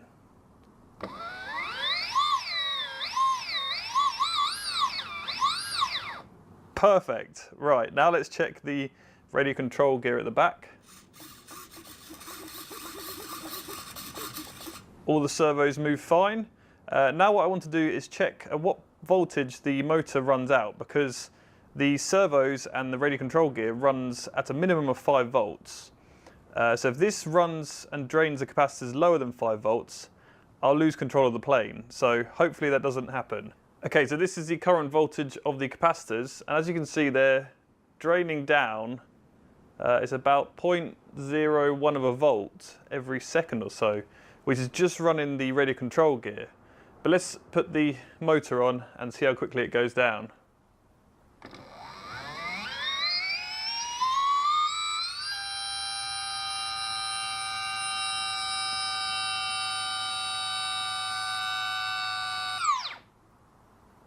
Okay, it seems like the everything switches off when it gets to about 6.5 volts. So the question is, do the servos still move? They seem to, which is good. I'm not sure how much time I'll have, so say if we were to fly up really high using the motor and then it turns off at 6.5 volts, how much time we'll have to glide back down before we lose control.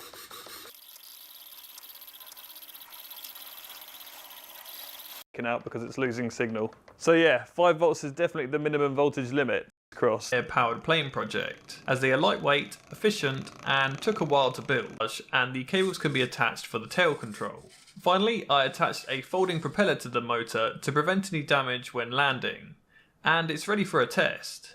So let's just plug this into the landing. Finally, I attached a folding propeller to the motor to prevent any damage when landing, and it's ready for a test. So let's just plug this into the generator and get spinning.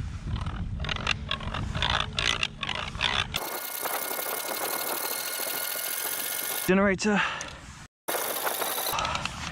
Right, unplug the generator. I can feel the power already reducing though. It feels like it's going to cut out any second now. Let's try and gain some altitude.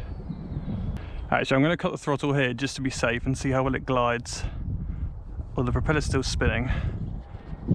Oh, well, that went better than I expected. These conditions are absolutely awful. Right, let's charge it up and give it another test flight, I guess.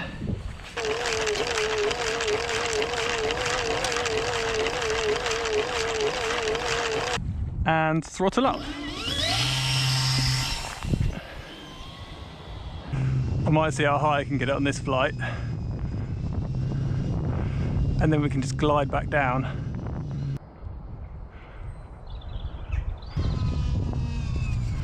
Okay, the motor's just died. It is a bit annoying, that windmilling of the propeller, which is increasing the drag of the plane a lot. Let's try and get one more circle in, then we'll come in for a landing.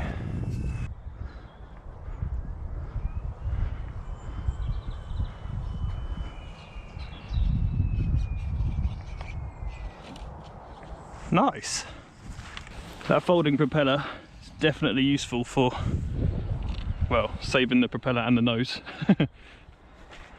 Works really well.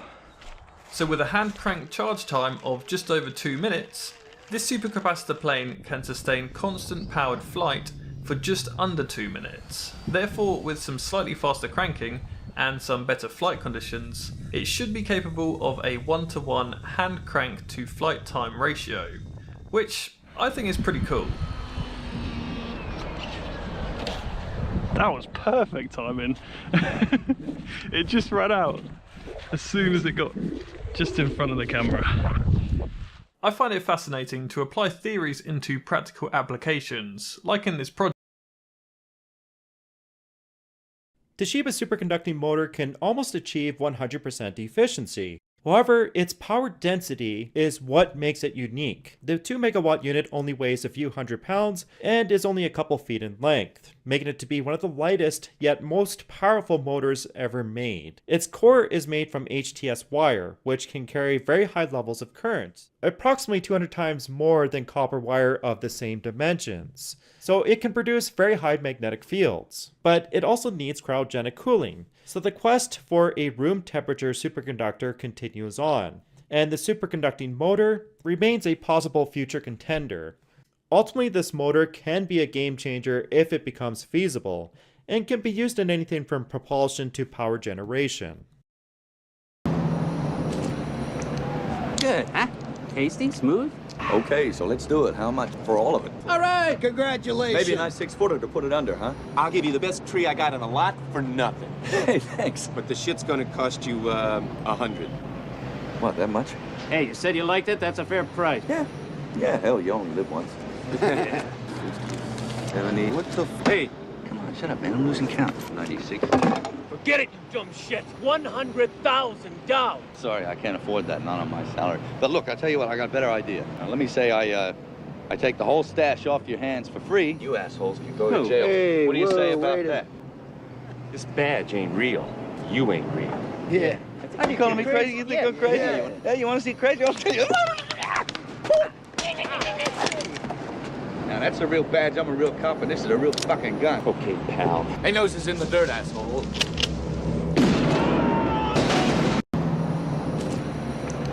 Good, huh? Tasty, smooth? Okay, so let's do it. How much for all of it? All right, congratulations. Maybe a nice 6-footer to put it under, huh? I'll give you the best tree I got in a lot for nothing. Hey, thanks. But the shit's gonna cost you, 100. What, that much? Hey, you said you liked it? That's a fair price. Yeah, hell, you only live once. 70. What the Hey! Come on, shut up, man. I'm losing count. 96. Forget it, you dumb shit. $100,000. Sorry, I can't afford that. Not on my salary. But look, I'll tell you what. I got a better idea. Now, let me say I take the whole stash off your hands for free. You assholes can go to jail. Hey, what do you say whoa, about wait a- that? This badge ain't real. You ain't real. Yeah. Are you calling me crazy? You think I'm crazy? Yeah, you want to see crazy? I'll tell you. Now, that's a real badge. I'm a real cop, and this is a real fucking gun. Okay, pal. Hey, nose is in the dirt, asshole. In the 1950s, scientists wanted to see if they could sterilize food for long-term storage using intense radiation. Sterilizing things this way has a lot of advantages over traditional autoclaving. Since no heat is introduced, delicate materials could be sterilized without melting them, or getting them wet. So the scientists canned some food and blasted them with enough radiation to kill anything on Earth. Or so they thought. The cans were basically exposed to the equivalent of standing directly next to a running nuclear reactor, blue glow and all. Nothing should have survived, and yet one of the cans still spoiled. When the scientists investigated, they discovered the amazing microbe Deinococcus radiodurans, which at the time held the record for the most radiation-resistant thing on Earth. Its biology is fascinating. It's non-infectious and is found in soil all over the world. It maintains multiple copies of its genome in a carefully wrapped toroid and has, as you might imagine, incredibly intricate DNA repair mechanisms. Its radiation resistance, though, is truly spectacular. The most it's been recorded to survive is 140,000 gray. For context, more than 5 gray is usually enough to kill a person, and 8 is guaranteed. 140,000 is like trying to warm your hands next to a running nuclear reactor, and instead of dying, treating it like a suntan.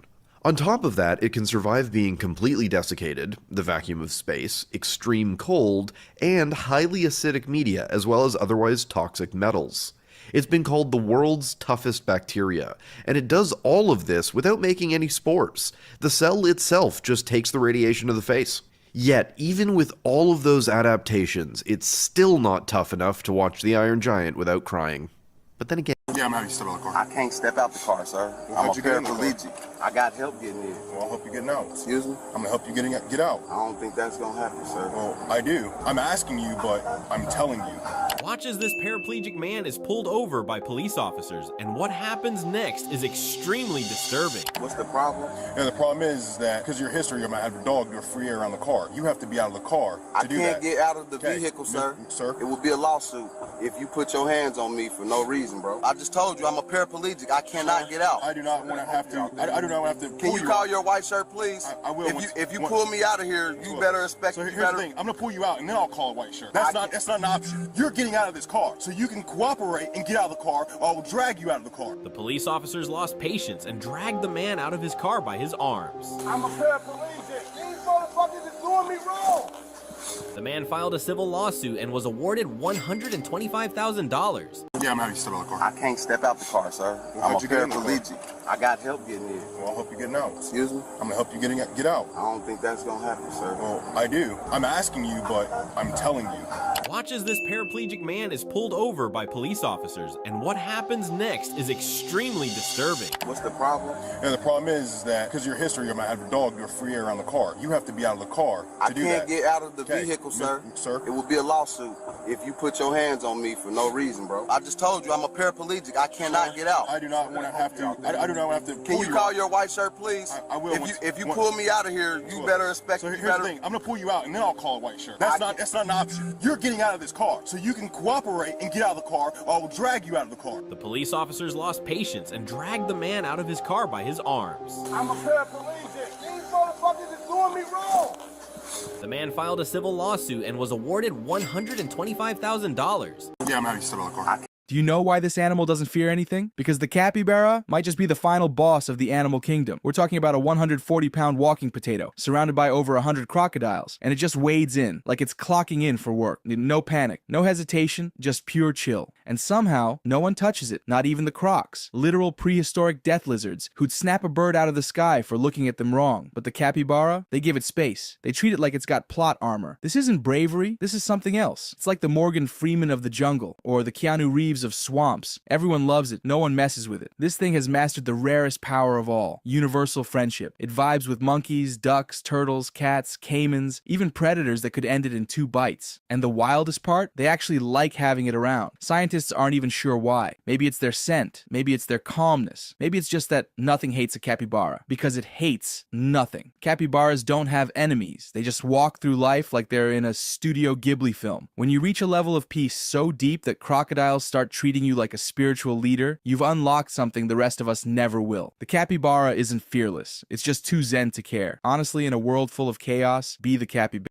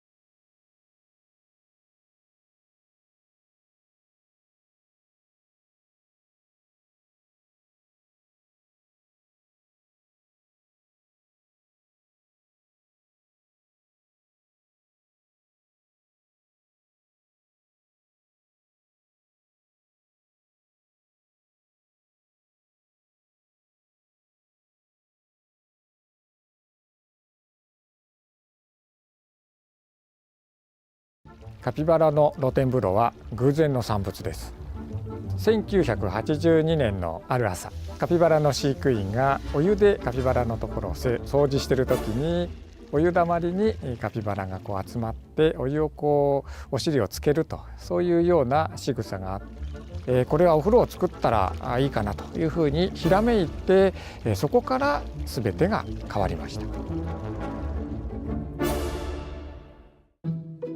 You've probably seen a capybara before.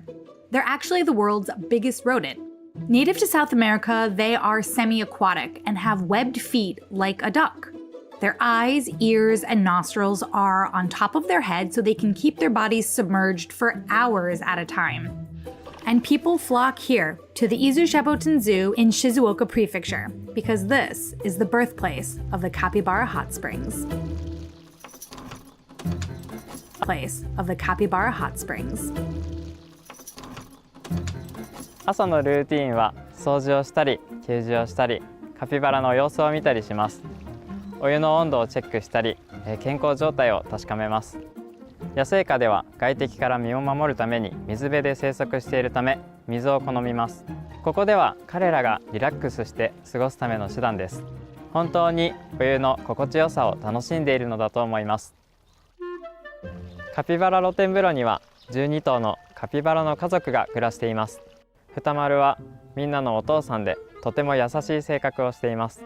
ゆやは走るのが好きでよく展示場を走っています。あわはやんちゃでいつも走り回っています。チーニはご飯が大好きでいつもご飯を食べています。ベニテンはマイペースでいつもお昼寝をしています。トリュフは子育てが上手でいつも子供の面倒を見ています。ヨタケは水が怖いのかいつも恐る恐る水に入っています。カピバラに囲まれて仕事をするととても楽しく仕事ができます。カピバラは動物園ではとても人気でアイドルのような存在です。カピバラの温泉がすごい有名で、娘が生まれたので娘に見せてあげたいなと思ったので来ました。まったりとした可愛い表情が好きですね。なんか癒されるっていうかね、こうやってお風呂入ってるところが面白くて可愛くて好きです。見る人をほんわかさせるというか、そういう気持ちにさせるので皆さん集まってきます。They are so beloved that there are regularly capybara hot spring soaking competitions and watermelon eating competitions that draw huge crowds. Suffice it to say, these capybaras are popular.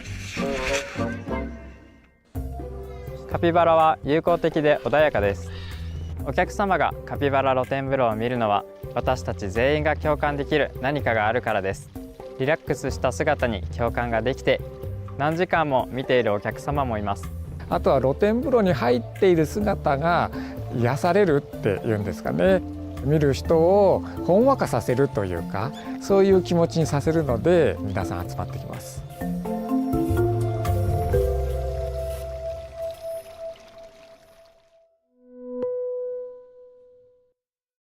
This streamer has found a way to play games with her mind, finding success in games like Elden Ring, Halo, and Trackmania, all without the use of a controller. And the best part? It's not just Perry that can do it.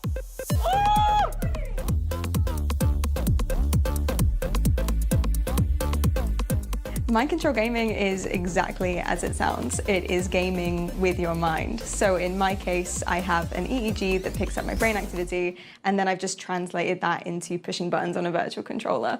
An EEG, or an electroencephalogram, which I've had to spend a few weeks practicing how to say, is a bunch of electrodes that go on your scalp, and it picks up the electromagnetic brain activity that comes from your head. It can look and see what kind of activity is going on, and if I've trained it to recognize what this means, then it can look and see if you're doing that. For instance, imagining something coming towards you could make the character attack in game, something lifting dodge, and something sinking in water heal. I can move the character by tilting my head. The kind of things that you should say to me to get some brain activity are anything that would elicit a really strong emotion. The best one that I've seen so far is fear and shock. So when I'm playing horror games, it lights up if there's a jump scare. Okay, fear, so... I don't know what to say. I'm embarrassed that that worked. That's not good. That's a bad sign. That's a bad sign. Ah! Okay, I'm running. Oh dear. Oh, okay. Right now, I'm really into games like anything that's dark fantasy, RPG, like Souls-like games that are really difficult and punishing, because I think maybe that's just part of my personality.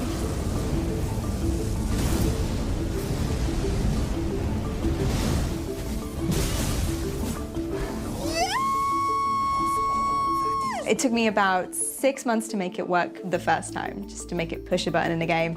And right now I'm on 10 months into the project and it's still not perfect. I may have missed the turn. The main obstacle though wasn't building the controller or doing the coding. The main obstacle was getting the mental commands to work. So actually thinking of what I should be visualizing to record. And I had to train them up for about, I think in total we're on 600 hours of doing the same pattern over and over again and telling the software what to remember. And that's just of the visualizations I have now. So there were loads of other iterations that didn't work because they were too similar to each other, or they just didn't make any sense. Or there was one where I was imagining pulling something down from the sky, and then I realized about 3 hours into doing it that that's not going to work, because then I'm not looking at the monitor. I'm not looking at the game.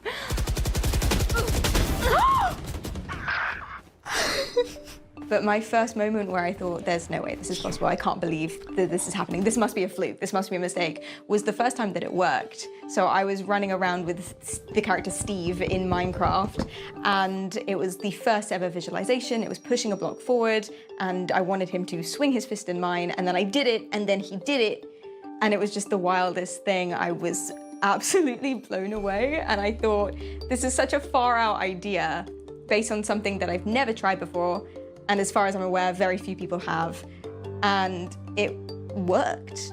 And I had to do it over and over again, not to test it, not to make sure, not to get it better, but just to believe that that actually was me doing it and not some random wild error. I felt absolutely mind blown, I guess, pardon the pun. Are you ready to have your mind blown? No. Let's try this. Let's calibrate this bad boy. So you're literally gonna visualize something you see as heavy. It can be the cube that you see on screen. And you're gonna imagine pushing it forward. Okay.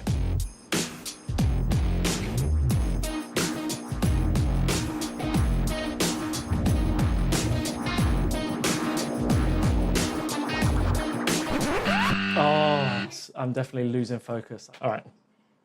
Okay. Right. No. Oh, rubbish. Do you know what it is? Is now I'm like, can't perform. So you immediately start thinking about it.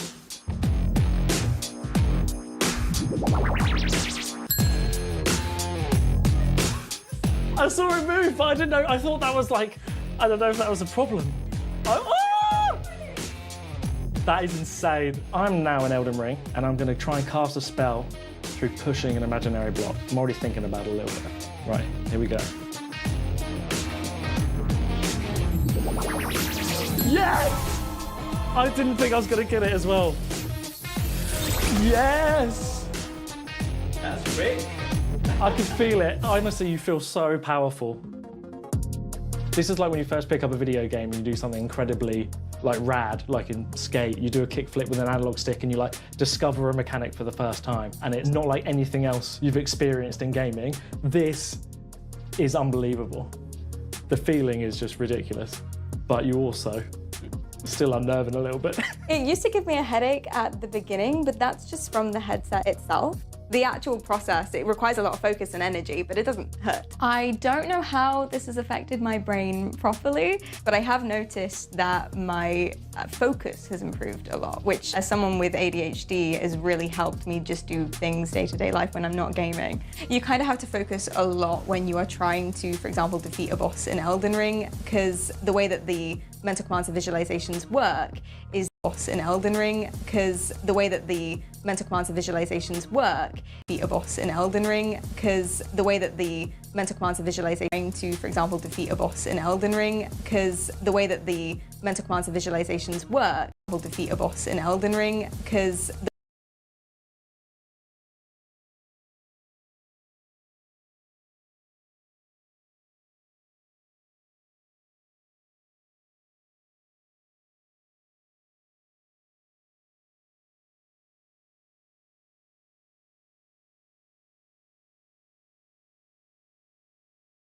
the way that the mental quantum visualizations work will defeat a boss in Elden Ring, because the way that the mental quantum visualizations work is that you have to think of the same thing every single time in the exact same way. So if you deviate from that a little bit, if you think about something else, then it just won't work. So when you have a boss running towards you, it can be really difficult to focus on, for example, thinking something and drinking a potion. But that's just practice. And I think that's why it has really helped improve my focus in general, because being able to block that out and go internal in terms of what you're imagining is a really, really useful skill, I think.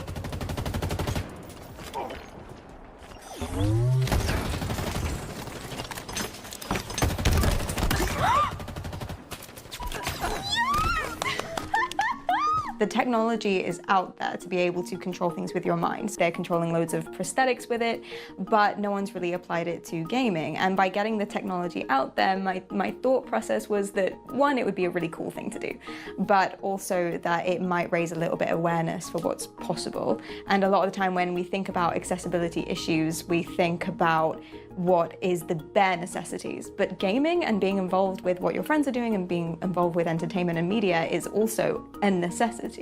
So if we can do something with this at some point in time with enough funding and development, then that would be really cool. Okay, I feel like I'm getting... Am I like hilariously sweaty? No, you look great, you look great. Oh my god, I'm so sweaty. Do you want some powder? No, it's all right. We'll embrace it. And there's the controller, your brain activity. My brain activity is Yeah, smaller this than is- yours. Whoa! Crikey, something's wrong with me. What's happening? Nothing moving? It's full.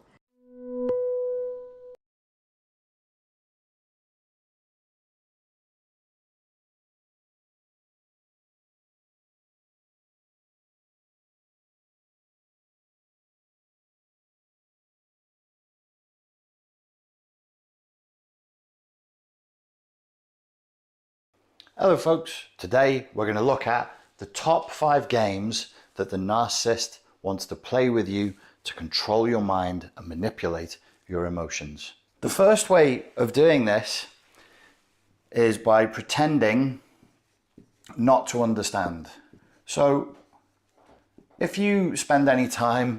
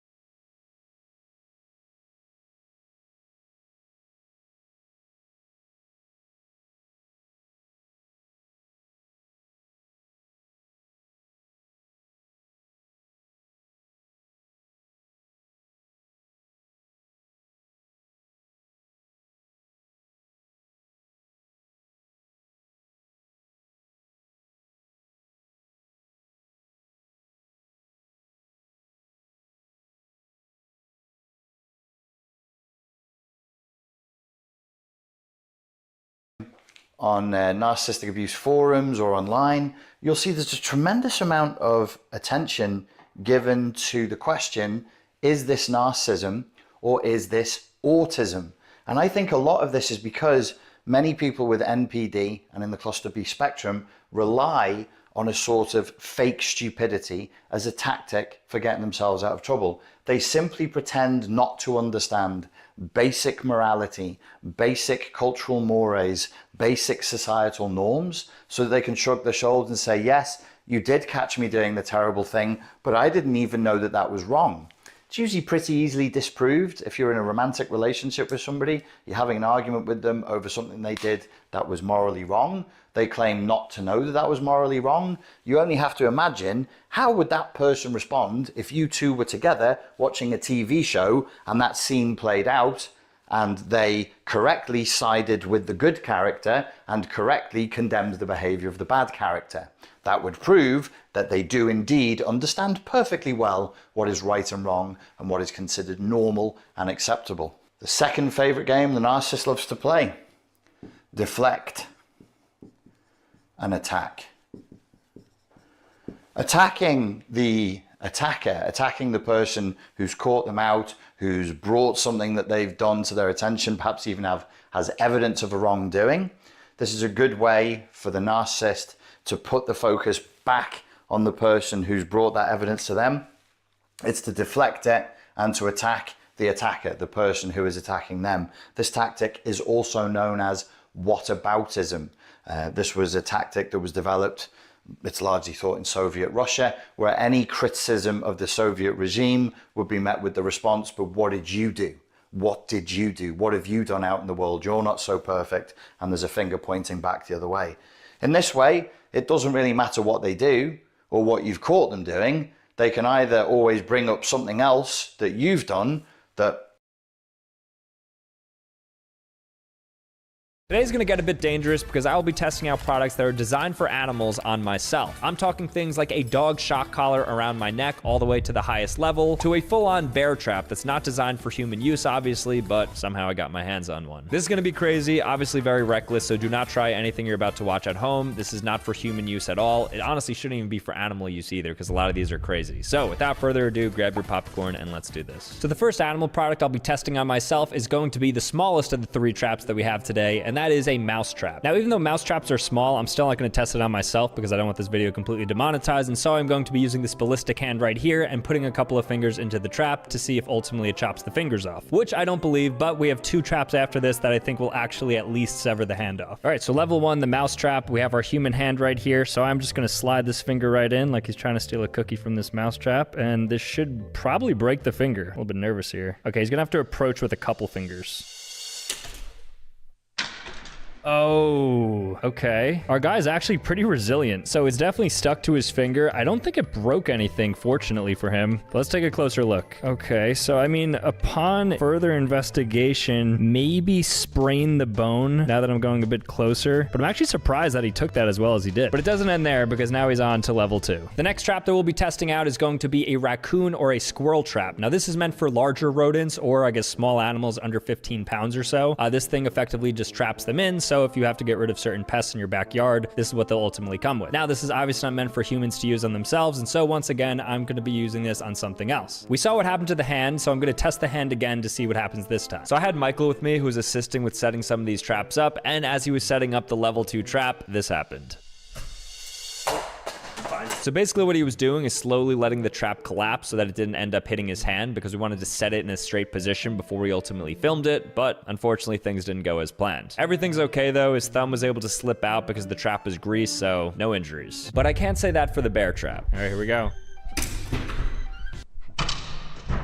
Whoa, okay. Looks to have bruised the knuckles a little bit. I think the middle finger is broke from that. Okay, so that did a number, especially on the middle finger. Obviously way worse than level 1, but the final level, the bear trap, is going to be much, much worse. All right, so for level 3, it only makes sense that we have a bear with us because we're going to literally be using a full-sized 800-pound illegal bear trap. So this thing is not legal to own in the United States. You at least can't have it shipped to you, and so I had to go through a lot of loopholes and get this from our neighbors in Canada. So shout out to Canada for giving me an $800 bear trap. Do not try this at home. I can't emphasize that enough. This is purely for educational purposes only because this thing is literally a weapon. Okay, so here we go. This is what it looks like. This thing looks like a medieval torture device. This thing is probably 30 pounds. It came in and I just didn't believe it when it came because there's no way that this thing should be in possession by a human. I guess unless you're going bear hunting. Okay, so here's what this thing looks like. There you'll see the teeth on it. And basically what you do is just open this up and then when something sets foot into it, it, like I said, collapses and those teeth just dig right into it. And this is just pure steel metal. This thing is like 30 pounds at least. I'm not looking forward to even setting this up because this thing looks wild. So apparently to set these traps up, you have to have insane amounts of pressure clamping down so you can properly open the jaws up. And so we had to run to Home Depot to get a couple clamps and then we set it up outside. And after we applied the pressure, the bear trap was finally set up and this is what it looks like. So the moments those clamps go away, bear trap goes bam. And those jaws will take off literally a bear's foot. And that's when we had an idea. What if instead of putting the human hand replica in there, which we know is just going to break immediately, or even that red bear, which is probably just not even going to go through it, what if we actually put this guy through the bear trap? But that came with its own issue because we were planning to do things outside, but now we had to bring this highly sensitive, highly powerful bear trap inside. And so the way we decided to move it was not by touching with our bare hands in case something went wrong and it collapsed on our fingers, breaking all of them. We decided to use tape, which we roped through, and then we just basically had it dangled down and we just brought it inside. Now, I'm not gonna lie, I was too scared of this thing to set it up because what you have to do at this point in order to make it active is take the clamps off. And so that's where Michael stepped up and he decided to activate the bear trap. And this is what happened. Don't put your hand over the trap. I know, it's like...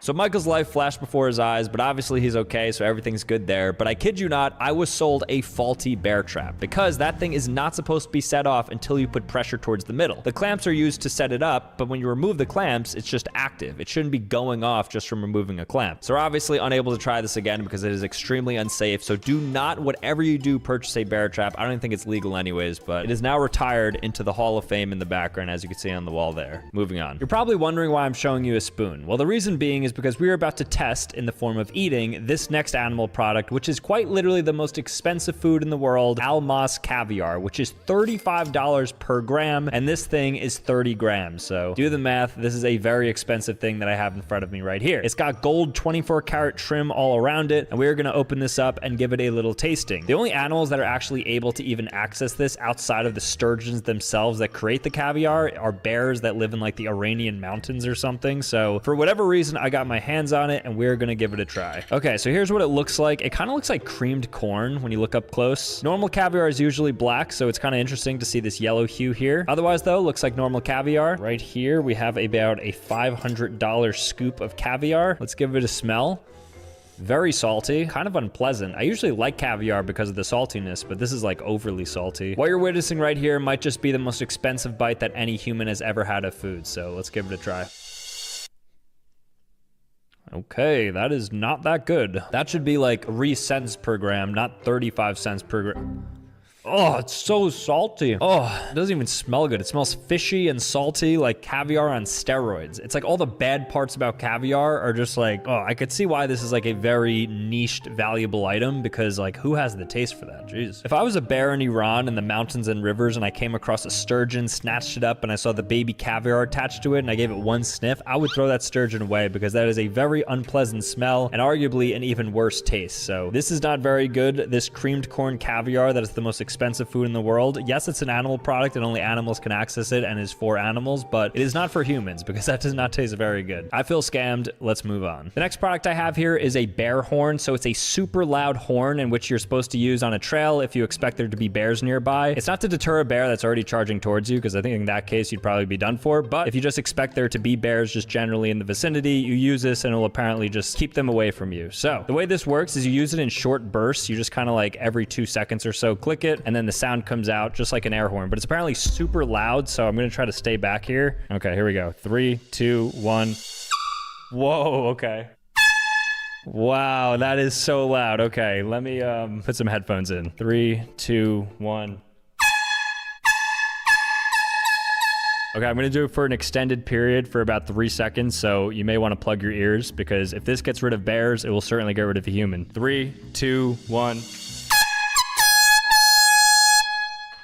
Wow, and the can freezes up too from like clicking it for longer than a couple of seconds. This would certainly be a good thing to bring along with you. It's probably good even as like a defense mechanism if you're like walking home at night and you see somebody nearby. This thing is really loud and it's pretty compact. You just like keep it in your purse or something and you could probably like fend off a good amount of people. I'm starting to feel bad for bears at this point between that bear trap and everything else we're about to look at because I don't think they deserve any of this harsh stuff. Well, they'd probably kill us, so maybe a little bit. The next animal product that I'll be testing on myself is none other than a dog shock collar. So if you don't know what a shock collar is, it's basically a collar that goes around a dog's neck and it zaps them with low levels of electricity to essentially shock them if they're misbehaving, or of course if they go outside of a designated area. So if you've ever seen a shock fence before, this is where it's coming from. This thing apparently has 16 levels of electricity. Do not use this shock collar for the dog if it's not in good health. Do not leave it on for more than 12 hours per day. Do not put on if you are a human. Okay, well, just ignore that I read that right there because I'm going to break that law right now. You know, I used to think these things were fairly barbaric, so this is going to be interesting to see what the actual pain is, because I always felt bad when a dog,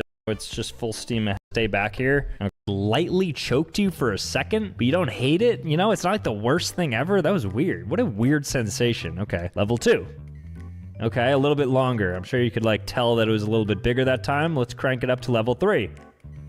Ooh, okay. Starting to like feel it for sure. Let's go to level 4 now.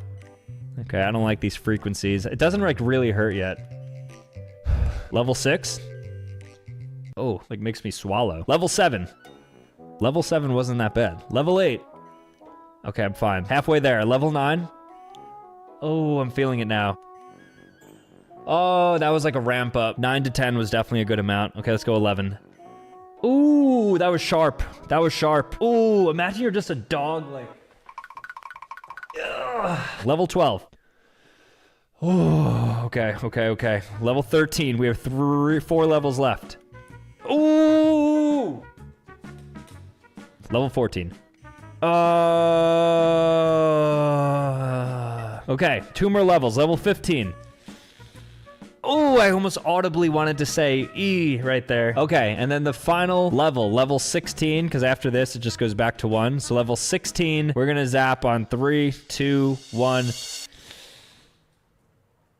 This was one of the dumbest things I've ever done. I don't know how dogs just get like zapped constantly and ignored. It's one of those things, it causes like a ringing in your head from getting like, that was just in my neck right there. These 2 things right here in my neck. Yeah, you can kind of see like 2 dots because it was just shocking me. Hope it's not permanent. All right, I do not recommend doing that. I did that for the sake of science and because I am testing animal it's in, so I'm not the biggest fan of that. Fuck myself with this machine. I don't think I'll be filling with a milk-like substance and then seeing if this milking machine will ultimately extract the milk from the nipple. And who knows, maybe afterwards I will try it on myself. So somehow between these 3 items, we're ultimately able to extract milk. So I guess this is like some jug to hold the milk. This is something to like power it. And then we have a bunch of different tubes and suction stuff to, I guess this goes inside of the nipple and then you just like pull from here. All right, so I believe we're all set up now. So in this bottle, I have milk from an almond cow because it's almond milk. I didn't have any actual dairy milk, but nonetheless, it should work. So I have the 3 devices hooked up. This is going to be the suction cup that goes onto this nipple here. And this almond milk should be transferred into this container within about 1 minute. So I'm going to turn it on and then I'm going to put this onto here and then lift this clamp. All right, let's see if it sucks the milk. Oh, so some milk is actually flowing. We are extracting some milk. Does it really take that long to get milk out? I guess so. Look at that. Mother Nature doing its thing. Or I guess we're manipulating it. But this milk is coming out. It is sucking this nipple slowly but surely. So this is what happens when like a baby sucks on a nipple, I guess. It just like slowly but surely gets a little bit of that milk. We are simulating it here with a bottle filled with almond milk. Okay, so I'll give this about 2 minutes and then I'm gonna see how much milk we ultimately extracted. Okay, so we're gonna see how much milk we ultimately got from this single milking session. That was about 5 total minutes. All right, in the moment of truth. About 1 sip of it. Okay, it still smells normal. Looks like it had a good flow through that entire suction system. How long are these cows being milked for if this is what they get after 5 minutes? They must be milked all day just to create a single gallon of milk. Wow, it makes me want to cherish my milk more. Well, I think the moral of this story is don't waste any milk because your goats and your cows are probably being milked for 7 straight days to get like at least 1 gallon based on how long this took. Cool tool though. Okay, this product is made exclusively for horses and that is a turnout sheet. So you put these giant waterproof turnout sheets on your horses, and it keeps them warm and obviously not wet. So if they're outside or something, look at this thing. It is tough. It's literally called Tough One. So I'm gonna put this on, and this keeps like horses healthy and stuff when it's cold and rainy outside. I'm expecting like a poncho, but I think this is really gonna show me how big horses are. I've never seen a horse blanket before. All right, first off, very heavy. It may not look like it because I'm using all of my power in my left arm, but it's also got dirt on it. Is this a used horse blanket? I'm already feeling itchy. All right, so let's see the size of a horse. How big are these things? How big is a horse? I haven't seen a horse in quite some time. This is me attempting to be a horse. This is what the size looks like. Wow, this is like the ultimate comforter. This thing is very warm. It's obviously waterproof, and it covers up every inch of my body. Look at this again. I feel like a vampire.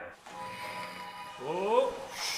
No, I was not about to expose myself. I was just trying to be a vampire, but I could see how that could look a little bit weird. All right, I mean, I'm all for the horse blanket. I actually think it's a pretty solid look, too. If you're like camping out somewhere, maybe if you're homeless and you need like a really solid blanket, I think horse blanket's underrated for sure. Actually, to really show you the size of this, I'm gonna test it out on my gorilla. Okay, well, he's massive, so you get it, right? It's a huge blanket. It actually looks dwarfed when he has it on, but just trust me, this blanket's huge. Animal Hospital in Japan and the Acoustic Laboratory actually developed, and it is a dog translator. So the ultimate, which is honestly a pretty solid name. Now they do not sell this before, so I had to get like the last one possible on eBay from an international seller. So what you're looking at here is a relic. This thing is a beauty. Nobody has their hands on the Bowlingual dog translator. Some of the functions it promises: bark translation, body language, data analysis, home alone mode, 10 training tips, and medical references. All from this single device right here. And here we have it. Okay. All right, it looks used. It looks very used. This is how I got it. I ordered it. I just want to note, in the case the seller's watching this, you said it was new. That is not new. That has like spit on it. All right, so here we have the two devices. So we have the transmitter and the receiver. So basically this is supposed to go on an animal or a dog's collar, and then this is going to be your analysis device that you look at and you do everything through it. So here's the menu right here. We're going to start with bark translation. Okay, let's do this. Bark translation. Oh, waiting for bark. Okay, the first bark I'm going to do is going to be like a really mean one. Ooh, analysis complete. I can't get my point across. Frustrated? I would say I was a little more angry, but I guess that kind of works. Okay, let me do sad. Ooh, okay, here we go. Analysis complete. I can't get my point across. Is this frustrated again? Do I just sound frustrated? Okay, let me try this again. This time I'm gonna do like curious. Okay, big time here. Analysis complete. I don't like you either. Huh? On guard. Does this thing just have like two settings? On guard and frustrated? All right, what about happy? Okay, if this is not, I'm sorry to interrupt, but assertive. I don't know if I'd call happy assertive, but I guess it was a more positive tone to this one. Okay, this machine is absolute junk. This is a junk machine, full-on scam. I could see why it's discontinued, illegal in the United States, because you are selling a dream right here. I mean, who can't just like interpret the level of like bark that's happening from their dog? Why do you need a device to like possibly guess it? Not a big fan of this, so I mean, I'm glad I tried it, but it was definitely not worth whatever amount of money I spend on that. Moving on. The next animal product we'll be testing out is a horse massager. So this is a giant horse massage machine in which you put it on the back of a literal horse and then just like get its knots out or whatever issues horse have in their backs. So this thing's huge. It has a lot of power. It's not intended for humans whatsoever, but of course, as the guinea pig, I'm going to test this out. Wow, this thing is big and heavy. Looks almost like a jackhammer, but for your back. It does have good cushion on it, so I feel like it actually won't hurt too badly, but it is going to be a lot of pressure. Now, I do like massages. I've actually gotten one on the channel before, but I've never gotten something like this. I've never had a horse massage. All right, just to show you how strong this is low mode, and then this is high mode. I don't know if you're able to see how fast this is moving, but the vibrations are crazy. My hands are just getting massage holding this, so I can't imagine what the horse feels on the other side of this. It's a good amount of pressure. All right, I'm gonna apply it to my back first. Michael is going to start it on low mode and then just treat me like a horse, like wherever you think a horse would need this. Put it low first and then we'll transition to high. It's like your entire back is being covered just by a single push. This is low. Oh my gosh. And the crazy thing is, you know, the horses don't even feel this. Like they're just brushing this off. Oh, this is nice. This should be in every single massage parlor across the US. Let's jack it up to high now. All right, here we go. 3, 2, 1, high. Oh, that is covering like a third of the back. Okay, now I'm gonna try it on my belly. Oh, wow. It's like it's digesting the food for me. It's just moving everything around in there. Lower stomach. Let's try the legs. Okay, then I just have one more area I want to try.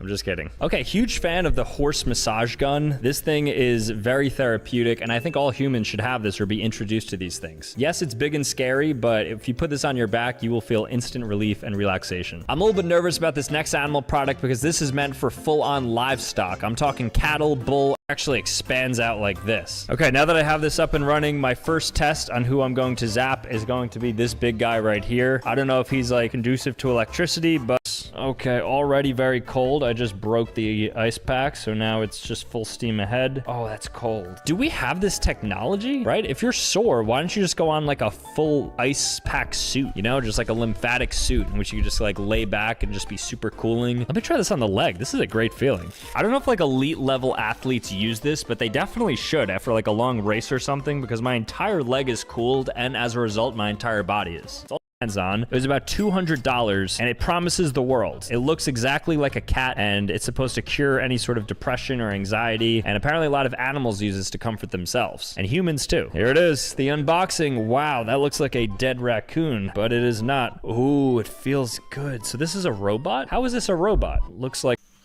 I don't know what it's supposed to do. Okay, so it has 3 features: lifelike tail movements, right weight and size to cuddle, and soft and smooth fur. So I basically just hold it and it moves its tail, so then it feels as if it's real. Who is using this? Do like dogs like to cuddle against this? Humans like to cuddle against this? This was $200, a stuffed animal with a moving tail. It doesn't even have legs. Like, this doesn't even move around.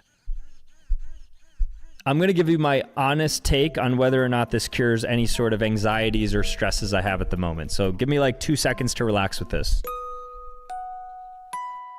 Can't get over it. I thought it was a true robot, like this thing was gonna be on the ground moving, but if you put it on the ground, this thing doesn't go anywhere. As you can see, all it does is just literally wag its tail. Why am I just always getting scammed, it feels like? Terrible animal product. This next animal product is made for dogs, and wow, this thing looks intense, but this is a dog treat puzzle. So hiding in some I'd be pretty from. With that being said, this is what it looks like. It literally looks like one of the world's hardest puzzles. Like, what? There's like a safe on it. I don't think a dog's gonna know how to put this up. Okay, so like if you wanna basically get a snack that's going to be hidden underneath here,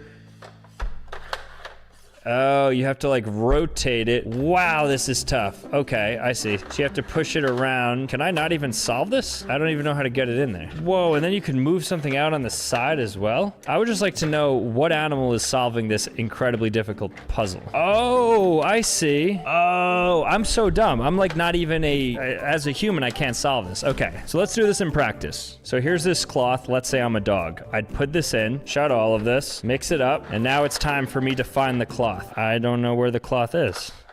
Okay, so I'm already missing the cloth. All right, well, let's get it started. Oh, that moves it around, I see. Nothing, but is it still in here? No, where'd it go?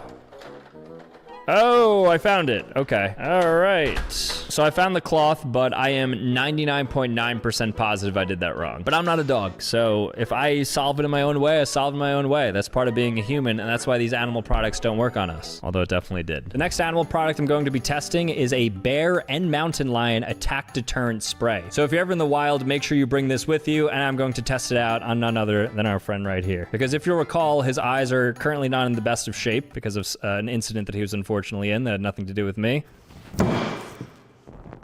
So once again, do not try to get your hands on this. I am a trained So once again, do not try to environment. Let's do this. All right, so we're ready to go. When you press down on this, it apparently just comes shooting out. So I'm going to shoot it at the gorilla right now. 3, 2, 1. Oh, dang, that has a long distance to it. It feels like this entire room was just pepper sprayed. Staying on the theme of bears, this next animal product we're gonna be trying out is a bear-proof food container. So if you're hiking or hunting and you wanna make sure your food does not get eaten by bears or even attracts it, if you're out in the wilderness, just to ensure that the bears are not interacting with humans much. Even on here, you'll see it says save the bears. So it's apparently for the bears, this product, even though it robs them of getting some food and some lunches. But the way that it works, and it's actually human-proof as well, unless you have a coin on you, is you put the food inside of here at the bottom of this barrel capsule, and then you just twist this thing on. And since bears' claws are unable to fit within this coin slot here, they can't effectively twist it and open it up. Here it is all tightened on, and you are not getting into this thing unless you have a coin or a key or something that could twist these two locks right here open. I mean, to put it to a test, I don't doubt this necessarily, but I'm gonna try to beat this down to see if I could open it up. Test this. open as it looks. I mean, I couldn't break it with an aluminum bat. I don't think there's any other way to break it unless, of course, you have a key. So some pretty crazy ones in here between the bear trap and then the dog shot like this. Click here. Otherwise, subscribe, your way out, and I'll see you next time. Peace.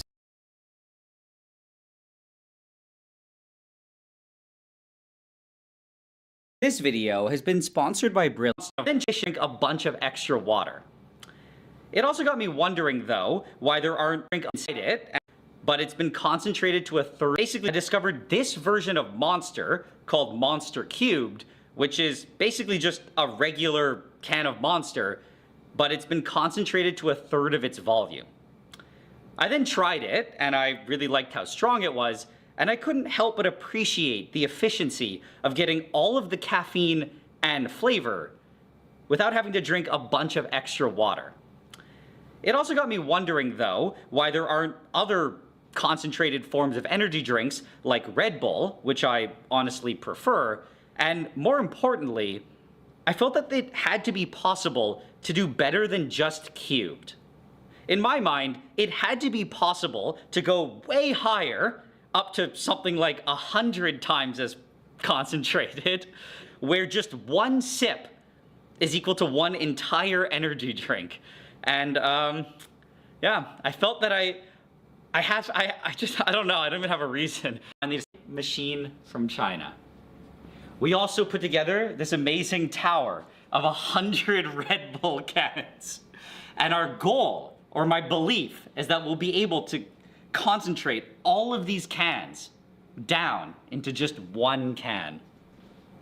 And I should mention that they're all sugar-free Red Bull, which is actually very important, and yeah, I'll explain why later on.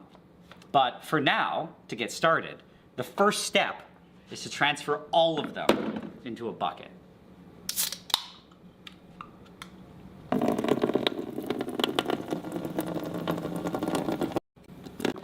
I'm gonna start accelerating this. Oh man. Okay, we're so close. We literally have 6 cans left, but we're running into this problem that there are holes for the handles and we are critically close. So what if we tape it? Yeah, we're gonna have to seal these up. Okay, so we've done some amazing work on the bucket to plug the holes, and we can just keep going. It still hurts. Last can. Finally done. Container. And yeah, I mean, I know what our goal was, but it seems a lot more ambitious now, because what we are trying to do is to get all of this, which should be 25 liters, concentrated down to just this. And why are we mixing it? I'm just trying to get rid of as much of the fizz as we can. Likes carbonation. And I don't think the machine likes carbonation. But I don't know. So you're trying to get it flat right now? Yeah, the goal is to get it flat, but I think this is going to be brutal to do it this way.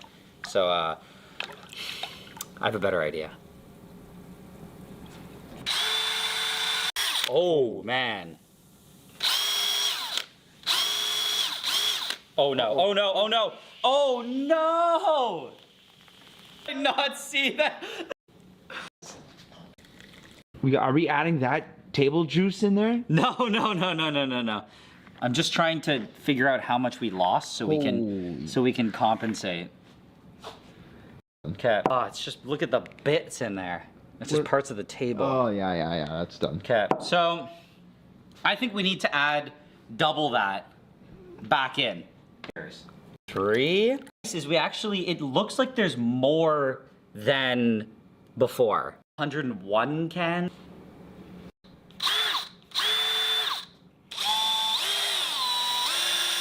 Is that it? I think it's done. Oh yeah. Yeah, that seems good. Yeah, that's good. So I think all we need to do now is just do a little taste test to see how much fizz is in there. Yeah, that's flat. That's super flat. Okay. success. And I mean, we just gotta concentrate it. So, step 1, transfer it to this convenient little spillet. And we have this incredibly complicated looking diagram. What is this? I think it looks complicated, but it's not actually that complicated. Regardless, I think step 1 is simple. We take this little noodle and we just stick it in our bucket. Okay? And yeah, the next step is to just open this door for this vent, drop the exhaust out into there.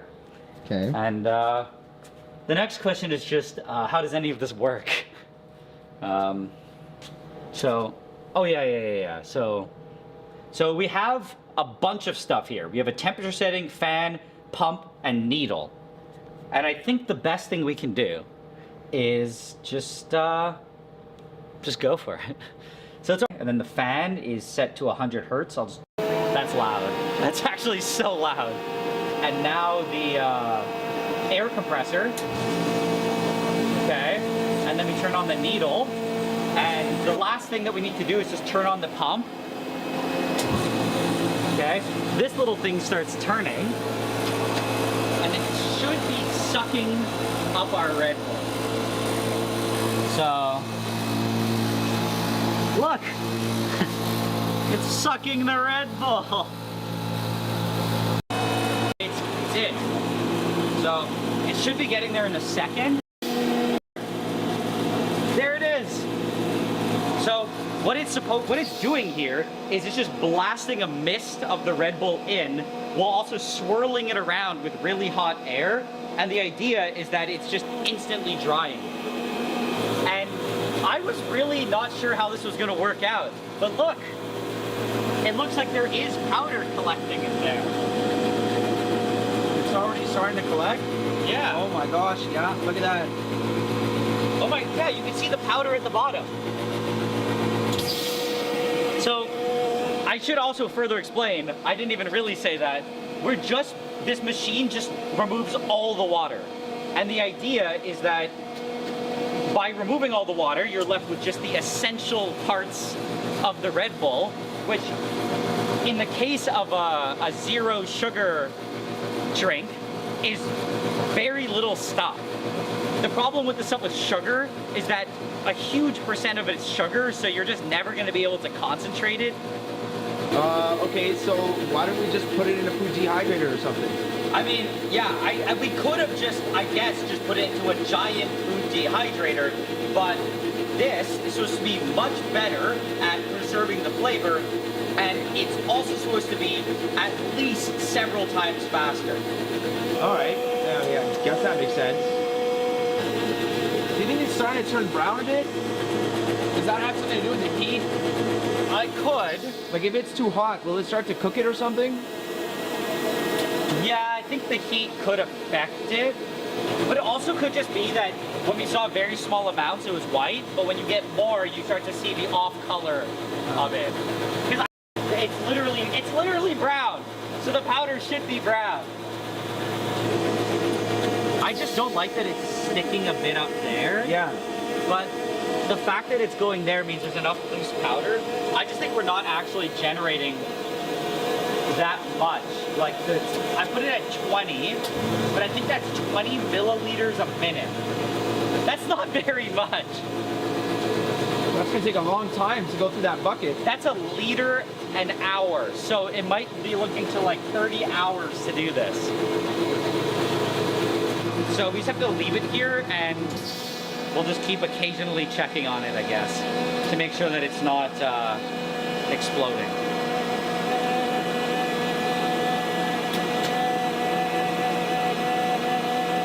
Okay, so we're making some progress. We started up at around here, we got here. We've probably gotten through like 20 cans so far, I think. That's not bad. And if you look in here, that's good. We're actually collecting something. The problem is that just don't think it's possible to avoid getting a lot of it stuck in this section. We've tried to minimize it by changing a bunch of these settings here, lowering the overall heating temperature, and slowing down how much is pumped in per minute. And it seems to have helped. We actually are getting a decent amount in here.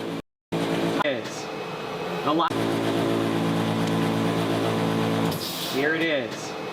The last of the Red Bull. Just gotta make sure the tube is fully in there. Okay. And officially all in the hose. It's through. The last drops. It's done. Woo. Okay, first of all, shut up. Okay. Oh. Second of all, turn all this off, turn the heating off, and we're finally done. But I don't know how to feel because I don't really like that. I don't like how orange and covered with gunk it is. I also don't like how dark this part is. It looks cool. Don't get me wrong, it looks really cool, but I don't really like that. Also, one thing I don't like is this. This whole section here is kind of dark, but that's the exit pipe. And there's also... That's right, eh? Yeah, and there's also a little bit of powder around what's supposed to be a seal there, which I also don't like, because it definitely means that... It definitely means there was some loss. So... What I do like, though, is this. It really does look like we have a crap ton of powder down there. And that's good. There is some, in some way, shape, or form, powdered Red Bull in here. And I'm pretty excited. Power down. So, fan off. Silence. Finally. Let's start taking it apart. Just gotta remove the bottle. And, okay. Oh my gosh. What's in there? Look at that. Whoa, that's all powder. I don't think it's truly supposed to look like that. It got caked up. Yeah. Also, I hear cracking. Yeah, this thing is cracking. Oh yeah, look, you can see the cracks.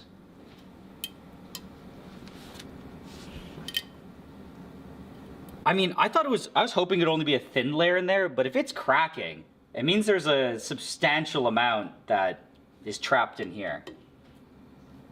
No, this is not what we wanted. So in the bottom jar is all like the vitamins, powders, and all that stuff. I think so. And the top is all the flavoring? Yeah, it might be the flavor, the dye, and the sweetness. We need that top part. Yeah.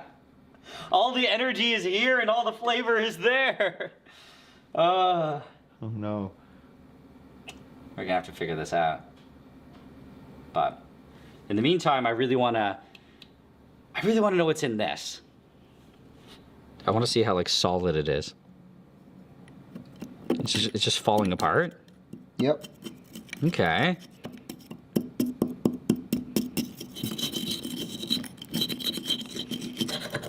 As a point of safety here, I should say that I have no idea what % of this is caffeine.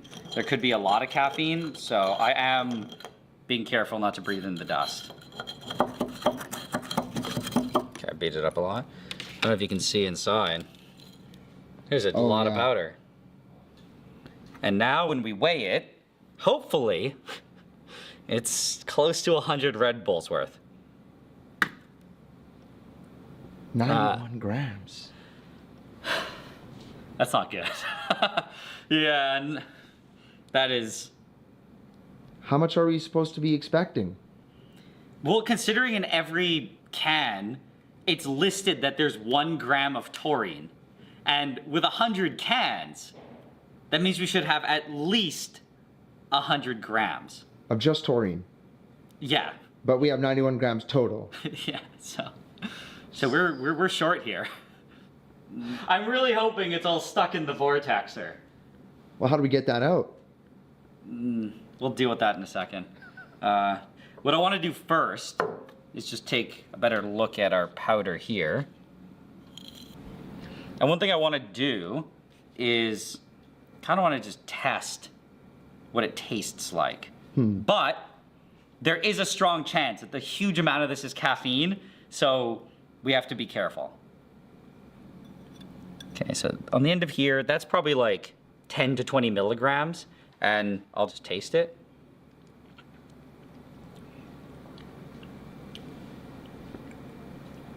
Honestly, it tastes pretty good. There's actually definitely some sweetener in there. Huh. It's a bit sweet. There's flavor in there. I don't know, I think this is basically powdered Red Bull. So, I mean, I think things, considering everything, are going pretty good. And for my estimation, what we have here is probably like 20 to 30 cans worth. That's pretty good. We're missing like 70 to 80, so that's not good. But I'm hoping they're all in this vortexer. So should we try to remove it? Yeah, so I think that's what we're gonna have to do. We're gonna have to take this thing off, but, okay. We got our vortexer, but let's see if I can pick at the edges.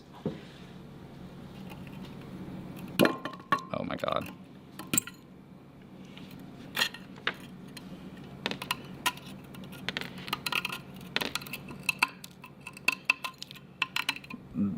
This is gonna be rough.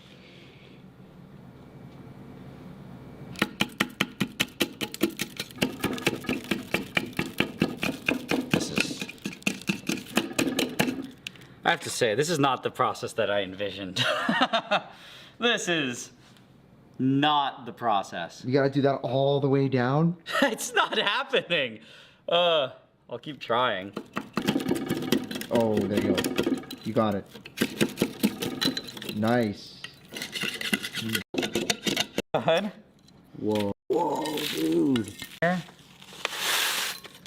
As much as we can. Yeah, you see. This is sad, pathetic, and hopeless. Damn. We still got a good amount though. Finally. Ugh. Let's see how much powder there was. Oh, 130. Plus the 90 in the bottle. That's like 220 total. That's not bad. But there is still clearly a whole bunch still caked on. And I mean, clearly scraping it's not working anymore. But I do have a theory on how to get it all out. Before I do that though, I do just want to quickly verify that this tastes okay. Okay. Will this taste good? We shall see.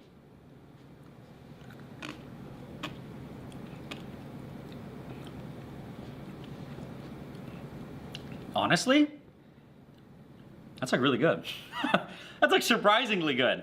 I thought it was gonna be just awful.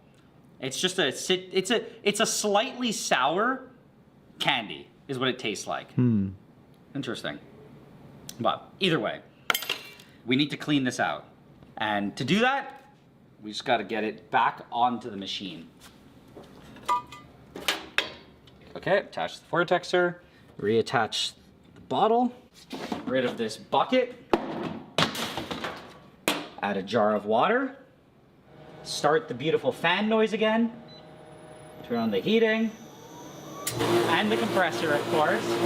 And the idea now, basically, is that I'm hoping that by just pulling pure water through the system, it will just rain down and wash everything, and basically clean all of the extra stuff that's on the walls here and in the middle, and just wash it down into this bottle, cleaning that bottle as well. So basically getting here. Hopefully will give us close to a 100% recovery. Oh! Changing here too. That's what's happening. Slowly washing it. I think it's a waiting game. almost full, so we're just gonna have to quickly there. But this is almost full, so we're just gonna have to quickly drain it.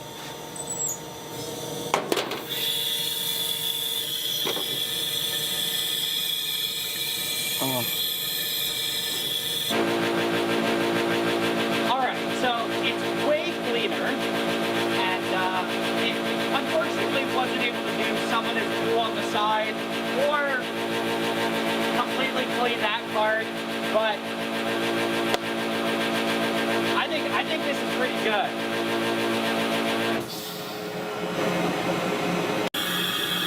Whoa. Alright, that's it. And in theory, besides the maybe, I would say couple grams at most that are stuck inside of this, this should be the last of our Red Bull. We unfortunately ended up collecting way more water than I expected though, and this is probably like, I don't know, 500 mils, or maybe more, I don't know. But it's definitely more than the 250 mils of a single Red Bull can. So unfortunately, we're gonna have to try it out a little bit, and I'll throw it in a food dehydrator. So, turn it on, and now we wait.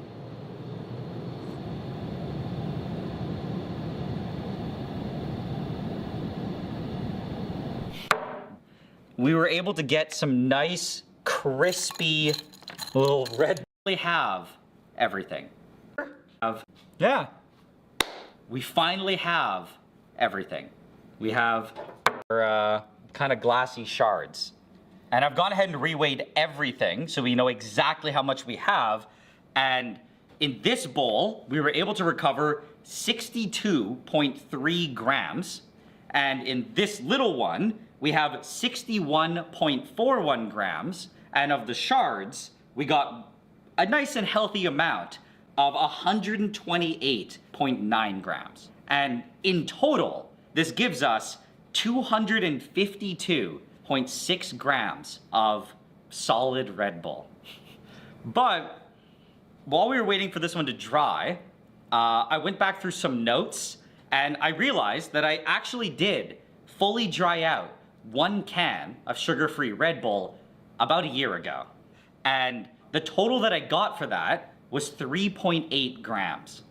I then did, you know, a little bit of complicated math, and we're short 33.5 cans of Red Bull. 33.5? Yeah. It just like disappeared?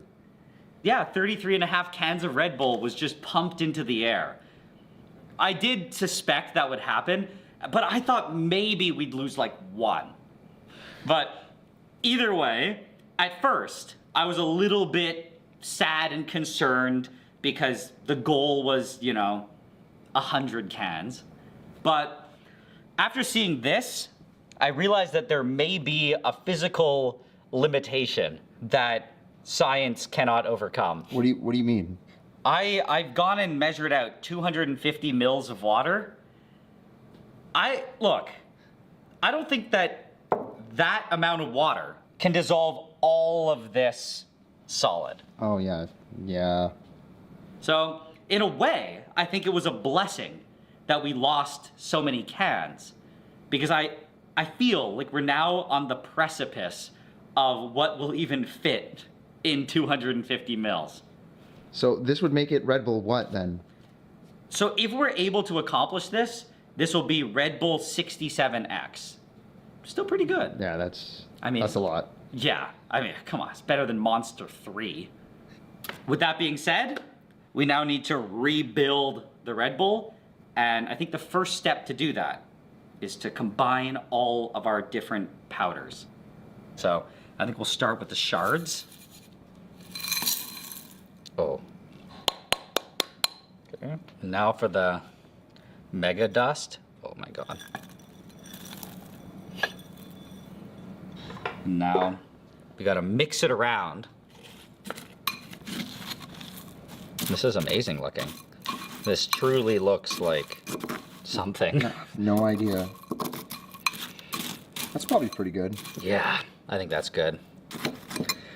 So all we need to do is take this water, 250 mils of water, because that's the volume of one Red Bull can. And now we just gotta add it.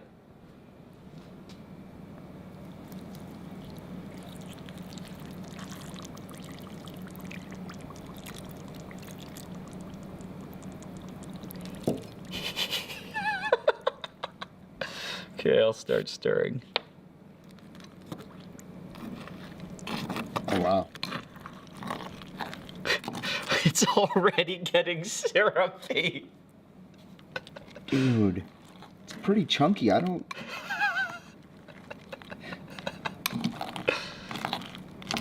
It is dissolving. Yeah. Come on, Red Bull 67. Oh, it looks toxic. It looks fluorescently toxic. I'm starting to smell it. It smells so sweet. It smells illegally sweet. Deadly sweet.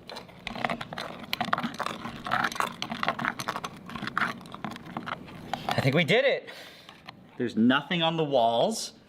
It feels like nice clean glass on the bottom. Also, the goopiness tells us that it's very concentrated.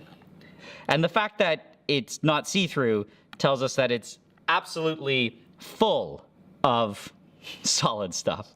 Like what? Like the vitamins and stuff, maybe? Caffeine? Taurine, caffeine, vitamins, I don't know. Holy moly. Are you gonna try it? I'm tempted. I'm tempted to just scoop it up and try it. But I think in order to make a real proper Red Bull, it has to be carbonated. And to do that, the first step is to get it all into this bottle.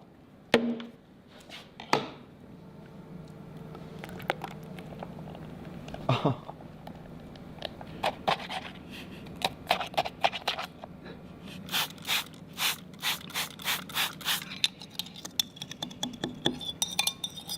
Okay. Now dump this into the rest. It's just floating on top. That's good. The one thing you might notice is that, well, you can't see the line here, but on the back it says 450 mils. So clearly this is more than 250. And I don't know, I was in some dream world. I was hoping that it would just all magically dissolve in 250 and stay at 250 mils, but that makes absolutely no sense. But just by coincidence, this is actually kind of a good thing, because to carbonate it, that's the minimum amount that you need. You need 450 mils. So everything's turning out. So.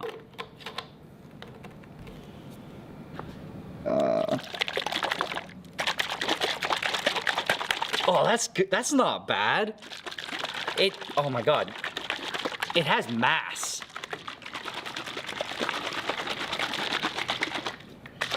Okay. I think we're good. Let's go. Let's do this. Oh gosh. It should be good. Dude.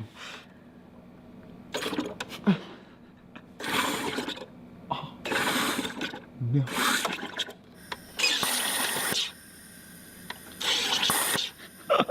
It's like curdling. It's so thick that the bubbles are they're just getting stuck and moving so slowly. Should we just like try to take it off? Yeah. Slowly. Slowly.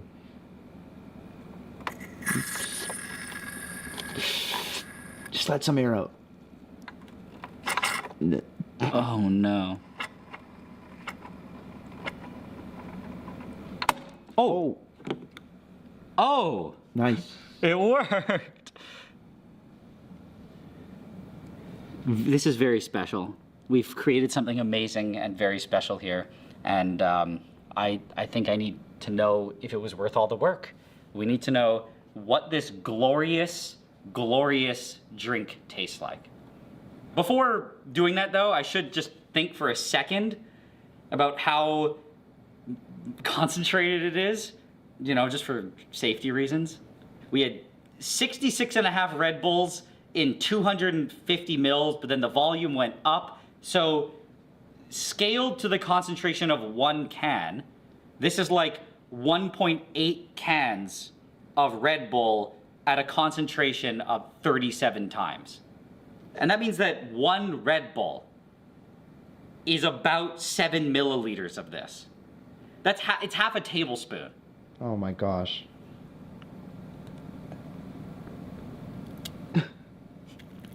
Oh yeah.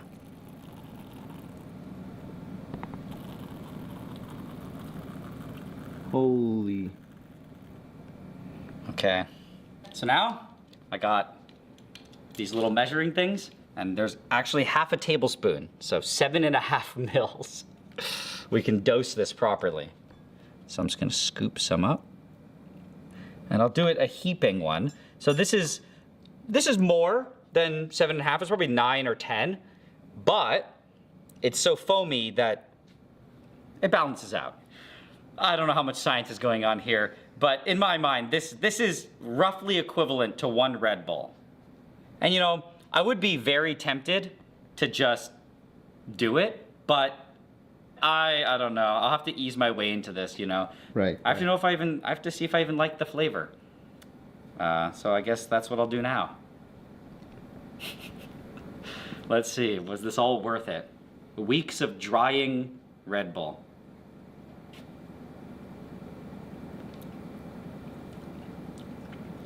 Whoa. That's crazy. Crazy good. Legitimately, there's so much citric acid in it. I don't know what happened to the sweetener. The sweetener's gone. This tastes like some sort of sour candy. It's genuinely really good though. But the one thing I should say is there's the carbonation's undetectable. Oh, it didn't do anything? I think the carbonation was not worth it. You want to try some? Yeah, okay, let's go, dude. I'm kind of hyped. Okay. That's perfect. Oh, man.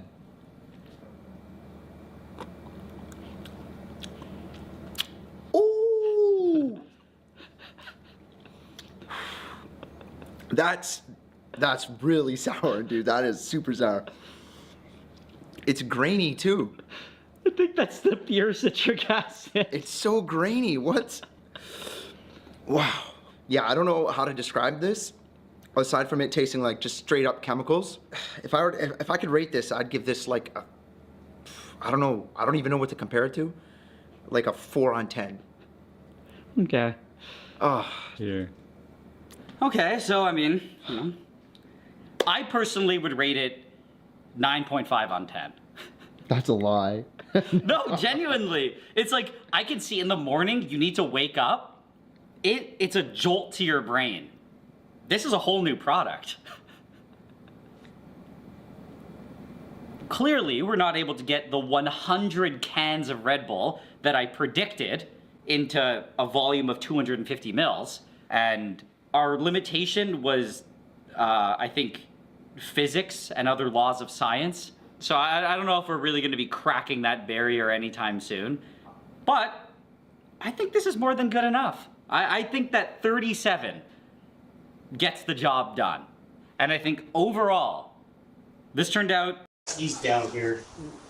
It's bad. Oh, Jesus. Okay, let's take a peek. Just about running down the skates. He had a knife in his hand and everything. He's got puncture wounds all over the place, too. And so I'm like, oh, here's a young retard Hitler. If someone is trying to start a new worldwide cult, I will eliminate that person.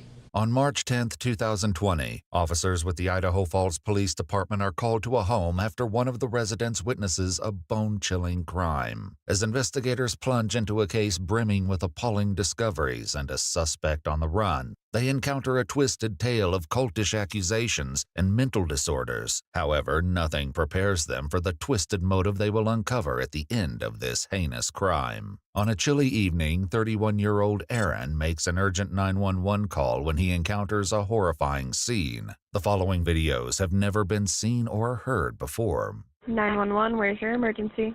This guy named Douglas He just killed Hans. I don't know what his name is. His last name, Hans. Aaron lives with 5 other individuals in a home dubbed the Graduate House, run by a local nonprofit that offers alternative housing options for those in need. And he just took off running down the street. Is he breathing? No, he's not. Hey, Hans is not breathing. Even though Aaron is panic-stricken, he somehow manages to gather his composure and relay vital details to the operator. He ran down towards Common Sense, towards that direction. Who's the male that stabbed him? Douglas Taylor. And you said he does have a knife? Yes, he does have a knife. He just killed him. Is he on the ground? He's on the ground. Hans is on the ground. He just cut his neck with a knife, man. Is he okay, let's start CPR. You're gonna put I don't know. He's dead. He's dead. He's blue. He's completely blue. His neck is cut. What's knife? Over here. Over here. As officers arrive and move quickly to secure the scene, they find Aaron outside while the victim is bleeding out inside on the kitchen floor. He's down here. It's bad.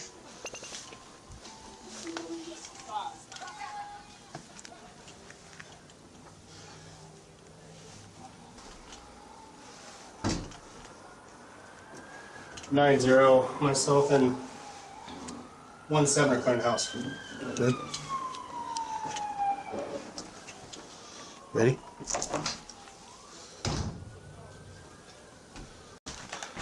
Inside the house, officers Kelly and Picard find the lifeless body of 51-year-old Herman Hans Worland lying in a pool of blood.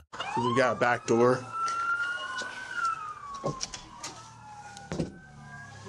Running down the street. Okay, just hang out here. It's common sense. He had a knife that way and everything.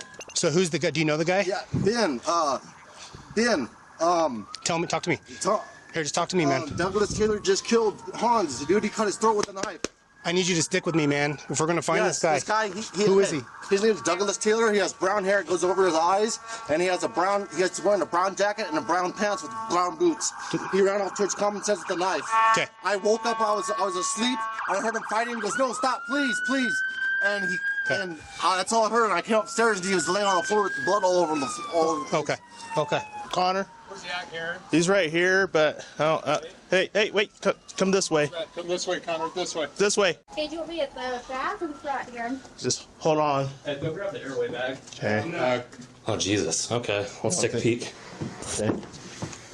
Just try not to touch it. All other fire units incoming can slow down. Even though all hope appears to be lost for the victim, Hans, paramedics continue to check on him. Watch where you stop, please. Okay.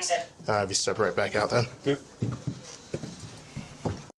So, he's right there. Let's just clear this real quick. I'll pie this room on the left.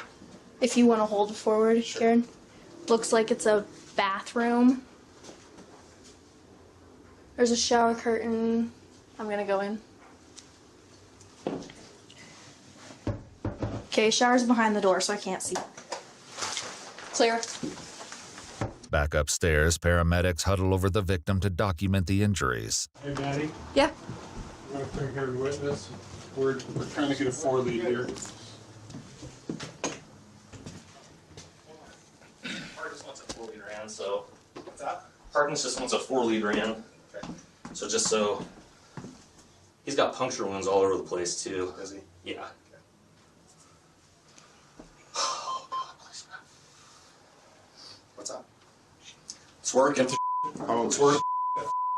I'm doing the whole deal? Hey, you have a work phone on you? No, I'll go grab mine. Yep. In an unexpected twist, Hans Worland, the victim everyone thought was dead, has a pulse. As officers hurry to photograph the crime scene, paramedics act swiftly in a desperate effort to save the victim's life. Kieran, I'd start taking pictures quick, dude. Dispatcher, maybe one.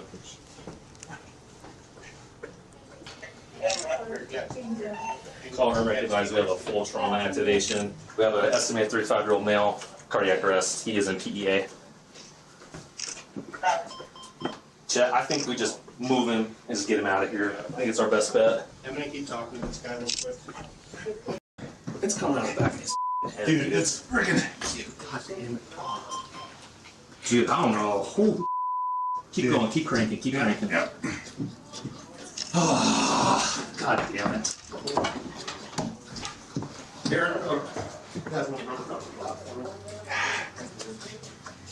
I'm gonna sketch my Jeff. In order to save precious seconds, paramedics improvised their plans to get Hans into the ambulance as quickly as possible. Well, Jeff, we don't have to worry about the Tom Hater subs. Yeah, no, we good.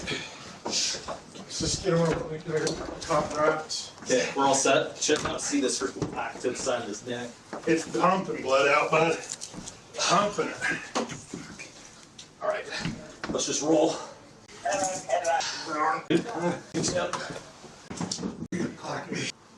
Detail about the missing murder weapon, but that's not the only thing they're lacking. They still have a suspect at large, potentially causing even more than one caller who's been standing outside talking on his cell phone this entire time. I want somebody monitoring him on audio right now. Okay, I think McCart's recording, But he left him, so this guy's making phone calls and talking and sharing information we need to get recorded. Okay.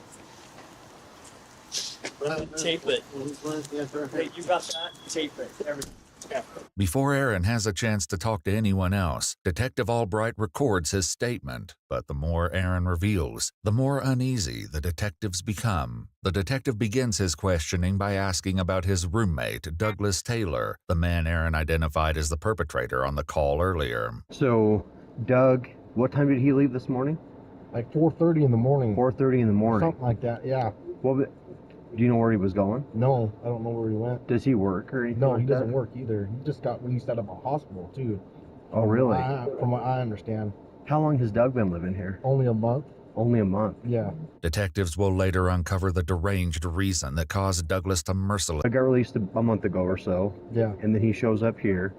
How was he when he first arrived? Kind of peculiar. Just doesn't want to talk to people.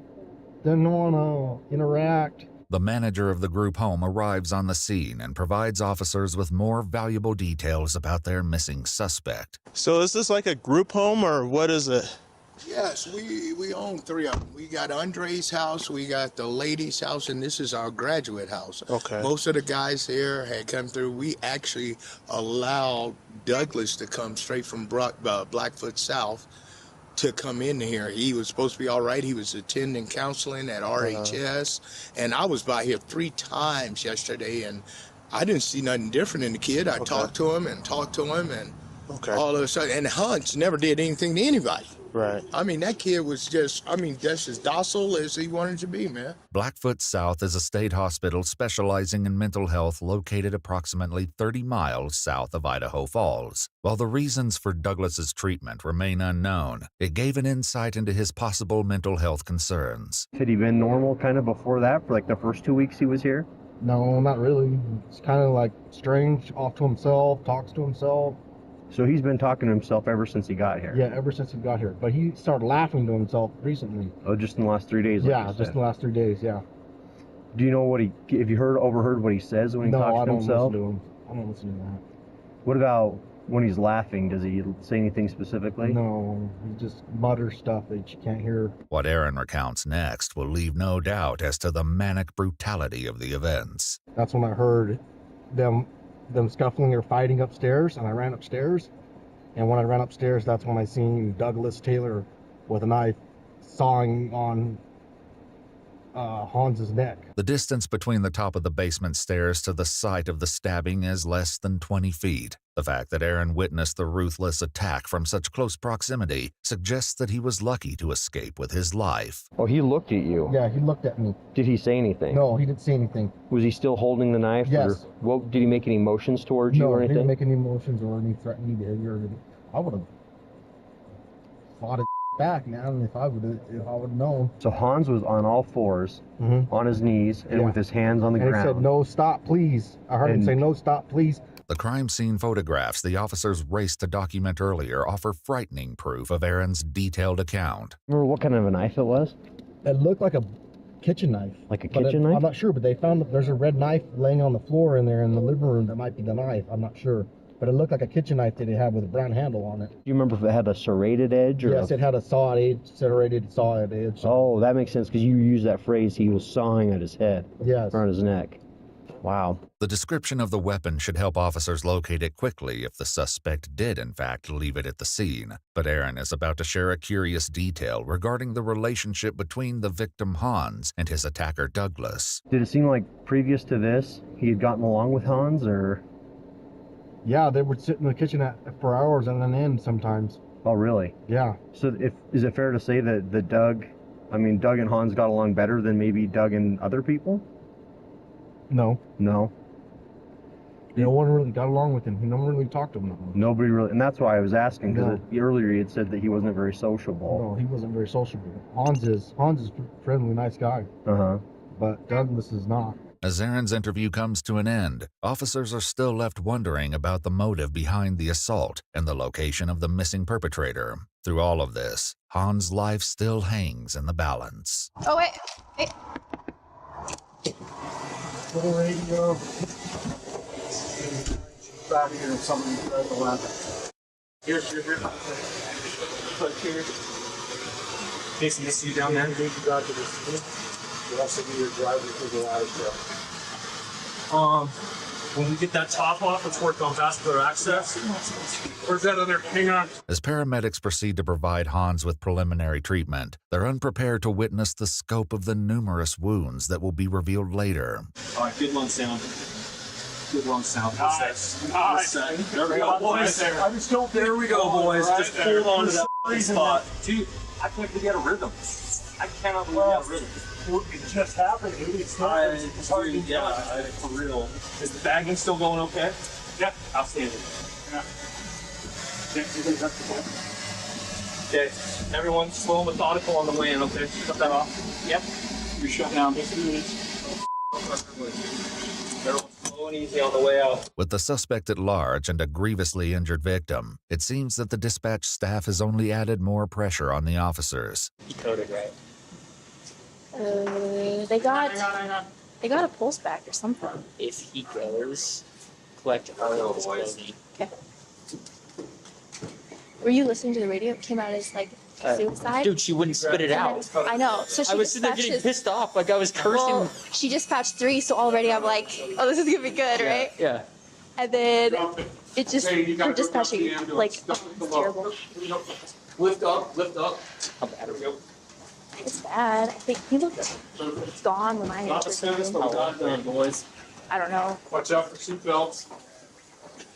Okay, you guys want to get him turned over, or whatever doctor is taking him. You, Rutherford? Okay. Good to go. He's got his left carotid. His trach has been cut. He's got multiple superficial stab wounds. If we worked him because he's PEA, we're going to need him. Make sure that one on the left's going in quick on there. I'll let you. Do you have a Sharpie? I can get one. Yeah, why don't we do that so I can start marking stuff? Amid the hectic scene in the trauma room, doctors need critical information, but Officer Lindquist is about to have another breakdown in communication with the dispatch operator. When did this come in? Dispatch, can I get the time of the call for the stabbing? They'll tell me to say 2-2. Can I get time of call for the hospital? You mean the time that you were on scene there, or the time that we notified him of the call? The time the call came out. Are you on main? Yes. Charlie, I don't know how hard it is for anybody to look at the time the call came out and tell me that. Well, you didn't go across that time. 2-2. Any unit with a computer in front of them, can you please advise the time the call came out? The hospital needs that. 2-2. The call came in at 22:25, and I'm not sure what other time you're asking for. It was 22:25. Charlie hates me. She does. But she also... This has been ID or looking at this stuff? Nope. It's been pretty stressful. Miscommunications notwithstanding, doctors learned that the call came in 43 minutes prior to the time relayed by the dispatch operator. As the medical team does everything they can to save Hans' life, at the house, officers gathered outside and discussed their impressions of the crime scene and the possible location of their suspect. Did you go inside at all? Me? Yeah. Pretty bloody. Yeah, he was bleeding out all over the kitchen floor. you did? He looked at us. We didn't go any closer to him. We cleared the top floor, and then we backed out. While officers might have secured the scene, it is clear that they need to quickly widen their search if they hope to have any possibility of catching the suspect. 2-7, we're clear this smell. We're going to be, correction, I'm going to be canvassing the businesses east of the canal. Adjacent to this canal sits a large shopping center where officers will make an unexpected discovery. 2-4, it looks like there's somebody sitting right next to the stores to your west. 2-7, we have our suspect over here on the back of Albertsons. Officers converge behind the Albertsons, approximately 3/4 of a mile from the crime scene, and find their suspect sitting against the east side of the building. When officers ask what his name is, he replies, Douglas Taylor. Yeah, but it's got blood on its hands. The weapon. The weapon. They said the weapon he left there. 9041. Your suspect is saying the knife is there in the house still. The suspect is saying that the knife is still in the house. Even though Aaron originally reported that he saw Douglas fleeing from the crime scene holding a weapon, detectives identify a blood-soaked knife lying on the floor in the living room and get Douglas to the station without incident. All right, step in there, go and take a seat. Throughout his detainment, Douglas has appeared eerily calm and cooperative, but to get a full picture of the savage attack, detectives need to interview him. However, even seasoned detectives are not prepared to deal with the suspect as unsettling. Good. Right there. You want some water? Yeah, actually, I do want water. There you go. After reading him his Miranda rights, Detective Schwicht cuts straight to the chase. Can you tell me what happened tonight from your side of things? I'm the one who did it. Okay. Can you tell me why? What happened tonight? I'm not sure how to explain why I did it. Within the first few minutes of the interview, Douglas confesses to the attack. However, the motive behind his actions will remain a mystery that investigators have yet to resolve. I don't know how to explain it using regular terminology. Okay. In your own words is fine. I'll ask questions if the things I don't understand. I was thinking that probably something happened tonight, or maybe it's an ongoing issue that got you really mad. I wasn't angry. Okay. I have a system of metaphysics which would give you some insight into why. Can you explain a little bit? Can you just explain to us what exactly happened? I brutally stabbed to death that man in the kitchen. It should be noted that Douglas doesn't know that Han still clings to life and casually reveals a morbid series of events. Based on what happens later, everything he says will be called into question. You said it should have resulted in death. If he survives and pulls through, is that going to be a problem for you, or? There was no chance of survival.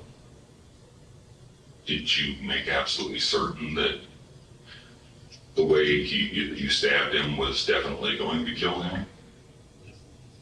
Where did you stab him on his body? Because I haven't seen this guy. Oh, I slit his neck open. He should have bled out completely. Did you stab him more than once? Yeah. Were you really mad at him? No. Sorry, I guess I asked you that before. I mean, when you're doing it, you have to do it in a precise manner, of course. You know, and like if he's going to defend himself, or try to talk back, or try to prolong, then it becomes more incremental until you just finally make the final kill wound. But I think I stabbed him about 15 times until the final slit to the right side of his neck, piercing through all of those veins on the side. I witnessed him begin to bleed profusely. So, yeah. Meanwhile, back at the Eastern Idaho Regional Medical Center, an inevitable tragedy strikes. Did they just call it? It was a loud thing, man. I called Harkness and let him know road 30 let. They called it. Yeah. Hans had succumbed to his grievous injuries, turning the case into a murder investigation. I thought like the back of his head was all disconnected on scene. Is that one right there on his forearm? We lost too much of the wire. Yeah, I will. I have too much time on your hands. What? A lot of stab wounds. I know. 2 days later, during an autopsy, medical examiners will report that Hans died from 17 stab wounds inflicted upon the torso, left arm, neck, and other extremities. Meanwhile, detectives in the interrogation room are also getting closer to unearthing Douglas's motivations behind his appalling actions. Certain individuals who desire to begin new cults, I like to identify and professionally examine, to see if that is precisely what they're trying to do. If someone is trying to start a new worldwide cult, I will eliminate that person. Do you think he was trying to start a new worldwide cult? Yes. Okay. That is my standard. Okay. You think being the leader of a cult, he would have done some really bad things? There are enough religions on this planet. Like too many. So we'd be better off with fewer of those. Yes. While it's highly doubtful that Hans was indeed starting a cult, Douglas goes on to explain the reasoning behind this horrifying belief and his subsequent decision. Did he share his beliefs, probably his mythology and stuff To a like degree. that with you? Did he tell you about that? To a degree. You can tell I'm an atheist and I don't tolerate proselytizing. Was that what he was doing, proselytizing to you about his beliefs? Strangely, yes. Man trying to start a new cult. Not the right idea. Tries to reduce all of the world religions to some German mythology. Makes us think like people who understand some mysterious concept are the true rulers of all the different nationalities, religions, and peoples. And so I'm like, oh, here's a young retard Hitler. As the interrogation comes to an end, the detective has one final question for Douglas. After stabbing a guy like this, what do you think would be the right thing to do with you? What do you think the police, the law, the judges, all these people who sit and make decisions about all this, what do you think is the right and appropriate thing to do? Not sure.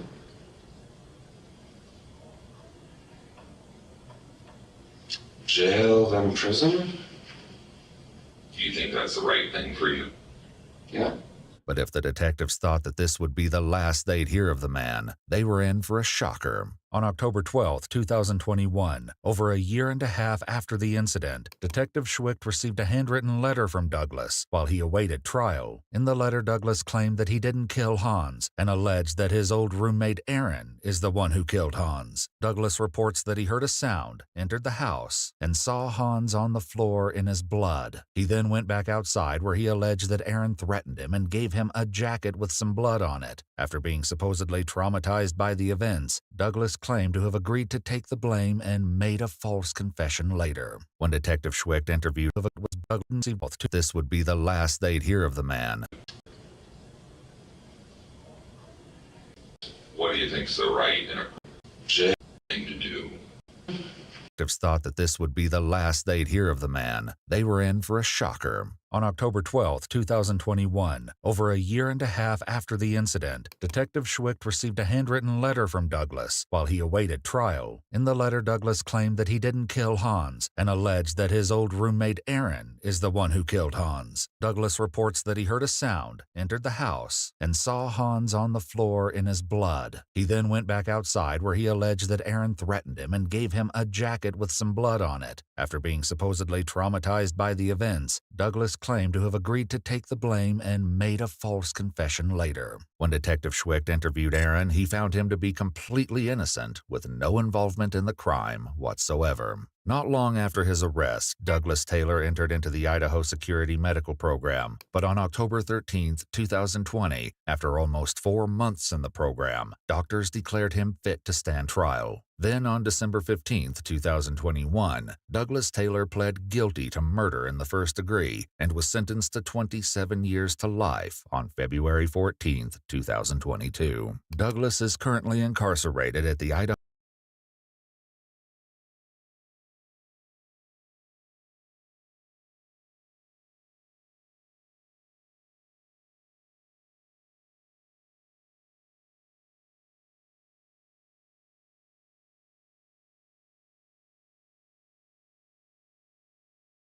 These are one of the bodies that were dug up from the remains of the house. That's actually Becky right there. This is Becky, and these were her parents. This is Kristen Smith, a soldier who has just been shown the remains of his 3 victims. But very soon, detectives will discover that he isn't the only killer. Am I a suspect? Would you consider me a suspect in the murder? Yes. And no matter how much this killer duo conspires, I told him nothing. Talk about this later. they will realize that their plan to hide an evil murder plot has gone up in flames. This killer. Would you consider me a suspect in the murder? Yes. And no matter how much this killer duo conspires, I told him nothing. Talk about this later. They will realize that their plan to hide an evil murder plot has gone up in flames. If you had anything to do with what happened to her, you need to tell me right now. Okay. Well, I didn't. There are still 2 people in the circle that we have not been able to remove. You're one of them, and so is Robert Papes. On September 17, 2006, residents in the remote town of Pinyon Pines, California were alarmed to see smoke billowing from the home of the Friedleys. What they believed to be an electrical fire or the beginning of a wildfire unfolded into something much, much more sinister. When police and firefighters arrived on the scene, they found that there was no one to rescue inside the home, because laying on the floor of the living room, 53-year-old Vicky Friedley and her partner, 55-year-old John Hayward, were discovered with bullet wounds. Vicky had been shot in the head, and John, who was a former police officer, had been shot in the chest. Then the home had been doused in an accelerant and set ablaze. In the backyard, things proved to be even more disturbing. A wheelbarrow was engulfed in a ball of fire. Inside, police discovered the charred remains of 18-year-old Rebecca Becky Friedley. Becky was just embarking on her journey into a bright adulthood, and in an instant, it was snatched away from her. Police had arson and a triple homicide on their hands.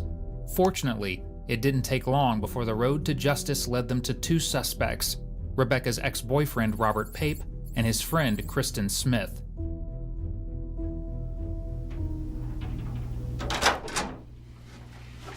Hey, Robert. How you doing? I'm fine. How you doing? Well, I just don't know what's going on. No one tell me if I'm under arrest or what the deal is. Okay, well, I'll be happy to kind of explain everything that's going on, so you're kind of well aware.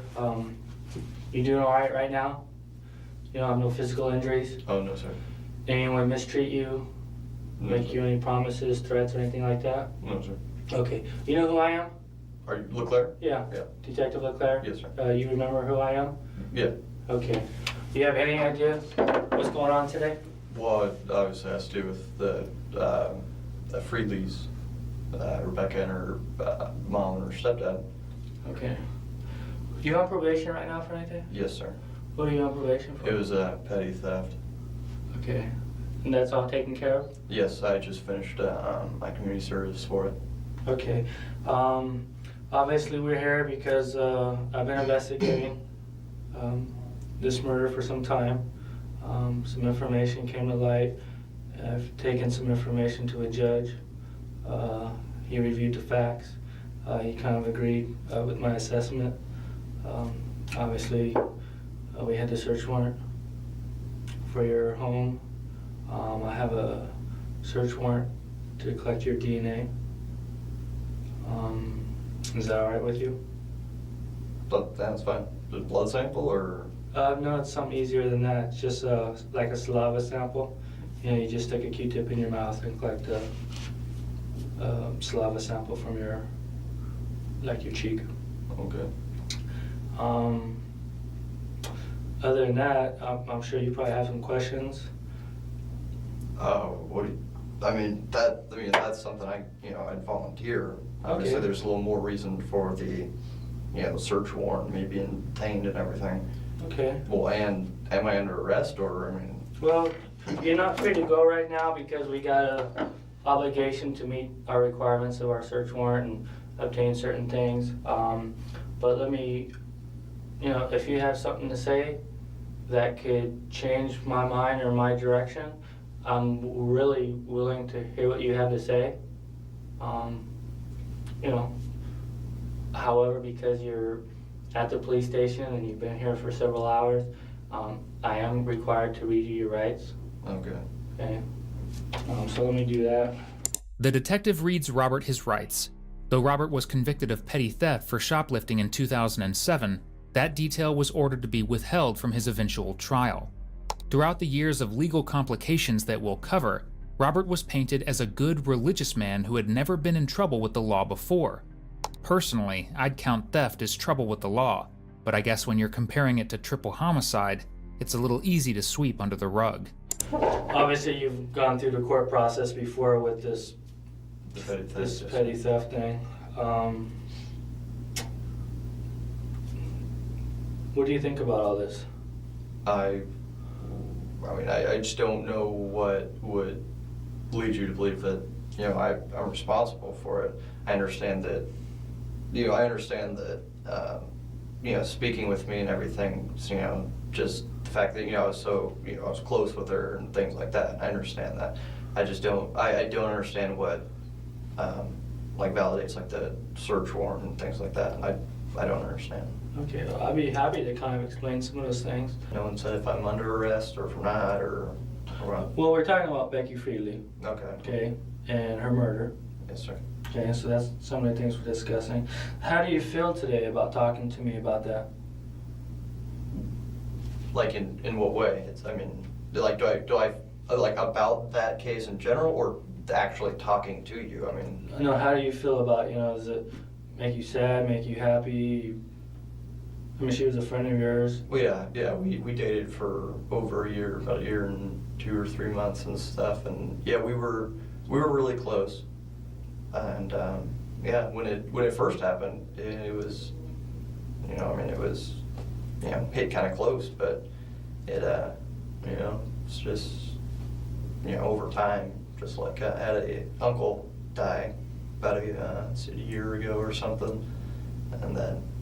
That was bad too, but just a little bit of time. But I guess the worst part now is just not knowing, what happened. Okay. If you had anything to do with what happened to her, you need to tell me right now. Okay. Well, I didn't. Okay. Do you know for sure who did? No. Do you have any idea who did?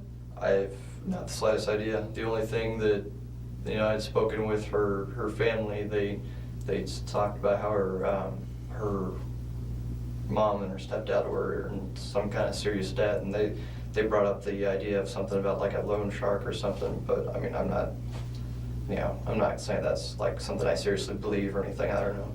Is there anyone you can eliminate from this investigation? Well, Christian, I suppose, he was the only one who was with me during that time. Okay.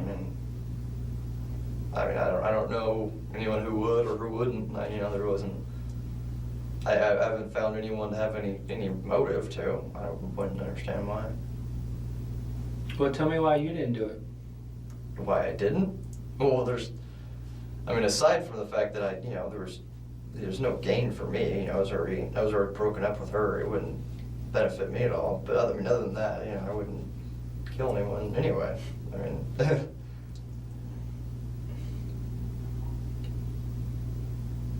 Do you think you're capable of doing something like that? Killing someone? No. No, I mean, especially the things I heard, found her in a, wheelbarrow or stuff like that, and it just, seems really, gruesome and stuff. I wouldn't be able to do that. Do you actually think it happened the way people say it happened? I don't know how anything happened. All I know is that she was in the wheelbarrow and 2 other people were in the house. Or actually, I don't even know if the wheelbarrow was outside. I just assumed, but. Did you ever tell anyone, even jokingly, that you were involved? No.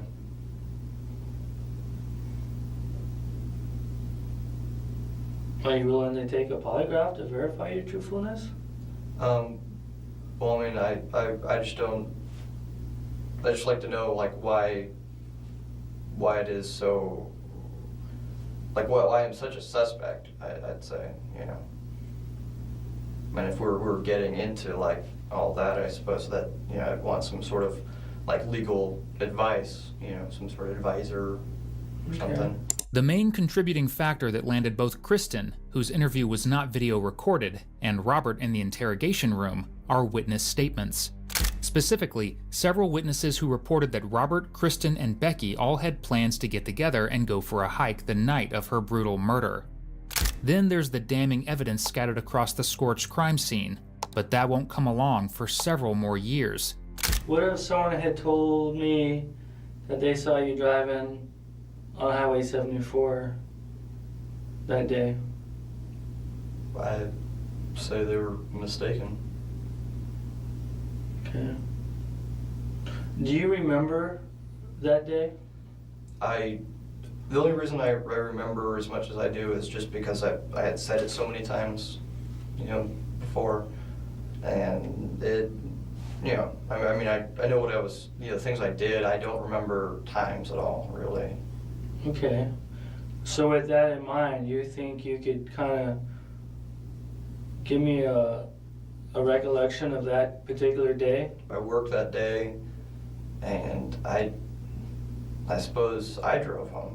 So I think I had my car at that time, and before that I had just gotten rides with Christian, but I suppose I drove home, and I was supposed to hang out with Christian that day, but I hadn't gone to church because I'd worked the morning mass. The church we go to is at 10:30, and we missed that, and they don't have an evening mass, so I was going to try to go out to a mass at Sacred Heart.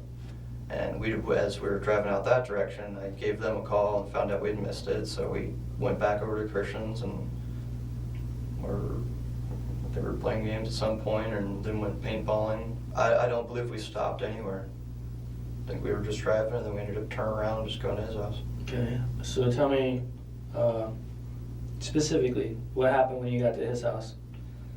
Oh, crap. I really don't remember that day very much at all anymore. I probably should have written it down or something, but I think we just got to his house, and we wanted to go paintballing him, but because the gun that I had I'd gotten it from my friend, and it didn't work all that well, and I was going to try to see if I could get it to shoot right. And so we were hanging out at his house, and ended up going out there, and we're out there for a while, and came back. And what do you mean by going out there? Oh, we went out to behind James Orkin Middle School. There's like that big desert area, but there's a spot where there's a lot of like tables and chairs and a bunch of stuff that people brought out there specifically for paintballing. So that's where we're going out to play with the guns, but just basically trying to fix my gun the whole time. I think Christian's worked pretty well. Were you able to use your gun at all? Oh, yeah, I fired a few, I believe, but I mean, it kept leaking air, so it didn't last very long. Did you guys talk to anyone? Anyone come by that you know, and hey, what's going on? Well, no, because it's like kind of like back like behind the school almost. So I mean, you're not gonna like see someone driving through the. Well, I mean, no other paintballers there. Mm-mm. You talked to anyone on the phone while you're out there? I don't believe so. If anything, maybe my girlfriend or something, but I don't know. I mean, would you typically have your phone with you?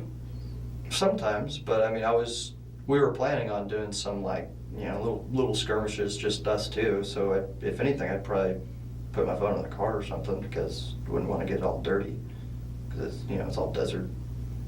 Okay. Would you leave your phone on or off? It's very possible I turned it off.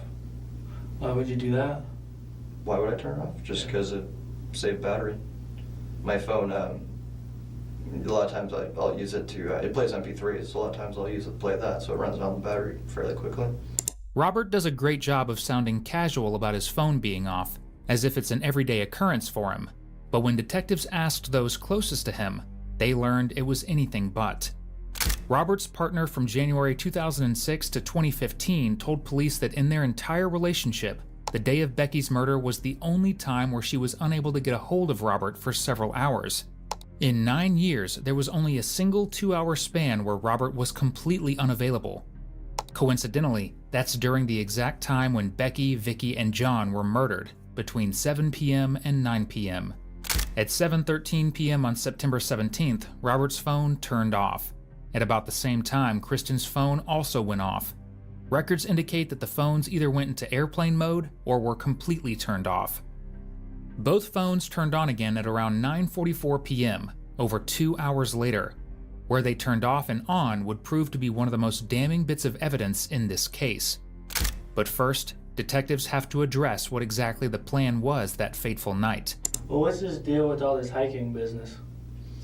She had invited me to go hiking, and I had told her I would, and I didn't, you know, I wasn't planning on going because I knew she would have kept on bugging me, so I just said I would, and then I was planning on just, you know, canceling, you know, last minute, and then, you know, then she didn't go hiking with whatever guy she was going hiking with or whatever, but, and, yeah, that was it. And when was this?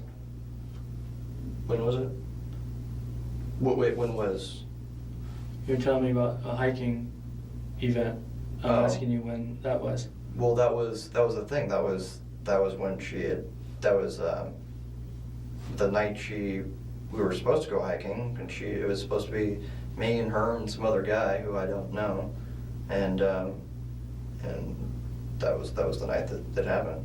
Is that what happened? She was, you know, that they were all kept. Okay. Well, tell me about this other guy. I don't know. I honestly can't remember whether she said he was a Marine or if I just assumed he was because that's who she associated with a lot. I'd heard about her and one of her sisters got going and hanging out at the Marine base, 29 Palms Marine base kind of a lot, hanging out with the Marines there. So I like I said, I'm not sure if he actually was or not. What makes you think, why would she invite you up there if she's inviting someone else that you don't know up there? I believe that she still had feelings for me. I was the one who broke up with her, and she didn't like that. And I moved on. I'd gotten my current girlfriend, and I'd moved on and everything, and I was trying to slowly kind of just shut off contact with her, but she still wanted to hang out with me. Okay. So why would she invite you up there and invite someone else that you didn't know? I don't know. I mean, that wouldn't impress you, would it? It wouldn't. The only thing I could imagine would be that she'd want to make me maybe jealous or something, but I mean, okay. I'm only speculating. I don't know why. That was, it seemed odd to me at the time, and it's kind of another reason why I didn't want to go. Well, where does Christian fit in with this? Christian doesn't fit in with the hiking trip. Well, remember when Becky came over to Christian's house? Yeah, I was at Christian's house. Right. So I guess that'd be the only time he fits in anyway. Okay, so when Becky, this was the day before the murder. When she came over? Right. Was it? I believe it was, but I wasn't sure. Becky called you And said she was in the area and you were at Christian's house Yeah, and she came said over? that she was doing some homework or something with a friend of hers or something. She said she just wanted to stop by and say hi or something. And I'm like, well, I'm over at Christian's. And Okay. So when she got to Christian's house and talked to you, was Christian present? I think Christian walked out, and I think he just said hi, and I think he walked out one more time to say bye or something, but I'm not sure if he was... If he was there, I don't think he was standing there the whole time. I can't remember. Was he involved in the hiking conversation? No. No, there was... Were you going to go up to Becky's house with Christian? No, I wasn't. Were you going to go up to Becky's at all? Well, I wasn't going to. It was never your intent to It go was up never there? my intent to actually go hiking. Okay. Did you lead Becky to believe that you and Christian were going to go up there together? No. I don't believe so. I believe I just said I was just going to go. Yeah. So why would the other people believe that you and Christian were the ones going up there? I'm not sure. I mean, I suppose it's possible that maybe he was included since he was there, but I, as far as my recollection, I thought it was just me. Javier Garcia, Becky's best friend, told police that the night of the murder she called him and told him that Kristen and Robert were both on the way to her house. In addition, Kristen's own father mentioned in an initial interrogation that the boys planned to visit with Becky that night. Two separate people indicated that both of them had plans, not just Robert, to make the 40-minute drive to Pinyon Pines. Earlier you mentioned something about a wheelbarrow. Yes. What was the deal with that? Well, Javier told me, he called me and told me that there was a body in a wheelbarrow, and he later told me that it was her body. Okay. Have you ever seen a wheelbarrow at her house? I don't know, there's all sorts of tools. They had a little old tractor and things like that. I imagine there would be a wheelbarrow. But I don't believe I've personally seen it. Okay. So if you haven't personally seen it, then it's fair to say you've never touched it? I wouldn't imagine, but I've played around in their garage before, just because there's he had a lot of power tools. I know if I've played with the different tools. Some are power tools, some are gasoline. Right, but there's a difference between tools and a wheelbarrow. Yeah. You know what a wheelbarrow is, right? I know what it is, but like with the phone thing, I just assumed. I'm not gonna say I never touched it, because it's possible that I've touched it before. How could it be possible if you never recall seeing one? Well, I mean, things can be somewhere and you don't remember it being there. Surely you remember a wheelbarrow. Well, I mean, I don't know what their garage looked like after the fire. It could look like, in the pictures I saw like online, it looked like that side wasn't the garage side wasn't as burnt as bad. So I don't know if the garage is okay. But if you've seen it, there's a lot of stuff in the garage. So kind of like my grandma's garage down here. There's a lot of things in there, and I'm sure I've touched a lot of them and couldn't recall it being there. You know what DNA is? Yes, sir. Okay. And I'm talking about not DNA from years ago. I'm talking about DNA and fingerprints that are left at a crime scene. Okay. You know, that's stuff that you say, hey, this is stuff that's left now, not from 6 months ago or 12 months ago and all that stuff. Mm-hmm. Okay. All right. So she died on a particular date. Okay. We processed the crime scene for evidence. Okay. And certain evidence was collected. Okay. And that evidence tells us certain stuff, and it even gives us time frames. Okay. So would your DNA or fingerprints indicate that you were at that house on a day? You're asking me? Yeah. That she died? No, it would not be there. Okay. DNA on the wheelbarrow would eventually prove to be too degraded to provide any insight into the investigation. But DNA next to the wheelbarrow, well, that was a whole different story. One that Robert has no idea is about to unfold, because in all likelihood, he has no clue that anything was left behind at the scene of the crime. Becky had feelings for you. Did you have feelings for her still? She was a big part of my life, and I couldn't just cut off everything, but it was, you know, I was in the process of moving on. Definitely, there wasn't as much feelings as there was, you know, earlier. Okay. So say, let's take like the 7 days prior to her death. Okay. Because I understand, you know, you guys broke up, like what, January of 06? I don't. So we broke up in January. That would make sense. Do you know when she died? September, because the year Do you know what anniversary day? just came around. No, I don't know. Okay. So in those 9 months, have you guys communicated, or what was the relationship in those 9 months? Specifically, say September. I'm sure February, maybe you guys talk more than September, or vice versa, so tell me how that worked. I think the time that I had spoken with her, like the night before or day before or whatever, before the you know, murders, whatever happened. It was a murder. Okay, all right.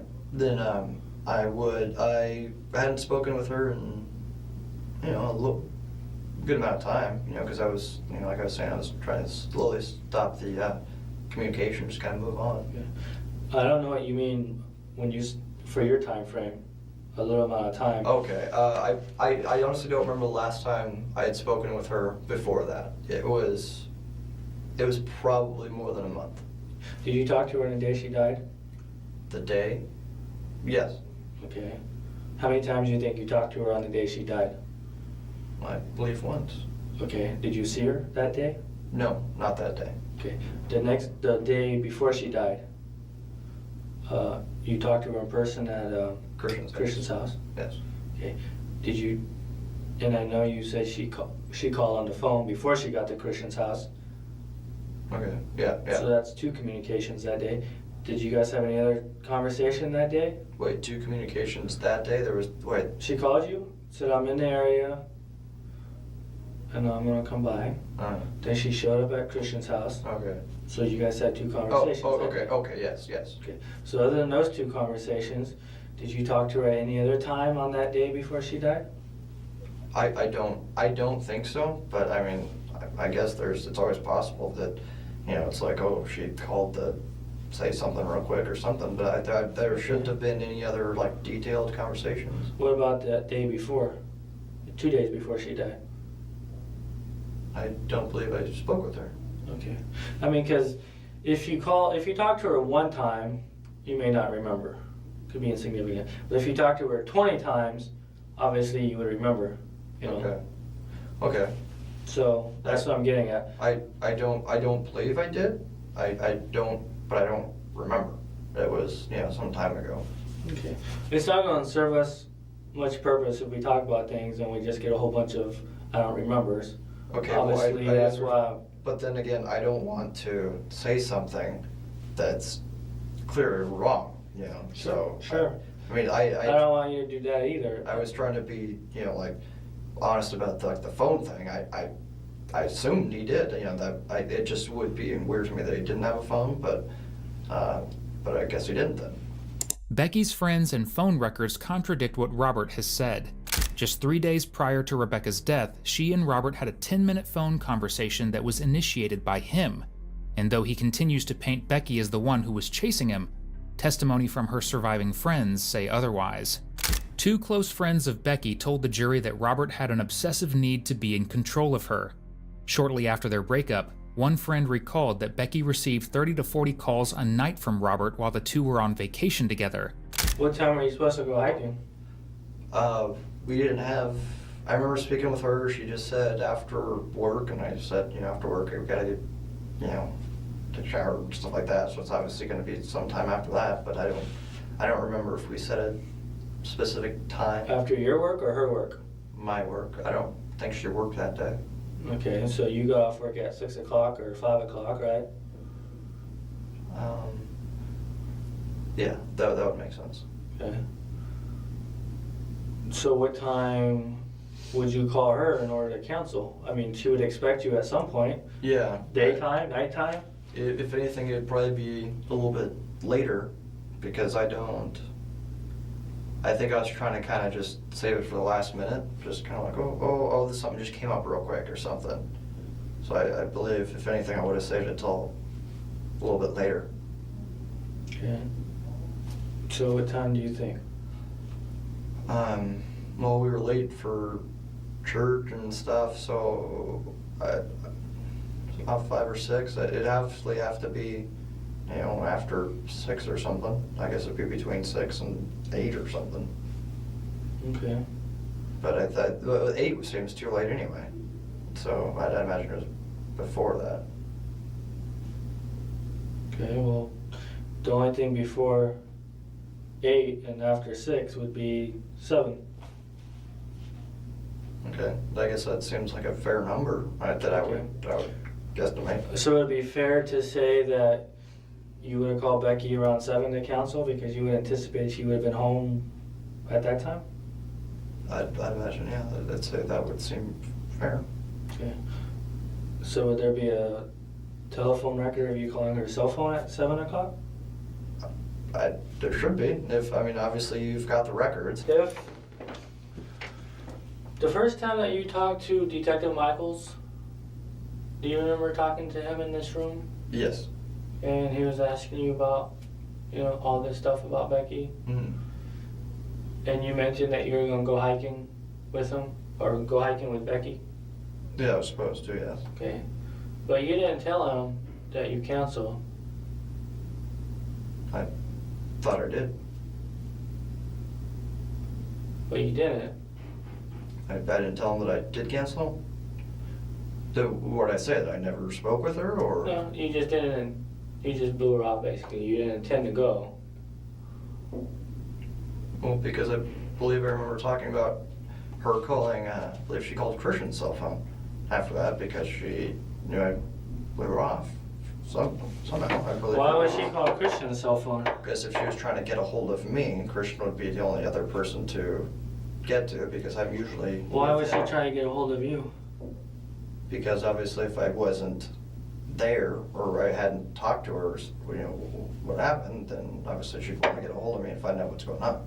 But didn't you just tell me you talked to her and counseled? I believe I did. So why would she call Christian and try to get a hold of you? Because I believe I called and canceled and she wasn't happy about it, so she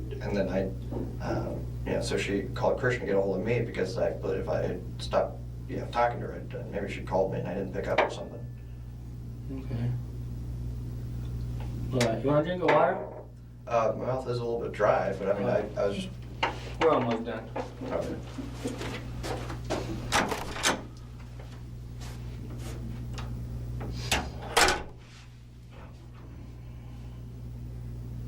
The look that Robert is giving here is warranted, because they are not almost done, not by a long shot. When police return 15 minutes later, they have some more facts that Robert is not going to like being confronted with. Has Christian ever shot your 2 guns? Your shotgun and your He's never shot the shotgun. He has shot the Mosin-Nagant. Have you shot his weapons? I shot the shotgun one time. When was the last time? It was when he first got it, and that was a good deal of time ago. I guess you'd have to. I couldn't even say when it was. Okay.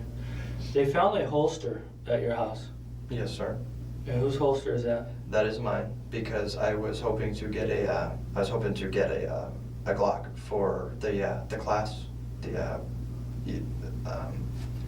peace officer training class. Okay. And I'll tell you, but if you want to verify, you can verify with my brother.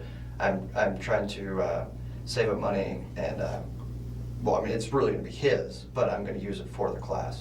What caliber are you looking at? I was looking at the Glock 22. It's the full size 40 caliber, because it's I just heard it was just what the police officers were using now. Which is a little more powerful than the 9mm, but it's I guess it's just a little more powerful than 9mm, but I don't really know much about it. Have you ever shot a 40 caliber? No, sir. Did Christian's dad, John, you know him? I know pretty well? I mean, just because he's my friend's dad, but Okay, I mean, he said he kind of knew you pretty well. yeah, I mean, yeah, we watch movies and talk like that. Talk like. He was kind of under an impression that both you guys were going up there too. You thought we were actually going to go up there? You and Christian. Where would he get that from? I don't know where he would get that impression. Okay. Was there some conversation that you guys had that maybe other people thought you guys were going to do something that you didn't actually intend to do? You know, like go up there? No, we never had the intention of actually going there. You ever heard of like pro-life Catholic ministries? Pro-life, against abortion. I'm not sure if that's like a specific like group, but pro-life Catholic ministries. Well, you're Catholic. Yeah. And you know they have this. People, boycott abortion and stuff like that. Yeah, well, there's this Catholic group who go around the local churches here, the Catholic churches, and they train the volunteers, about, pro-life, teenage pregnancies, things like that, maybe even assist with, troubled teens or things like that. Okay. I mean, you have that at your church? There are people who are involved in it. My mom is involved in a program. It's called Magnificat. I don't know what all that consists of, but some of this organization is probably the main, diocese in San Bernardino. Their groups probably come around. They pass out the business cards. They go to your church, shake your heart. You ever seen any of these business cards? A business card? I don't know. Well, they say pro-life ministries on them. I don't recall, but I mean, I would imagine, maybe I've seen it, but I just don't recall seeing it, but I mean, just a business card, I don't know. Well, it's just not a business card. You're 19 years old. Yeah. Okay? You go to college. You tell me that you've explored a career in law enforcement. You've taken this class. I'm taking it now, yes, sir. Okay? So, these aren't just general questions. These are things that maybe you know the answer to or you don't. Okay? So, if there was a business card with your fingerprint on it that said pro-life ministries, would there be a reasonable explanation for it? It would make sense because my mom is involved in pro-life, things like that. So I wouldn't. It would make sense that your mom's fingerprint's on it, but I'm asking you about your fingerprint. I've helped out with the different things. I've gone and do little protest things, like go stand in front of the abortion clinics and things like that. I've passed out flyers and stuff. I mean, if a business card was part of that, then I'm not ruling out that I wouldn't have touched it. It would make sense if my fingerprint would be on something like that. Okay. Was Becky involved in that? Pro-life? I don't believe so. I mean, would you have conversation with her about it? I know we've spoken about it. I don't think she's ever done anything that involved stuff like that. I don't remember. So would you give her a business card? Maybe I would. I mean, I've got things like that.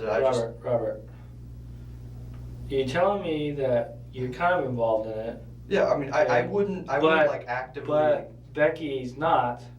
You would remember if you gave Becky a business card related to this pro-life abortion stuff. Okay. I don't know why I necessarily. Recently? Okay. I don't know why I would have given her a card like that. I really don't know why I would have. Well, I'm asking you, would you have or would you not have? I'm not saying it's something I'd never do. I mean... Well, certainly you would remember if you did. Well, I don't know why I would necessarily remember something like that. Why is that such, it's not like a significant event. It's just... Well, Becky's death, okay? Becky's murder is pretty significant. But I don't know how that makes a business card significant. Well, a business card about, pro-life and things like that, you're involved in it, she's not. Okay. You would remember Why would you give it to her? Why would I remember that specifically? I mean, it's a business card. You so it has remembered a something- lot of things that weren't significant about all this. Like what? All sorts of things. We've talked about things for all sorts of things that you remember, calls and conversations and places. They had no significance, but you seem to remember that. This simple business card is one of the most pivotal pieces of evidence in the entire case. It was found mere feet from where Becky was killed behind her home. Police immediately discovered partial fingerprints on it, but fingerprint and DNA analysis had some evolution to go through before they could confidently match it to a suspect. In 2014, technology finally caught up. Kristen's fingerprints were identified on the business card. In all of Kristen's interviews, he repeatedly told law enforcement that he had never been to Becky's home. So how did his fingerprints get on a business card 40 minutes away, high in the mountains, at the scene of a violent crime? Am I a suspect? Would you consider me a suspect in the murder? Yes. Why was it that Christian's dad was told that, like... We're not talking about Christian. We're not talking about Christian's dad. I didn't say We're talking Christian. about Robert Papp. Okay, it's Pape, but I feel this conversation is just moving towards a hostile tone, and I don't appreciate being taken from my house when I would have voluntarily given up my fingerprints and my DNA cheek sample or whatever, and I missed an interview. I would have a job now. I have no income right now. I mean, of course, it's not so much of a big deal since I'm living with my mom, but I just feel that it was a little unnecessary. I thought Becky Friedley's tragic death was significant in your life. That was significant. Well, it is significant. What says that that's not significant? You just turned the page and thought some other things in life were significant. Why Christian's dad said this? Who cares about what he said? Let's talk about Robert. Because someone he spoke with said that Christian and I weren't suspects. But it seems pretty obvious we are. When was that? You can ask him. I don't remember exactly when it was, but someone had... He's not here, so I'm asking you, when was that? Today? Yesterday? It was maybe about 4 months ago. Okay, well, things have changed in 4 months. Have they changed that much? They're really focused on... Were the police in your house 4 months ago? They weren't, but I don't know what... Were you taken from your house 4 months ago? I wasn't taken from my house. Okay, so would you say things have changed in 4 months? That's what I'd like to know. I'd like to know what has changed, and I had asked that, and I don't know what's going on. Okay, well, I'm a person who collects information. I'm not in the business of giving information. Things have changed, and things constantly will move forward. Okay? And while I'm giving you an opportunity to show your truthfulness to me. Okay? And if you want to take a polygraph test and pass the polygraph test, then that will show your truthfulness. Really? Okay. Well, the other thing is, if you look at the other side of the coin, when you, consider that, an attorney's only goal is to be defending and making money. Well, obviously, isn't that saying that your only goal is to try to make someone look guilty so that, maybe you can... My only goal is to find the truth. The facts. Okay? I get paid the same whether crime gets solved or doesn't get solved. The point I'm making is it just seems like it's moving towards more of a hostile tone. And I just feel like I would feel more comfortable seeking some sort of legal advice. You can do whatever you want, Robert. Okay. Okay. All right. Well, then that's what I'm saying that I want to do. Okay. And you'll be able to... You can do that. At this moment, Robert doesn't seem to realize how in limbo his life really is, because police have more records and evidence that they've yet to disclose. So your service is with Verizon? Yes, sir. Okay. And every time you make a cell phone call, it is... Documented. Okay. And you know what a cell tower is? Yes, I know what a tower is. Yeah. Okay. A tower gives you a location where you're at. Okay. Okay. So based on the triangulations of the cell towers and your phone call history, I can tell you where you were at when you made certain phone calls. Okay, and like I said, One thing we need an explanation for is where you were at when you made a particular phone call, because it's not jiving with your story. Okay. Okay? I'm not sure why it wouldn't jive with my story. It wouldn't if it wasn't the truth. Okay. Okay? Remember, the truth doesn't change? Okay, and I'm telling you what I remember. Okay. Unfortunately, what you remember and what happened is two different things. Okay. Okay? So we need to get rid of what you remember and find the truth. Okay. But you can't just get rid of what you remember if that's what you remember. Because aside from what you remember, there's nothing really, because if you don't remember it. Well, the truth is always there. And for some reason, people always kind of come back and remember the truth. You can remember insignificant things in your life, right? All the time you remember things that are insignificant. Okay. Certain things, but that's why I call it insignificant, because a lot of times you don't remember them. Well, no. Okay. Now we have a significant day. Robert is at the police station. Okay. Okay. Is our prime suspect for this murder. And this isn't the time to can't recall an insignificant fact. Okay? You need to think down deep inside you and start recalling some significant facts. Okay. Okay? I need an you... explanation on some of these places you were at. Maybe there's a reasonable explanation. Okay? But until I hear it, okay, there ain't no explanation. If you want to make it reasonable, I'm all ears. Okay. But that's as I remember. Yeah. Don't you think you and Christian would remember the same events?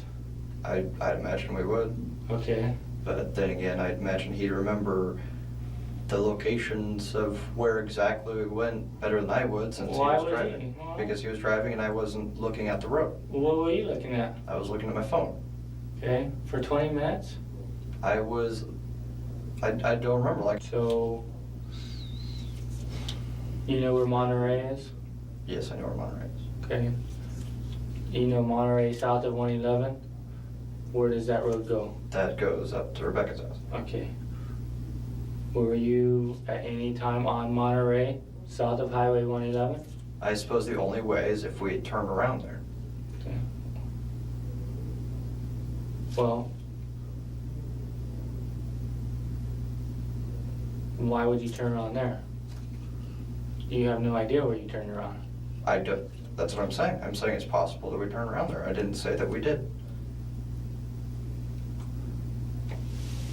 So with that in mind, you really have no idea how far you got. I don't know, like I had said. Okay. But the cell phone towers know. Okay. Okay. So with that in mind, your story needs to fit the cell phone records. Okay. So let's say I turned around there. I'm not gonna, just because that's what the records say doesn't mean that I'm gonna say that I remember it. Of course. Okay, but what if I turned around there? Or let's say we're driving down 111. Well, turning around there doesn't answer the question anyways. I don't know, we were in the right lane and he, couldn't get into the left lane quickly enough. That so it still takes a doesn't answer the question because I just said that. That's not the facts. What do you mean, because you just said that? I just giving you an example. I'm giving you an example. That's If you possible. turn around at 111 in Monterey, it still doesn't jive with the cell phone records. Okay, like I was Because the cell saying. phone records aren't at 111 in Monterey, they're somewhere else. Okay, I don't know where they are, but I'm telling you what I remember. The only way to unlink yourself is to show me that you're not involved. Okay, I don't know how to show you that I wasn't. I'll tell you. Okay? You contact me when you want to take a polygraph test, and you pass the polygraph, and then that will show me. So if I pass a polygraph test, I will no longer be linked to this murder. You will not be a suspect. That's not exactly how it works, and if he did fail his polygraph test, it wouldn't be admissible in court. However, the detective already has evidence under his belt pointing to the fact that Robert is lying through his teeth. Just before both Robert and Kristen's phones shut off, they pinged off a tower alongside a remote highway, Highway 74, or if you're in California, the 74. With Robert's retelling of events and the timeline, there is no logical reason why their phones would ping off the only road leading to Becky's home, just an hour shy of her murder. But police have a good idea where Kristen and Robert were heading, and they're eager to get more admissible evidence to prove it. Yeah, I gotta take your picture, so if you can stand right here.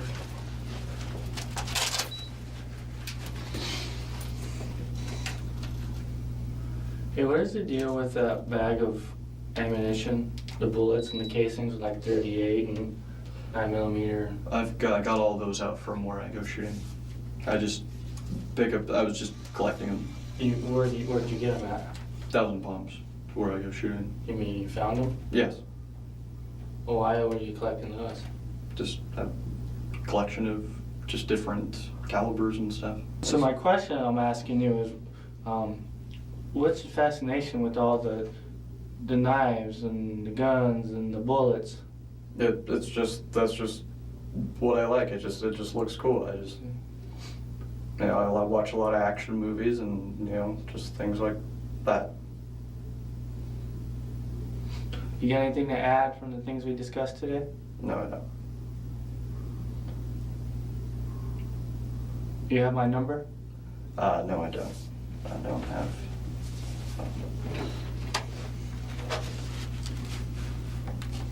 Okay, you talk this over with some of your people, okay?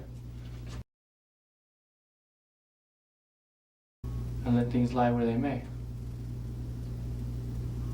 Because this will never go away, okay? And 4 months ago we were nowhere, and now 4 months ago, or 4 months now, look where we're at. You're here and the police are in your house and things ain't looking so good. Where are we gonna be in 4 weeks from now? Somewhere else? You know? Have a seat so I can arrange some transportation. Was my mom not here? Well, someone had said that she was calling, then they said that she was actually here. I don't know, I've heard. I gotta find out. Let me find out from some people. And my knife too. Your what? My knife too, if that's there. Instead of his mother, he gets a surprise visit from someone else entirely, his alleged partner in crime, Kristen. At this time, the two haven't spoken to each other in several weeks, because according to Robert, Kristen disapproved of his new girlfriend and vice versa. What's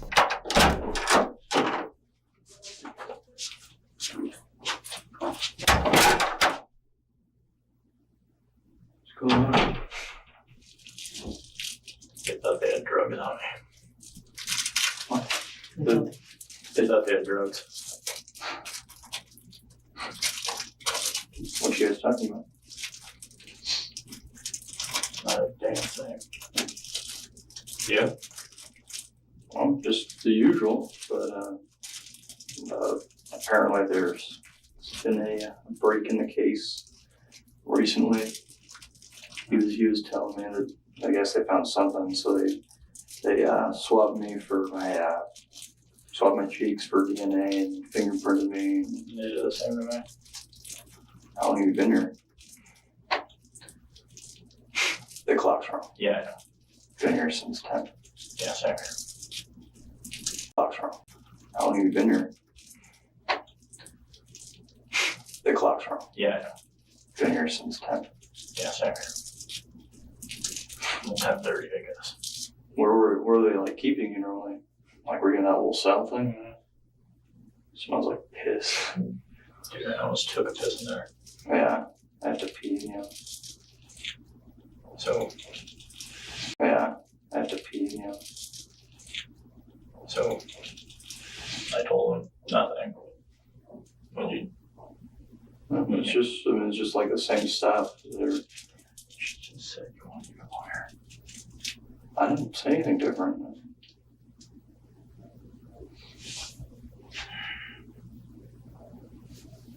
Been here for way too long. Yeah, not very. Have you spoken with anyone? Like, where were you? Your house? Yeah. I was asleep. Woke up. Sure. Come to my house. Search warrant. 10 people. I thought I hear like ran in her room, like, you know, what's going on? Apparently, he kept asking me if I had touched the wheelbarrow and stuff like that. The wheelbarrow? Oh. And he kept saying, it's like, oh, it was like the wheelbarrow, because, you know, that's where they found Becky. And that's what Javier told me. And I was like, oh, Javier, did you know that wheelbarrow? I'm like, oh, I don't know. I imagine he'd have a wheelbarrow. So isn't that something you remember? Like, why would I remember if you had a wheelbarrow?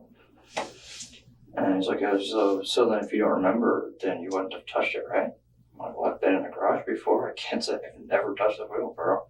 You know, I don't physically remember every single thing I've touched in my life.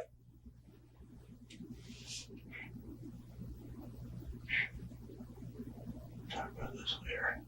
No, I'm just saying what I had said earlier. Yeah. Sorry. You get a Halo 3? Yeah. Beat on Legendary. So I'm beat on Heroic the first day. And then I waited a day and was just playing multiplayer. And then the third day I beat on Legendary.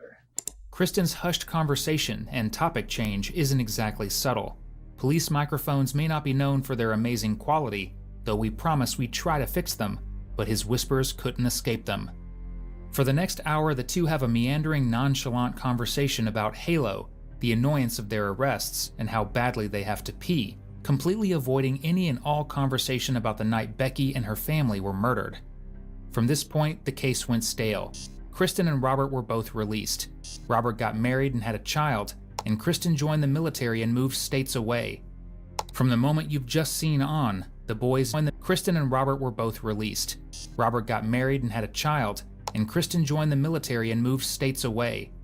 From the moment you've just seen on, the boys didn't speak to one another. Until the night before the interrogation you're about to see, which took place in 2012. Obviously, we've never met. We're not the original people that you talked to back in 2006 when all this stuff occurred. We've kind of picked that up again, all right? So those people are not a part of our unit anymore. They've gone on their way elsewhere into the department. But we have picked it up just as a fresh look at things, all right? The new group of bright-eyed, bushy-tailed detectives read Kristen his rights, but will he prove to be as hard to crack as he was 6 years ago? This is never going to go away, and, you know, we could be here talking to you again, you know, next week, next year, or somebody else takes our place. You know, I've got retirement coming up pretty soon, you know, and there's going to be somebody else that's going to roll in and take my position, okay? Re-looking at it, and it's not going to go away until it's dealt with, bottom line, all right? And I'll tell you, and you know, correct me if I'm wrong, but my theory is that whatever happened up there, I think you had a much lesser role in that, okay? And I firmly believe that. But I can't sit here and tell you, hey, I know what happened up there. I know everything, because that would be, you'd be calling bullshit on me, all right? And you'd be right, because I don't know. I wasn't there, all right? I only know what I know based on the evidence, the massive amount of people that have been talked to, the interviews and stuff like that. So, and it leads us to, you know, basically one conclusion, all right? And that's, you know, a big thing that I've learned long ago is that two things, you know, you have, when we do what we do, we have the evidence, and we have the truth, okay? And what happens is, you know, if somebody lies to us, we expect that. But if somebody lies to us and tells us a story, we can compare it to the evidence and say, no, that doesn't mix. That's not right. It's not consistent. That's bullshit, okay? But when people tell us the truth, and we can take that and we put that to the evidence and like, oh, you know what, that makes a lot of sense. That is explainable. What do you think? I know it's a lot for you to. Yeah, let me gather my thoughts. Yeah, it's a lot for you to take in.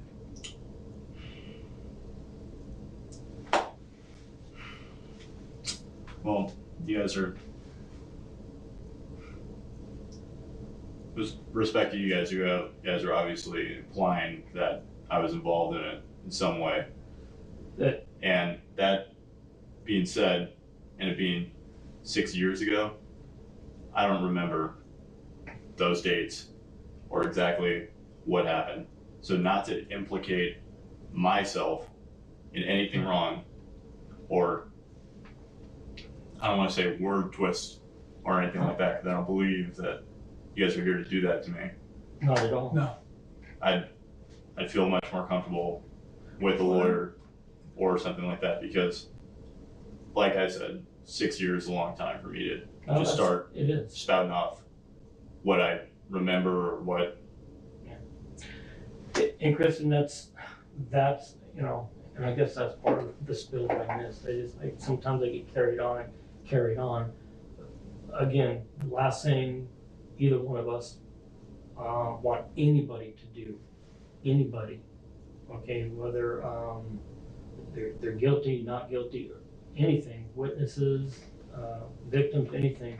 The last thing I don't want anyone to do is to do that, to screw something up one way or another. As the kids say, that's cap.